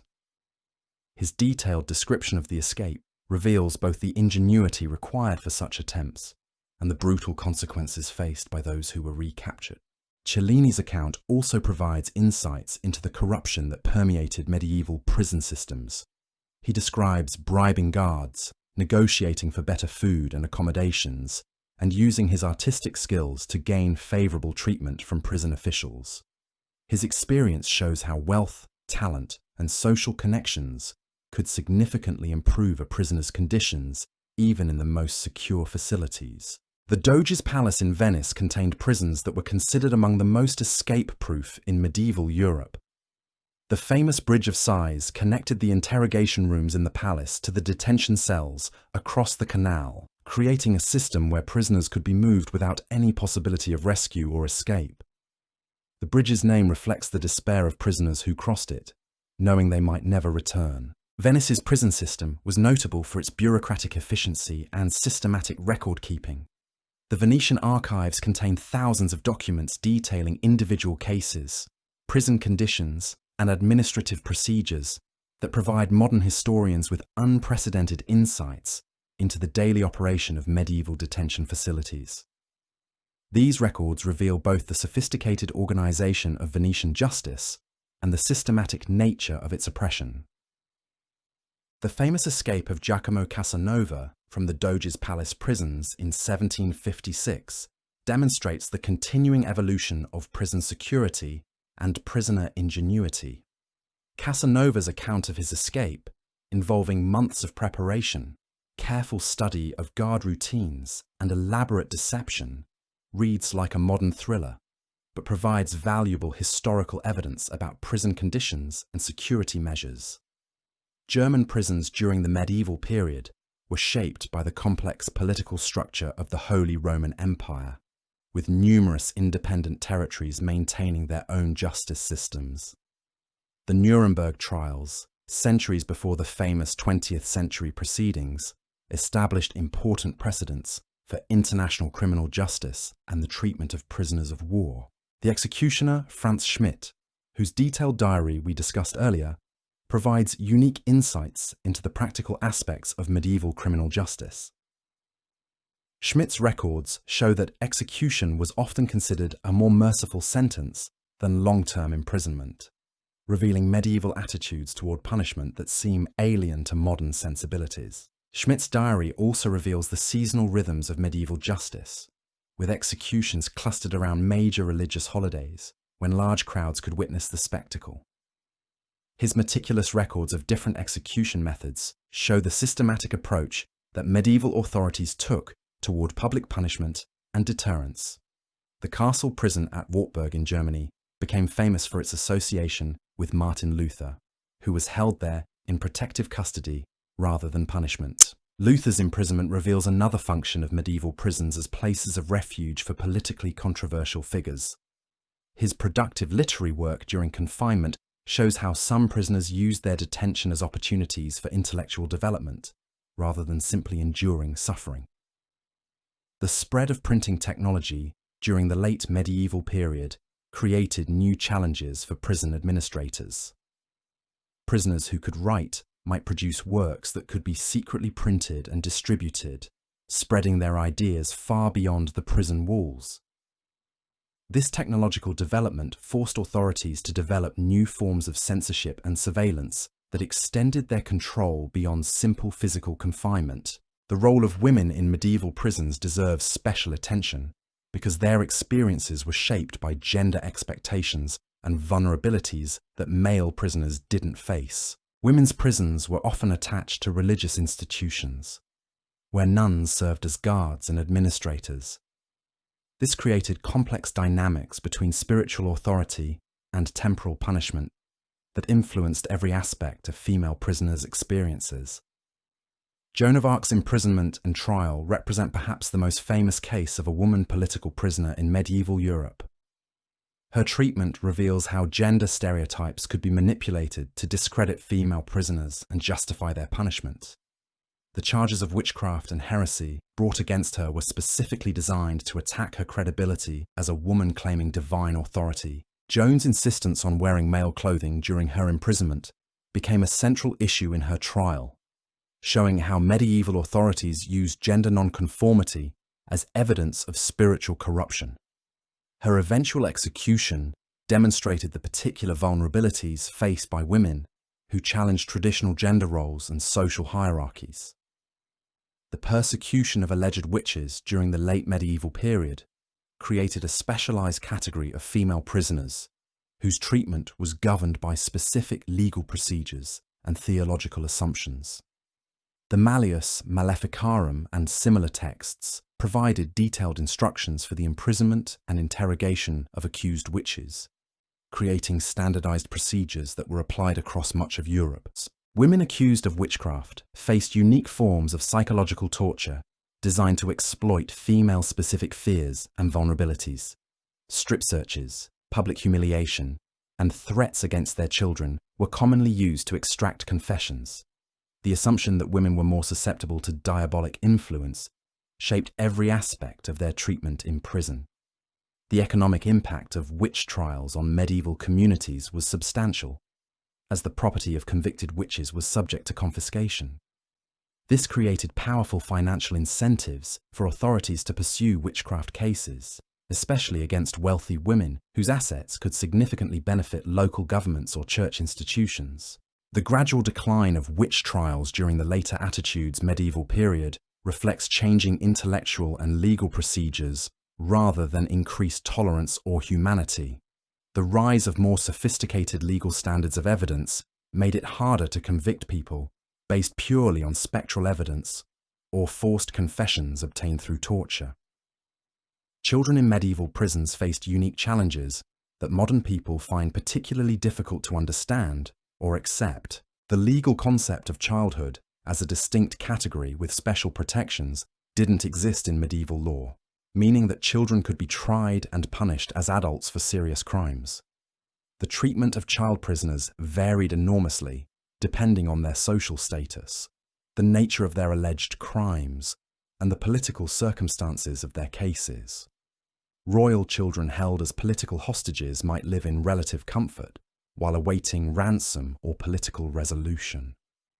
Peasant children accused of theft might face the same brutal conditions as adult criminals. Educational opportunities for imprisoned children were rare but not unknown. Some religious institutions that operated prisons provided basic literacy instruction as part of their spiritual these.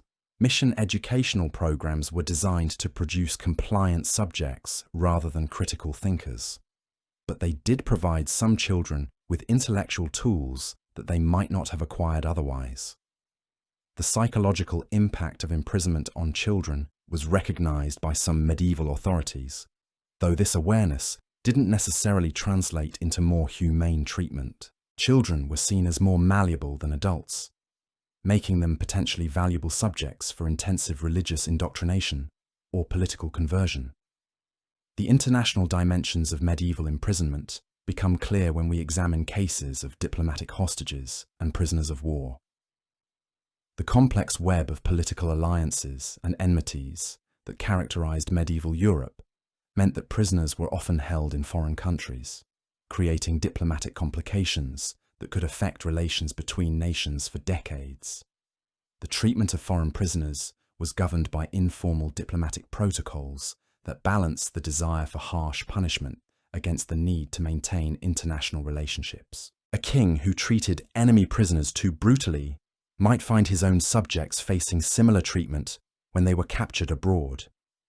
The exchange of high-value prisoners became a regular feature of medieval diplomacy, with elaborate negotiations determining the terms and timing of releases. These prisoner exchanges reveal the political value that medieval authorities placed on specific individuals and the complex calculations that governed international relations. The development of formal diplomatic immunity during the late medieval period was partly driven by the need to protect envoys and ambassadors from arbitrary imprisonment. The recognition that diplomatic representatives should be immune from local criminal prosecution represented an important evolution in international law and the treatment of foreign nationals. The economic costs of maintaining large prison populations created ongoing fiscal challenges for medieval governments. The expense of feeding, guarding, and housing prisoners had to be balanced against the political benefits of detention and the revenue generated through confiscation of prisoners' property. Some medieval authorities experimented with making prisons self-supporting through prisoner labour or fees charged to prisoners' families. These economic innovations created new forms of exploitation, but also provided incentives for authorities to keep prisoners alive and productive, rather than simply allowing them to die in custody.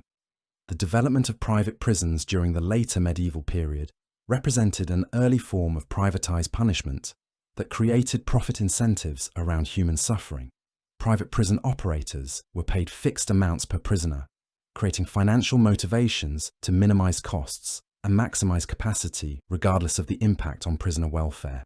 The regulation of private prisons was minimal, leading to abuses that exceeded even the harsh standards of government-operated facilities. The profit motive, combined with minimal oversight, created conditions where systematic torture and exploitation became normalized business practices. The technological innovations that emerged from medieval prison systems had lasting impacts on architecture, engineering, and security systems. The specialized locks, reinforced doors, and surveillance techniques developed for prisons were later adapted for other purposes, including banks, treasuries, and military fortifications. The psychological insights gained from observing prisoner behavior under extreme stress influenced medieval understanding of human nature and social control. The systematic study of how people respond to imprisonment, isolation, and torture provided knowledge that was applied to other areas of government and social management. The legal precedents established through medieval prison cases continue to influence modern legal systems in ways that most people don't recognize. The procedures for handling confessions obtained under duress, the rights of prisoners to legal representation, and the standards for evidence in criminal cases all have roots in medieval legal developments. The architectural legacy of medieval prisons extends beyond their historical significance to influence modern prison design and security systems. The principles of isolation, surveillance, and control that were pioneered in medieval dungeons continue to shape contemporary approaches to incarceration and punishment. The literature and art inspired by medieval prisons have had profound cultural impacts that extend far beyond their historical period. The Gothic novels, romantic poems, and dramatic works that drew inspiration from medieval prison stories helped shape modern attitudes toward justice, authority, and individual rights. The psychological understanding of trauma, isolation, and systematic oppression that emerged from studying medieval prison experiences has contributed to modern therapeutic approaches and human rights advocacy. The recognition that certain forms of treatment constitute torture, regardless of their legal authorization, has roots in medieval experiences and documentation. The comparative study of medieval prison systems across different European countries reveals important patterns in the development of state power and social control.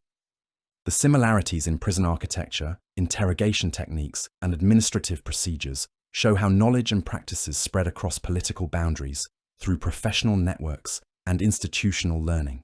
The religious dimensions of medieval imprisonment continue to influence modern debates about the role of faith in criminal justice and prison reform. The tension between punishment and redemption that characterized medieval religious approaches to imprisonment remains relevant to contemporary discussions about rehabilitation versus retribution. The medical knowledge that emerged from treating prisoners under extreme conditions contributed to medieval understanding of disease, malnutrition, and the effects of stress on human health. The systematic documentation of prisoner mortality and morbidity provided early examples of epidemiological research that influenced broader medical practice. The social impact of mass imprisonment on medieval communities provides historical context for modern concerns about incarceration rates and their effects on families and neighborhoods. The disruption of community structures, economic relationships, and social networks caused by medieval imprisonment campaigns offers lessons that remain relevant today. The bureaucratic innovations developed to manage large prison populations influenced broader administrative practices in medieval government. The record-keeping systems, classification procedures, and resource management techniques pioneered in prisons were later applied to other areas of public administration. The resistance movements that emerged in response to medieval prison systems established important precedents for organized opposition to state oppression. The communication networks, mutual aid societies, and advocacy organizations that developed to support prisoners and their families provided models for later human rights movements. The international legal principles that gradually emerged from medieval experiences with cross-border imprisonment and diplomatic detention laid groundwork for modern international law and human rights protections.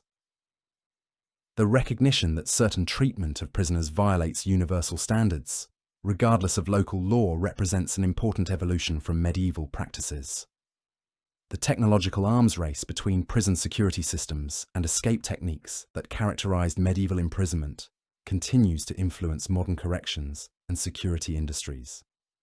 The constant adaptation of containment methods to counter prisoner innovations establish patterns that persist in contemporary prison management. The economic analysis of medieval prison systems reveals important insights about the relationship between punishment and profit that remain relevant to modern debates about private prisons and the commercialization of criminal justice.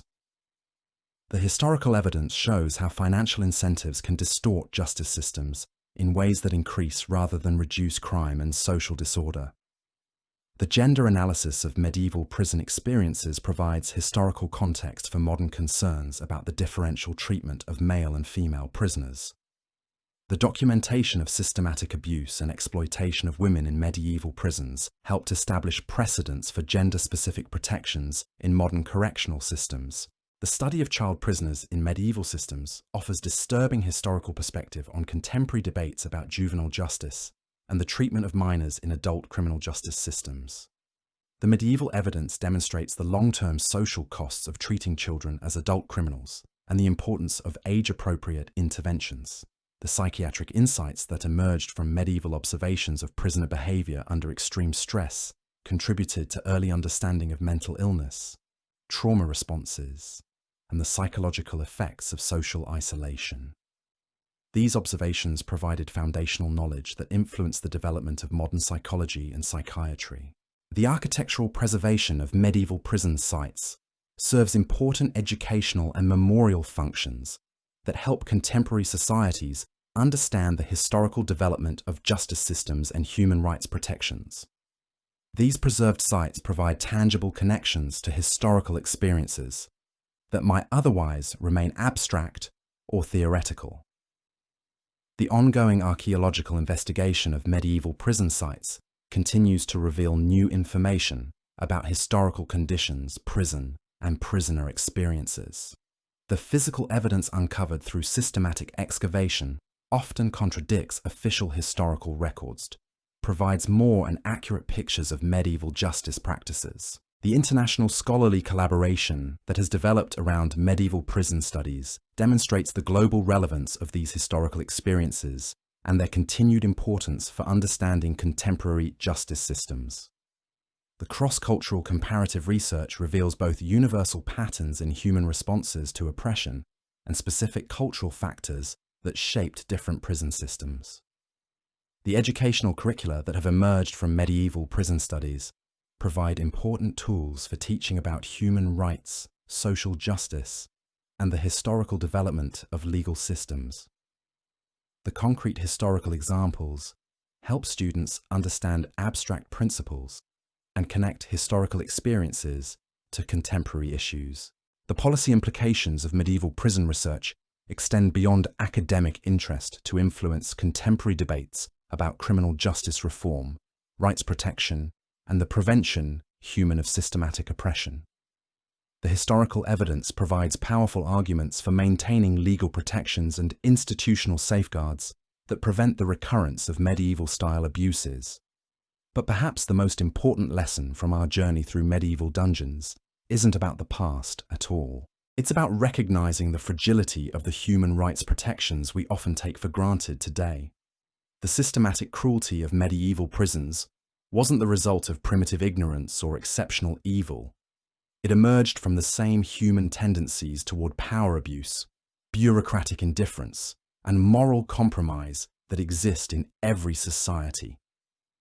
The guards who tortured prisoners, the judges who condemned innocents, and the officials who profited from human suffering were ordinary people operating within systems that normalized and rewarded cruelty. They weren't monsters. They were neighbors, family members, and respected community leaders who had gradually accepted that systematic oppression was necessary, inevitable, and even virtuous. The transformation of medieval societies from brutal prison states to more humane justice systems didn't happen automatically or inevitably. It required constant vigilance, sustained advocacy, and the courage of individuals who refused to accept that cruelty was normal or necessary. The human rights protections we enjoy today exist because previous generations fought against systems that seemed as permanent and unshakable as medieval dungeons once appeared. The stone walls of medieval prisons have crumbled, but the human capacity for both cruelty and resistance that they contained remains unchanged. Understanding this dark chapter of our shared history isn't just academic exercise. It's preparation for recognizing and opposing similar systems whenever and wherever they emerge. The echoes of medieval dungeons still resonate in contemporary justice systems, immigration detention facilities, and authoritarian governments around the world. The techniques of systematic dehumanization, bureaucratic cruelty, and psychological manipulation pioneered in medieval prisons continue to appear in new forms adapted to modern circumstances. But the stories of resistance, escape, and survival that emerged from medieval prisons also provide inspiration and practical knowledge for contemporary human rights advocates. The communication networks, mutual support systems, and strategic thinking that medieval prisoners developed remain relevant tools for opposing oppression in any era. The ultimate legacy of medieval dungeons isn't their architectural remains or historical documentation. It's the hard-won understanding that human dignity is fragile, that systematic oppression is always possible, and that protecting individual rights requires constant vigilance from every member of society. Tonight we've descended into some of the darkest chapters of human history, exploring places where civilization's veneer stripped away to reveal the capacity for systematic cruelty that lurks within seemingly normal societies. These weren't distant nightmares from an alien culture. They were institutions created by people fundamentally similar to ourselves, operating under pressures and incentives that still exist today. The medieval dungeon represents more than historical curiosity. It stands as a warning about how quickly human societies can descend into barbarism when proper safeguards are abandoned, when individual rights are subordinated to state power, and when ordinary people become complicit in systematic oppression through indifference, fear, or personal advantage. But our journey through these underground chambers of terror also reveals the remarkable resilience of human dignity under even the most oppressive conditions. The prisoners who maintained their sanity, who helped their fellow inmates, who risked everything for the possibility of freedom, remind us that the human spirit cannot be completely broken, no matter how sophisticated the systems designed to destroy it. The communication networks they built, the escape attempts they planned, the resistance movements they created, all demonstrate that hope and human connection can survive in the darkest places. Their example provides both inspiration and practical knowledge for recognizing and opposing oppression wherever it appears. As we emerge from this exploration of medieval dungeons, we carry with us not just knowledge of historical atrocities, but understanding struggle of the eternal between power and dignity, between systematic oppression and individual resistance, between the forces that would dehumanize us and our capacity to maintain our humanity, regardless of circumstances. The stone walls have crumbled, the iron chains have rusted away, but the lessons carved into those underground chambers remain as relevant today as they were centuries generation in ago. In every society, the choice between becoming a dungeon guard or standing with the prisoners presents itself anew. The medievals us that this dungeon remind choice matters, that individual decisions about complicity and resistance shape the character of entire civilizations, and that the price of human dignity is eternal vigilance against the forces that would strip it away. The darkness we've explored tonight runs deeper than stone and mortar. It seeps into the very foundations of how societies define justice, mercy, and the value of human life. But before we close this chapter on medieval dungeons, there's one more layer we need to peel back: the transformation itself. How did these chambers of systematic terror eventually give way to something resembling modern justice? And what does that evolution tell us about our own capacity for both progress and regression? The beginning of the end for medieval dungeon culture didn't come from sudden enlightenment or moral awakening. It emerged from the most practical of concerns: economics and efficiency. By the 14th century, maintaining vast prison populations was becoming financially unsustainable for most European kingdoms. The Black Death had decimated tax bases, while simultaneously creating labour shortages that made every able-bodied person economically valuable.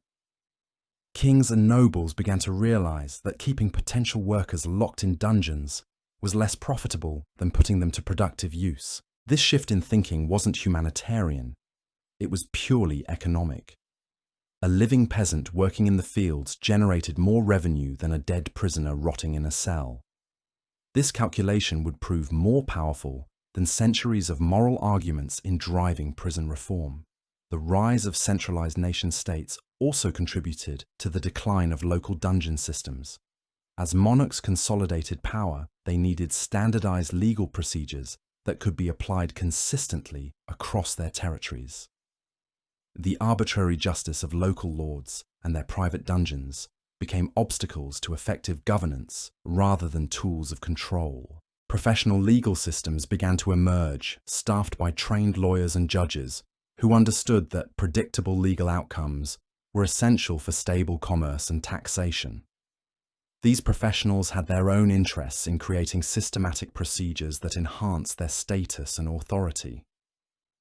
The random brutality of dungeon justice threatened their professional monopoly over legal expertise. The printing press revolution of the 15th century played a crucial role in dungeon reform by making legal texts widely available and standardizing legal procedures across different regions. When legal scholars could compare practices across Europe, the most extreme abuses became harder to justify or ignore. Written legal codes replaced local customs, creating expectations of consistent treatment that arbitrary dungeon justice couldn't meet. Religious reforms also contributed to changing attitudes toward imprisonment and torture. While the Church had initially sanctioned and participated in dungeon systems, growing theological sophistication led some religious thinkers to question whether systematic torture was compatible with Christian mercy. The Renaissance emphasis on individual dignity and human potential created intellectual frameworks for criticizing medieval prison practices. The Protestant Reformation accelerated these changes by challenging church authority and creating competing religious jurisdictions. Protestant territories often reformed their justice systems specifically to differentiate themselves from Catholic practices, while Catholic regions responded with their own reforms to demonstrate moral superiority. But perhaps the most significant factor in dungeon decline was the changing nature of warfare and political control. Medieval dungeons were designed for a world where power was personal and local, where individual lords needed to demonstrate their authority through spectacular displays of violence. As warfare became more professional and political control more bureaucratic, these personal demonstrations of power became counterproductive. Standing armies and professional administrators could maintain order more effectively than fear-based systems that relied on spectacular punishment. The administrative apparatus needed for modern state governance required literate, skilled personnel who couldn't be easily replaced. Terrorizing potential civil servants into submission was less effective than creating incentive systems that rewarded loyalty and competence. The rise of international trade also put pressure on medieval justice systems. Merchants needed predictable legal environments where contracts would be enforced consistently and property rights protected reliably. The arbitrary nature of dungeon justice created too much uncertainty for complex commercial relationships to flourish. Italian city-states led the way in developing more sophisticated legal systems designed to support commercial activity. Venice, Florence, and Genoa created legal innovations that balanced the need for social control with the requirements of international commerce. Their success demonstrated that alternatives to medieval dungeon justice could be both more humane and more economically productive. The gradual professionalization of military forces also reduced reliance on terror-based control systems. Professional soldiers were more effective than conscripted peasants, but they required different management approaches. Military discipline based on training and esprit de corps replaced systems based purely on fear of punishment. These professional military forces also provided alternative career paths for the hereditary executioners and dungeon guards whose families had managed medieval prison systems for generations. Many found employment in standing armies where their skills in violence and discipline could be channeled toward external, rather than internal enemies. The development of more sophisticated siege warfare and artillery made traditional castle-based prison systems increasingly obsolete. The thick walls and underground chambers that had made medieval dungeons escape-proof became liabilities when faced with gunpowder weapons. New fortress designs prioritized defense against artillery rather than prisoner containment. Urban growth during the late medieval period created new challenges that traditional dungeon systems couldn't address effectively. Large cities needed justice systems that could process hundreds of cases quickly, rather than systems designed for the intensive interrogation of individual prisoners. Mass imprisonment became impractical when urban populations reached tens of thousands of people. The rise of banking and credit systems created new forms of economic crime that couldn't be addressed through traditional dungeon justice. Fraud, embezzlement, and complex commercial required legal expertise disputes rather than physical coercion to resolve. The sophisticated financial relationships that drove late medieval economic growth were incompatible with justice systems based primarily on confession extraction through torture. Colonial expansion also contributed to prison reform by creating alternative destinations for unwanted populations. Rather than maintaining expensive prison systems, European powers began transporting criminals to colonial territories where their labour could be put to productive use. This transportation system reduced prison populations while generating economic benefits for colonial enterprises. The intellectual revolution of the Renaissance brought new philosophical frameworks for thinking about human nature, social organisation, and the purposes of government. Humanist thinkers like Erasmus and Montaigne questioned whether systematic cruelty was compatible with human dignity and social progress. Their ideas gradually penetrated educated circles and influenced legal reforms. The rediscovery of classical texts also provided alternative models for justice systems. Roman law offered more sophisticated procedures for determining guilt and innocence than the confession-based systems that dominated medieval practice. Greek philosophical texts provided intellectual frameworks for thinking about justice that emphasized reason over force. Scientific developments during the Renaissance also undermined some of the assumptions that supported medieval dungeon systems. Better understanding of anatomy made trial by ordeal seem less credible as a method for determining divine judgment. Improved medical knowledge revealed that confessions extracted under extreme physical stress were unreliable indicators of truth. The growth of universities and scholarly communities created networks of educated individuals who could compare different legal systems and advocate for reforms. These intellectual networks spread across political boundaries, creating international communities of legal scholars who shared ideas about justice reform. The printing and distribution of legal commentaries allowed local legal practitioners to learn about innovations in other regions and pressure their own authorities for similar reforms. Legal treatises that described alternative approaches to criminal justice became bestsellers among educated elites who had previously accepted medieval practices as inevitable. But the transition from medieval dungeon systems to more modern forms of justice wasn't uniform across Europe. Some regions reformed their practices gradually over centuries, while others maintained brutal prison conditions well into the modern period. The pace of change depended on local political, economic, and cultural factors that varied significantly across different territories. England led early prison reforms, partly because its island geography created different security needs than continental powers faced. The English Channel provided natural protection that reduced reliance on fear-based internal control systems. English legal innovations like habeas corpus and trial by jury emerged partly from this reduced dependence on arbitrary detention. France reformed its justice system more slowly, partly because its land borders and complex internal politics created ongoing needs for strong internal control systems. The French monarchy maintained elements of medieval dungeon justice well into the 18th century, contributing to the revolutionary pressures that eventually exploded in 1789. German territories showed the most variation in prison reform, with some principalities leading European innovations while others maintained medieval practices. The fragmented political structure of the Holy Roman Empire allowed for experimentation with different approaches, but also permitted the survival of particularly brutal local systems. Spanish and Portuguese prison systems evolved differently due to their extensive colonial empires. The availability of colonial territories as destinations for unwanted populations reduced pressure for domestic prison reform while creating new forms of systematic oppression in overseas territories. Italian city-states generally led prison reforms due to their commercial needs and Renaissance intellectual culture. However, papal territories often maintained more traditional approaches due to religious conservatism and the Church's investment in existing theological justifications for harsh punishment. The transformation of medieval dungeons also created new problems that reformers hadn't anticipated.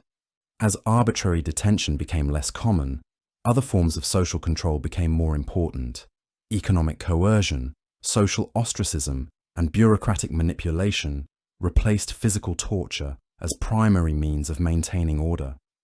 The professionalization of legal systems created new forms of injustice based on technical expertise rather than brute force.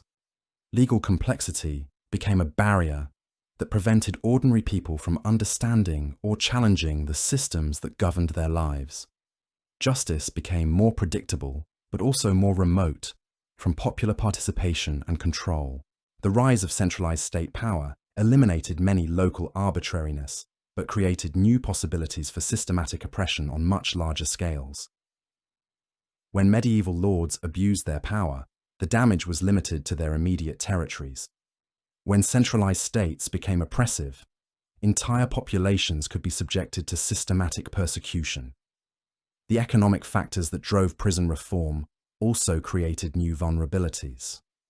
When justice systems became dependent on economic productivity, they became vulnerable to manipulation by wealthy interests who could use their economic power to influence legal outcomes. The replacement of arbitrary noble power with systematic commercial influence wasn't necessarily an improvement for ordinary people. The international nature of Renaissance legal reform also created new forms of cultural imperialism. European legal systems were imposed on other cultures through colonial expansion, destroying indigenous justice systems that might have been more appropriate for local conditions. The spread of European legal innovations became part of broader patterns of cultural domination. Modern prison systems that emerged from medieval dungeon reforms carried forward many assumptions and practices from their predecessors. The emphasis on isolation, the use of architecture to control behavior, and the belief that punishment should involve suffering all have medieval roots that persist in contemporary corrections. The bureaucratization of justice that replaced medieval arbitrariness created its own forms of systematic oppression. When cruelty becomes standardized and rationalized through professional procedures, it can become more extensive and harder to challenge than the personal brutality of medieval dungeons. The psychological techniques developed in medieval interrogation chambers influenced modern approaches to questioning and behavioral control.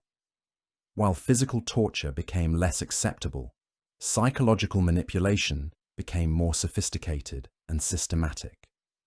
The medieval understanding of how to break human resistance informed later developments in psychology and social control. The architectural principles pioneered in medieval prison design continue to influential facilities. The use of isolation, correct contemporary, surveillance, and environmental control to shape prisoner behavior represents direct continuity with medieval dungeon practices, even when the specific methods have been modernized. The legal precedents established through medieval prison cases continue to influence contemporary justice systems in ways that most people don't recognize. The procedures for handling evidence, the standards for confessions, and the relationship between church and state in criminal justice all have medieval origins that persist today. The economic relationships that developed around medieval prison systems established patterns that continue in contemporary privatized corrections. The use of prisoner labor, the profit incentives around incarceration, and the political benefits of appearing tough on crime all have medieval precedents that help explain modern prison policies. The cultural legacy of medieval dungeons extends beyond their direct institutional influence to shape popular attitudes toward crime, punishment, and justice. The stories, images, and metaphors that emerge from medieval prison experiences continue to influence how contemporary societies think about appropriate responses to criminal behavior. The international legal principles that emerged from medieval experiences with cross-border imprisonment established foundations for modern international law human rights protections. The gradual recognition that certain treatment of prisoners violates universal standards represents evolution from medieval practices toward more humane approaches. But perhaps the most important lesson from the transformation of medieval dungeons isn't about the progress that was made, but about how fragile and reversible that progress has proven to be. The same economic, political, and social pressures that drove medieval prison reforms can also drive reversals toward more brutal practices.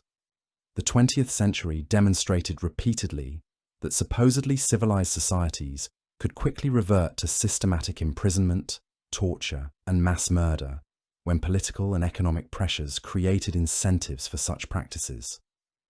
The Nazi concentration camps, Soviet gulags, and other modern atrocities showed that medieval-style oppression could be implemented on industrial scales using modern technology and bureaucratic methods.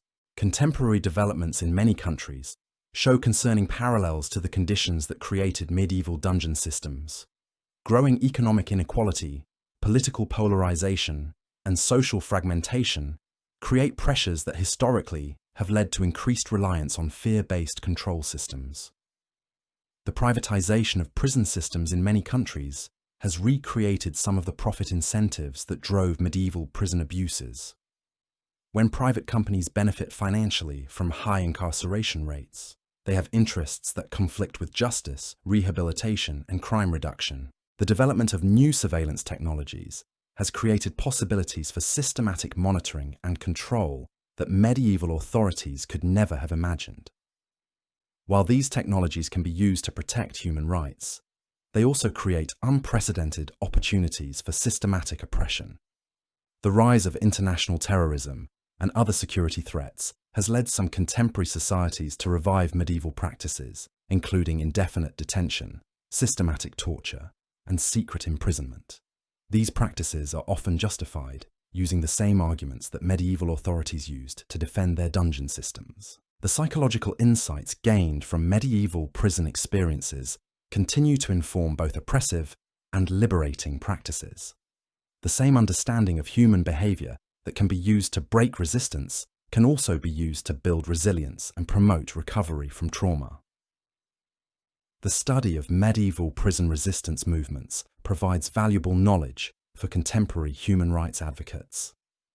The communication networks, mutual support systems, and strategic thinking that medieval prisoners developed remain relevant tools for opposing oppression in any era. The architectural preservation of medieval prison sites serves important educational functions that help contemporary societies understand the historical development of justice systems and the importance of maintaining human rights protections. The international scholarly collaboration that has developed around medieval prison studies demonstrates the global relevance of these historical experiences and their continued importance for understanding contemporary justice systems. The educational curricula that have emerged from medieval prison studies provide important tools for teaching about human rights, social justice, and the historical development of legal systems. But ultimately, the most important lesson from our exploration of medieval dungeons isn't about the past at all. It's about recognizing our own responsibility for preventing the recurrence of systematic oppression in any form. The guards who operated medieval dungeons weren't monsters. They were ordinary people who had gradually accepted that systematic cruelty was necessary, inevitable, and even virtuous. They were neighbors, family members, and respected community leaders who had allowed themselves to become complicit in systematic dehumanization. The judges who condemned innocence, the officials who profited from human suffering, And the citizens who ignored or supported these systems were also ordinary people operating within structures that normalized and rewarded participation in oppression. The transformation of these brutal systems didn't happen automatically or inevitably. It required the sustained effort of individuals who refused to accept that cruelty was normal or necessary. It demanded courage from people who risked their own safety to challenge systems that seemed as permanent and unshakable as stone walls. The human rights protections we often take for granted today exist because previous generations fought against systems of oppression that seemed as entrenched and inevitable as medieval dungeons once appeared. These protections remain fragile and require constant vigilance to maintain. The capacity for both systematic cruelty and principled resistance that medieval dungeons revealed remains unchanged in human nature. The choice between becoming complicit in oppression or standing with its victims presents itself anew in every generation, in every society, and in countless individual decisions that shape the character of our shared world. The stone walls of medieval dungeons have crumbled, but the human dynamics they contained continue to play out in new forms adapted to contemporary circumstances. Understanding this dark chapter of our shared history prepares us to recognize and oppose similar systems whenever and wherever they emerge. The echoes of medieval dungeons remind us that civilization is not a permanent achievement, but a fragile construction that requires constant maintenance and defense. The distance between our contemporary societies and the brutal prison systems of the medieval world is measured not in centuries, but in the daily choices we make about how we treat the most vulnerable members of our communities. Tonight, we've descended into some of the darkest chapters of human history, but we've also discovered stories of remarkable courage, ingenuity, and resilience. The prisoners who maintained their humanity under conditions designed to destroy it, who helped their fellow inmates survive, and who never stopped hoping for freedom, remind us that the human spirit cannot be completely broken, no matter how sophisticated the systems designed to crush it. Their example both provides inspiration and practical knowledge for recognizing and opposing oppression wherever it appears. The communication networks they built, the resistance movements they created, and the hope they maintained in hopeless circumstances offer timeless lessons about the power of human connection and dignity. As we emerge from this exploration, we carry with us not just knowledge of historical atrocities, but understanding of the eternal struggle between the forces that would dehumanize us and our capacity to maintain our humanity regardless of circumstances. The medieval dungeon stands as both warning and inspiration, reminding us that systematic oppression is always possible but never inevitable, that individual choices matter enormously in shaping collective outcomes, and that the price of human dignity is eternal vigilance against the forces that would strip it away. In every generation, in every society, the choice between becoming a dungeon guard or standing with the prisoners presents itself anew. The medieval dungeon reminds us that this choice matters, that individual decisions about complicity and resistance shape the character of entire civilizations. The darkness we've explored tonight isn't safely contained in the distant past. It lives in the human capacity for both cruelty and courage that exists in every era. Understanding this history prepares us to recognize these patterns when they emerge in contemporary forms, and gives us tools for choosing resistance over complicity. The stone walls have crumbled and the iron chains have rusted away, but the lessons carved into those underground chambers remain as relevant today as they were centuries ago. The medieval dungeon teaches us that the struggle for human dignity is never finished, that freedom requires constant vigilance, and that the choice between light and darkness presents itself anew with each generation. Tonight we close this chapter on medieval dungeons, but the story continues. In every decision we make about how to treat others, in every choice between indifference and action when we witness injustice, in every moment when we must decide whether to stand with the powerful or the powerless, we write the next chapter in this eternal story of human struggle.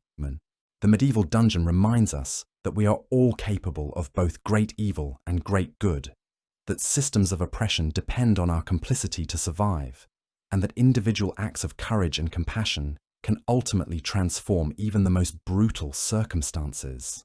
The darkness we've explored tonight serves not to discourage but to illuminate, showing us both the depths to which human societies can sink and the heights to which individual courage can rise. In understanding this history, we gain tools for building a future where the nightmares of medieval dungeons remain safely in the past where they belong. The legacy of medieval dungeons extends far beyond their crumbling stones and rusted iron.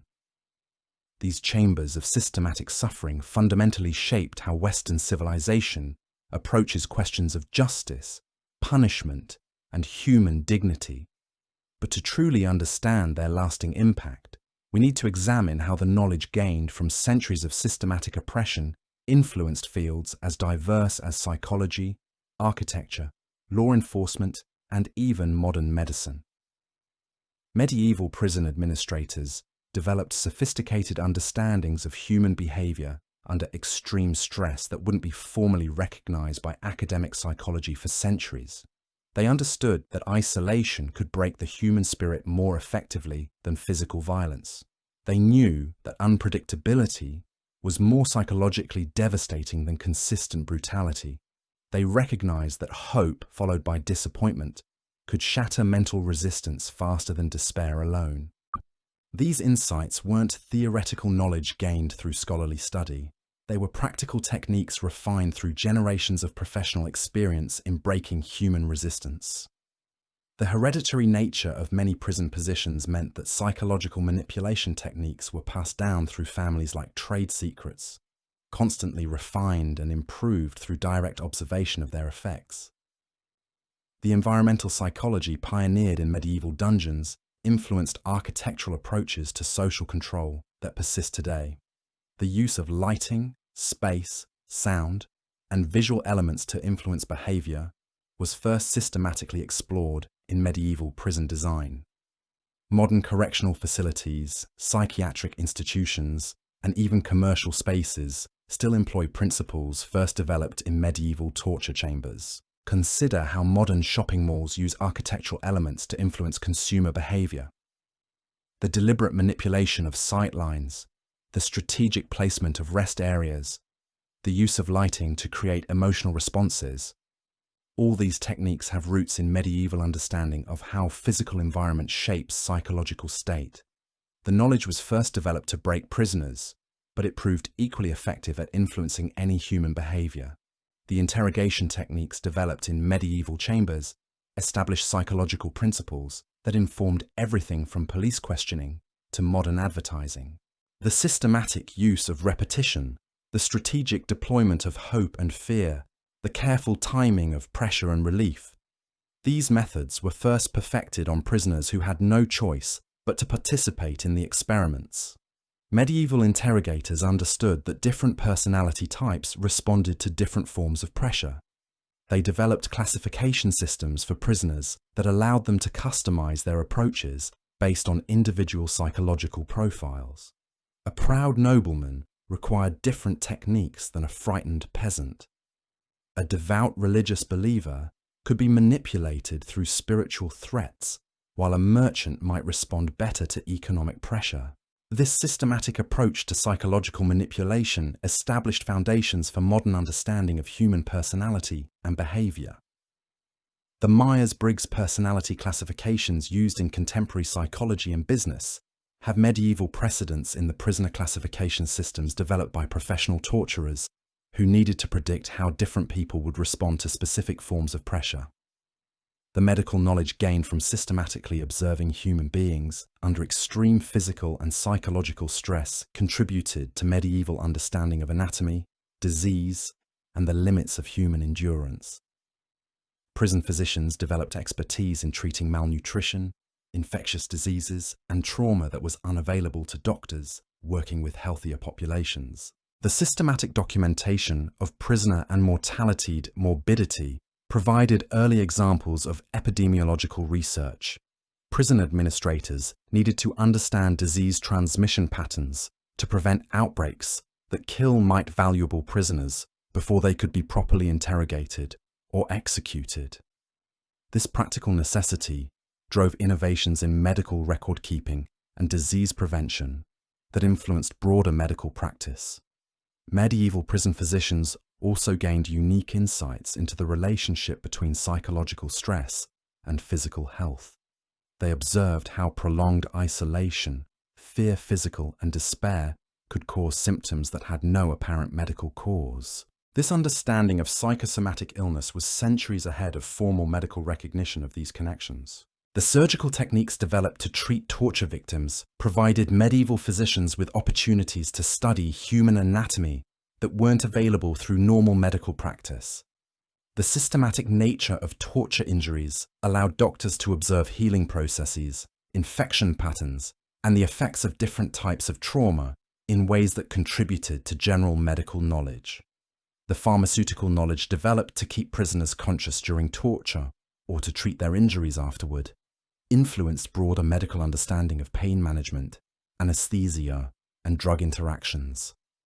Medieval prison physicians became specialists in walking the fine line between keeping patients alive and maintaining their capacity to experience pain. The legal innovations that emerged from medieval prison systems established precedents that continue to influence contemporary justice. The systematic documentation of confessions, the procedures for validating testimony obtained under duress, and the standards for evidence in criminal cases all have roots in medieval legal developments driven by the needs of prison administrators. The concept of due process, which modern legal systems consider fundamental to justice, emerged partly as a reaction against the arbitrary nature of medieval dungeon justice. The recognition that legal procedures should follow predictable patterns rather than the whims of individual authorities developed through centuries of experience with systems that lacked such protections. The modern understanding of what constitutes cruel and unusual punishment has its roots in medieval experiences with systematic torture. The legal principles that prohibit certain forms of prisoner treatment developed through historical recognition of the abuses that occurred when such limits didn't exist. The right to legal representation, the presumption of innocence, and protection against self-incrimination all emerged as responses to medieval legal systems that lacked these protections. Contemporary legal rights exist because previous generations experienced what happened when such rights didn't exist. The international legal principles that govern the treatment of prisoners of war and political detainees developed partly from medieval experiences with cross-border imprisonment and diplomatic detention.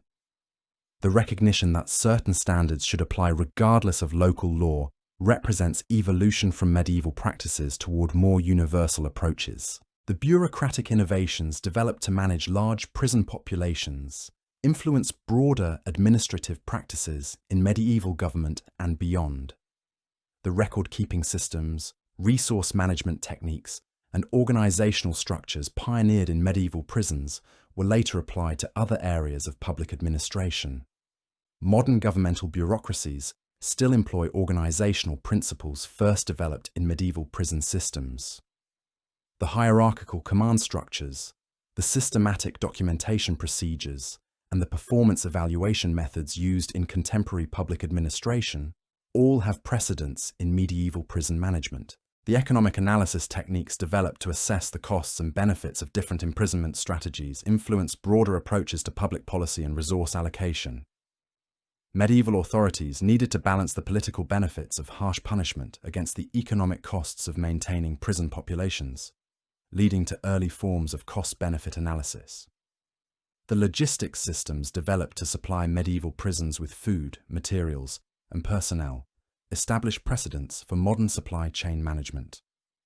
The challenges of maintaining isolated facilities with complex security requirements drove innovations in transportation, storage, and distribution that influenced broader economic development. The communication networks developed to coordinate between different prison facilities established early examples of administrative communication systems that influenced broader governmental and commercial practices.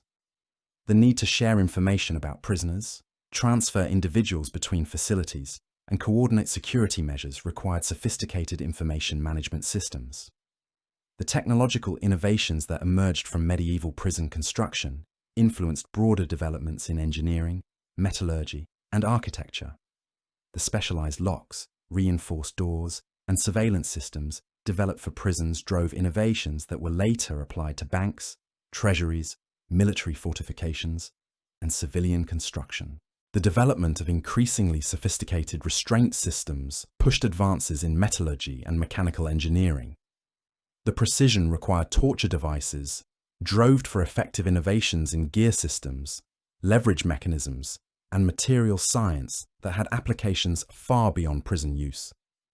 The surveillance techniques developed to monitor prisoner behavior established early approaches to systematic observation that influenced everything from military intelligence to scientific research methods.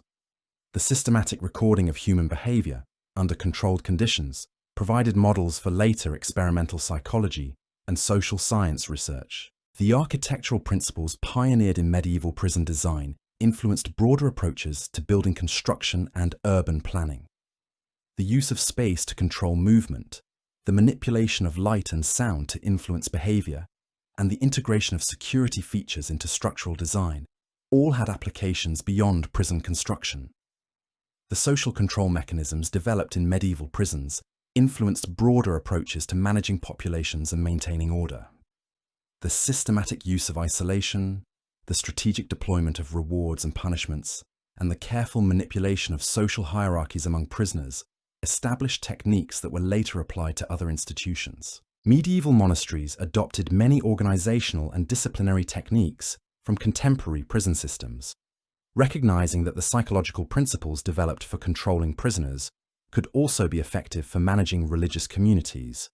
The similarities between monastic rules and prison regulations reveal how knowledge flowed between different types of institutional control. Educational institutions also borrowed from medieval prison practices using isolation, systematic surveillance, and behavioral modification techniques that had been pioneered in correctional settings.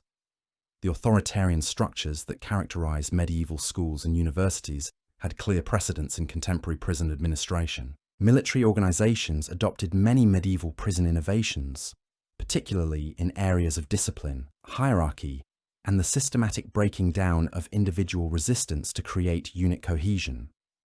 The techniques developed to transform prisoners into compliant subjects proved equally effective at transforming civilians into soldiers.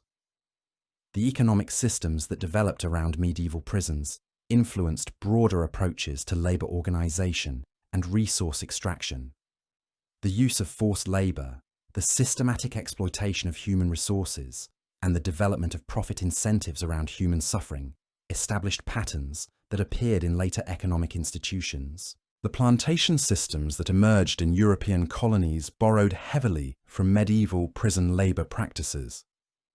The systematic dehumanization techniques, the hierarchical control structures, and the economic models developed in medieval prisons provided templates for later systems of systematic exploitation.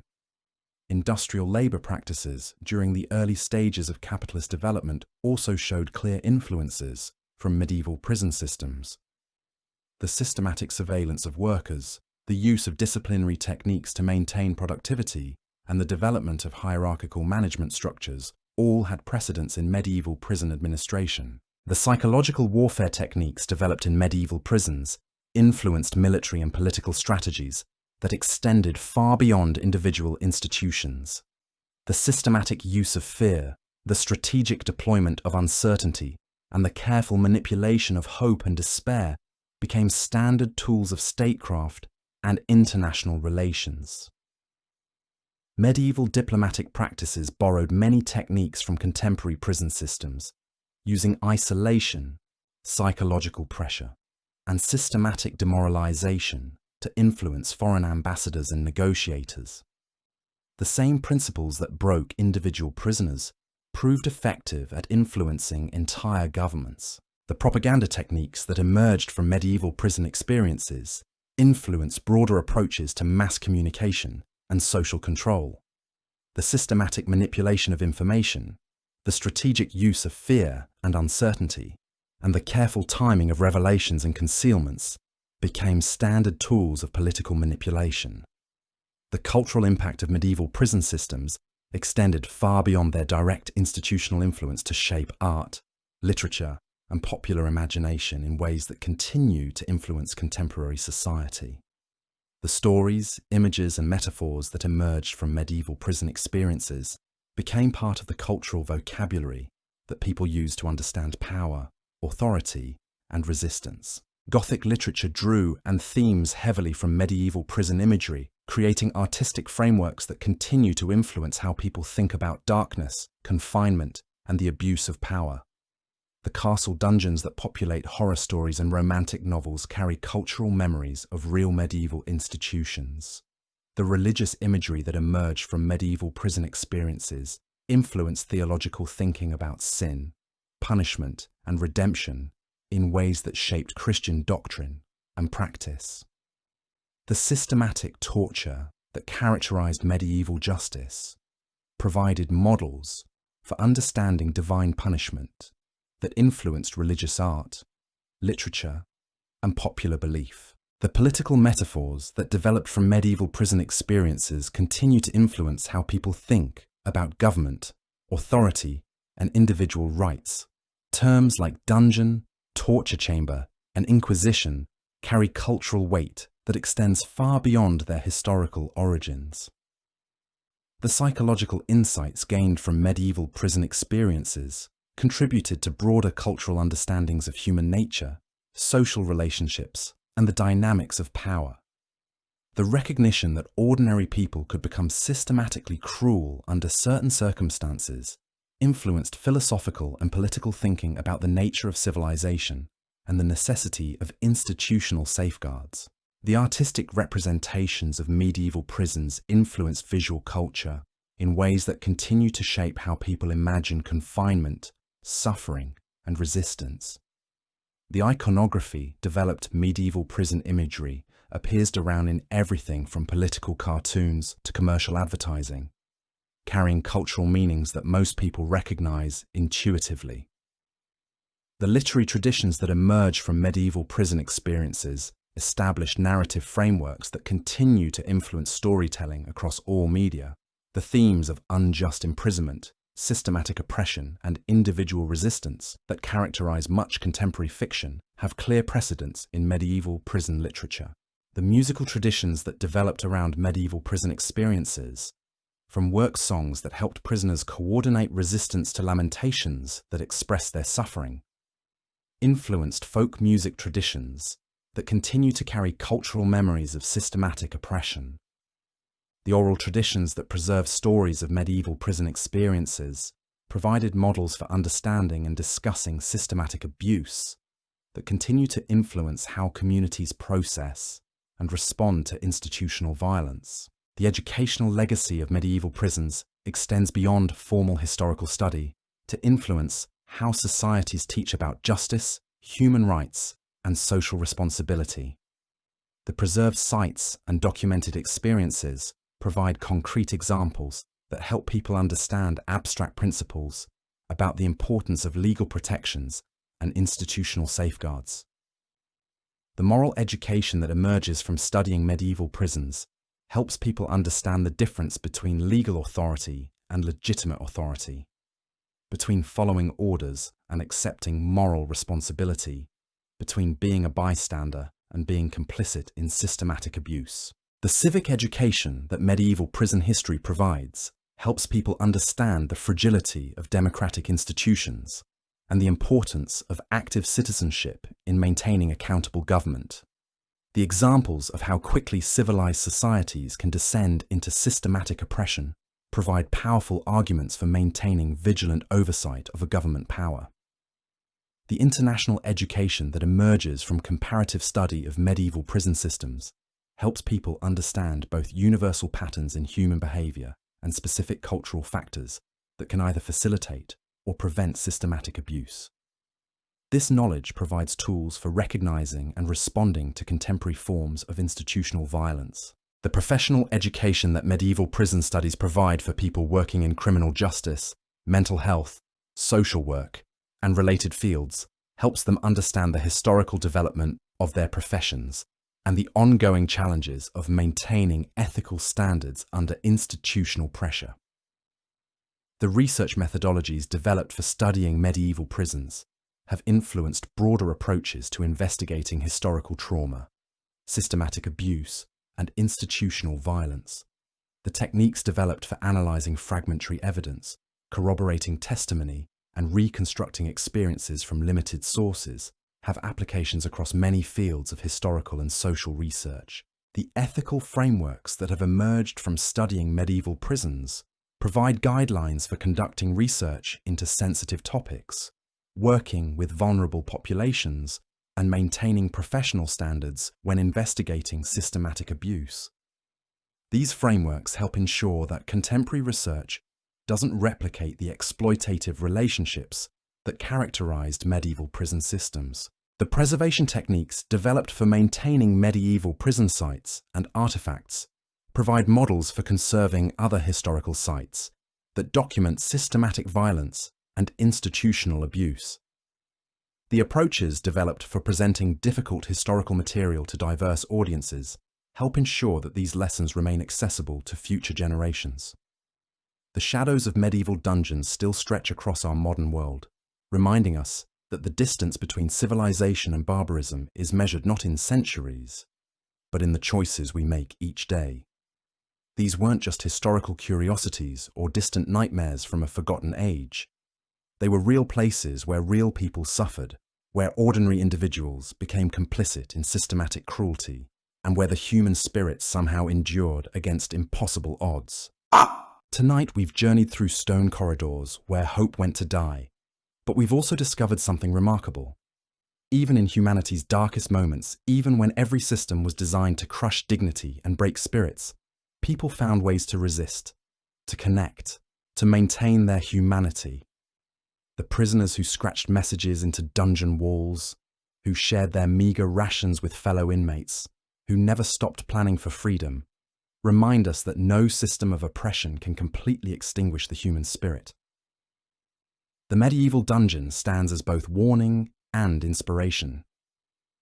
It warns us how quickly societies can descend into systematic cruelty when we abandon our moral guardrails and stop questioning authority.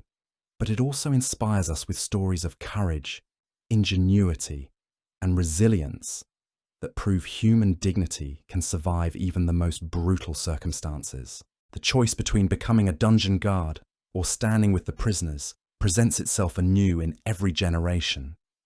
The medieval dungeon reminds us that this choice matters, that our individual decisions about complicity and resistance shape the character of entire civilizations. As we close this chapter, remember that the price of human dignity is eternal vigilance, and the shadows of the past can only be kept at bay by the light we choose to kindle today.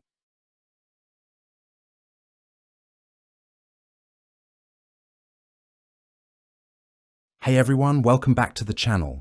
Tonight, we're diving into something that history books tend to sanitize, something Hollywood glamorizes, and something most people never truly understand: the medieval battlefield.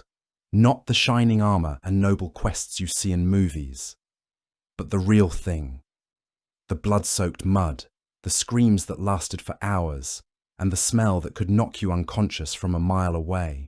Before we get started, take a moment to like this video if you're ready for some brutal honesty about medieval warfare, and let me know in the comments what time it is where you're watching. It's always fascinating to see who's joining us from around the world for these deep dives into history's darkest corners. Now, settle in. Maybe grab something to drink, because what we're about to explore isn't pretty, but it's real. And understanding the true horror of medieval battlefields helps us grasp just how brutal life really was 600 years ago. Picture this. You're a 20-year-old farmer's son, conscripted into your lord's army. You've never held a sword in your life, never seen a man die violently, never imagined the sounds a human throat makes when it's been sliced open. But here you are, standing in a muddy field at dawn, surrounded by thousands of other terrified souls, waiting for the horn that will send you charging toward your death. The reality of medieval warfare was nothing like the romanticized versions we see today. There were no clean sword fights, no honorable duels, no gentle deaths. Instead, there was chaos, terror, and a level of brutality that would make even hardened soldiers today question their sanity. Let's start with what you'd actually see, hear, and smell on a medieval battlefield. First, the ground beneath your feet. After just a few minutes of combat, the earth would be churned into a thick, reddish-brown soup of mud, blood, and human waste. Men would lose control of their bowels from fear or injury, and the metallic stench of blood would mix with the overwhelming smell of death, sweat, and excrement. The sounds were equally horrifying. Imagine the clash of metal on metal, but amplified by thousands of weapons striking simultaneously. Add to that the screams of wounded horses, the wet thudding of axes biting into flesh, and the desperate cries for help from men whose limbs had been severed. Some witnesses described it as a symphony from hell itself, but the visual horror was perhaps the worst part. Within minutes of combat beginning, the battlefield would be littered with body parts. Arms severed at the shoulder, legs chopped off at the knee, heads split cleanly in two by powerful axe blows. Medieval weapons weren't designed for clean kills. They were designed to maim, to terrorize, and to create wounds so horrific that they would break the morale of enemy forces. Archaeological evidence from sites like the Battle of Visby in 1361 gives us chilling insights into what actually happened to human bodies during medieval combat. Researchers examining the remains found at Visby discovered wounds that defy imagination. One soldier had the entire front of his skull cleaved in two, with the blade penetrating deep into his brain tissue. The same man had his left arm completely severed at the elbow and sustained multiple blade wounds to his face that divided his jaw in two and sliced away part of his upper jaw. But here's the truly horrifying part. This soldier also had 3 separate arrow wounds in his neck. Any one of these injuries would have been fatal, yet he sustained all of them in what was likely just a few minutes of combat. This wasn't unusual. The archaeological evidence shows that medieval warriors often suffered multiple severe injuries before finally succumbing to death. The weapons themselves were engineered for maximum damage.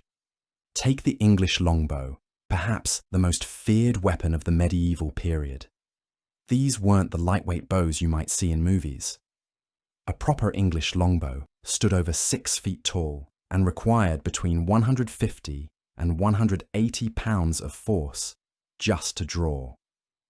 The arrows they fired could penetrate armor at distances up to 1,000 feet. When a longbow arrow struck a human body, the results were catastrophic. Archaeological analysis has revealed arrow wounds that created entry and exit holes comparable to modern gunshot wounds. In one gruesome example from the Visby site, researchers found evidence of an arrow that entered through a warrior's right eye and exited through the back of his skull, leaving devastating wounds on both sides of his head. The power of these weapons meant that battlefield injuries were unlike anything we see today, even in modern warfare. A crossbow bolt could punch through chainmail and embed itself so deeply in bone that medieval surgeons often couldn't extract it. Sword blows could slice clean through limbs with a single strike. Warhammers could crush skulls like eggshells, leaving brains exposed to the elements. And then there were the specialized weapons designed purely for terror. The Morning Star, a club studded with iron spikes, could turn a man's head into an unrecognizable pulp. The billhook, originally a farming tool, could catch a mounted knight's leg and tear him from his horse, often taking the limb with it. The war scythe could disembowel multiple men with a single sweep. But perhaps most terrifying of all were the injuries caused by everyday weapons in the hands of desperate men. A simple dagger, when driven into the gap between helmet and gorget, could sever the spinal cord instantly. A mace blow to the knee could shatter the joint so completely that the leg would hang by skin alone. Even a wooden staff, when swung with enough force, could cave in a man's ribcage and puncture his lungs. The chaos of medieval battle meant that injuries came from every direction and in every conceivable way. Men were trampled by horses, crushed under falling comrades, or simply beaten to death by multiple attackers. The concept of a fair fight simply didn't exist. If you were down, your enemies would continue striking until you stopped moving entirely. What made these injuries even more horrific was the primitive state of medieval medicine. When a soldier sustained a wound on the battlefield, his chances of survival depended not on modern surgical techniques or antibiotics, but on the limited knowledge of barber surgeons who worked with tools that would make a modern doctor faint. These battlefield medics, often called barber surgeons, were part barber, part surgeon, and part torturer. They carried crude instruments, bone saws for amputation, iron cauterizing tools for sealing wounds, and leather straps for patients to bite down on during procedures. There was no anesthesia beyond strong alcohol, no understanding of infection control, and no concept of sterile technique. The most common treatment for severe limb injuries was immediate amputation. A skilled barber surgeon could remove a damaged arm or leg in under a minute, then spend another 3 to 4 minutes attempting to stop the bleeding using red-hot irons to cauterize the wound. The mortality rate for these amputations was around 39% for arms and lower legs, but jumped to 62% for high leg amputations. Those who survived amputation faced a lifetime of disability in an age when physical labor was essential for survival. Yet archaeological evidence suggests that some of these men actually returned to battle. Researchers have found skeletons showing healed amputation sites alongside fresh battle wounds, indicating that some warriors continued fighting even after losing limbs in previous conflicts. Arrow wounds presented their own unique medical challenges. Unlike sword cuts or blunt trauma, arrows often embedded themselves deep in the body, and removing them required delicate skill. Medieval surgeons developed specific techniques for arrow extraction, but the process was often more dangerous than leaving the arrow in place. The guidelines for arrow removal were surprisingly sophisticated. First, the surgeon had to examine the arrow's position, determine if it might be poisoned, assess the location of the wound, and check for contamination with dirt or debris. Then came the delicate process of extraction, which had to be done swiftly to minimize blood loss. Finally, the surgeon had to control hemorrhaging and prevent infection. The most famous case of successful arrow wound treatment occurred when the future King Henry V was struck at the Battle of Shrewsbury in 1403. The 16-year-old prince took an arrow to the face that penetrated 6 inches into his head. The royal surgeon, John Bradmore, successfully removed the arrow using an innovative technique that involved gradually enlarging the wound with specially designed instruments. The young prince survived to become one of England's most celebrated warrior kings, though he bore the scars of that wound for the rest of his life. But for every success story like Henry V, there were thousands of soldiers who died agonizing deaths from infected wounds. Medieval medicine had no understanding of bacteria or the importance of sterile technique. Wounds were often treated with poultices made from animal dung, human urine, or rotting herbs. These treatments, intended to promote healing, often introduced deadly infections that killed patients days or weeks after they'd survived the initial trauma. The psychological toll of medieval warfare was just as devastating as the physical injuries. Soldiers who survived battles often carried mental scars that never healed. The constant exposure to extreme violence, the sounds of dying comrades, and the ever-present threat of death created a form of trauma that medieval society had no way to understand or treat. Head and facial wounds were particularly devastating, not just physically, but psychologically.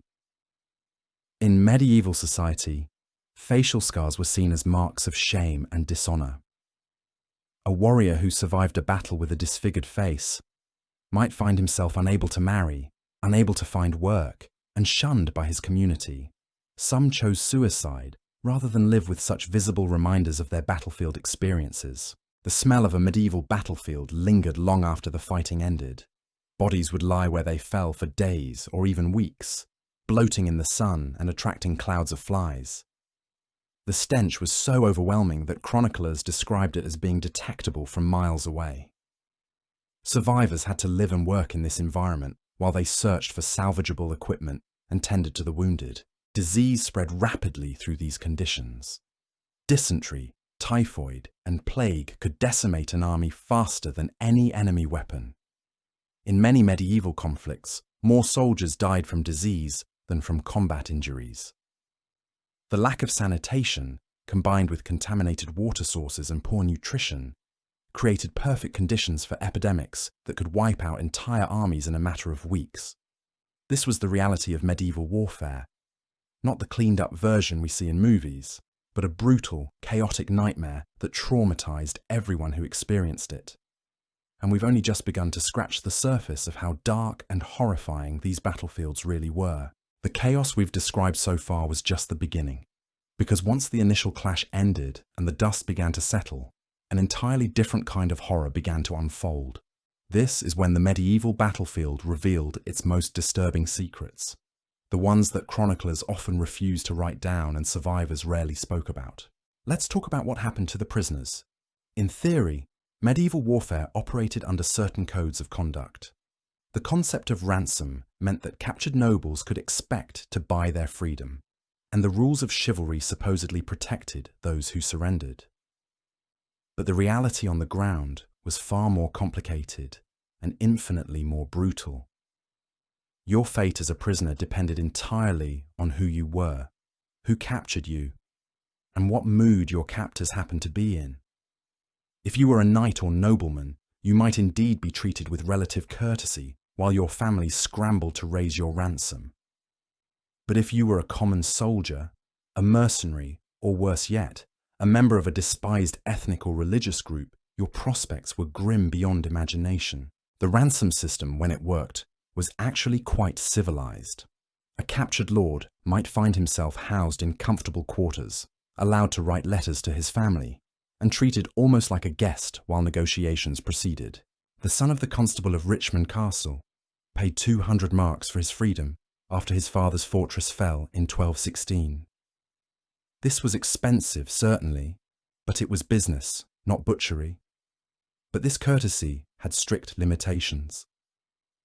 King John, that notorious tyrant, demonstrated the darker side of medieval prisoner treatment when he ordered the massacre of captured archers during the siege of Rochester in 1215. These men were slaughtered not because they had fought bravely, but because of their social class. Archers were considered beneath the protection of chivalric codes, mere peasants with weapons.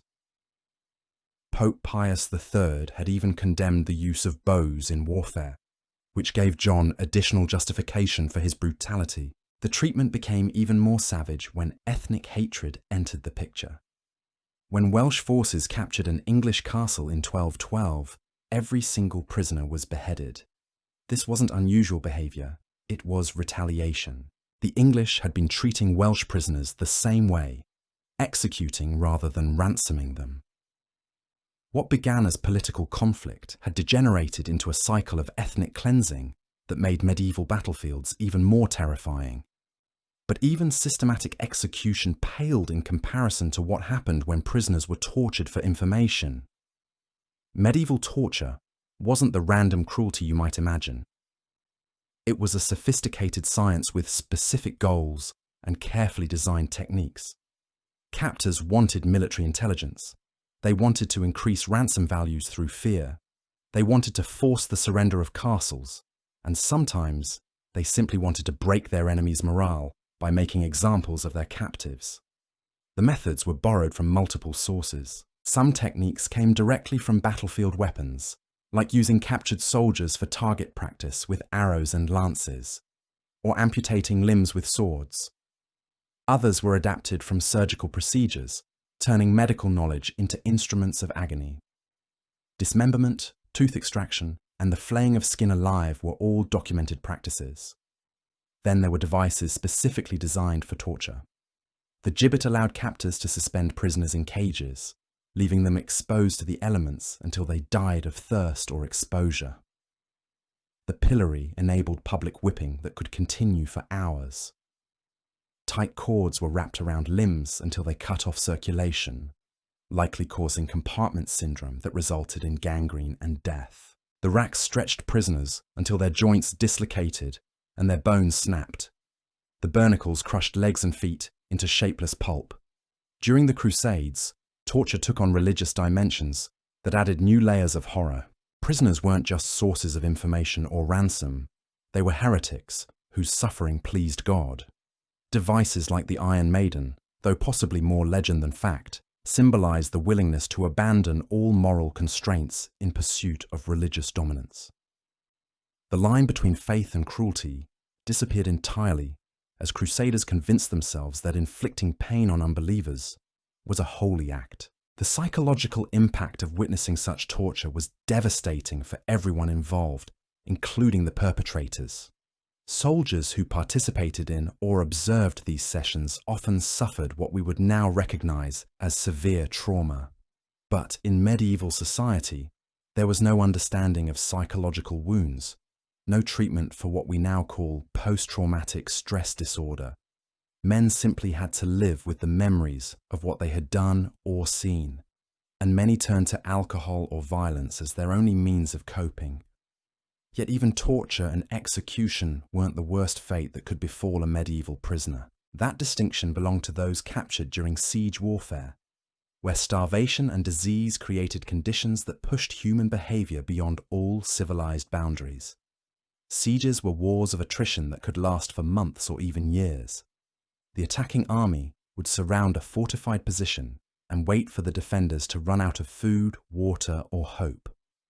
But this waiting game created its own unique horrors that went far beyond simple military strategy. As supplies dwindled inside a besieged castle or city, commanders faced impossible choices.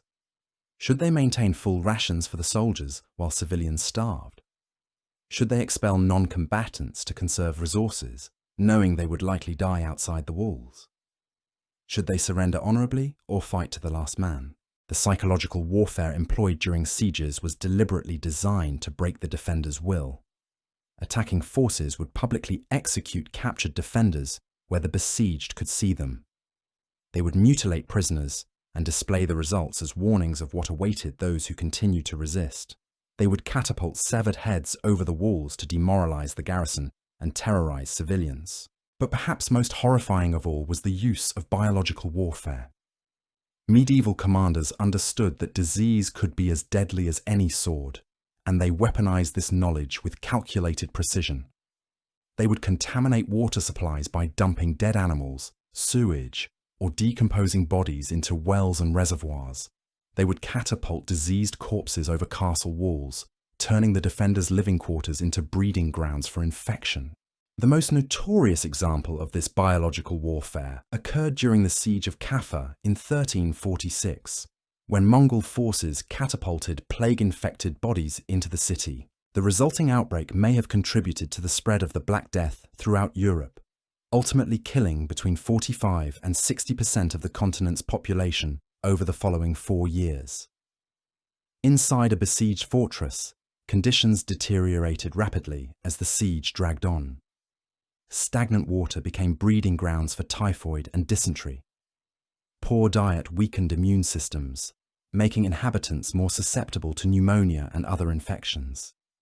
The constant stress of impending attack, combined with malnutrition and disease, created a powder keg of desperation and violence. When food became critically scarce, fortress commanders would begin expelling what they called surplus civilians. These were usually the old, the sick, women and children who couldn't contribute to the defense but still consumed precious resources. These unfortunates would be driven out of the gates and into no man's land between the fortress and the besieging army. Sometimes the attackers would allow these refugees to pass through their lines and escape, but more often they would refuse passage, trapping the expelled civilians between the two forces. Unable to return to the fortress and forbidden to leave the area, these people would slowly starve to death within sight of both armies. Their suffering was intended to demoralize the defenders and pressure them into surrender. The defenders themselves weren't immune to the psychological pressure. As conditions worsened inside the fortress, discipline would begin to break down.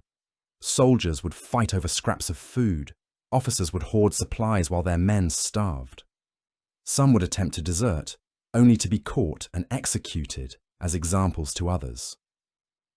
The social order that held medieval society together would gradually collapse under the pressure of prolonged siege. Medical care during sieges was virtually non-existent. Wounded defenders couldn't be evacuated for proper treatment, and supplies of herbs and other medicinal materials would quickly run out. Men would die from infections that could have been easily treated under normal circumstances. The smell of gangrene and rotting flesh would permeate the fortress, adding to the psychological pressure on the surviving defenders. Even water, that most basic necessity of life, became a weapon of terror during medieval sieges. Attacking forces would divert rivers, poison wells, or simply wait for cisterns to run dry. Defenders reduced to drinking their own urine or the blood of slaughtered animals faced a choice between slow death by dehydration and quick death by surrender. The final assault on a fortress that had endured a long siege was often the most brutal phase of the entire conflict. Attackers who had spent months in uncomfortable field conditions, watching their comrades die from disease and enemy sorties, were in no mood for mercy when they finally breached the walls. The promise of plunder and revenge drove them to excesses that shocked even medieval chroniclers. When Constantinople fell to the Ottomans in 1453, the sack that followed was so savage that it became legendary throughout Europe. Soldiers and civilians alike were slaughtered indiscriminately. Women were raped and murdered. Children were sold into slavery. Ancient churches were desecrated and their treasures looted. The psychological trauma of such events rippled through entire societies for generations. But perhaps the most disturbing aspect of siege warfare was how it changed the people who participated in it. Decent men, fathers and sons and brothers, would find themselves committing acts of cruelty that they never could have imagined in peacetime. The gradual erosion of moral boundaries, combined with the constant threat of death and the pressure to survive, created conditions that brought out the very worst in human nature. The records show that even the most disciplined armies could degenerate into murderous mobs once a siege ended. Officers who had maintained strict control during the siege would lose all authority once their men tasted victory and blood. The line between soldier and criminal would disappear entirely as the promise of plunder overwhelmed all other considerations. And yet, for all the horror and brutality of siege warfare, it remained a preferred method of medieval combat precisely because it was so effective at breaking enemy morale. The threat of starvation, disease, and ultimate massacre was often enough to convince defenders to surrender without a fight. The reputation for savagery that surrounded certain commanders and armies became a weapon in itself, causing enemies to flee rather than face the prospect of siege and its inevitable conclusion. This psychological dimension of medieval warfare extended far beyond individual battles or sieges. Entire regions would be terrorized by the mere approach of certain armies, their reputations preceding them like harbingers of doom. The knowledge that surrender offered no guarantee of safety, that mercy was rare and often conditional, that death might come through starvation, disease, or torture rather than clean combat, created a climate of fear that permeated medieval society. We're beginning to understand that the medieval battlefield wasn't just a place where armies met and fought. It was a nexus of human suffering, where all the darkest aspects of medieval life converged into something approaching hell on earth. And we haven't even begun to explore the diseases that swept through these killing fields, turning minor wounds into death sentences and transforming entire armies into walking corpses. The diseases that plagued medieval armies were as deadly as any weapon forged in a blacksmith shop, and infinitely more terrifying because they struck without warning, without honor, and without mercy. While we've explored the brutal injuries caused by swords and arrows, the invisible killers that swept through medieval battlefields claimed far more lives than all the weapons of war combined. Picture an army on the march, 20,000 men trudging across the countryside for weeks, their unwashed bodies pressed together in cramped conditions, sharing contaminated water sources and relieving themselves wherever convenient. No understanding of bacteria, no concept of hygiene beyond the occasional splash of cold water on the face. These weren't just military formations, they were mobile breeding grounds for every disease known to medieval Europe. Dysentery was perhaps the most common killer. This wasn't the mild stomach upset you might experience from bad food today. Medieval dysentery was a savage disease that could kill a healthy man in days. It began with severe abdominal cramps that would double a soldier over in agony. Then came the bloody diarrhea, so frequent and violent that men would lose all control of their bodily functions. The dehydration that followed was catastrophic, leaving once proud warriors as skeletal figures barely able to lift their weapons. The smell alone was enough to break morale. Imagine 20,000 men suffering from explosive diarrhea simultaneously, with no proper latrines, no clean water for washing, and no understanding that their waste was spreading the disease even further. Camp followers would wade through seas of human filth to tend to the sick, unknowingly carrying the infection from tent to tent, victim to victim. Typhoid fever was equally devastating, but more insidious in its approach. It would start slowly, almost gently, with what seemed like a minor fever and headache. Soldiers might continue fighting for days while the disease quietly destroyed their bodies from within. The characteristic rose-coloured rash would appear on the chest and abdomen, followed by severe abdominal pain and high fever that could reach dangerous levels. But the real horror of typhoid was how it affected the mind. As the disease progressed, victims would become delirious, hallucinating enemies that weren't there, crying out for mothers who had died years earlier, or simply staring into space with vacant eyes while their bodies wasted away. Entire units could be rendered combat ineffective not by enemy action, but by men who had lost their minds to fever. The treatment for these diseases was worse than useless. Medieval physicians believed in the theory of the four humours, thinking that illness was caused by an imbalance of blood, phlegm, yellow bile, and black bile. Their solution was bloodletting, deliberately weakening patients who were already dying from blood loss and dehydration.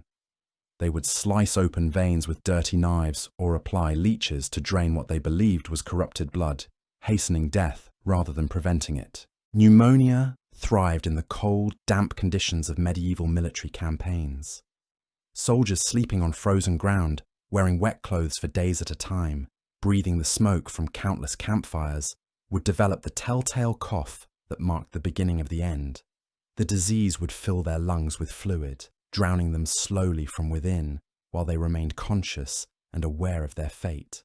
The sound of an army camp at night during a pneumonia outbreak was haunting beyond description. Thousands of men coughing simultaneously, some bringing up blood with each spasm, others gasping for air that wouldn't come. The wet, rattling breathing of the dying mixed with the moans of those still fighting the disease created a symphony of suffering that could be heard for miles. Medieval armies tried various remedies for respiratory ailments. They would burn herbs and have sick soldiers breathe the smoke, unknowingly making their lung conditions worse. They would force patients to drink concoctions made from animal urine, rotted vegetables, and ground-up insects.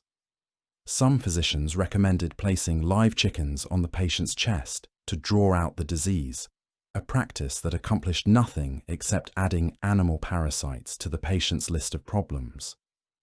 But even these diseases paled in comparison to the ultimate killer of medieval Europe, the bubonic plague. When the Black Death arrived on a medieval battlefield, it didn't just kill soldiers, it destroyed entire civilizations. This wasn't a disease that picked and chose its victims based on strength or social status. It killed indiscriminately, savagely, and with the efficiency that made military strategists weep with envy. The plague typically began with flu-like symptoms that soldiers might dismiss as battle fatigue, a slight fever, some aches and pains, nothing that couldn't be ignored in the heat of campaign. But within days, the characteristic buboes would appear, swollen lymph nodes the size of chicken eggs that protruded from the neck, armpits, and groin. These buboes were excruciatingly painful, so sensitive that even the touch of clothing could send victims into screaming fits. As the disease progressed, the buboes would turn black and begin to leak pus and blood. The smell was indescribable, a mixture of rotting flesh and sweet corruption that clung to everything it touched.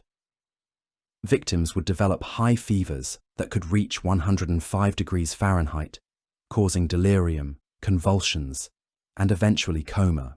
The mortality rate was staggering. Of those who contracted bubonic plague, 4 out of 5 died within 8 days. But there were even worse forms of the disease. Septicemic plague attacked the bloodstream directly, causing massive internal bleeding and organ failure. Its mortality rate was 99 to 100%. Victims would literally bleed to death from the inside, their skin turning black as their blood vessels collapsed. Pneumonic plague was perhaps the most terrifying variant because it was directly contagious through airborne droplets. A single infected soldier coughing in a crowded tent could infect dozens of his comrades within hours.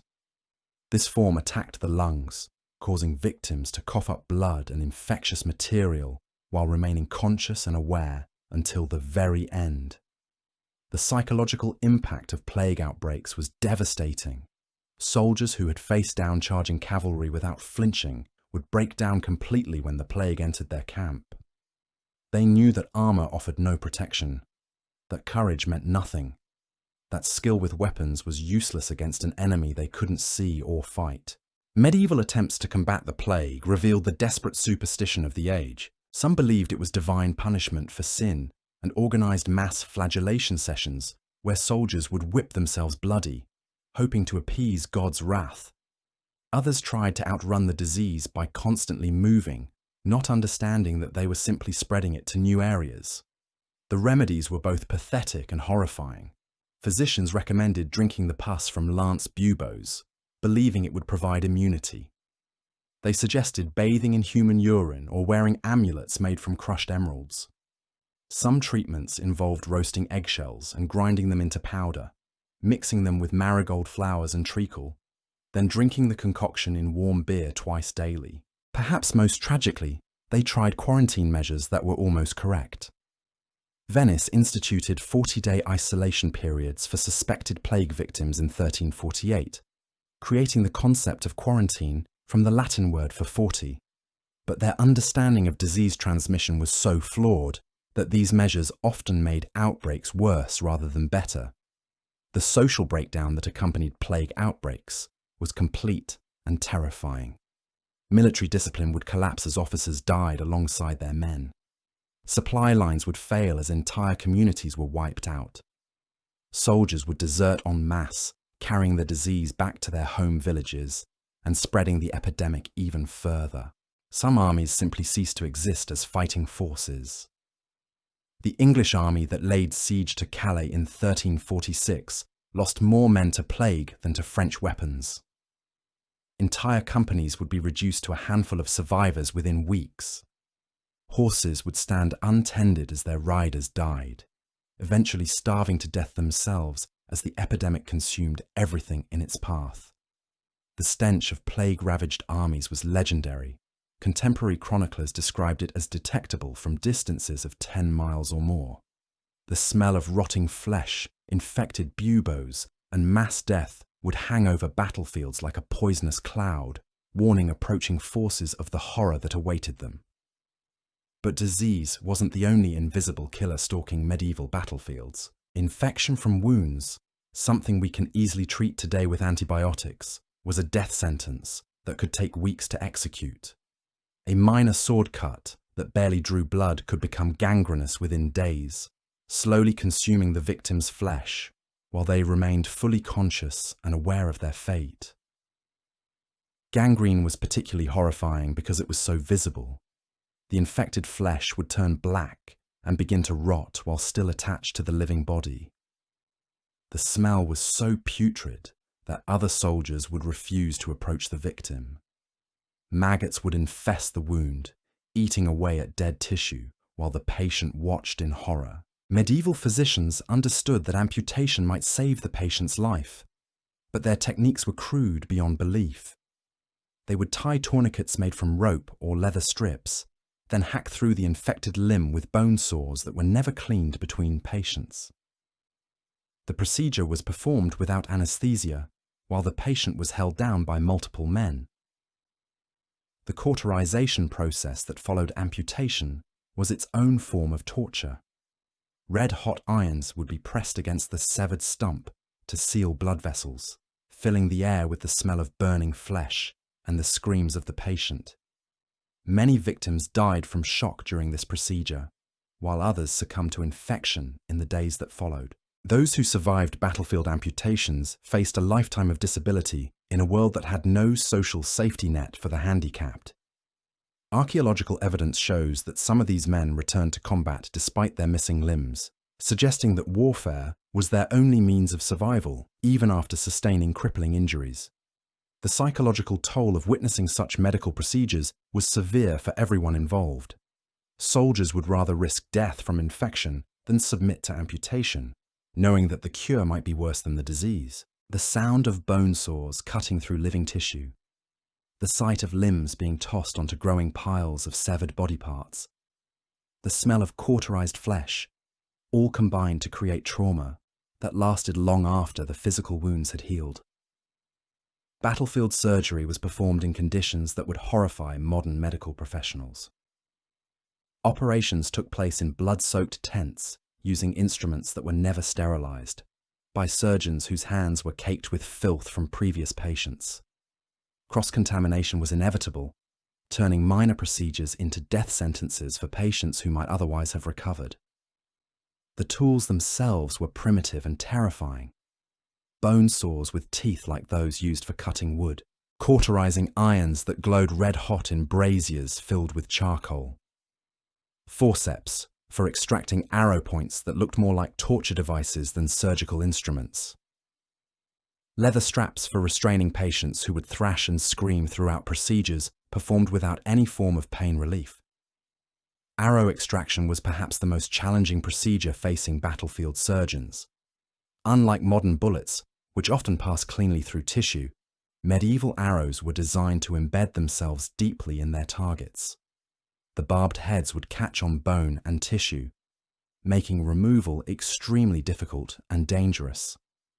Surgeons developed specialized techniques for different types of arrow wounds. For arrows lodged in bone, they would use instruments called arrow spoons to gradually widen the wound channel while carefully extracting the point. For arrows that had penetrated vital organs, they often had to make the difficult decision to leave the projectile in place rather than risk killing the patient during removal. The most challenging cases involved arrows that had been deliberately poisoned before battle. Medieval armies would coat arrowheads with various toxins, from snake venom to rotted animal matter, ensuring that even minor wounds would prove fatal. Surgeons had no effective treatments for such poisoning and could only watch helplessly as their patients died in agony. The survival rate for arrow wounds was appallingly low. Even minor hits could prove fatal if infection set in, or if the arrow had damaged vital blood vessels. Soldiers knew that being struck by an arrow often meant a slow, agonizing death, rather than the quick end they might prefer. Head wounds presented their own unique challenges for medieval surgeons. The primitive understanding of brain anatomy meant that any injury to the skull was likely to be fatal. Surgeons might attempt to remove bone fragments or drain blood from head injuries, but they had no understanding of intracranial pressure or brain function. The social stigma attached to facial wounds added psychological trauma to physical injury. In medieval society, a man's appearance was closely tied to his honor and social standing. A warrior who survived battle with a disfigured face might find himself unable to marry, unable to find employment, and shunned by his former comrades. Some soldiers chose suicide rather than live with severe facial scarring. Others became hermits, hiding from society rather than face the shame and disgust their appearance provoked. The psychological wounds inflicted by facial disfigurement often proved more devastating than the original physical injury. The primitive state of medieval dentistry meant that even minor mouth wounds could have serious consequences. A sword blow that knocked out teeth might seem minor compared to a severed limb, but the resulting infections could prove fatal. Abscessed teeth were common among medieval soldiers, causing excruciating pain and potentially deadly blood poisoning. Medieval battlefield medicine was hampered not just by lack of knowledge, but by religious beliefs that actively interfered with treatment. The Catholic Church taught that suffering was spiritually beneficial, leading some physicians to avoid pain relief even when it was available. Prayer was often considered more important than surgery, delaying treatment until it was too late to be effective. The concept of infection was completely foreign to medieval medical thinking. Surgeons saw no problem with using the same instruments on multiple patients without cleaning them, or with performing surgery with hands that hadn't been washed in weeks. They often made wounds worse by introducing additional contaminants during their attempts at treatment. Pain management was virtually non-existent beyond strong alcohol and occasionally opium-based preparations that were extremely rare and expensive. Patients undergoing surgery were expected to endure unimaginable agony while remaining conscious and aware throughout the procedure. The psychological trauma of such experiences often proved as devastating as the physical injuries themselves. The mortality rate for battlefield surgery was so high that many soldiers preferred to attempt self-treatment rather than submit to professional medical care. They would cauterize their own wounds with heated weapons, stitch cuts with whatever materials were available, or simply hope that their injuries would heal naturally.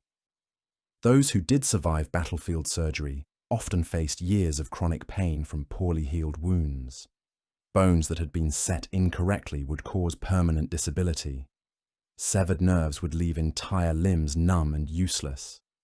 Scar tissue would restrict movement and cause constant discomfort.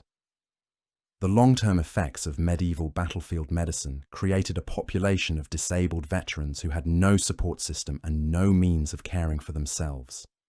Many ended up as beggars, displaying their war wounds to passers-by in hopes of earning sympathy and coins. Others turned to crime, using their military training for banditry and violence. The psychological impact of surviving medieval medical treatment was profound and lasting. Soldiers who had endured amputation without anesthesia, who had watched their own limbs being sawed off while they remained conscious, often suffered what we would now recognize as severe post-traumatic stress disorder. These men would wake screaming from nightmares, reliving the moment when the bone saw bit into their flesh or when the red-hot irons sealed their wounds. They would flinch at sudden movements, unable to forget the helpless terror of being held down while surgeons worked on their bodies. Many turned to alcohol as their only escape from memories too horrible to bear. The families of these wounded veterans often suffered alongside them. Wives had to care for husbands who had been transformed from strong protectors into helpless invalids. Children grew up with fathers who were physically and emotionally broken by their battlefield experiences. The ripple effects of medieval warfare extended far beyond the battlefields themselves, poisoning entire communities with trauma and despair. Medieval society had no understanding of psychological wounds or mental health treatment. Soldiers who displayed what we now recognize as symptoms of PTSD were often seen as cowards or malingerers. Those who couldn't cope with their trauma were abandoned by their comrades and forgotten by their superiors.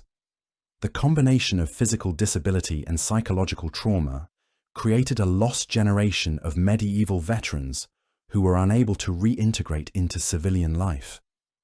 These men had been trained for nothing but warfare, but their injuries made them unfit for further military service. With no skills applicable to peacetime occupations and no social safety net to support them, many simply disappeared into the margins of medieval society. The medieval battlefield was revealing itself as something far more horrifying than a simple clash of arms. It was a nexus where all the worst aspects of medieval life, the disease, the primitive medicine, the casual brutality, the complete disregard for human suffering, converged into something that challenged the very definition of hell itself. And yet, for all the horror we've explored so far, we've only begun to understand the true depths of medieval battlefield savagery. Because when the fighting ended and the wounded were carried away, when the disease had run its course and the surgeons had finished their butchery, there remained one final act in this theatre of cruelty that would test the limits of human endurance and reveal just how far civilized men could fall when stripped of all restraint and mercy.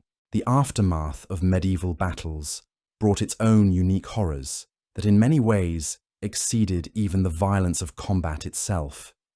This is where we encounter the scavengers, both human and animal, who descended upon these killing fields like vultures upon carrion, and where the true cost of medieval warfare became apparent to anyone brave or foolish enough to witness it.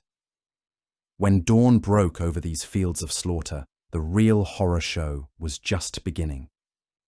The clashing of weapons had fallen silent. The screams of the dying had faded to occasional whimpers, but the battlefield itself had transformed into something that defied every natural law of decay and decomposition. Picture walking across Agincourt 3 days after the battle ended in 1415. The ground beneath your feet wasn't solid earth anymore. It was a carpet of human remains so thick that you couldn't take a step without treading on someone's son, someone's father, someone's brother. Arms and legs jutted out at impossible angles from the mud. Torsos split open like overripe fruit, leaked their contents across the churned earth. Heads with their eyes pecked out by crows stared blindly at the grey English sky. The smell was beyond description.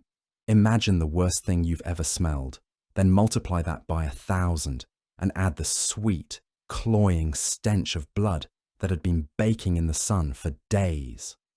Contemporary chroniclers wrote that the odour could be detected from more than 10 miles away, a wall of putrefaction that announced the battlefield long before you could see it. But the dead weren't alone on these killing fields. They shared their space with creatures that had grown fat and bold on human flesh. Rats the size of small dogs scurried between the corpses, their bellies distended from feasting on the fallen. They had learned to fear nothing, these battlefield rats. They would continue eating even when approached by living humans, so accustomed had they become to being the only moving things in their domain of death. The birds were even worse.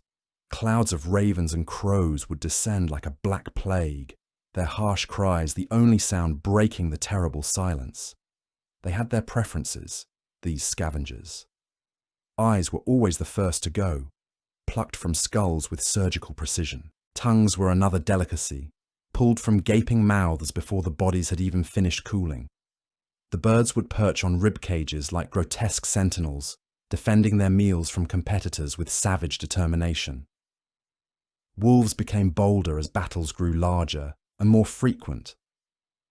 Packs would emerge from the forest within hours of combat ending, drawn by scents they had learned to associate with easy feeding.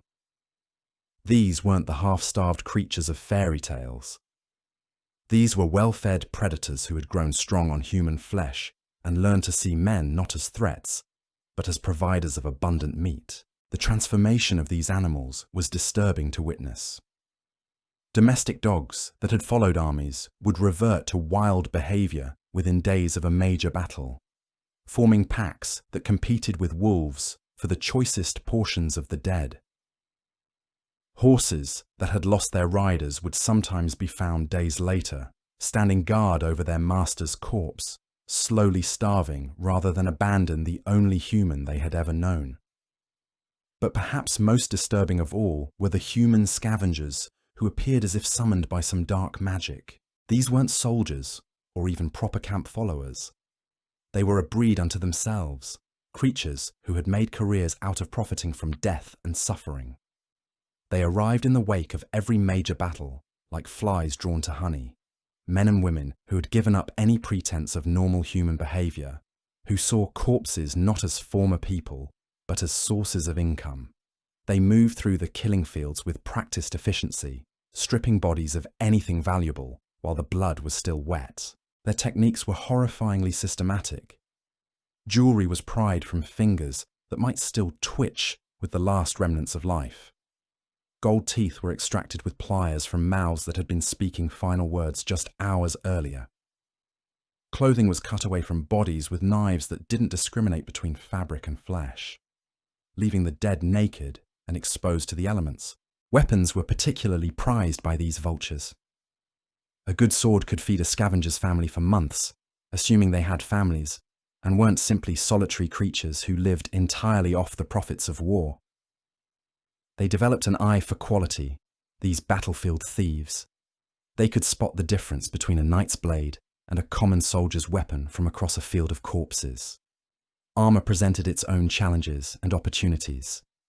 The best pieces were often so damaged by the violence that had killed their wearers that they were worthless as protection. But the metal itself had value, and scavengers would spend hours cutting mail rings apart or prying plate segments free from bodies that were often still warm. The most disturbing aspect of this battlefield scavenging was how quickly the scavengers became desensitized to human suffering. They would step over men who were still alive, but too weak to resist, ignoring their pleas for water or help while they focused on looting the more obviously dead. Some survivors reported that scavengers would actually hasten the death of wounded soldiers who possessed particularly valuable equipment, slitting throats or smothering victims to speed up the harvesting process. Women were among the most efficient of these battlefield predators. They had developed techniques for quickly assessing which corpses were worth investigating and which could be passed over. They carried specialized tools, thin blades for cutting purse strings, small hammers for breaking fingers to remove rings, hooks for pulling chainmail apart. Their movements through the carnage were almost dance-like in their practiced precision. Children accompanied some of these scavenging parties, learning the family trade from an early age. These youngsters would crawl into spaces too small for adults, searching through piles of corpses for overlooked treasures. They learned to ignore the stench, to step confidently on human remains, to see death not as tragedy, but as opportunity. The psychological effect on these children was profound and lasting. Many grew up incapable of normal human empathy, having learned from infancy that other people's suffering was simply a fact of life to be exploited rather than alleviated. They formed a permanent underclass of battlefield parasites who followed armies across Europe, always ready to profit from the next massacre. Some scavengers specialized in particular types of loot. There were those who focused exclusively on weapons, others who sought only precious metals, still others who collected anything made of leather or cloth. The most macabre specialists were those who harvested human remains for various purposes. Hair was valuable for wig making. Teeth could be sold to dentists for making dentures, and certain body parts were believed to have medicinal or magical properties. The trade in human remains was surprisingly organized and profitable. Networks of dealers would purchase bones, organs, and other body parts from battlefield scavengers, then transport them to markets throughout Europe.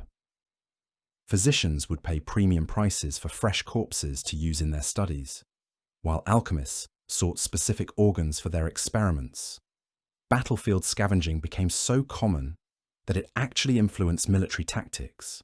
Commanders learned to post guards over their own dead to prevent looting, but these guards could rarely cover entire battlefields. Some armies began the practice of deliberately mutilating their own dead to make them less attractive to scavengers, a practice that added another layer of horror to an already nightmarish situation. The legal status of battlefield scavenging was murky at best. Technically, looting the dead was theft, but enforcement was nearly impossible in the chaos that followed major battles. Some commanders would hang captured scavengers as examples, but more often, they would simply drive them away, knowing they would return as soon as the army moved on. The scavengers themselves developed their own crude codes of conduct. Certain types of corpses were considered off-limits by some groups. Priests and other religious figures were usually left unmolested, though this had more to do with superstition than respect. Women's bodies were often stripped more thoroughly than men's, as female clothing and jewelry were typically more valuable.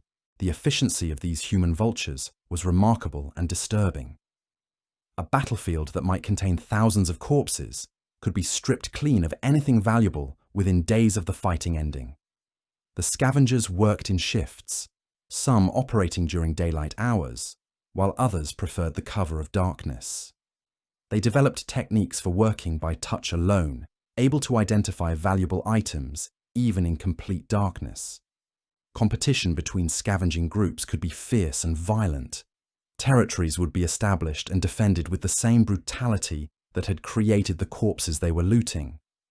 Fights would break out over particularly rich finds, adding fresh bodies to battlefields that were already saturated with death. The most successful scavengers were those who arrived earliest after battles ended. They would sometimes position themselves just outside the range of combat, watching the fighting and preparing to move in the moment it concluded. Speed was essential, as the best loot would disappear quickly once the field was opened to general scavenging. Some scavengers formed partnerships with battlefield surgeons and other medical personnel. They would trade information about the locations of wounded soldiers in exchange for access to the belongings of those who died during treatment. This symbiotic relationship between those who profited from death and those who claimed to prevent it revealed the moral corruption that warfare brought to every aspect of medieval society. The psychological impact of this massive scavenging operation extended far beyond the scavengers themselves. Survivors who returned to battlefields days or weeks later to search for fallen comrades would find naked, mutilated corpses that were often unrecognizable. The knowledge that their friends and relatives had been treated like livestock, stripped and butchered for profit, added another layer of trauma to their already overwhelming grief. Families who came looking for their dead sons and fathers would often find nothing but bones and scraps of clothing. The scavengers had been so thorough that identification became impossible. Mass graves would be filled with anonymous remains, forever denying closure to those who had lost loved ones in battle. The religious implications of this desecration were severe in an age when proper burial was considered essential for salvation. The Catholic Church taught that the body would be resurrected on Judgment Day, making the mutilation and scattering of corpses a form of spiritual murder.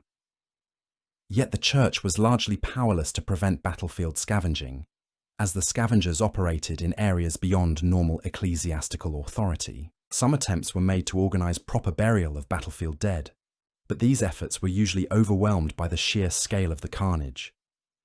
The Battle of Towton in 1461 left an estimated 28,000 men dead in a single day. No medieval society had the resources to properly bury such numbers, especially when the bodies were scattered across miles of countryside, and many were mutilated beyond recognition. Mass graves became the standard solution, but even these were inadequate. Bodies would be stacked like cordwood in enormous pits, with little attempt at organization or identification. Lime would be scattered over the corpses to speed decomposition and reduce disease, but the process was still horrifically slow. Some mass graves would continue to emit putrid odors for years after they were sealed. The long-term environmental impact of these massive battlefields was severe and lasting. The soil itself became contaminated with decomposing organic matter, creating conditions that were hostile to plant growth for decades. Areas where major battles had been fought would remain barren long after the bones had been scattered by scavengers and the elements. Water sources near battlefields became polluted and dangerous to drink. Wells and streams would be contaminated by decomposing bodies and the waste products of scavenging animals. Entire communities would be forced to relocate to avoid the disease and contamination that surrounded major killing fields. The disease that spread from these battlefield charnel houses was devastating to surrounding populations. Plague, typhoid, and dysentery would radiate outward from the sites of major battles, carried by the very scavengers who had profited from the carnage. Medieval communities learned to fear not just the approach of armies, but the aftermath of their conflicts. Some battlefields became so notorious for disease and death that they were permanently abandoned. The ground itself was considered cursed, unfit for cultivation or habitation. These areas would remain empty for generations, slowly reverting to wilderness while local populations whispered stories of the horrors they had witnessed. The psychological scarring extended to entire regions. Communities that had experienced the aftermath of major battles would develop collective trauma that lasted for generations. Children would be warned away from certain areas, not because of any immediate physical danger, but because of the spiritual contamination that was believed to linger where so many had died violently. Folk tales and legends would grow around these cursed battlefields. Stories of ghostly armies that continued to fight their eternal wars, of voices calling out from mass graves, of animals that refused to graze on grass that had been fertilized with human blood. These stories served as psychological defenses, ways for traumatized populations to process experiences that exceeded their ability to understand or accept. The medieval battlefield had revealed itself as something far beyond a simple military encounter. It was a concentrated expression of everything that was brutal, chaotic, and inhumane about medieval society. The fighting itself was merely the beginning of a process of dehumanization that would continue long after the last sword had been sheathed and the final arrow had been fired. But even now, having explored the violence of combat, the primitive horror of battlefield medicine, the systematic torture of prisoners, the ravages of disease, and the degradation of human scavengers, we have still only glimpsed the surface of medieval battlefield reality. Because beneath all of these visible horrors lay something even more disturbing, the complete breakdown of every social structure and moral boundary that medieval society claimed to hold sacred. The battlefield was where civilization went to die, where knights abandoned chivalry, where priests forgot mercy, where ordinary men discovered their capacity for unimaginable cruelty. It was a place where the thin veneer of medieval civilization was stripped away to reveal the savage, terrified animals that lurked beneath the surface of every supposedly civilized human being. And in that revelation lay the ultimate secret of the medieval battlefield, that for all their talk of honor and God and righteous warfare, medieval Europeans had created a form of organized savagery that surpassed anything their supposedly barbaric ancestors had ever imagined. They had transformed war from a brutal but limited activity into a comprehensive assault on everything that made life worth living, a systematic destruction of hope, dignity, and humanity itself. The medieval battlefield was medieval Europe's truest expression of itself, a mirror that reflected not the noble ideals they claimed to embrace, but the dark reality of what they had actually become. And that reflection was more terrifying than any monster their nightmares had ever conjured, because it was real, and it was them. And it was everywhere their armies marched across the blood-soaked landscape of medieval Europe. The true horror of these killing fields wasn't just what happened there, but what they revealed about the society that created them and the people who participated in them. The medieval battlefield was where medieval civilization showed its true face, and that face was the stuff of nightmares that would haunt Europe for centuries to come. These battlefields had broken something fundamental in the fabric of medieval society, something that went far deeper than individual trauma or regional devastation. They had created a new kind of human being, one that existed in the spaces between civilization and savagery, forever changed by exposure to horrors that no previous generation had been forced to witness. The veterans who survived these killing fields weren't just physically scarred. They carried within them a knowledge that set them apart from everyone who hadn't walked through those rivers of blood and mountains of corpses. They had seen what human beings were truly capable of when all restraints were removed, and that knowledge burned in them like a poison that could never be purged. These men would return to their villages and towns as strangers in familiar places. They would sit in taverns, staring into their ale while other men boasted about battles they'd never fought and courage they'd never been tested to show. The veterans knew the difference between the songs and the reality, and that knowledge isolated them more completely than any physical wound ever could. Their families would welcome them home with joy and celebration. But the men who returned weren't the same ones who had marched away months or years earlier. Wives would find themselves sharing beds with hollow-eyed strangers who would wake screaming in the middle of the night, calling out names of dead comrades or begging for mercy from enemies who existed only in their nightmares. Children would approach their fathers with excitement and love, only to recoil from men who could no longer bear to be touched unexpectedly, who would flinch at sudden movements and reach for weapons that weren't there. The simple act of a child running toward them could trigger memories of young soldiers charging across blood-soaked fields, their faces bright with terror and determination before the arrows found them. These veterans had learned to kill with an efficiency that terrified even themselves. They had discovered that the human body could be destroyed in countless ways, that life could be ended with shocking ease, that the difference between a living person and a corpse was often nothing more than a moment's inattention or a single poorly placed step. But more disturbing still was what they had learned about themselves.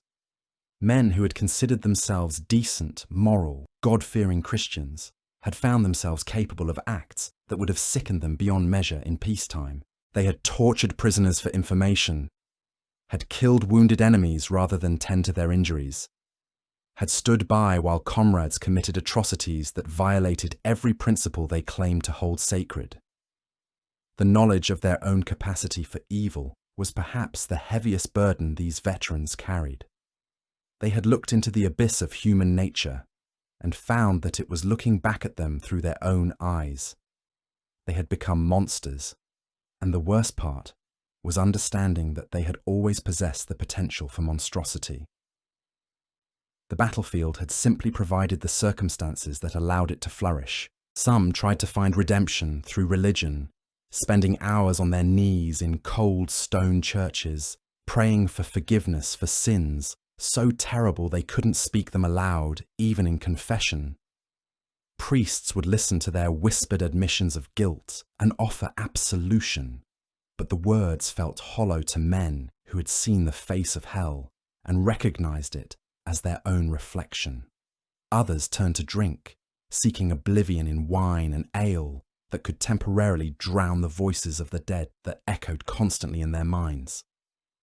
They would drink until they passed out, hoping for dreamless sleep, only to wake with the same memories intact and the same guilt gnawing at their souls like a cancer that could never be cut out. Many simply disappeared. They would walk away from their families, their homes, their entire lives, seeking some place where the ghosts couldn't follow them.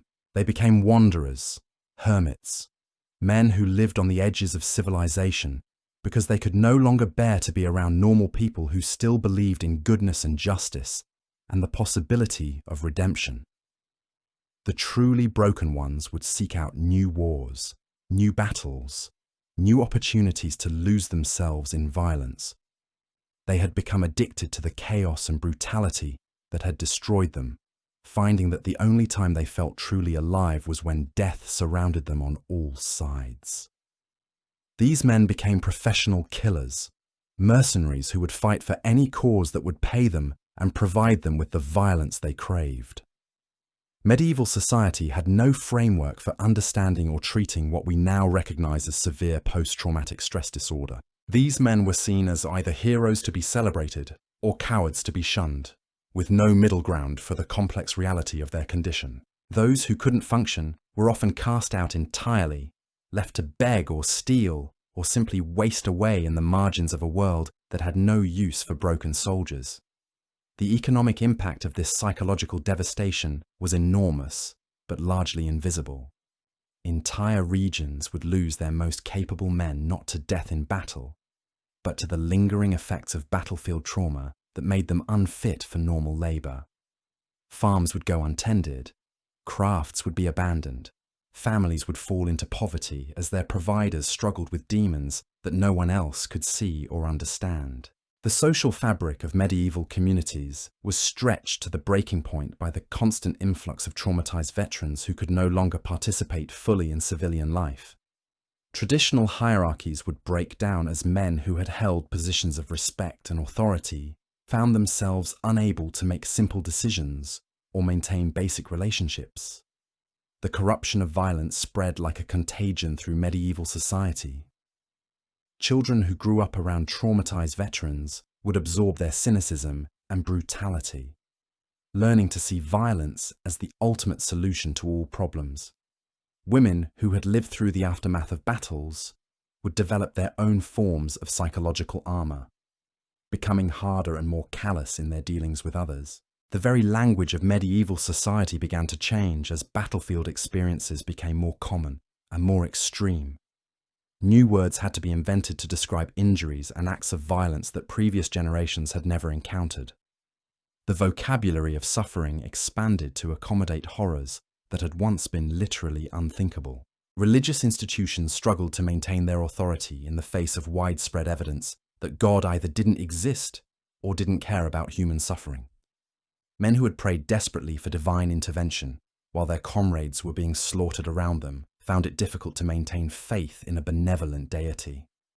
The Church's teachings about mercy and forgiveness seemed naive and irrelevant to people who had witnessed the depths of human cruelty. The concept of chivalry, which was supposed to govern the conduct of medieval warriors, became increasingly hollow as the reality of warfare grew more brutal. Knights who were supposed to protect the innocent and show mercy to their enemies found themselves participating in or witnessing acts of savagery that made a mockery of their supposed code of honor.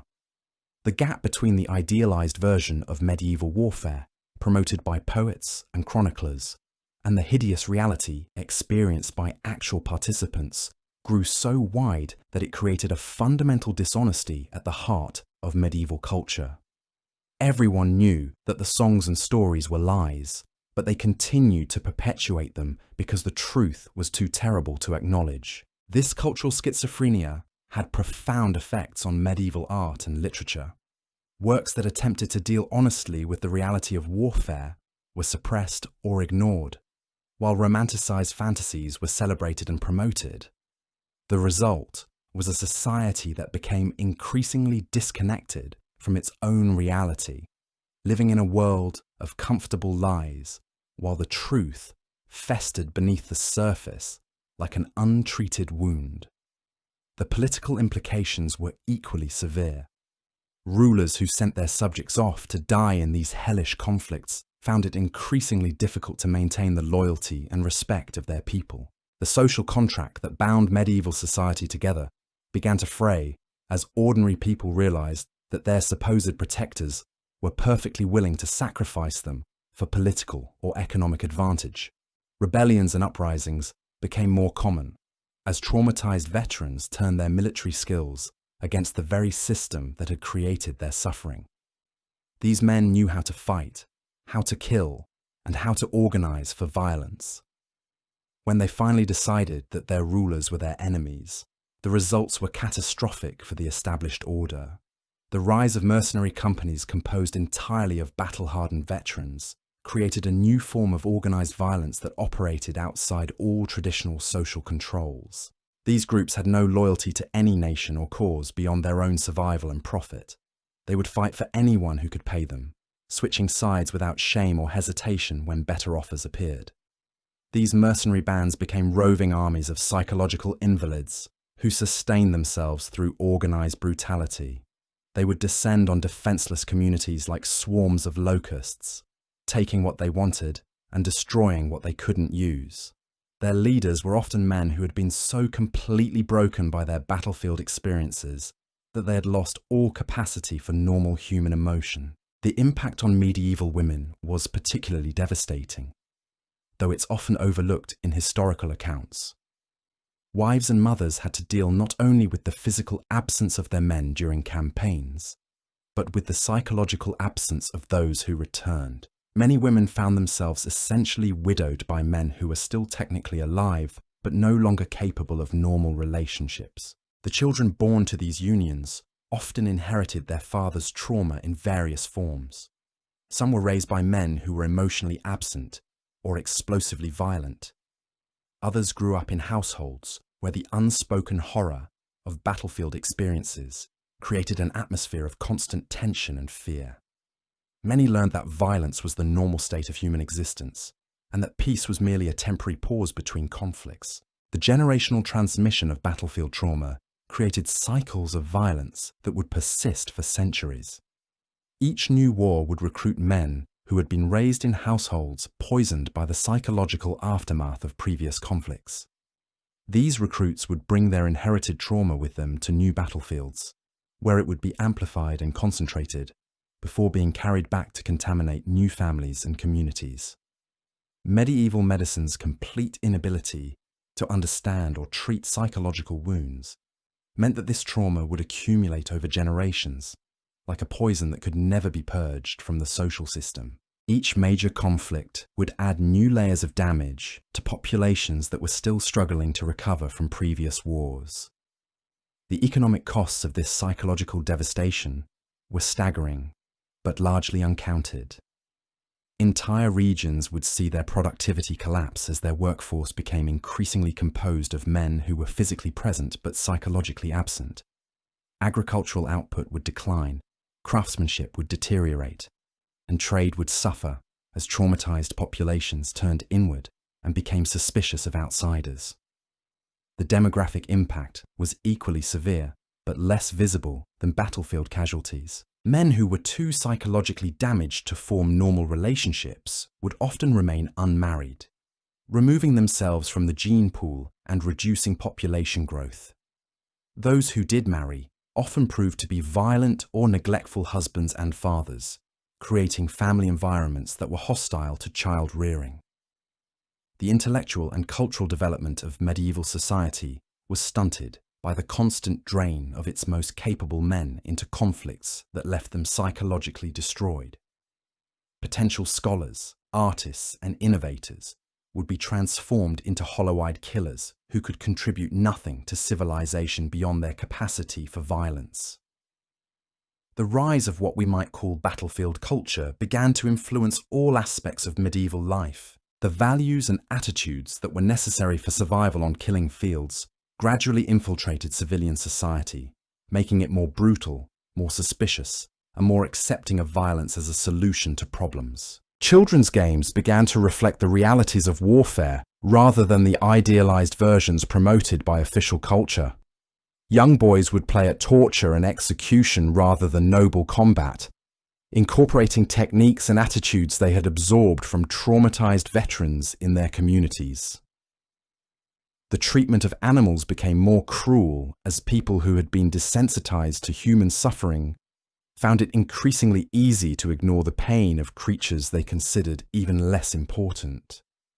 The casual brutality that characterized medieval attitudes toward animals was partly a reflection of the psychological numbing that resulted from exposure to battlefield horrors. Even religious practices were corrupted by the influence of battlefield trauma. The emphasis on suffering and martyrdom that characterized medieval Christianity took on new meanings for people who had witnessed or participated in the systematic torture and murder of their fellow human beings. Religious art became more graphic and disturbing as artists struggled to create images that could still shock audiences who had become accustomed to real-world horrors. The legal system began to reflect battlefield values as well. Punishments became more severe and more public as societies that had been brutalized by warfare demanded increasingly graphic demonstrations of justice. The line between legal punishment and sadistic torture became increasingly blurred as judges and executioners who had been shaped by battlefield experiences brought their military attitudes to civilian law enforcement. The very concept of mercy began to disappear from medieval culture as exposure to battlefield realities convinced people that showing weakness or compassion was a luxury that could lead to death. The idea that enemies could be reformed or that conflicts could be resolved through negotiation seemed naive and dangerous to populations that had learned to see every interaction as a potential life or death struggle. Trade relationships became more exploitative and predatory as merchants who had been exposed to battlefield culture applied military thinking to commercial activities. The notion of mutually beneficial exchange gave way to zero-sum thinking that saw every transaction as a conflict in which one party had to lose for the other to win. Marriage customs evolved to reflect the reality that many potential husbands were psychologically damaged goods who might prove to be violent or unreliable partners. Families began to prioritize physical security over emotional compatibility when arranging marriages, seeking men who could provide protection even if they were incapable of providing love or companionship. Educational systems, such as they were, began to emphasize practical skills for survival in a violent world, rather than intellectual or artistic development. Children were taught to fight, to endure pain, and to distrust outsiders, rather than to read, write, or think creatively. The architecture of medieval communities reflected these changes as well. Towns and cities became more heavily fortified, not just against external enemies, but against the possibility of internal violence from traumatized populations that might turn destructive without warning. Public spaces were designed to facilitate crowd control rather than community gathering. The very landscape of medieval Europe was transformed by the psychological aftermath of battlefield trauma. Entire regions became militarized zones where normal civilian life was impossible, where every interaction was colored by the assumption that violence might erupt at any moment. The cumulative effect of all these changes was the creation of a civilization that was fundamentally different from what had existed before the great age of medieval warfare. This wasn't just a matter of technological or political evolution. It represented a fundamental shift in human consciousness, a rewiring of the collective psyche that would have lasting effects on European culture for centuries to come. Medieval Europe had become addicted to violence in ways that went far beyond simple political or economic motivations for warfare.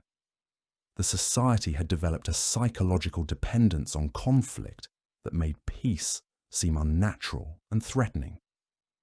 Periods without war were seen not as blessed respites from suffering, but as ominous calm before inevitable storms.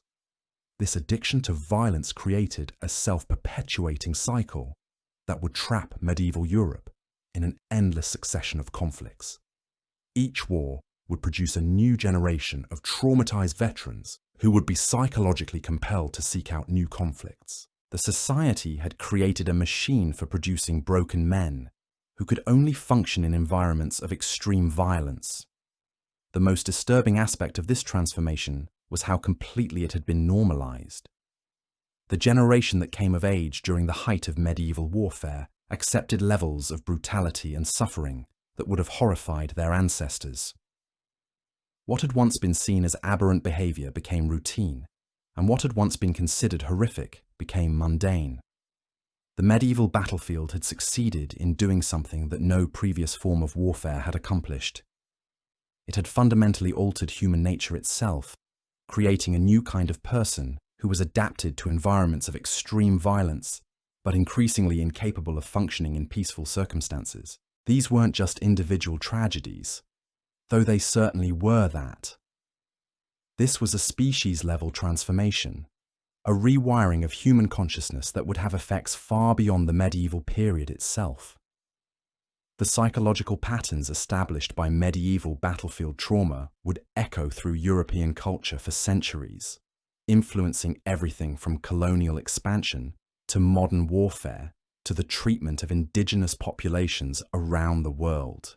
The medieval battlefield had become a factory for producing a new kind of human being, one that was optimized for violence and destruction, but increasingly incapable of creation or cooperation. And the most terrifying part was that this transformation was largely irreversible.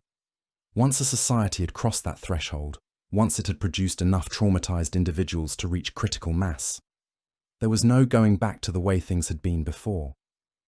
The dark secrets of the medieval battlefield weren't just about what happened to individual soldiers or even individual battles.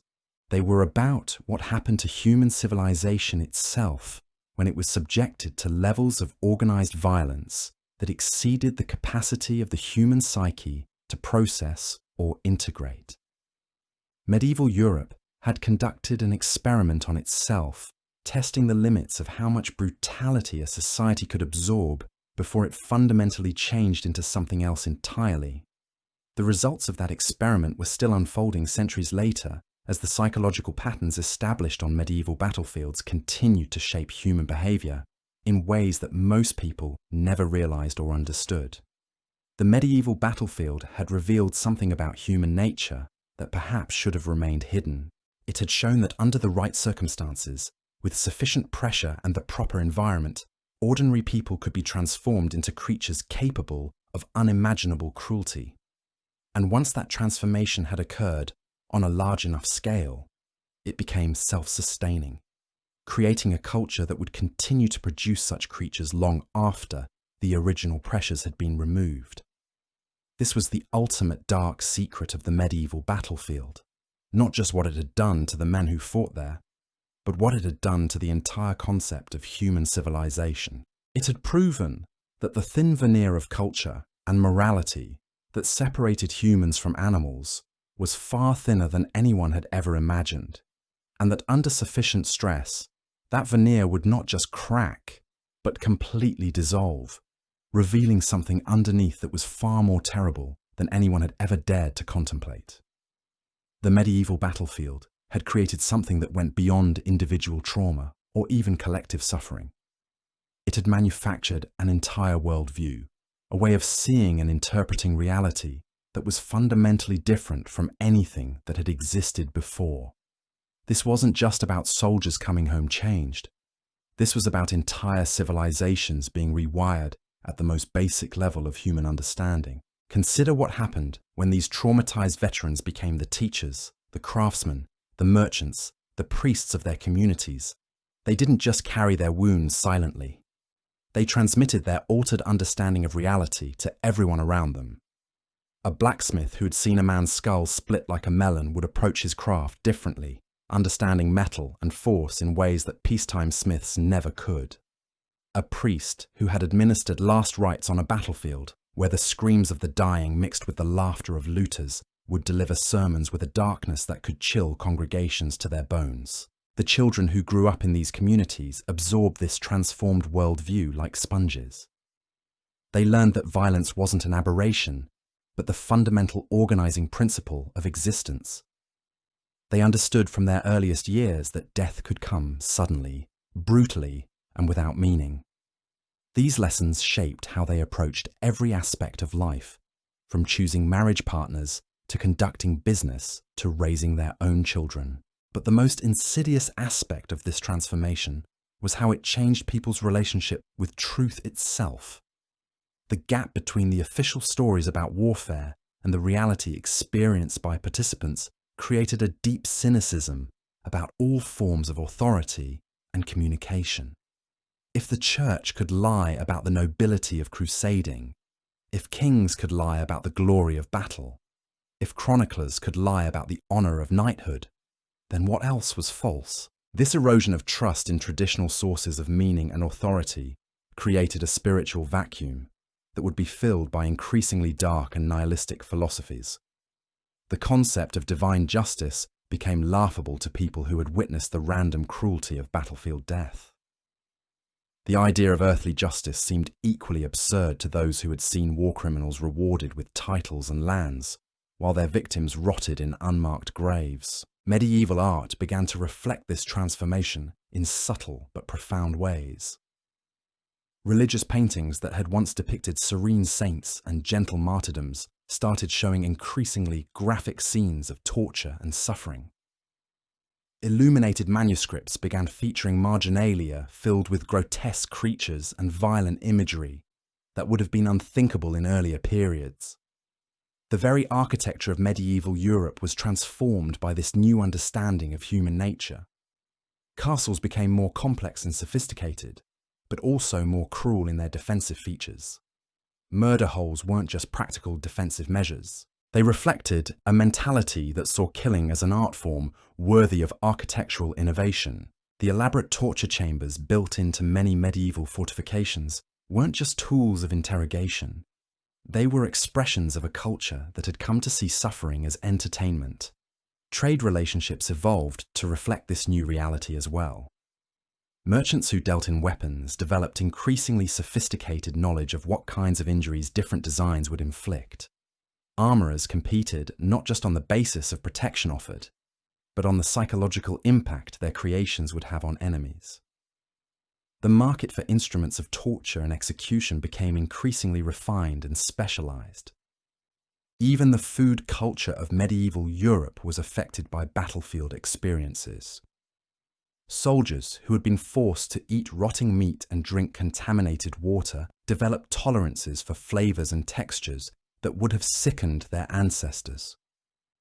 When they returned home, their altered palates influenced local cuisine, leading to the acceptance of preservation techniques and flavor combinations that reflected the necessities of campaign life. The linguistic changes that occurred during this period weren't just about new vocabulary for describing violence. The very structure of medieval languages began to reflect the psychological patterns established by battlefield trauma. Sentence structures became more fragmented and disconnected. Metaphors drawn from warfare began to dominate all areas of discourse. Even romantic poetry started employing military imagery to describe love and courtship. The legal systems of medieval Europe underwent fundamental changes as well. Laws became more detailed and specific about different types of violence, reflecting a society that had become expert in distinguishing between various forms of brutality. Punishments became more elaborate and public, designed not just to deter crime, but to satisfy populations that had become accustomed to witnessing extreme suffering. The concept of evidence in legal proceedings was also transformed by battlefield experiences. Courts began to rely more heavily on physical proof rather than witness testimony, reflecting a deep skepticism about human honesty that had been learned in military contexts, where deception was essential for survival. The idea that truth could be determined through ordeal or combat became more popular as societies lost faith in rational methods of establishing facts. Marriage customs evolved in ways that reflected the new realities of medieval life. Betrothal ceremonies began to emphasize the potential for violence and loss rather than celebrating love and partnership. Wedding vows were modified to acknowledge the likelihood that one partner would die violently before the union could be completed naturally. Dowry negotiations increasingly focused on compensation for potential war widowhood rather than establishment of new households. The treatment of children was fundamentally altered by these changes. Child-rearing practices that had once emphasized protection and nurturing were replaced by methods designed to prepare young people for lives of violence and hardship. Children were deliberately exposed to graphic displays of suffering and death, not out of cruelty, but from a genuine belief that such exposure was necessary preparation for adult life. Educational systems, such as they were, began to prioritize practical skills for surviving in violent environments over intellectual or artistic development. Literacy rates actually declined in some regions as families decided that teaching children to read was less important than teaching them to fight, hide, or endure pain without breaking. The role of women in medieval society was dramatically affected by these changes as well. Women who had once been protected from direct exposure to violence found themselves thrust into roles that required them to witness, participate in, or clean up after acts of extreme brutality. Many developed their own forms of psychological armor, becoming harder and more callous in their dealings with others. Some women became active participants in the violence itself, taking on roles as torturers, executioners, or military commanders that would have been unthinkable in earlier periods. Others retreated into religious mysticism, seeking spiritual explanations for suffering that rational thought could no longer provide. Still others developed forms of mental illness that allowed them to dissociate from realities too horrible to process consciously. The relationship between the living and the dead was fundamentally altered by battlefield experiences. Traditional funeral rites and mourning practices became inadequate for dealing with the scale and brutality of battlefield deaths. New rituals had to be developed to accommodate the reality that many dead would never be recovered, identified, or properly buried. Beliefs about the afterlife were modified to reflect the new understanding of how violent and meaningless death could be. The concept of purgatory became more elaborate and detailed, as theologians struggled to explain how souls that had died in extreme violence could be reconciled with a just and loving God. some began to question whether such reconciliation was even possible. The veneration of saints took on new characteristics as well. Saints who had died peaceful deaths were gradually replaced in popular devotion by those who had suffered extreme torture or violence. The cult of martyrdom became more graphic and detailed, reflecting populations that had become desensitized to ordinary forms of suffering.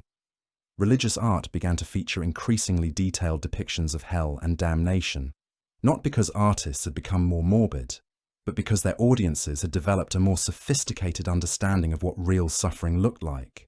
The fires and demons of medieval hell paintings weren't fantasy. They were attempts to create spiritual imagery that could still shock people who had witnessed actual atrocities. The practice of pilgrimage was transformed by these changes as well. Pilgrimage routes that had once been peaceful spiritual journeys became gauntlets of violence and danger. Pilgrims began to travel in armed groups, carrying weapons and expecting to fight for their lives.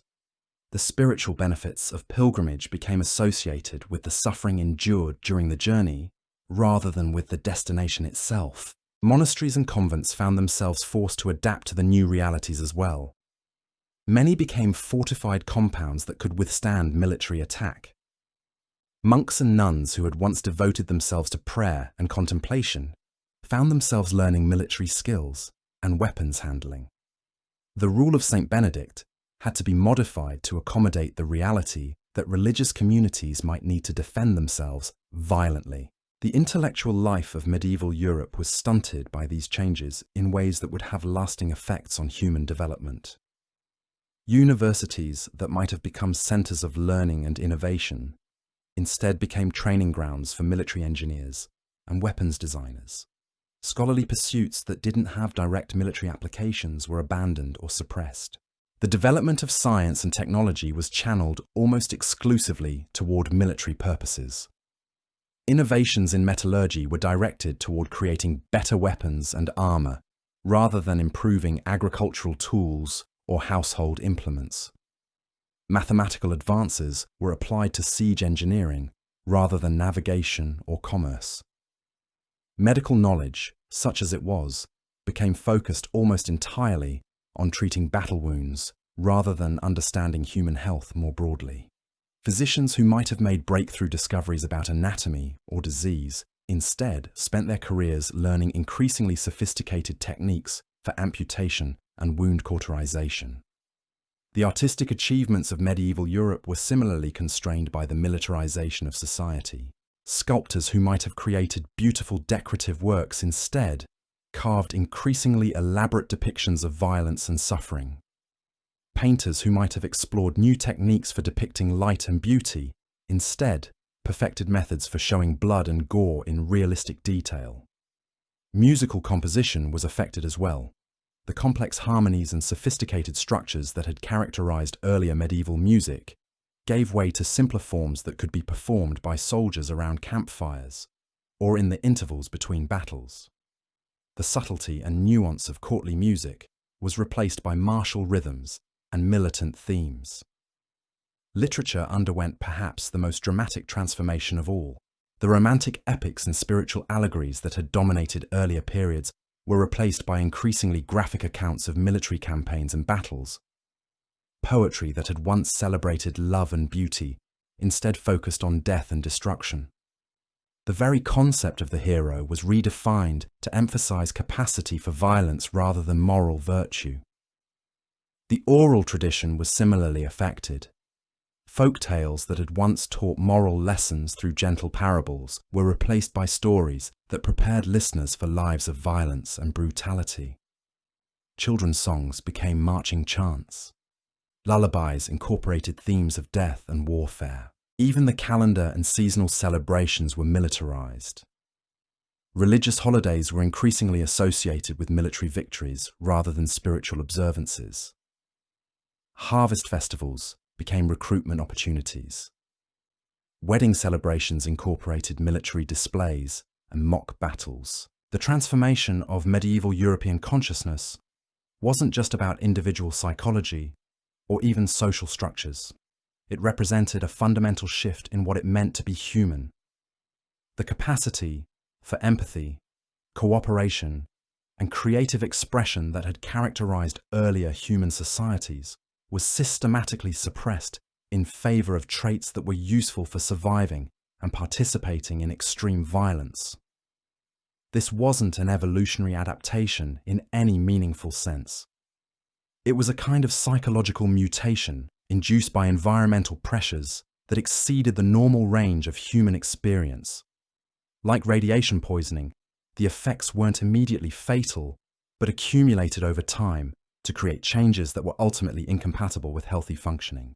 The most disturbing aspect of this transformation was how completely it had been internalized by the affected populations. People didn't see themselves as victims of a systematic process of dehumanization. They saw themselves as having been awakened to the true nature of reality. They believed they had shed naive illusions about human nature and discovered hard truths that their ancestors had been too weak to acknowledge. This sense of superiority and enlightenment made the transformation self-perpetuating. Each new generation that was raised in this militarized environment saw itself as more realistic and practical than previous generations. They actively sought to eliminate what they saw as weakness and sentimentality from their culture, accelerating the process of psychological mutation. The result was a civilization that had become fundamentally incompatible with human flourishing. Medieval Europe had created social structures and cultural patterns that could sustain themselves only through the continuous production of violence and suffering. Peace became literally unthinkable because the society had restructured itself around the assumption that conflict was permanent and inevitable. This wasn't just about political or economic systems. It was about the basic cognitive and emotional patterns that shaped how people understood themselves and their world. Medieval Europeans had rewired their own brains to prioritize survival in violent environments over all other considerations. They had become, in a very real sense, a different species from their ancestors. The implications of this transformation extended far beyond the medieval period itself. The psychological patterns established by medieval battlefield culture would persist long after the specific military technologies and political structures that had created them became obsolete. The capacity for systematic violence and the comfort with extreme suffering that had been normalized during this period would continue to influence European behavior for centuries to come. Colonial expansion, the slave trade, religious persecution, and eventually industrial warfare would all be facilitated by the psychological changes that had been established during the medieval period. The same mental patterns that had allowed medieval Europeans to participate in or tolerate extreme battlefield violence would later enable them to participate in or tolerate other forms of systematic brutality. The medieval battlefield had been more than just a military phenomenon. It had been a laboratory for testing the limits of human adaptability to extreme environments. The results of those experiments had permanently altered the trajectory of human development, creating new forms of consciousness that were optimized for violence, but increasingly incapable of the cooperation and creativity that had characterized earlier human achievements. The dark secrets of the medieval battlefield weren't just about what had happened to individual soldiers or even individual societies. They were about what had happened to the human species itself when subjected to levels of organized violence that exceeded its evolutionary capacity to process and integrate. Medieval Europe had crossed a threshold from which there would be no return, creating new forms of human consciousness that would shape the trajectory of world history for centuries to come. The battlefield had revealed that the qualities that made humans capable of civilization, empathy, cooperation, creativity, trust, were far more fragile than anyone had ever imagined. Under sufficient pressure, these qualities didn't just disappear. They were actively replaced by their opposites, creating human beings who were not just capable of extreme violence, but dependent on it for their psychological well-being. This was the ultimate horror of the medieval battlefield. Not just that it had killed millions of people, but that it had transformed the survivors into creatures that could only function in environments of violence and suffering. It had created a self-perpetuating cycle of brutality that would continue long after the specific conditions that had originally produced it had ceased to exist. The medieval battlefield had succeeded in doing something that no previous form of warfare had accomplished. It had fundamentally altered human nature itself, creating new forms of consciousness that were adapted to extreme violence but increasingly incapable of peace. And the most terrifying part was that this transformation had been largely irreversible, creating patterns of thought and behavior that would echo through human history for centuries to come. In the end, the dark secrets of the medieval battlefield weren't just about the past. They were about the future that had been created by those killing fields, a future in which the capacity for systematic violence had become permanently embedded in human consciousness, waiting to be activated whenever the right conditions presented themselves. The medieval battlefield had planted seeds of destruction that would continue to bear fruit long after the last knight had fallen and the last castle had crumbled to dust. These psychological mutations weren't confined to the soldiers themselves. They spread through medieval society like an invisible plague, infecting every institution and every relationship. The church, which was supposed to provide moral guidance and spiritual comfort, found itself increasingly complicit in the very brutality it claimed to condemn. Priests who had blessed weapons before battles, who had granted absolution to men about to commit mass murder, who had proclaimed that God favoured their particular army over the enemy's, discovered that they could no longer maintain the fiction of moral authority. The gap between Christian teaching and Christian practice had grown so wide that it created a kind of spiritual schizophrenia within the church itself. Some clergy embraced this contradiction openly, developing elaborate theological justifications for violence that would have shocked earlier generations of Christians. They created new categories of holy war, righteous slaughter, and divine vengeance that transformed murder into sacrament and torture into prayer. The Crusades weren't just military campaigns, they were systematic attempts to reconcile Christianity with the reality of systematic brutality. But for every priest who found ways to justify the violence, there was another who was quietly driven insane by the contradictions. These men would retreat into mysticism or madness, unable to reconcile what they had witnessed with what they had been taught to believe. Some became hermits, fleeing to remote monasteries where they could avoid confronting the reality of what their faith had become. Others simply broke down completely, their minds shattered by the impossibility of maintaining belief in a loving God while participating in or witnessing systematic atrocities. The legal systems of medieval Europe underwent similar transformations. Laws that had been designed to maintain order and protect the innocent were gradually modified to accommodate and legitimize increasingly extreme forms of violence. Trial by combat wasn't just a legal procedure, it was a reflection of a society that had come to believe that might literally made right. Torture became not just accepted, but legally mandated in many jurisdictions. The rack, the wheel, the Iron Maiden, these weren't aberrations created by sadistic individuals.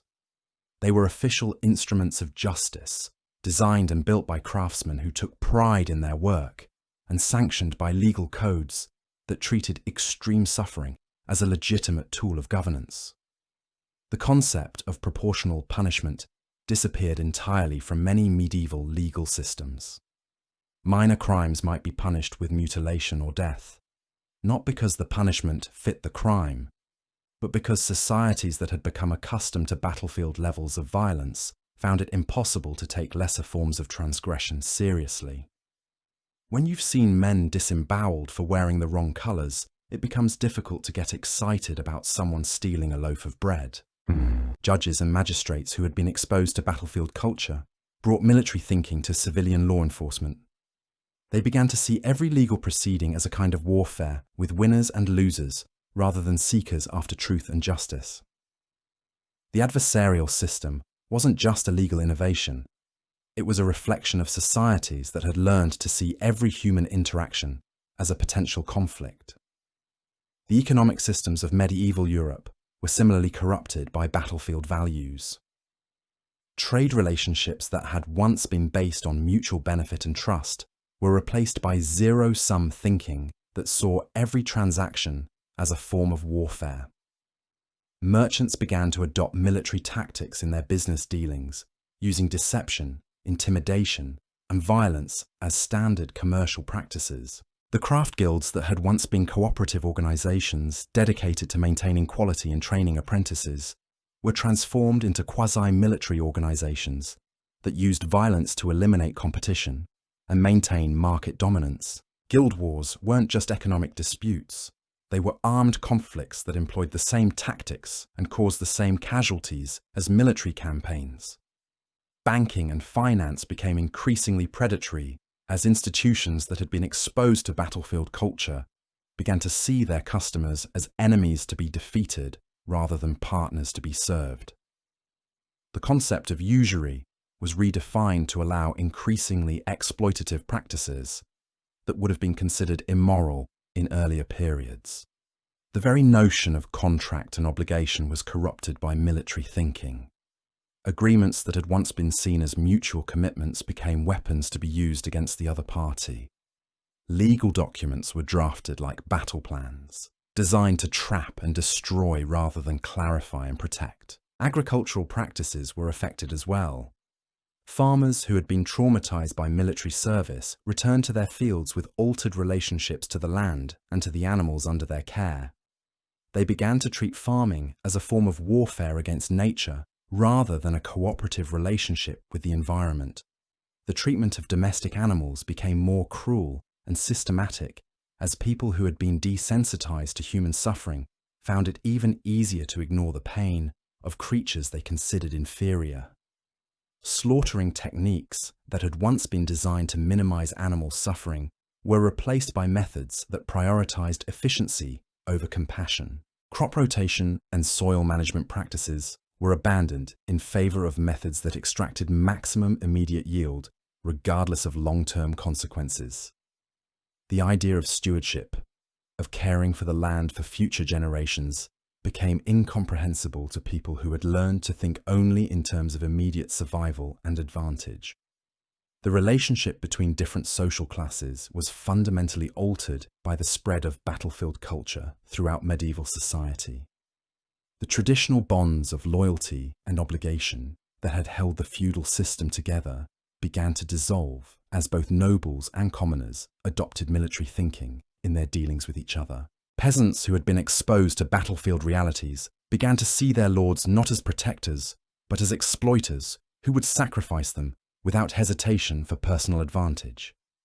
They learned that the promises of protection and justice that justified their servitude were lies, and they began to respond accordingly. Nobles, for their part, began to see their subjects as resources to be consumed rather than people to be protected.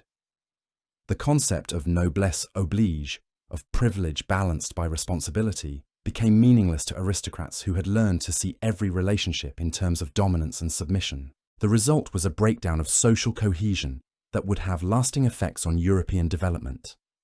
The trust and cooperation that had made feudalism functional, however flawed it might have been, was replaced by mutual suspicion and exploitation that made effective governance increasingly difficult. Rebellions and uprisings became more common and more violent as traumatized populations lost faith in traditional authority structures. These weren't just political protests. They were expressions of psychological damage that had accumulated over generations of exposure to extreme violence. The peasant revolts that swept through medieval Europe weren't driven primarily by economic grievances, though those certainly existed.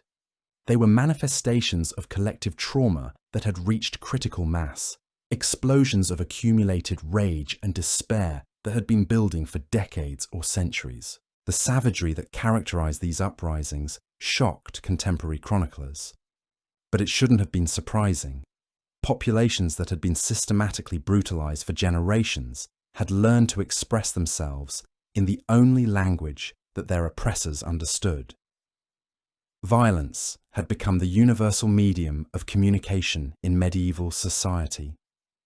The responses to these rebellions were equally savage reflecting the fact that the ruling classes had undergone the same psychological transformations as their subjects. Nobles who might once have responded to peasant grievances with negotiation and compromise, instead responded with systematic massacre and torture. The cycle of violence and retaliation that characterized these conflicts wasn't just political, it was psychological. Both sides had been conditioned to see extreme brutality as normal and necessary, making peaceful resolution literally unthinkable. Urban development was profoundly affected by the militarization of medieval consciousness. Cities that had once been designed as centers of commerce and culture were transformed into fortified camps where every building and every street was planned with warfare in mind. The architecture of medieval cities began to reflect the assumption that violence was inevitable and constant. Public spaces were designed to facilitate crowd control and military movement rather than community gathering and celebration. Private buildings were constructed more like miniature fortresses than homes or shops. The layout of medieval streets wasn't just about practicality or tradition, it was about military strategy. Narrow, winding passages that could be easily defended, dead ends that could trap invading forces, buildings positioned to provide overlapping fields of fire. These weren't accidental features, but deliberate design choices made by people who assumed that their cities would be battlefields. Even the placement of churches and other public buildings reflected military thinking. These structures weren't just spiritual or civic centers, they were potential strongholds that could be defended if the city walls were breached. Their thick walls and defensive positions weren't just architectural preferences, but conscious preparations for siege warfare.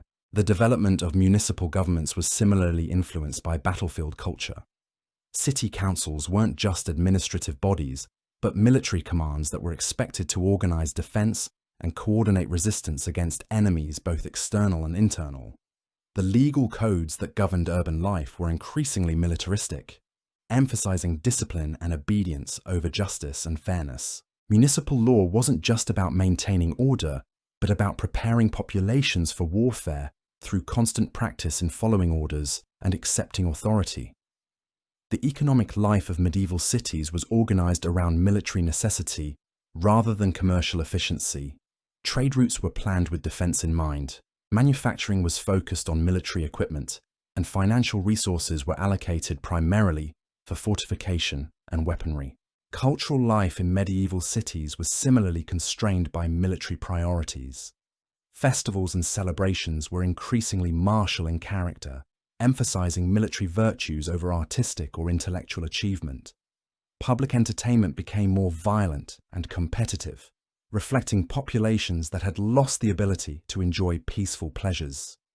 Educational institutions in medieval cities were transformed into training grounds for future soldiers and administrators of violence. Schools that might have taught literature, philosophy, and the arts instead focused on military engineering, weapons handling, and the logistics of warfare. The family structures that had once been the foundation of medieval society were systematically destroyed by the psychological effects of battlefield culture. Traditional patterns of marriage, child-rearing, and household organization became impossible to maintain in environments where violence was constant and unpredictable. Marriage itself was transformed from a partnership based on mutual support and affection into a strategic alliance designed to maximize survival chances in a hostile world. Romantic love became a luxury that few could afford, replaced by practical calculations about protection, resources, and genetic fitness for violence. Child-rearing practices that had once emphasized nurturing and education were replaced by methods designed to produce individuals capable of surviving and participating in extreme violence. Children were deliberately traumatized and brutalized, not out of cruelty, but from a genuine belief that such treatment was necessary preparation for adult life. The relationship between parents and children was poisoned by the knowledge that those children would likely die violent deaths or become perpetrators of violence themselves. The emotional bonds that had once held families together became sources of pain and vulnerability that many parents learned to suppress or avoid entirely. Extended family networks that had once provided support and stability were disrupted by the constant mobility and high mortality rates associated with military life. The accumulated wisdom and cultural knowledge that had been passed down through generations was lost as traditional family structures collapsed under the pressure of constant warfare. The role of women in medieval society underwent dramatic changes as the traditional protections and restrictions that had governed female behaviour became impossible to maintain in environments of constant violence. Women who had once been shielded from direct participation in warfare found themselves thrust into roles that required them to witness, participate in, or manage the aftermath of extreme brutality. Some women adapted by developing their own capacity for violence, becoming warriors, torturers, or military commanders who could match their male counterparts in brutality and strategic thinking. These women often found that abandoning traditional feminine roles was the only way to survive in militarized societies. Others retreated into forms of religious mysticism or mental illness that allowed them to dissociate from realities too horrible to process consciously. Convents became refuges not just for spiritual seekers, but for women who had been psychologically shattered by their exposure to battlefield culture. Still others found ways to profit from the violence around them, becoming suppliers of military equipment, organizers of medical care for wounded soldiers, or managers of the economic systems that supported constant warfare. These women often developed a hardness and cynicism that would have been unthinkable in their grandmother's generation. The concept of feminine virtue was radically redefined to accommodate the realities of militarized society. Qualities that had once been valued in women, gentleness, compassion, emotional sensitivity, came to be seen as weaknesses that endangered survival. New ideals of female behavior emphasized toughness, practical competence, and the ability to function effectively in violent environments. Motherhood was transformed from a nurturing relationship into a form of military training. Women who had once focused on protecting their children from harm were forced to prepare them for lives of violence and suffering. The lullabies they sang contained lessons about death and warfare rather than comfort and love. The sexual relationships between men and women were corrupted by the psychological damage that both parties had sustained. Intimacy became difficult or impossible for people who had learned to see every human interaction as potentially dangerous. Trust and vulnerability, the foundation sureties that few could afford, the of healthy relationships, became luxe. Demographic effects of these changes were severe and long-lasting. Birth rates declined as fewer people were willing or able to form stable relationships and raise children in such hostile environments. Those children who were born often suffered from the psychological damage inherited from traumatized parents. The quality of childcare deteriorated as communities lost the accumulated wisdom about nurturing and education that had been developed over previous generations. Children raised in militarized environments often suffered from developmental problems that affected their ability to form relationships and contribute to society. The intellectual and cultural development of medieval Europe was stunted by the diversion of human resources toward military purposes and the suppression of activities that didn't contribute directly to warfare.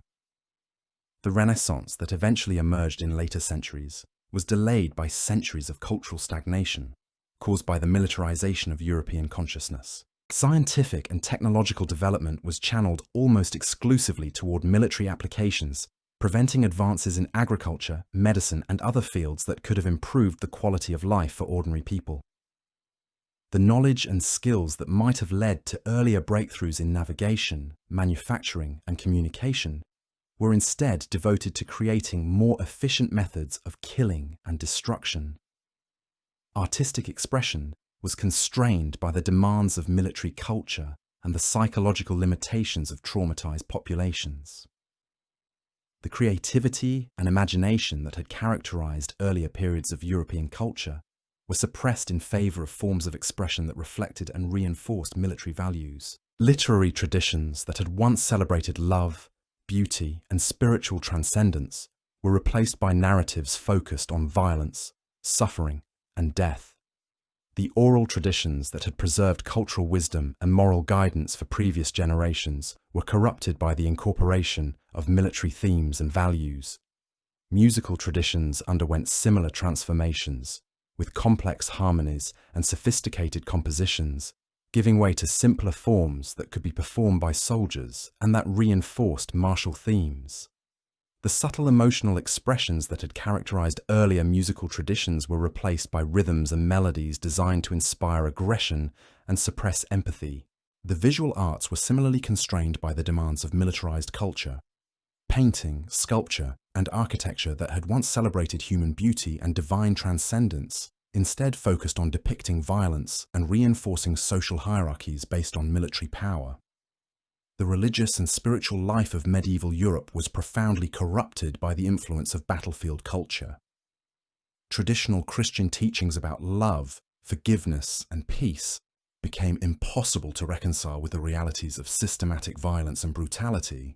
Theological developments during this period were largely focused on finding ways to justify and sanctify violence, rather than on exploring deeper spiritual truths or developing more sophisticated understanding of divine nature.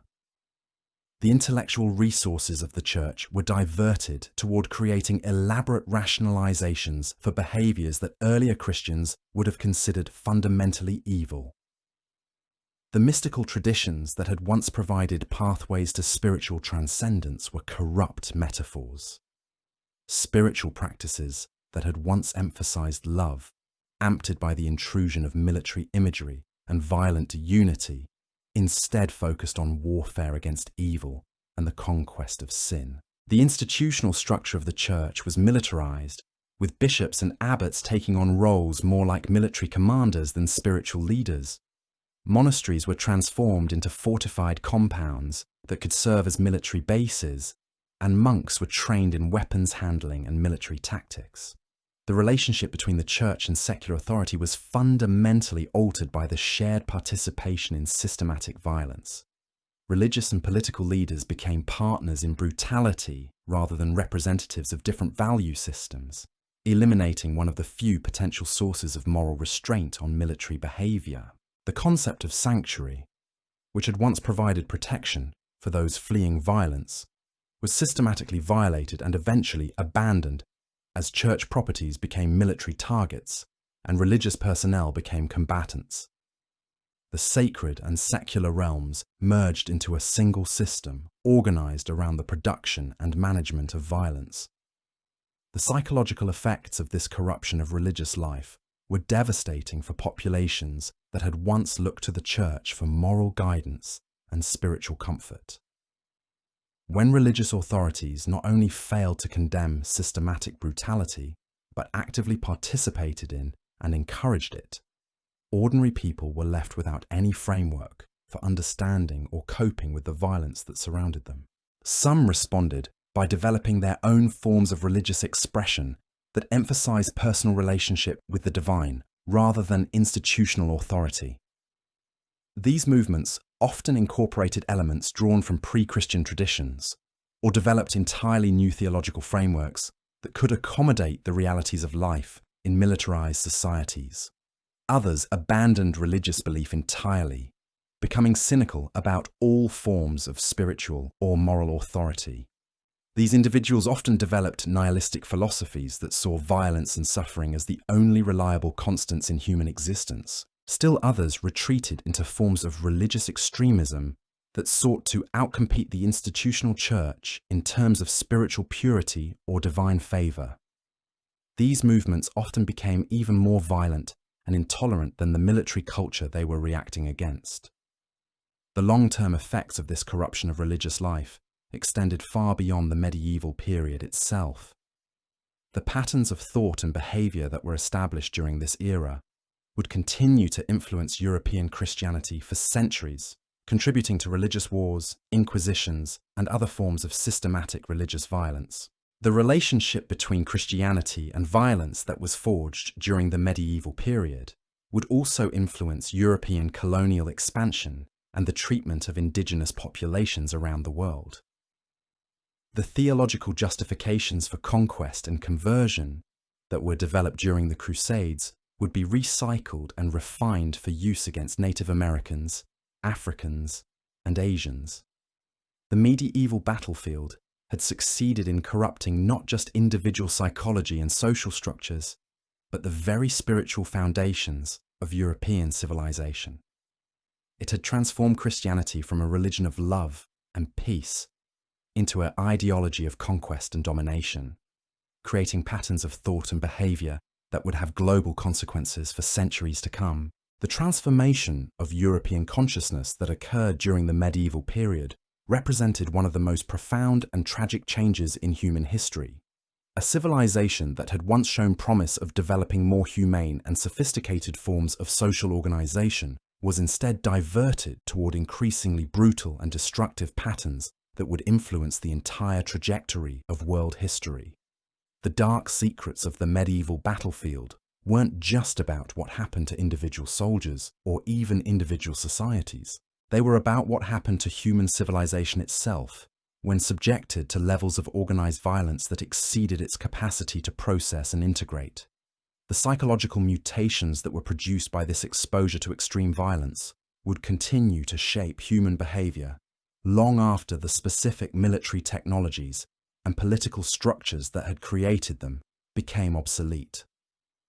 The medieval battlefield had revealed something about human nature that perhaps should have remained hidden, that the qualities that make civilization possible are far more fragile than anyone had ever imagined, and that under sufficient pressure, they can be not just damaged, but permanently altered in ways that make their recovery extremely difficult, if not impossible. The seeds of destruction that were planted on medieval battlefields would continue to bear fruit for centuries to come, influencing everything from colonial expansion to industrial warfare to modern genocide. The psychological patterns that were established during this period would prove remarkably persistent and adaptable, finding new expressions in each successive generation while maintaining their essential character as systems optimized for violence and destruction. This was the ultimate legacy of the medieval battlefield, not just the immediate death and suffering it caused, but the long-term transformation of human consciousness that it produced.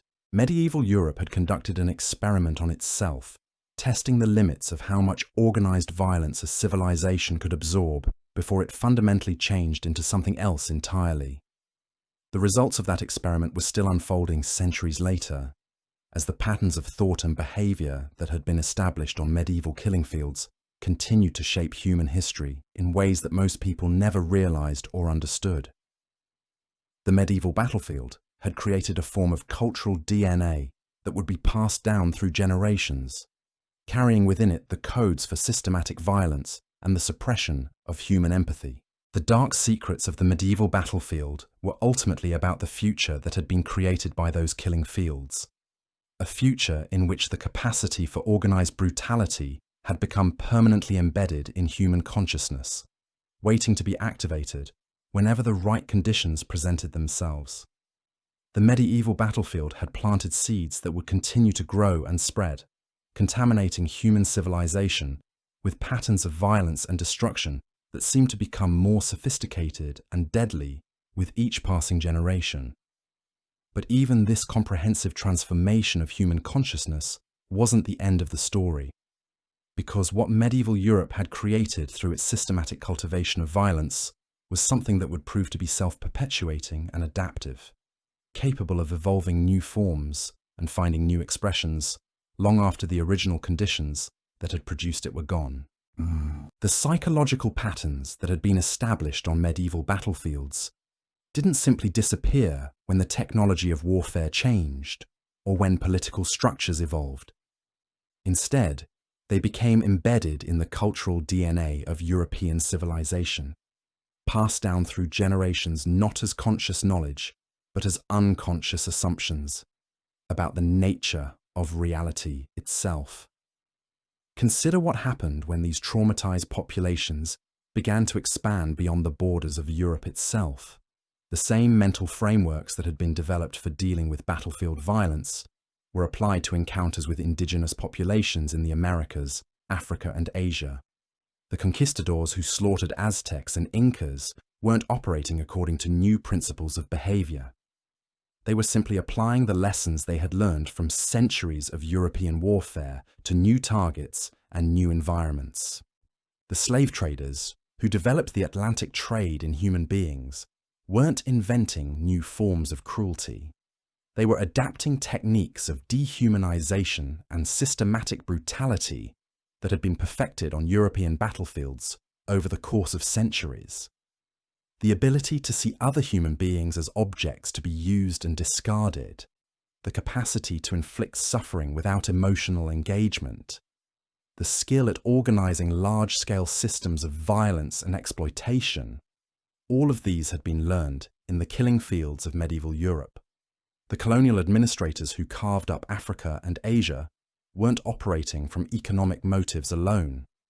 They were expressing psychological patterns that had been established by generations of exposure to systematic violence. The bureaucratic efficiency with which they organized genocide and cultural destruction reflected mental frameworks that had been developed for managing the logistics of medieval warfare. The industrial systems that emerged in later centuries weren't just technological innovations. They were expressions of consciousness that had been shaped by medieval battlefield culture. The ability to organize human beings into efficient systems of production, the willingness to sacrifice individual welfare for collective goals, the comfort with treating people as interchangeable units in larger mechanisms. All of these reflected ways of thinking that had been learned through centuries of military organization. The factory systems that characterized early industrial development weren't just economic arrangements. They were applications of military organizational principles to civilian production.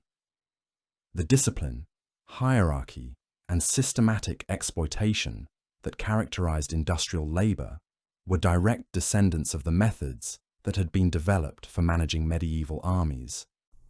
The urban planning that created industrial cities reflected the same priorities that had shaped medieval fortress design: efficiency, control, and the ability to manage large populations under stress took precedence over human comfort or community building. The slums and industrial districts that characterized these cities weren't accidental byproducts of economic development. They were deliberate applications of lessons learned from managing military encampments and siege conditions. The educational systems that were developed to serve industrial societies reflected the same priorities that had shaped military training. Discipline, obedience, and the ability to function effectively in hierarchical organizations were emphasized over creativity, critical thinking, or individual development. Schools weren't just places of learning. They were institutions designed to produce human beings who could function effectively in militarized social systems. The political structures that emerged in modern European states weren't just responses to changing economic conditions. They were expressions of consciousness that had been shaped by centuries of military culture. The bureaucratic efficiency, systematic surveillance, and capacity for organized violence that characterized these states reflected mental patterns that had been established on medieval battlefields. The legal systems that governed these modern states weren't just rational responses to social complexity. They were applications of military justice principles to civilian populations. The emphasis on punishment over rehabilitation, the acceptance of systematic surveillance and control, the willingness to use violence to enforce compliance, all reflected ways of thinking that had been learned through centuries of military discipline. The economic systems that developed during this period weren't just responses to technological innovation. They were expressions of psychological patterns that had been established by medieval battlefield culture. The willingness to exploit natural resources without regard for long-term consequences, the comfort with treating human beings as economic units, the acceptance of systematic inequality and suffering, all reflected mental frameworks that had been developed for managing the logistics of warfare. The scientific and technological developments that characterized the modern period weren't just expressions of human curiosity and creativity. They were largely driven by military priorities and shaped by consciousness that had been formed through centuries of exposure to systematic violence. The technologies that were developed, the research priorities that were established, the applications that were pursued, all reflected the influence of militarized thinking on human intellectual development. The artistic and cultural expressions that emerged during this period weren't just aesthetic innovations. They were attempts to process and express experiences that had been shaped by centuries of exposure to systematic violence. The themes, techniques, and priorities that characterized modern European art reflected consciousness that had been fundamentally altered by battlefield culture. Even the religious and philosophical developments that occurred during this period weren't independent intellectual achievements. They were responses to spiritual crises that had been created by the corruption of traditional belief systems through their association with systematic violence. The new forms of religious expression that emerged, the philosophical systems that were developed, the ethical frameworks that were proposed, all were attempts to deal with problems that had been created by the militarization of European consciousness. The medieval battlefield stands as perhaps the darkest mirror of human civilization, reflecting not the noble ideals we've constructed in our stories and songs, but the terrifying reality of what we become when every restraint is stripped away. These weren't just places where armies met and fought. They were laboratories of human transformation, forges that hammered ordinary people into something fundamentally different, something optimized for violence and suffering. What makes this history so haunting isn't just the scale of brutality or the primitive horror of medieval medicine. It's the recognition that these battlefields created psychological patterns that would echo through centuries of human development. The same consciousness that could participate in systematic torture, that could walk through fields of mutilated corpses without flinching, that could see human suffering as entertainment rather than tragedy, would later fuel colonial expansion, industrial exploitation, and forms of organized violence that we're still grappling with today. The knights and soldiers who survived these killing fields didn't just return home with physical scars. They carried within them a transformed understanding of human nature itself, a knowledge that civilization is far more fragile than we dare to imagine. They had learned that beneath the thin veneer of culture and morality lies something savage and desperate, waiting for the right conditions to emerge. Medieval Europe conducted an experiment on itself, testing how much organized violence a society could absorb before it fundamentally changed into something else entirely.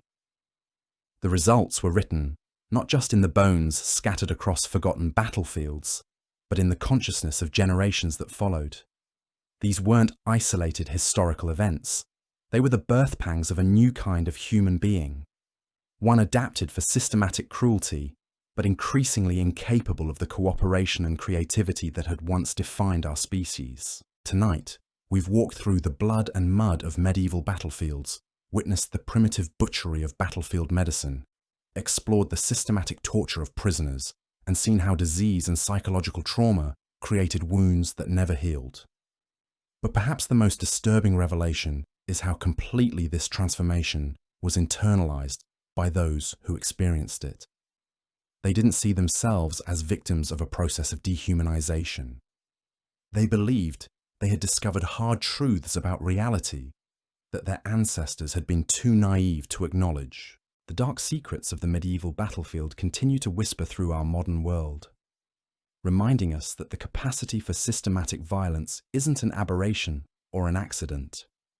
It's a learned behavior, cultivated through specific conditions and transmitted across generations like a virus of the mind. Understanding this history isn't just about satisfying curiosity about the past. It's about recognizing patterns that continue to shape human behavior in ways we're only beginning to comprehend. The medieval battlefield taught us that the line between civilization and savagery isn't a wall. It's a thread, and it's thinner than we ever dared to imagine.